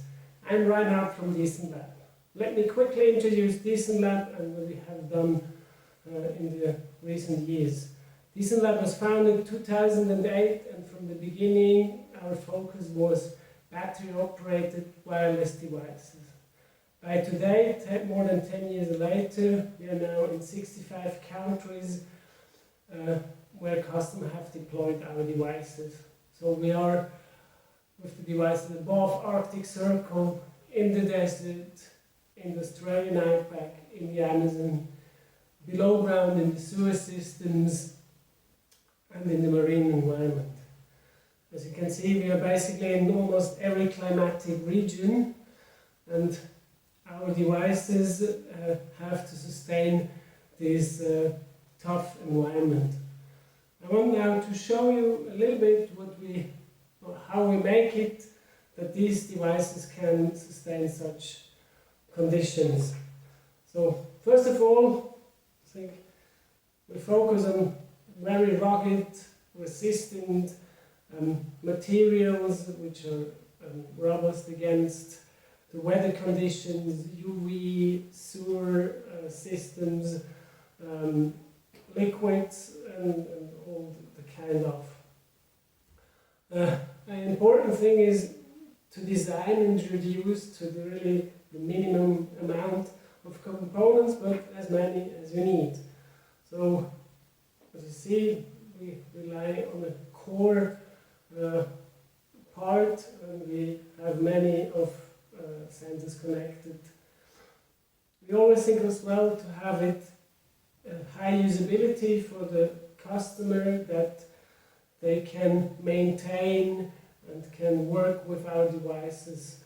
So one key is to easily have, in a very robust way, access to the inner part, to the core. So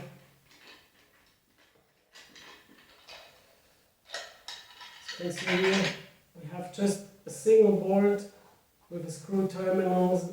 The antenna is internal, so we are prone against, we have less problems with vandalism, and it is also having less errors for the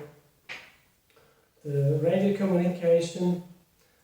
We rely on simple alkaline batteries, which can be easily removed by the customer and replaced. Alkaline batteries which are available all over the world, and so easy to replace. Besides that, having a robust design in this part, I think we have also to talk a little bit about to have a robust sensor conditioning and measurement. So it is very important, and we did put a lot of work to have always proper measurements, and always that the sensors are that much conditioned that it works also in every environment, and that it always delivers good sensor values. If you have some wrong readings, your whole use case may not take off.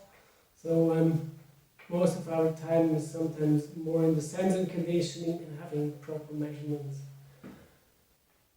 Another thing is the installation of such sensors.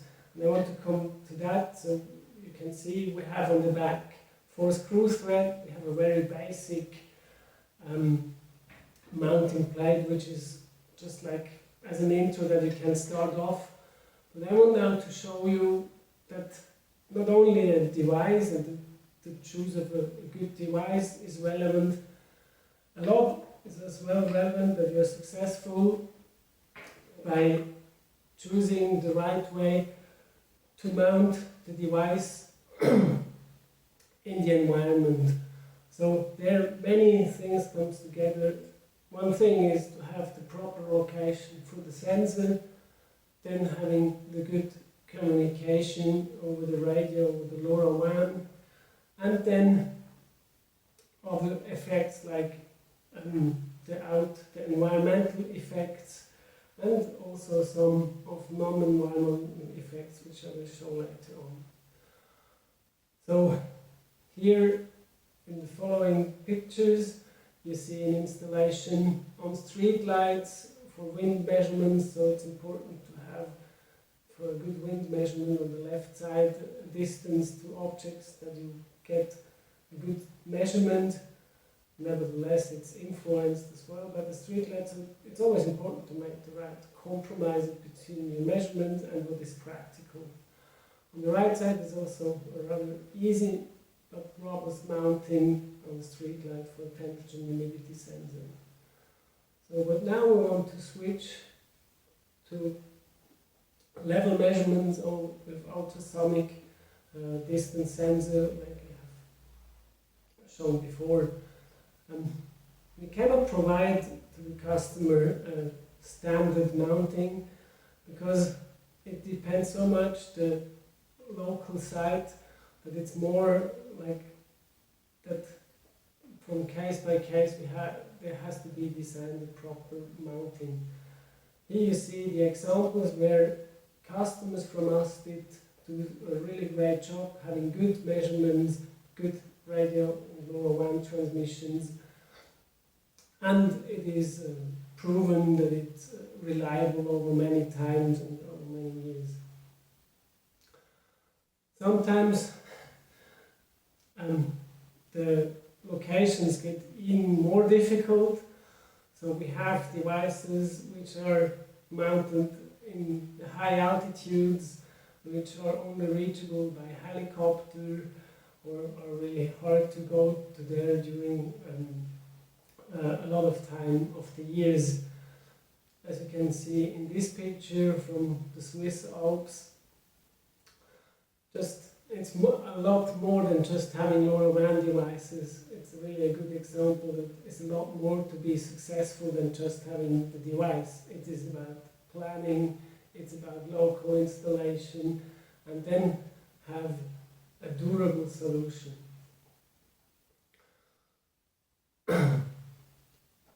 So I explain you shortly a little bit what is key beside the communication and beside the electronics and PCBs, so more what is outside, also relevant.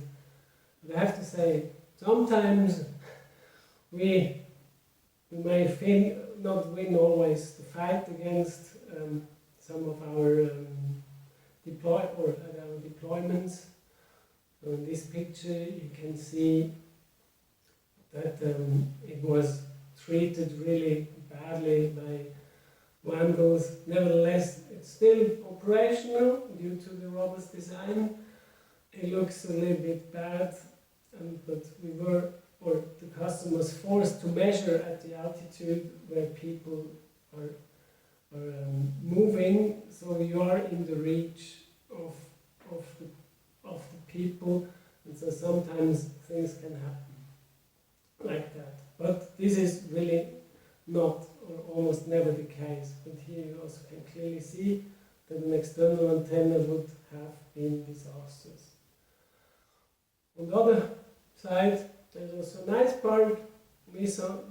Our devices are sometimes as well attracted by some street art, and so we somehow give a surface where you can put your art and show it to the pedestrians. I hope you enjoyed this quick overview of our devices, getting a glimpse where our devices are used and how it looks like, and get some inspiration for your own deployments. So I wish you a good virtual conference, and thank you for listening to us.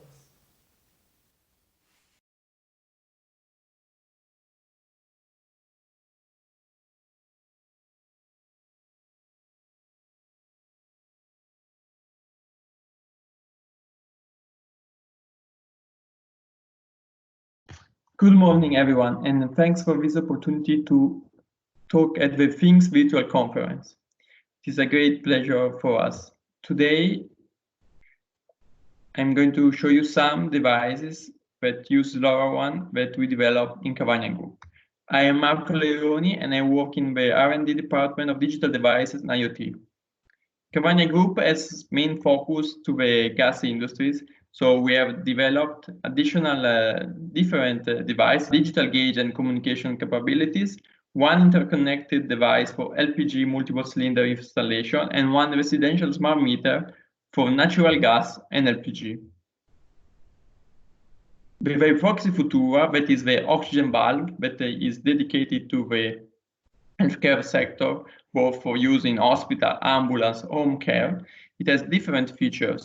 Where it goes from the ability to monitor from the display to see from the display the pressure inside the oxygen cylinder continuously. When the valve is open, also to understand the quantity of gas, time left, and the quantity of gas left. And of course, we have visible and audible alarms, and we have, of course, a battery, but it has multiple years of life. This device, adding the LoRaWAN capabilities and communication, it allows to have a tracking of the oxygen cylinder in different locations, and it's very important because this asset is crucial for the healthcare sector.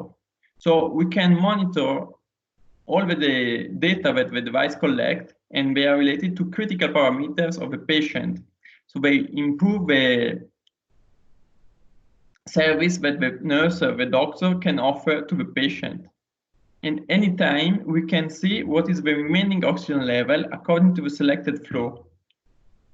And this allows to have a better and efficient use of the cylinder, therefore reducing the risk to lose cylinder, to have cylinders that are not used, to have cylinders that are going empty without no possibility to check them. And of course, all these alarms, they have also shown, they are collected, and so we have a history of what happened to that exact patient and according to how the oxygen cylinder is used.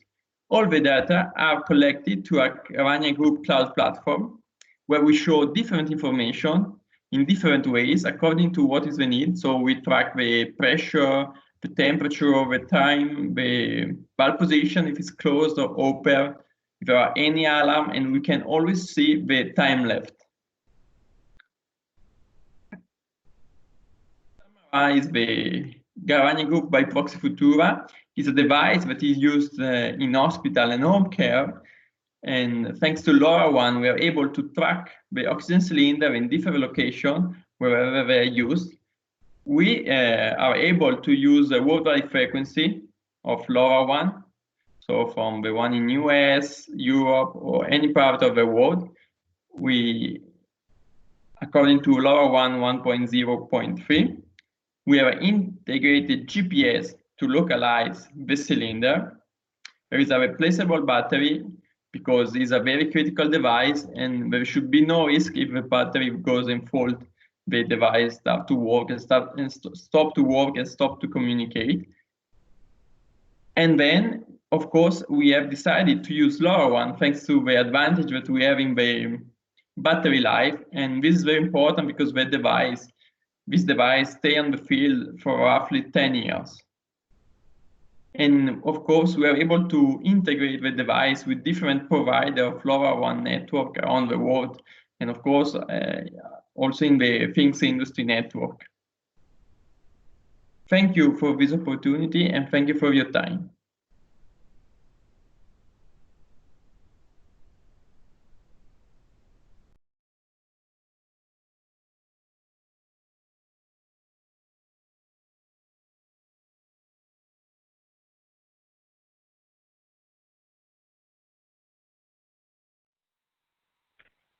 Yodivo is a supplier of an Internet of Things application enablement platform as a service.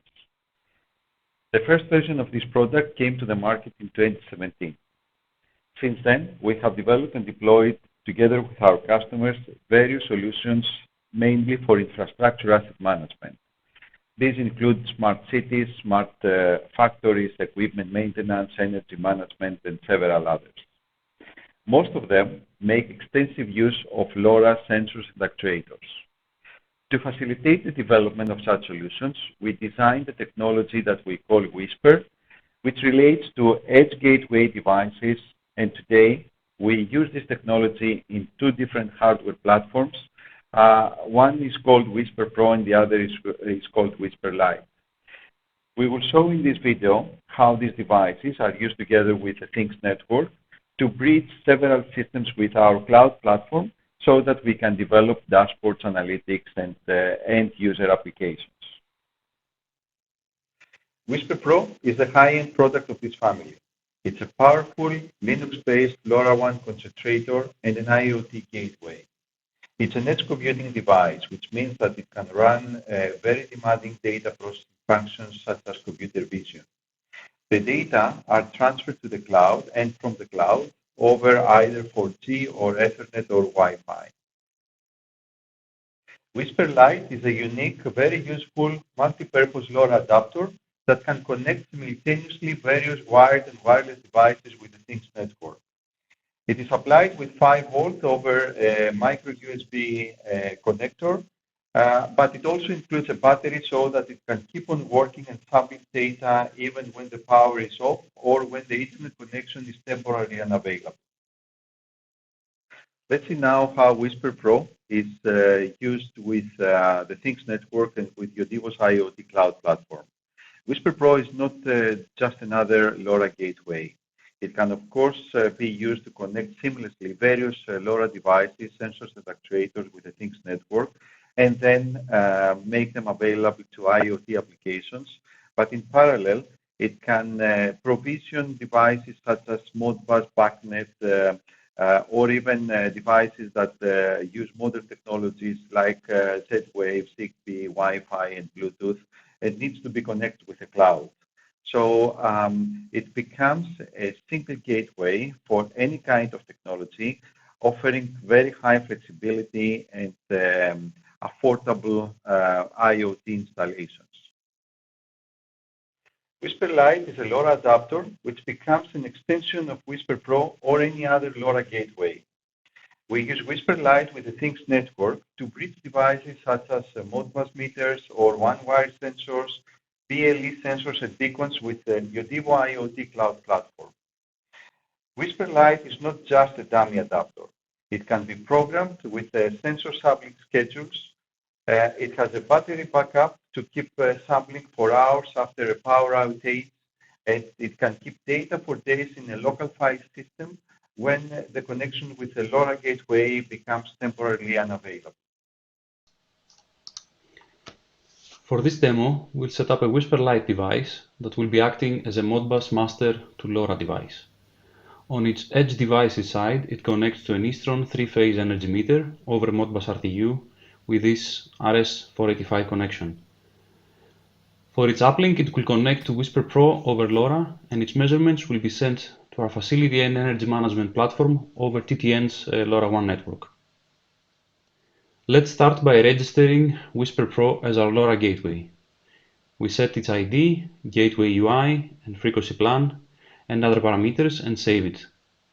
I've already configured the gateway to point to the Things network gateway entry point, so we should see it become connected almost immediately after I save.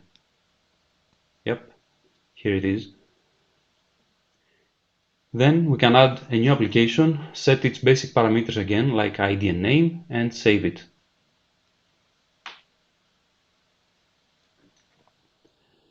Afterwards, we can start adding devices to this application.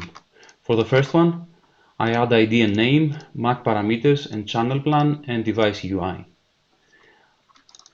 I'll let app key and default network key auto-generate for this video and fix them up later for obvious reasons.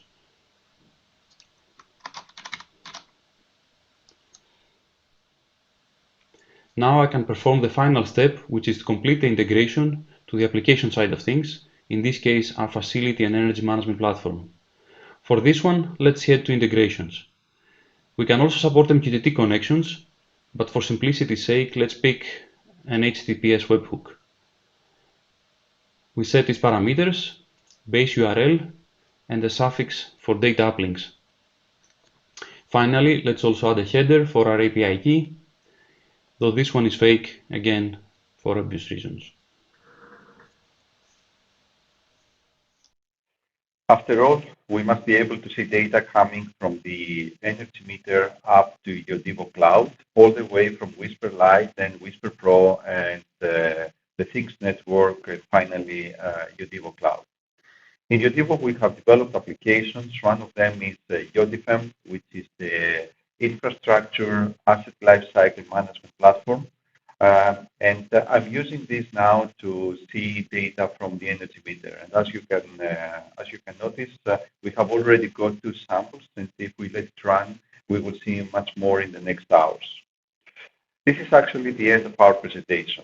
It was a basic demonstration of your Devo Whisper family of LoRa devices. We would be pleased to contact with each one of you and provide solutions to any connectivity issue you may have.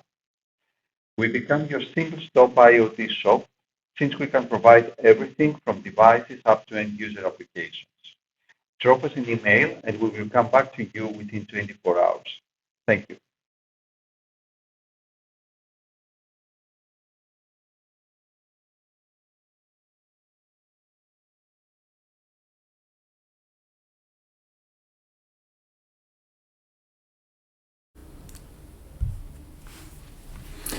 Hello everyone, welcome to the first presentation of the Things Virtual Conference. I'm Johan and I am going to present the technology update. So I'm going to start with why LoRaWAN is so awesome, how you can use our products and services to get the most out of this technology. Then I'm going to talk about our LoRaWAN security solutions and the ecosystem that we have around this. And I'm presenting the packet broker. That's the global LoRaWAN backbone to interconnect public and private networks. And finally, I'll be presenting the technical roadmap and what we're going to deploy later this year.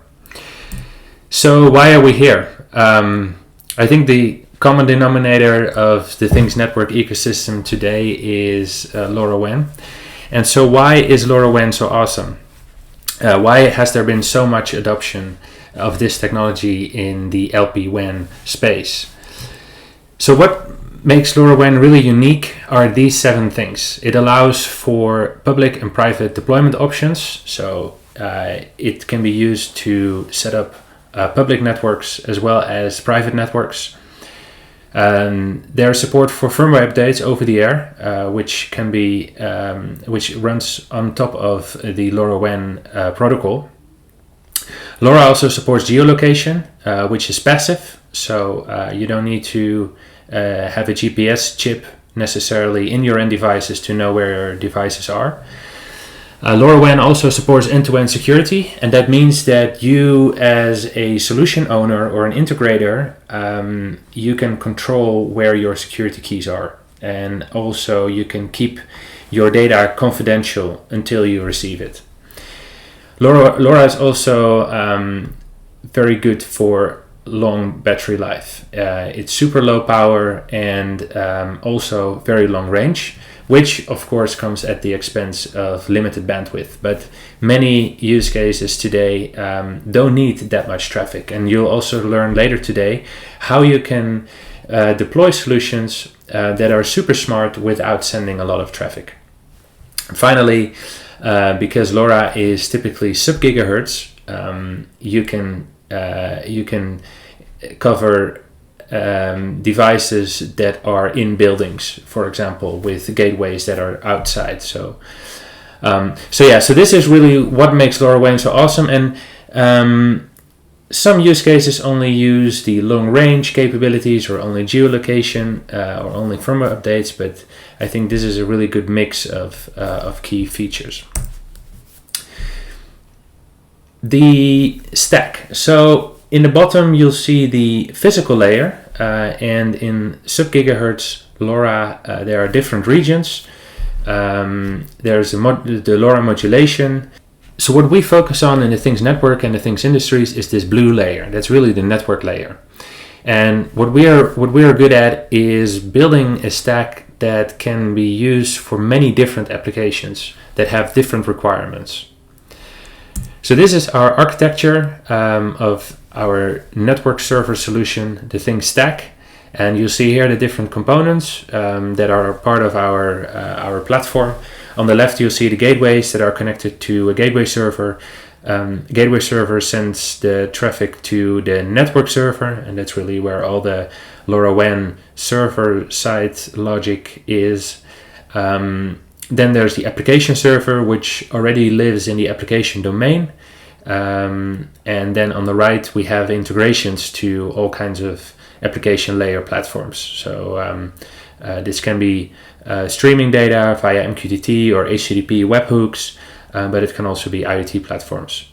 A joint server contains the root keys of your end devices that's needed for device activation. And we have an identity server for storing users and applications and gateways and collaborators and memberships and things like that. And of course, we can monitor everything. So these are really the core components. The stack is a little bit bigger than this, but these are the key components. And this is also designed around LoRaWAN really. So the LoRaWAN network reference model describes what a joint server is, what a network server is, what an application server is, and that is exactly what we implement here. So we have two flavors of the Things stack. We have our open source distribution and we have our enterprise distribution, a proprietary commercial offering called the Things Enterprise Stack. Now, the Things stack supports all LoRaWAN versions, all regions, so you can use any LoRaWAN device on our open source distribution. We support MQTT, webhooks, and publish-subscribe integrations. All the network server functionality is open source, so you can configure the MAC state of each and every device individually, and you can connect the open source distribution to Packet Broker.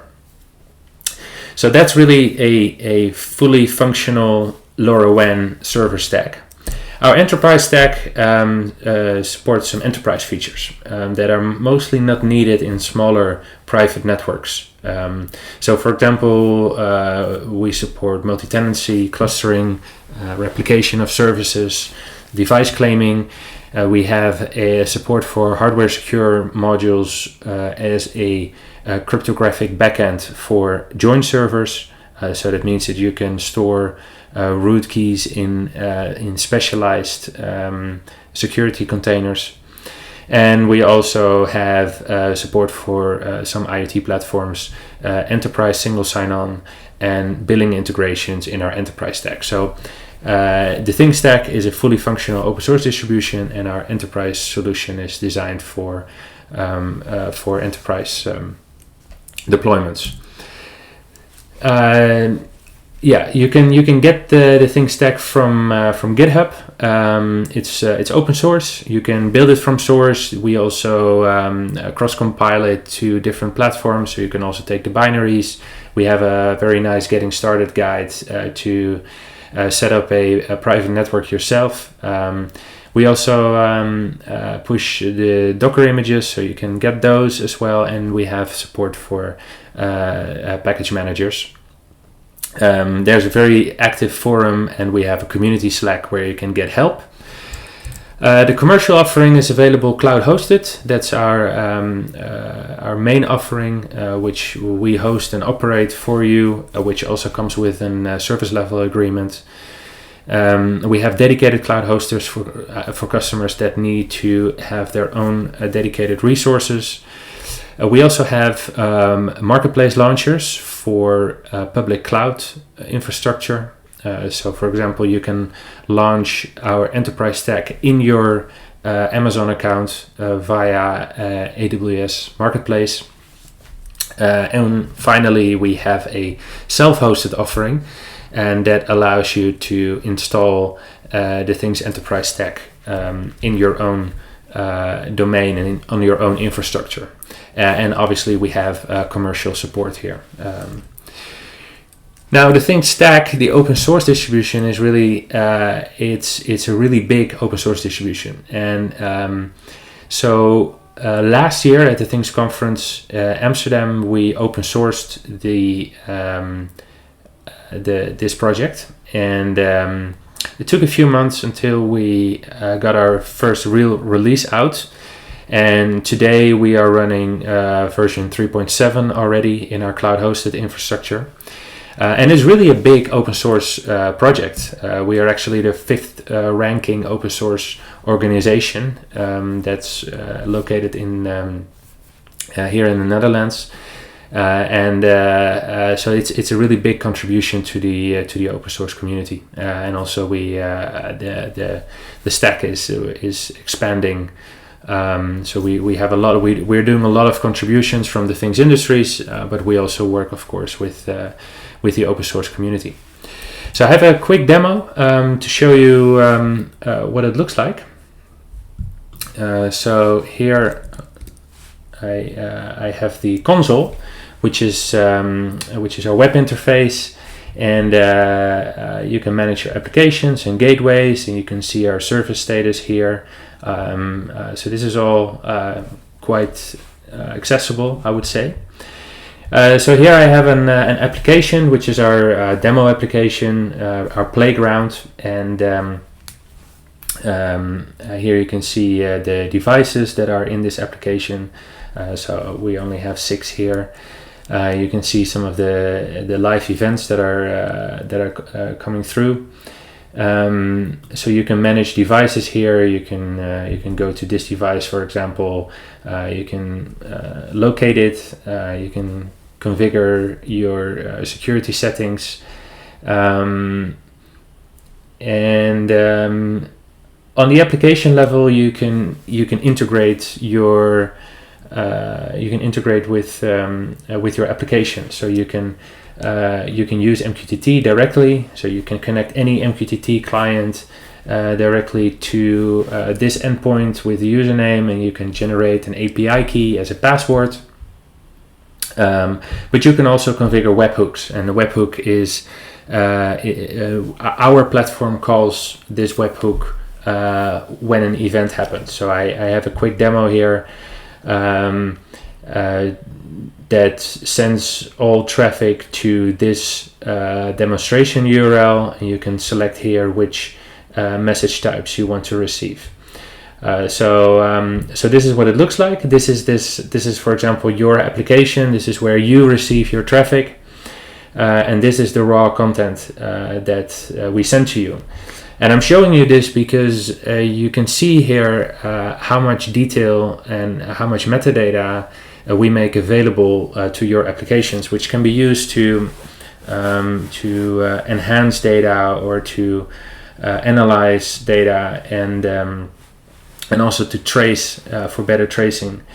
So here are, for example, the unique identifier of your device, obviously join UI, the device address, but also here the actual uplink message. So the port, the frame counter, the raw payload in base64, but also if our platform recognizes your payload format, because we know the device type, we can also decode this binary payload into an object.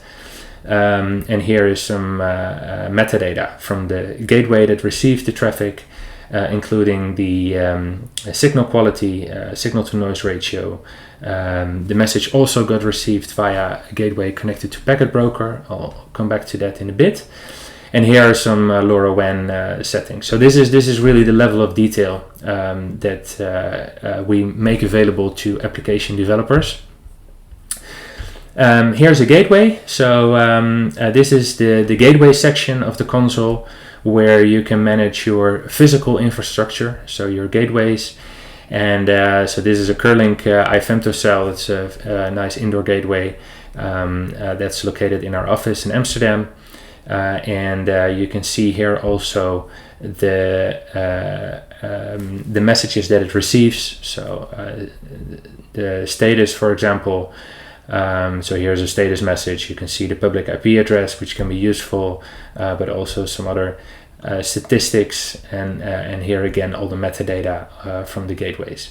So that's a quick demo of our console and how you can use our product as an application developer and as a gateway owner, and you can see how easy it is to get started. So what do we have on the roadmap? We have now support for LoRaWAN 1.0.4 and LoRaWAN Class B. We also support LoRa over satellite, LoRa-E, and you'll learn later today in the presentation from Lacuna Space how that works exactly. We also support 2.4 gigahertz LoRa in our stack, so that's really cool. We are almost ready with making our cloud-hosted offering available with the service level agreement, and we are working on the firmware updates, manifest, and update service. So this is a solution for device makers to make it super easy for them to update their devices once they are deployed in the field. We're working on a QR code scanning app, which makes it really easy for you to onboard new devices and gateways. We're also working really hard on our device repository, and this is an open source repository where device makers can submit information about their device. And this can be, for example, the profile of a device, so the LoRaWAN version, the region, but also the payload format and some behavior about the device. And finally, we're going to make integrations available. We already have them with AWS IoT and Azure IoT, but what we have in the pipeline is really cool. So a little bit more on the device repository, because these are really a lot of the frequently asked questions when you start deploying LoRaWAN. So how many gateways do I need? What's going to be my link quality? If there is adaptive data rate, so that's an algorithm to optimize the data rate of your devices, what is going to be the impact on the battery life? Also, how much downlink capacity will there be available, and what is the effect of placing an extra gateway? So these are really important questions to answer before you start deploying tens of thousands of sensors in the field. And it's actually quite hard to answer all these questions. And if you compare that to buying a washing machine, for example, this is what you want to see. You want to see some sort of energy label with the key facts about a device. So this is really what the device repository is going to be. It's going to be an open source, collaborative repository with empirical performance assessments for live benchmarking. So what this means is that device makers will submit how their devices work and what the battery consumption is under different circumstances. And we also benchmark this live when the devices are out there in the field. And that gives you the feedback of how your devices are doing in the field. And if it is wise, for example, to place another gateway to increase the data rates that your devices are using, which ultimately leads to better battery life. So let's move on to the security section. Security and LoRaWAN are 4 different things. All of these are equally important. Secure boot, firmware update verification. So when there's a firmware update, your device needs to verify that it is an authentic image. There is the 2 LoRaWAN specific things, so storing root keys securely, and also the cryptographic operations that are LoRaWAN specific. So a secure solution, what we need is that we need to decouple the trust relation that we currently see. So next to decoupling the trust, it has to work at scale. It has to be small, cheap. It has to use very little power, and it needs to support transfer of ownership. So what we built together with Microchip is this secure element. It's the AT-ECC608A TNG LoRa. You can buy this from your distributors online in small quantities, I believe from 10 units. So it has 2 benefits really. It's super secure. The root keys are stored in the device in these secure elements securely, and also these secure elements are already provisioned, and so you don't need to think about key provisioning anymore, which is a benefit for device makers because it saves them cost for provisioning devices, but it's also much more secure because you don't have to send your root keys to your contract manufacturer while they for them to program these keys in the end devices. So this is not only a secure element solution that we came up with, it also comes with a secure process to claim devices. So in the middle you see the joint server, and I already presented that this joint server is used to activate devices, and the joint server has access to the root keys. So this is really the trusted party in LoRaWAN. Device makers, they can buy secure elements, and when they buy secure elements, they get a manifest file, which is a proof of ownership that they own these secure elements. So this manifest doesn't contain any keys, it's just proving the ownership of the secure elements, and the device maker can claim their secure elements on the joint server before they start producing the devices. Now, when the devices are ready and finished and they are boxed, the device maker sells the device to the end user. And instead of sending the root keys, the device maker sends a QR code to the end user, and the end user can claim the device via different ways. So it could be a custom front end that uses the API. The end user can use the console directly that I just showed. We also have command line support for scripts. But also here is it's going to be the QR code scanning app, which claims the device on the joint server. So this is the security process for claiming devices, and we already have a large ecosystem around the joint server. So these device makers are all in our joint server ecosystem. Not all of these are using secure elements. That's not necessary. We have a secure exchange also without secure elements. But the secure element solutions that we have are with Microchip, ST, Trusted Objects, and Cypress. So next, roaming and peering. Exchanging traffic between LoRaWAN networks. So why would you do that? So first, it's for coverage. It's better indoor and outdoor coverage. It also provides more resilience against gateway failures. LoRaWAN is long range, so if your gateway fails, then maybe another gateway picked up the message and sends that to you. A third reason is more network capacity. That means that there are, for example, more gateways available to send downlink messages. And finally, because devices can be closer to gateways, the devices can reduce their transmission power and increase their data rates, which is better for battery life. So our solution to this is the packet broker, and that's a global backbone for LoRaWAN traffic. It supports uplink, class A and C downlink, and device activations.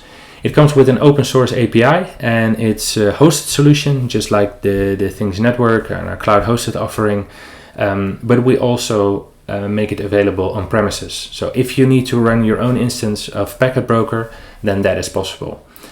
You can find the API and also the details of how it works on GitHub if you go to this link. Packet broker allows for individual packet selection, and that allows you to select only the messages that you haven't received on your own gateways. So you don't pay for messages that other networks send to you, but that you also received already by your own gateways. The traffic routing is separate from billing and clearing, and that means that you can set up any billing and clearing agreement with other networks, but we also support a marketplace model. Packet broker separates payload from metadata, so that means that you can buy metadata individually, for example for geolocation, or only the payload, or both.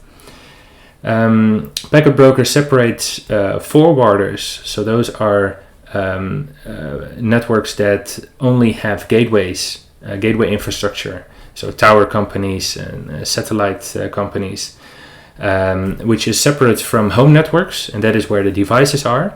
So you can have home networks without any physical gateways if they buy the traffic from forwarders, and forwarders can also this way monetize their gateway infrastructure.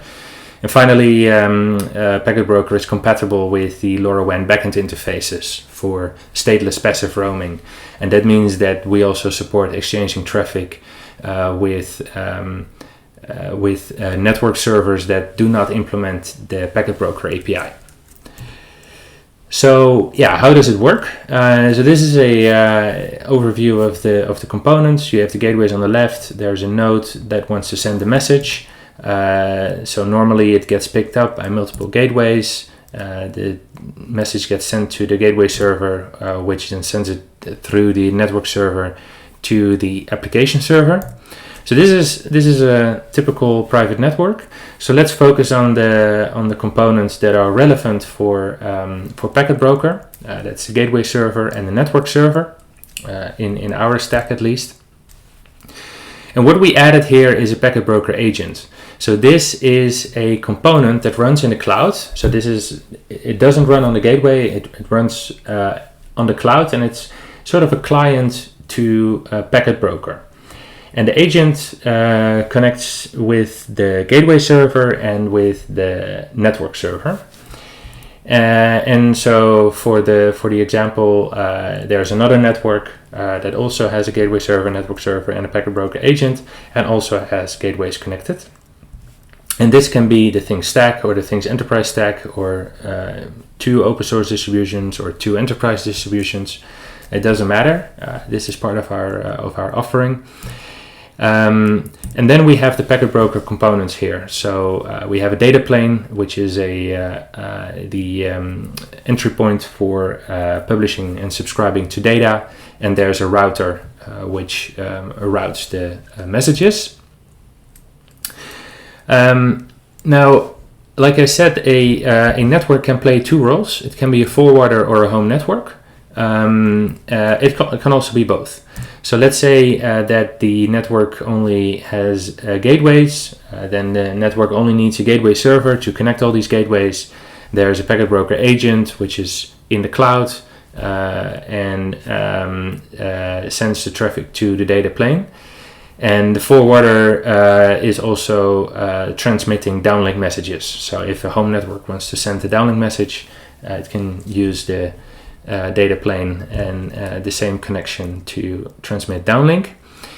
A network can also be a home network, and in that case there is a network server, and like I said, it can also be both. So most of the networks are both forwarder and home network, but this is for some companies are only forwarders. So like I said, for example, satellite companies and tower companies.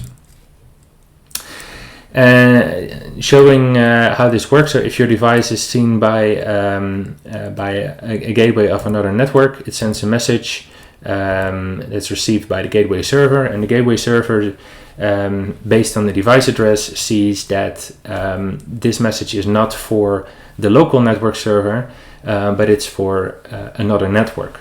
So the gateway server sends it to the Packet Broker agent, and the Packet Broker agent, as a client to the Packet Broker, sends it to the data plane, and data plane routes it to the data plane where the other network is connected. It's received by the Packet Broker agent in that other network and sends that to the network server. What makes Packet Broker unique also is that you can configure routing policies, and that allows you to configure exactly how the peering works between your network and any other network. So you can have a bilateral configuration. So you can configure your network, for example, to support device activations, MAC layer payloads, an application layer payload, and metadata, signal quality, and localization with another network. But maybe, for example, you only support device activations and MAC layer payload with the community network, but not application layer payload. So you can fine-tune this between each and every network that you want to exchange traffic with, and you can also configure a default policy that applies to all the networks that you didn't explicitly configure. And this is super useful to control peering on the LoRaWAN level. All the traffic is encrypted. And this is also how we separate the routing from clearing and billing. So before a message is sent from your network to packet broker, it gets encrypted by the agent, by the packet broker agent. And so the packet broker routing services, they don't see the payload. They only route the data based on the metadata, the public metadata. So what it looks like is, for example, this is a message as it gets routed on packet broker. So this is physical payload, and it contains a teaser with the properties of the message. And based on this, the home network can decide in real time whether or not it wants to buy the encryption key to decrypt this message. So for example, using the hash, the home network can see if it already received a message with the same hash or not. And if it did, then the home network probably doesn't have to buy the message because it already received it. And based on predefined rules, the home network can decide in real time whether or not to buy the encryption key for this message. And for that, we have a key exchange, and that is a service that sits between the two networks. And here are two options. So you can use a collaborative key exchange, which is something that we offer as well, which is going to be a commercial marketplace where you can sell your network capacity and where you can buy traffic. And this is by exchanging encryption keys in a collaborative manner. But you can also exchange encryption keys directly, and you can choose any means to do that. So again, this separates the routing that you see here on the right from the billing and the clearing, which is all about exchanging encryption keys between the two networks. So what it looks like is in the console when you received a message that has been routed through a packet broker. You see some metadata here. So you can see here that it was received by a packet broker data plane, but it still comes with all the metadata as you're used to. So it's just it's fully transparent to the application. So how to join? Well, the nice thing is that the Things network, community network, is already connected to Packet Broker. It's also the technology that we use to exchange traffic between public clusters. The Things industry is cloud hosted. It's our commercial offering is also already connected. But you can join Packet Broker also as a hub or as a private network. And that requires you to control a net ID, which is issued by the LoRa Alliance. If you are a member, you need to use a supported LNS, a network server. So you can use the Things Stack, open source distribution, or our commercial distribution. But like I said, you can also use any other LNS if it supports the passive roaming interfaces. It doesn't get you all the features of Packet Broker, but it does allow you to exchange traffic. We use mutual TLS authentication, so we'll give you a client certificate, and that way you can connect to Packet Broker. So then the technical roadmap. So what do we have in store? for the community network. We start with, and that's what we already did, with replacing the legacy V2 components by our V3 gateway server. So that means that all the gateways that are currently in the community network, they are already connected to V3. So we are now in the process of deploying Packet Broker for V2 as well, and that really brings all the coverage together so that you can use V2 and V3 at the same time. And that's when we make our V3 community network available. And then we add some tooling to allow you to migrate devices from V2 to V3. And then at some point we're going to shut down V2, but that's going to take a while. So that's the technical update. Thanks very much for watching. I'm super excited about this virtual conference. We have a lot in store for you in the next, let's say, 23 hours. I'll be joining in here and there as a moderator, and I'm also going to do a workout with you at in the afternoon in Europe, so it's morning in the US. So that's going to be really cool. Enjoy. Thanks very much for watching, and stay safe and healthy also.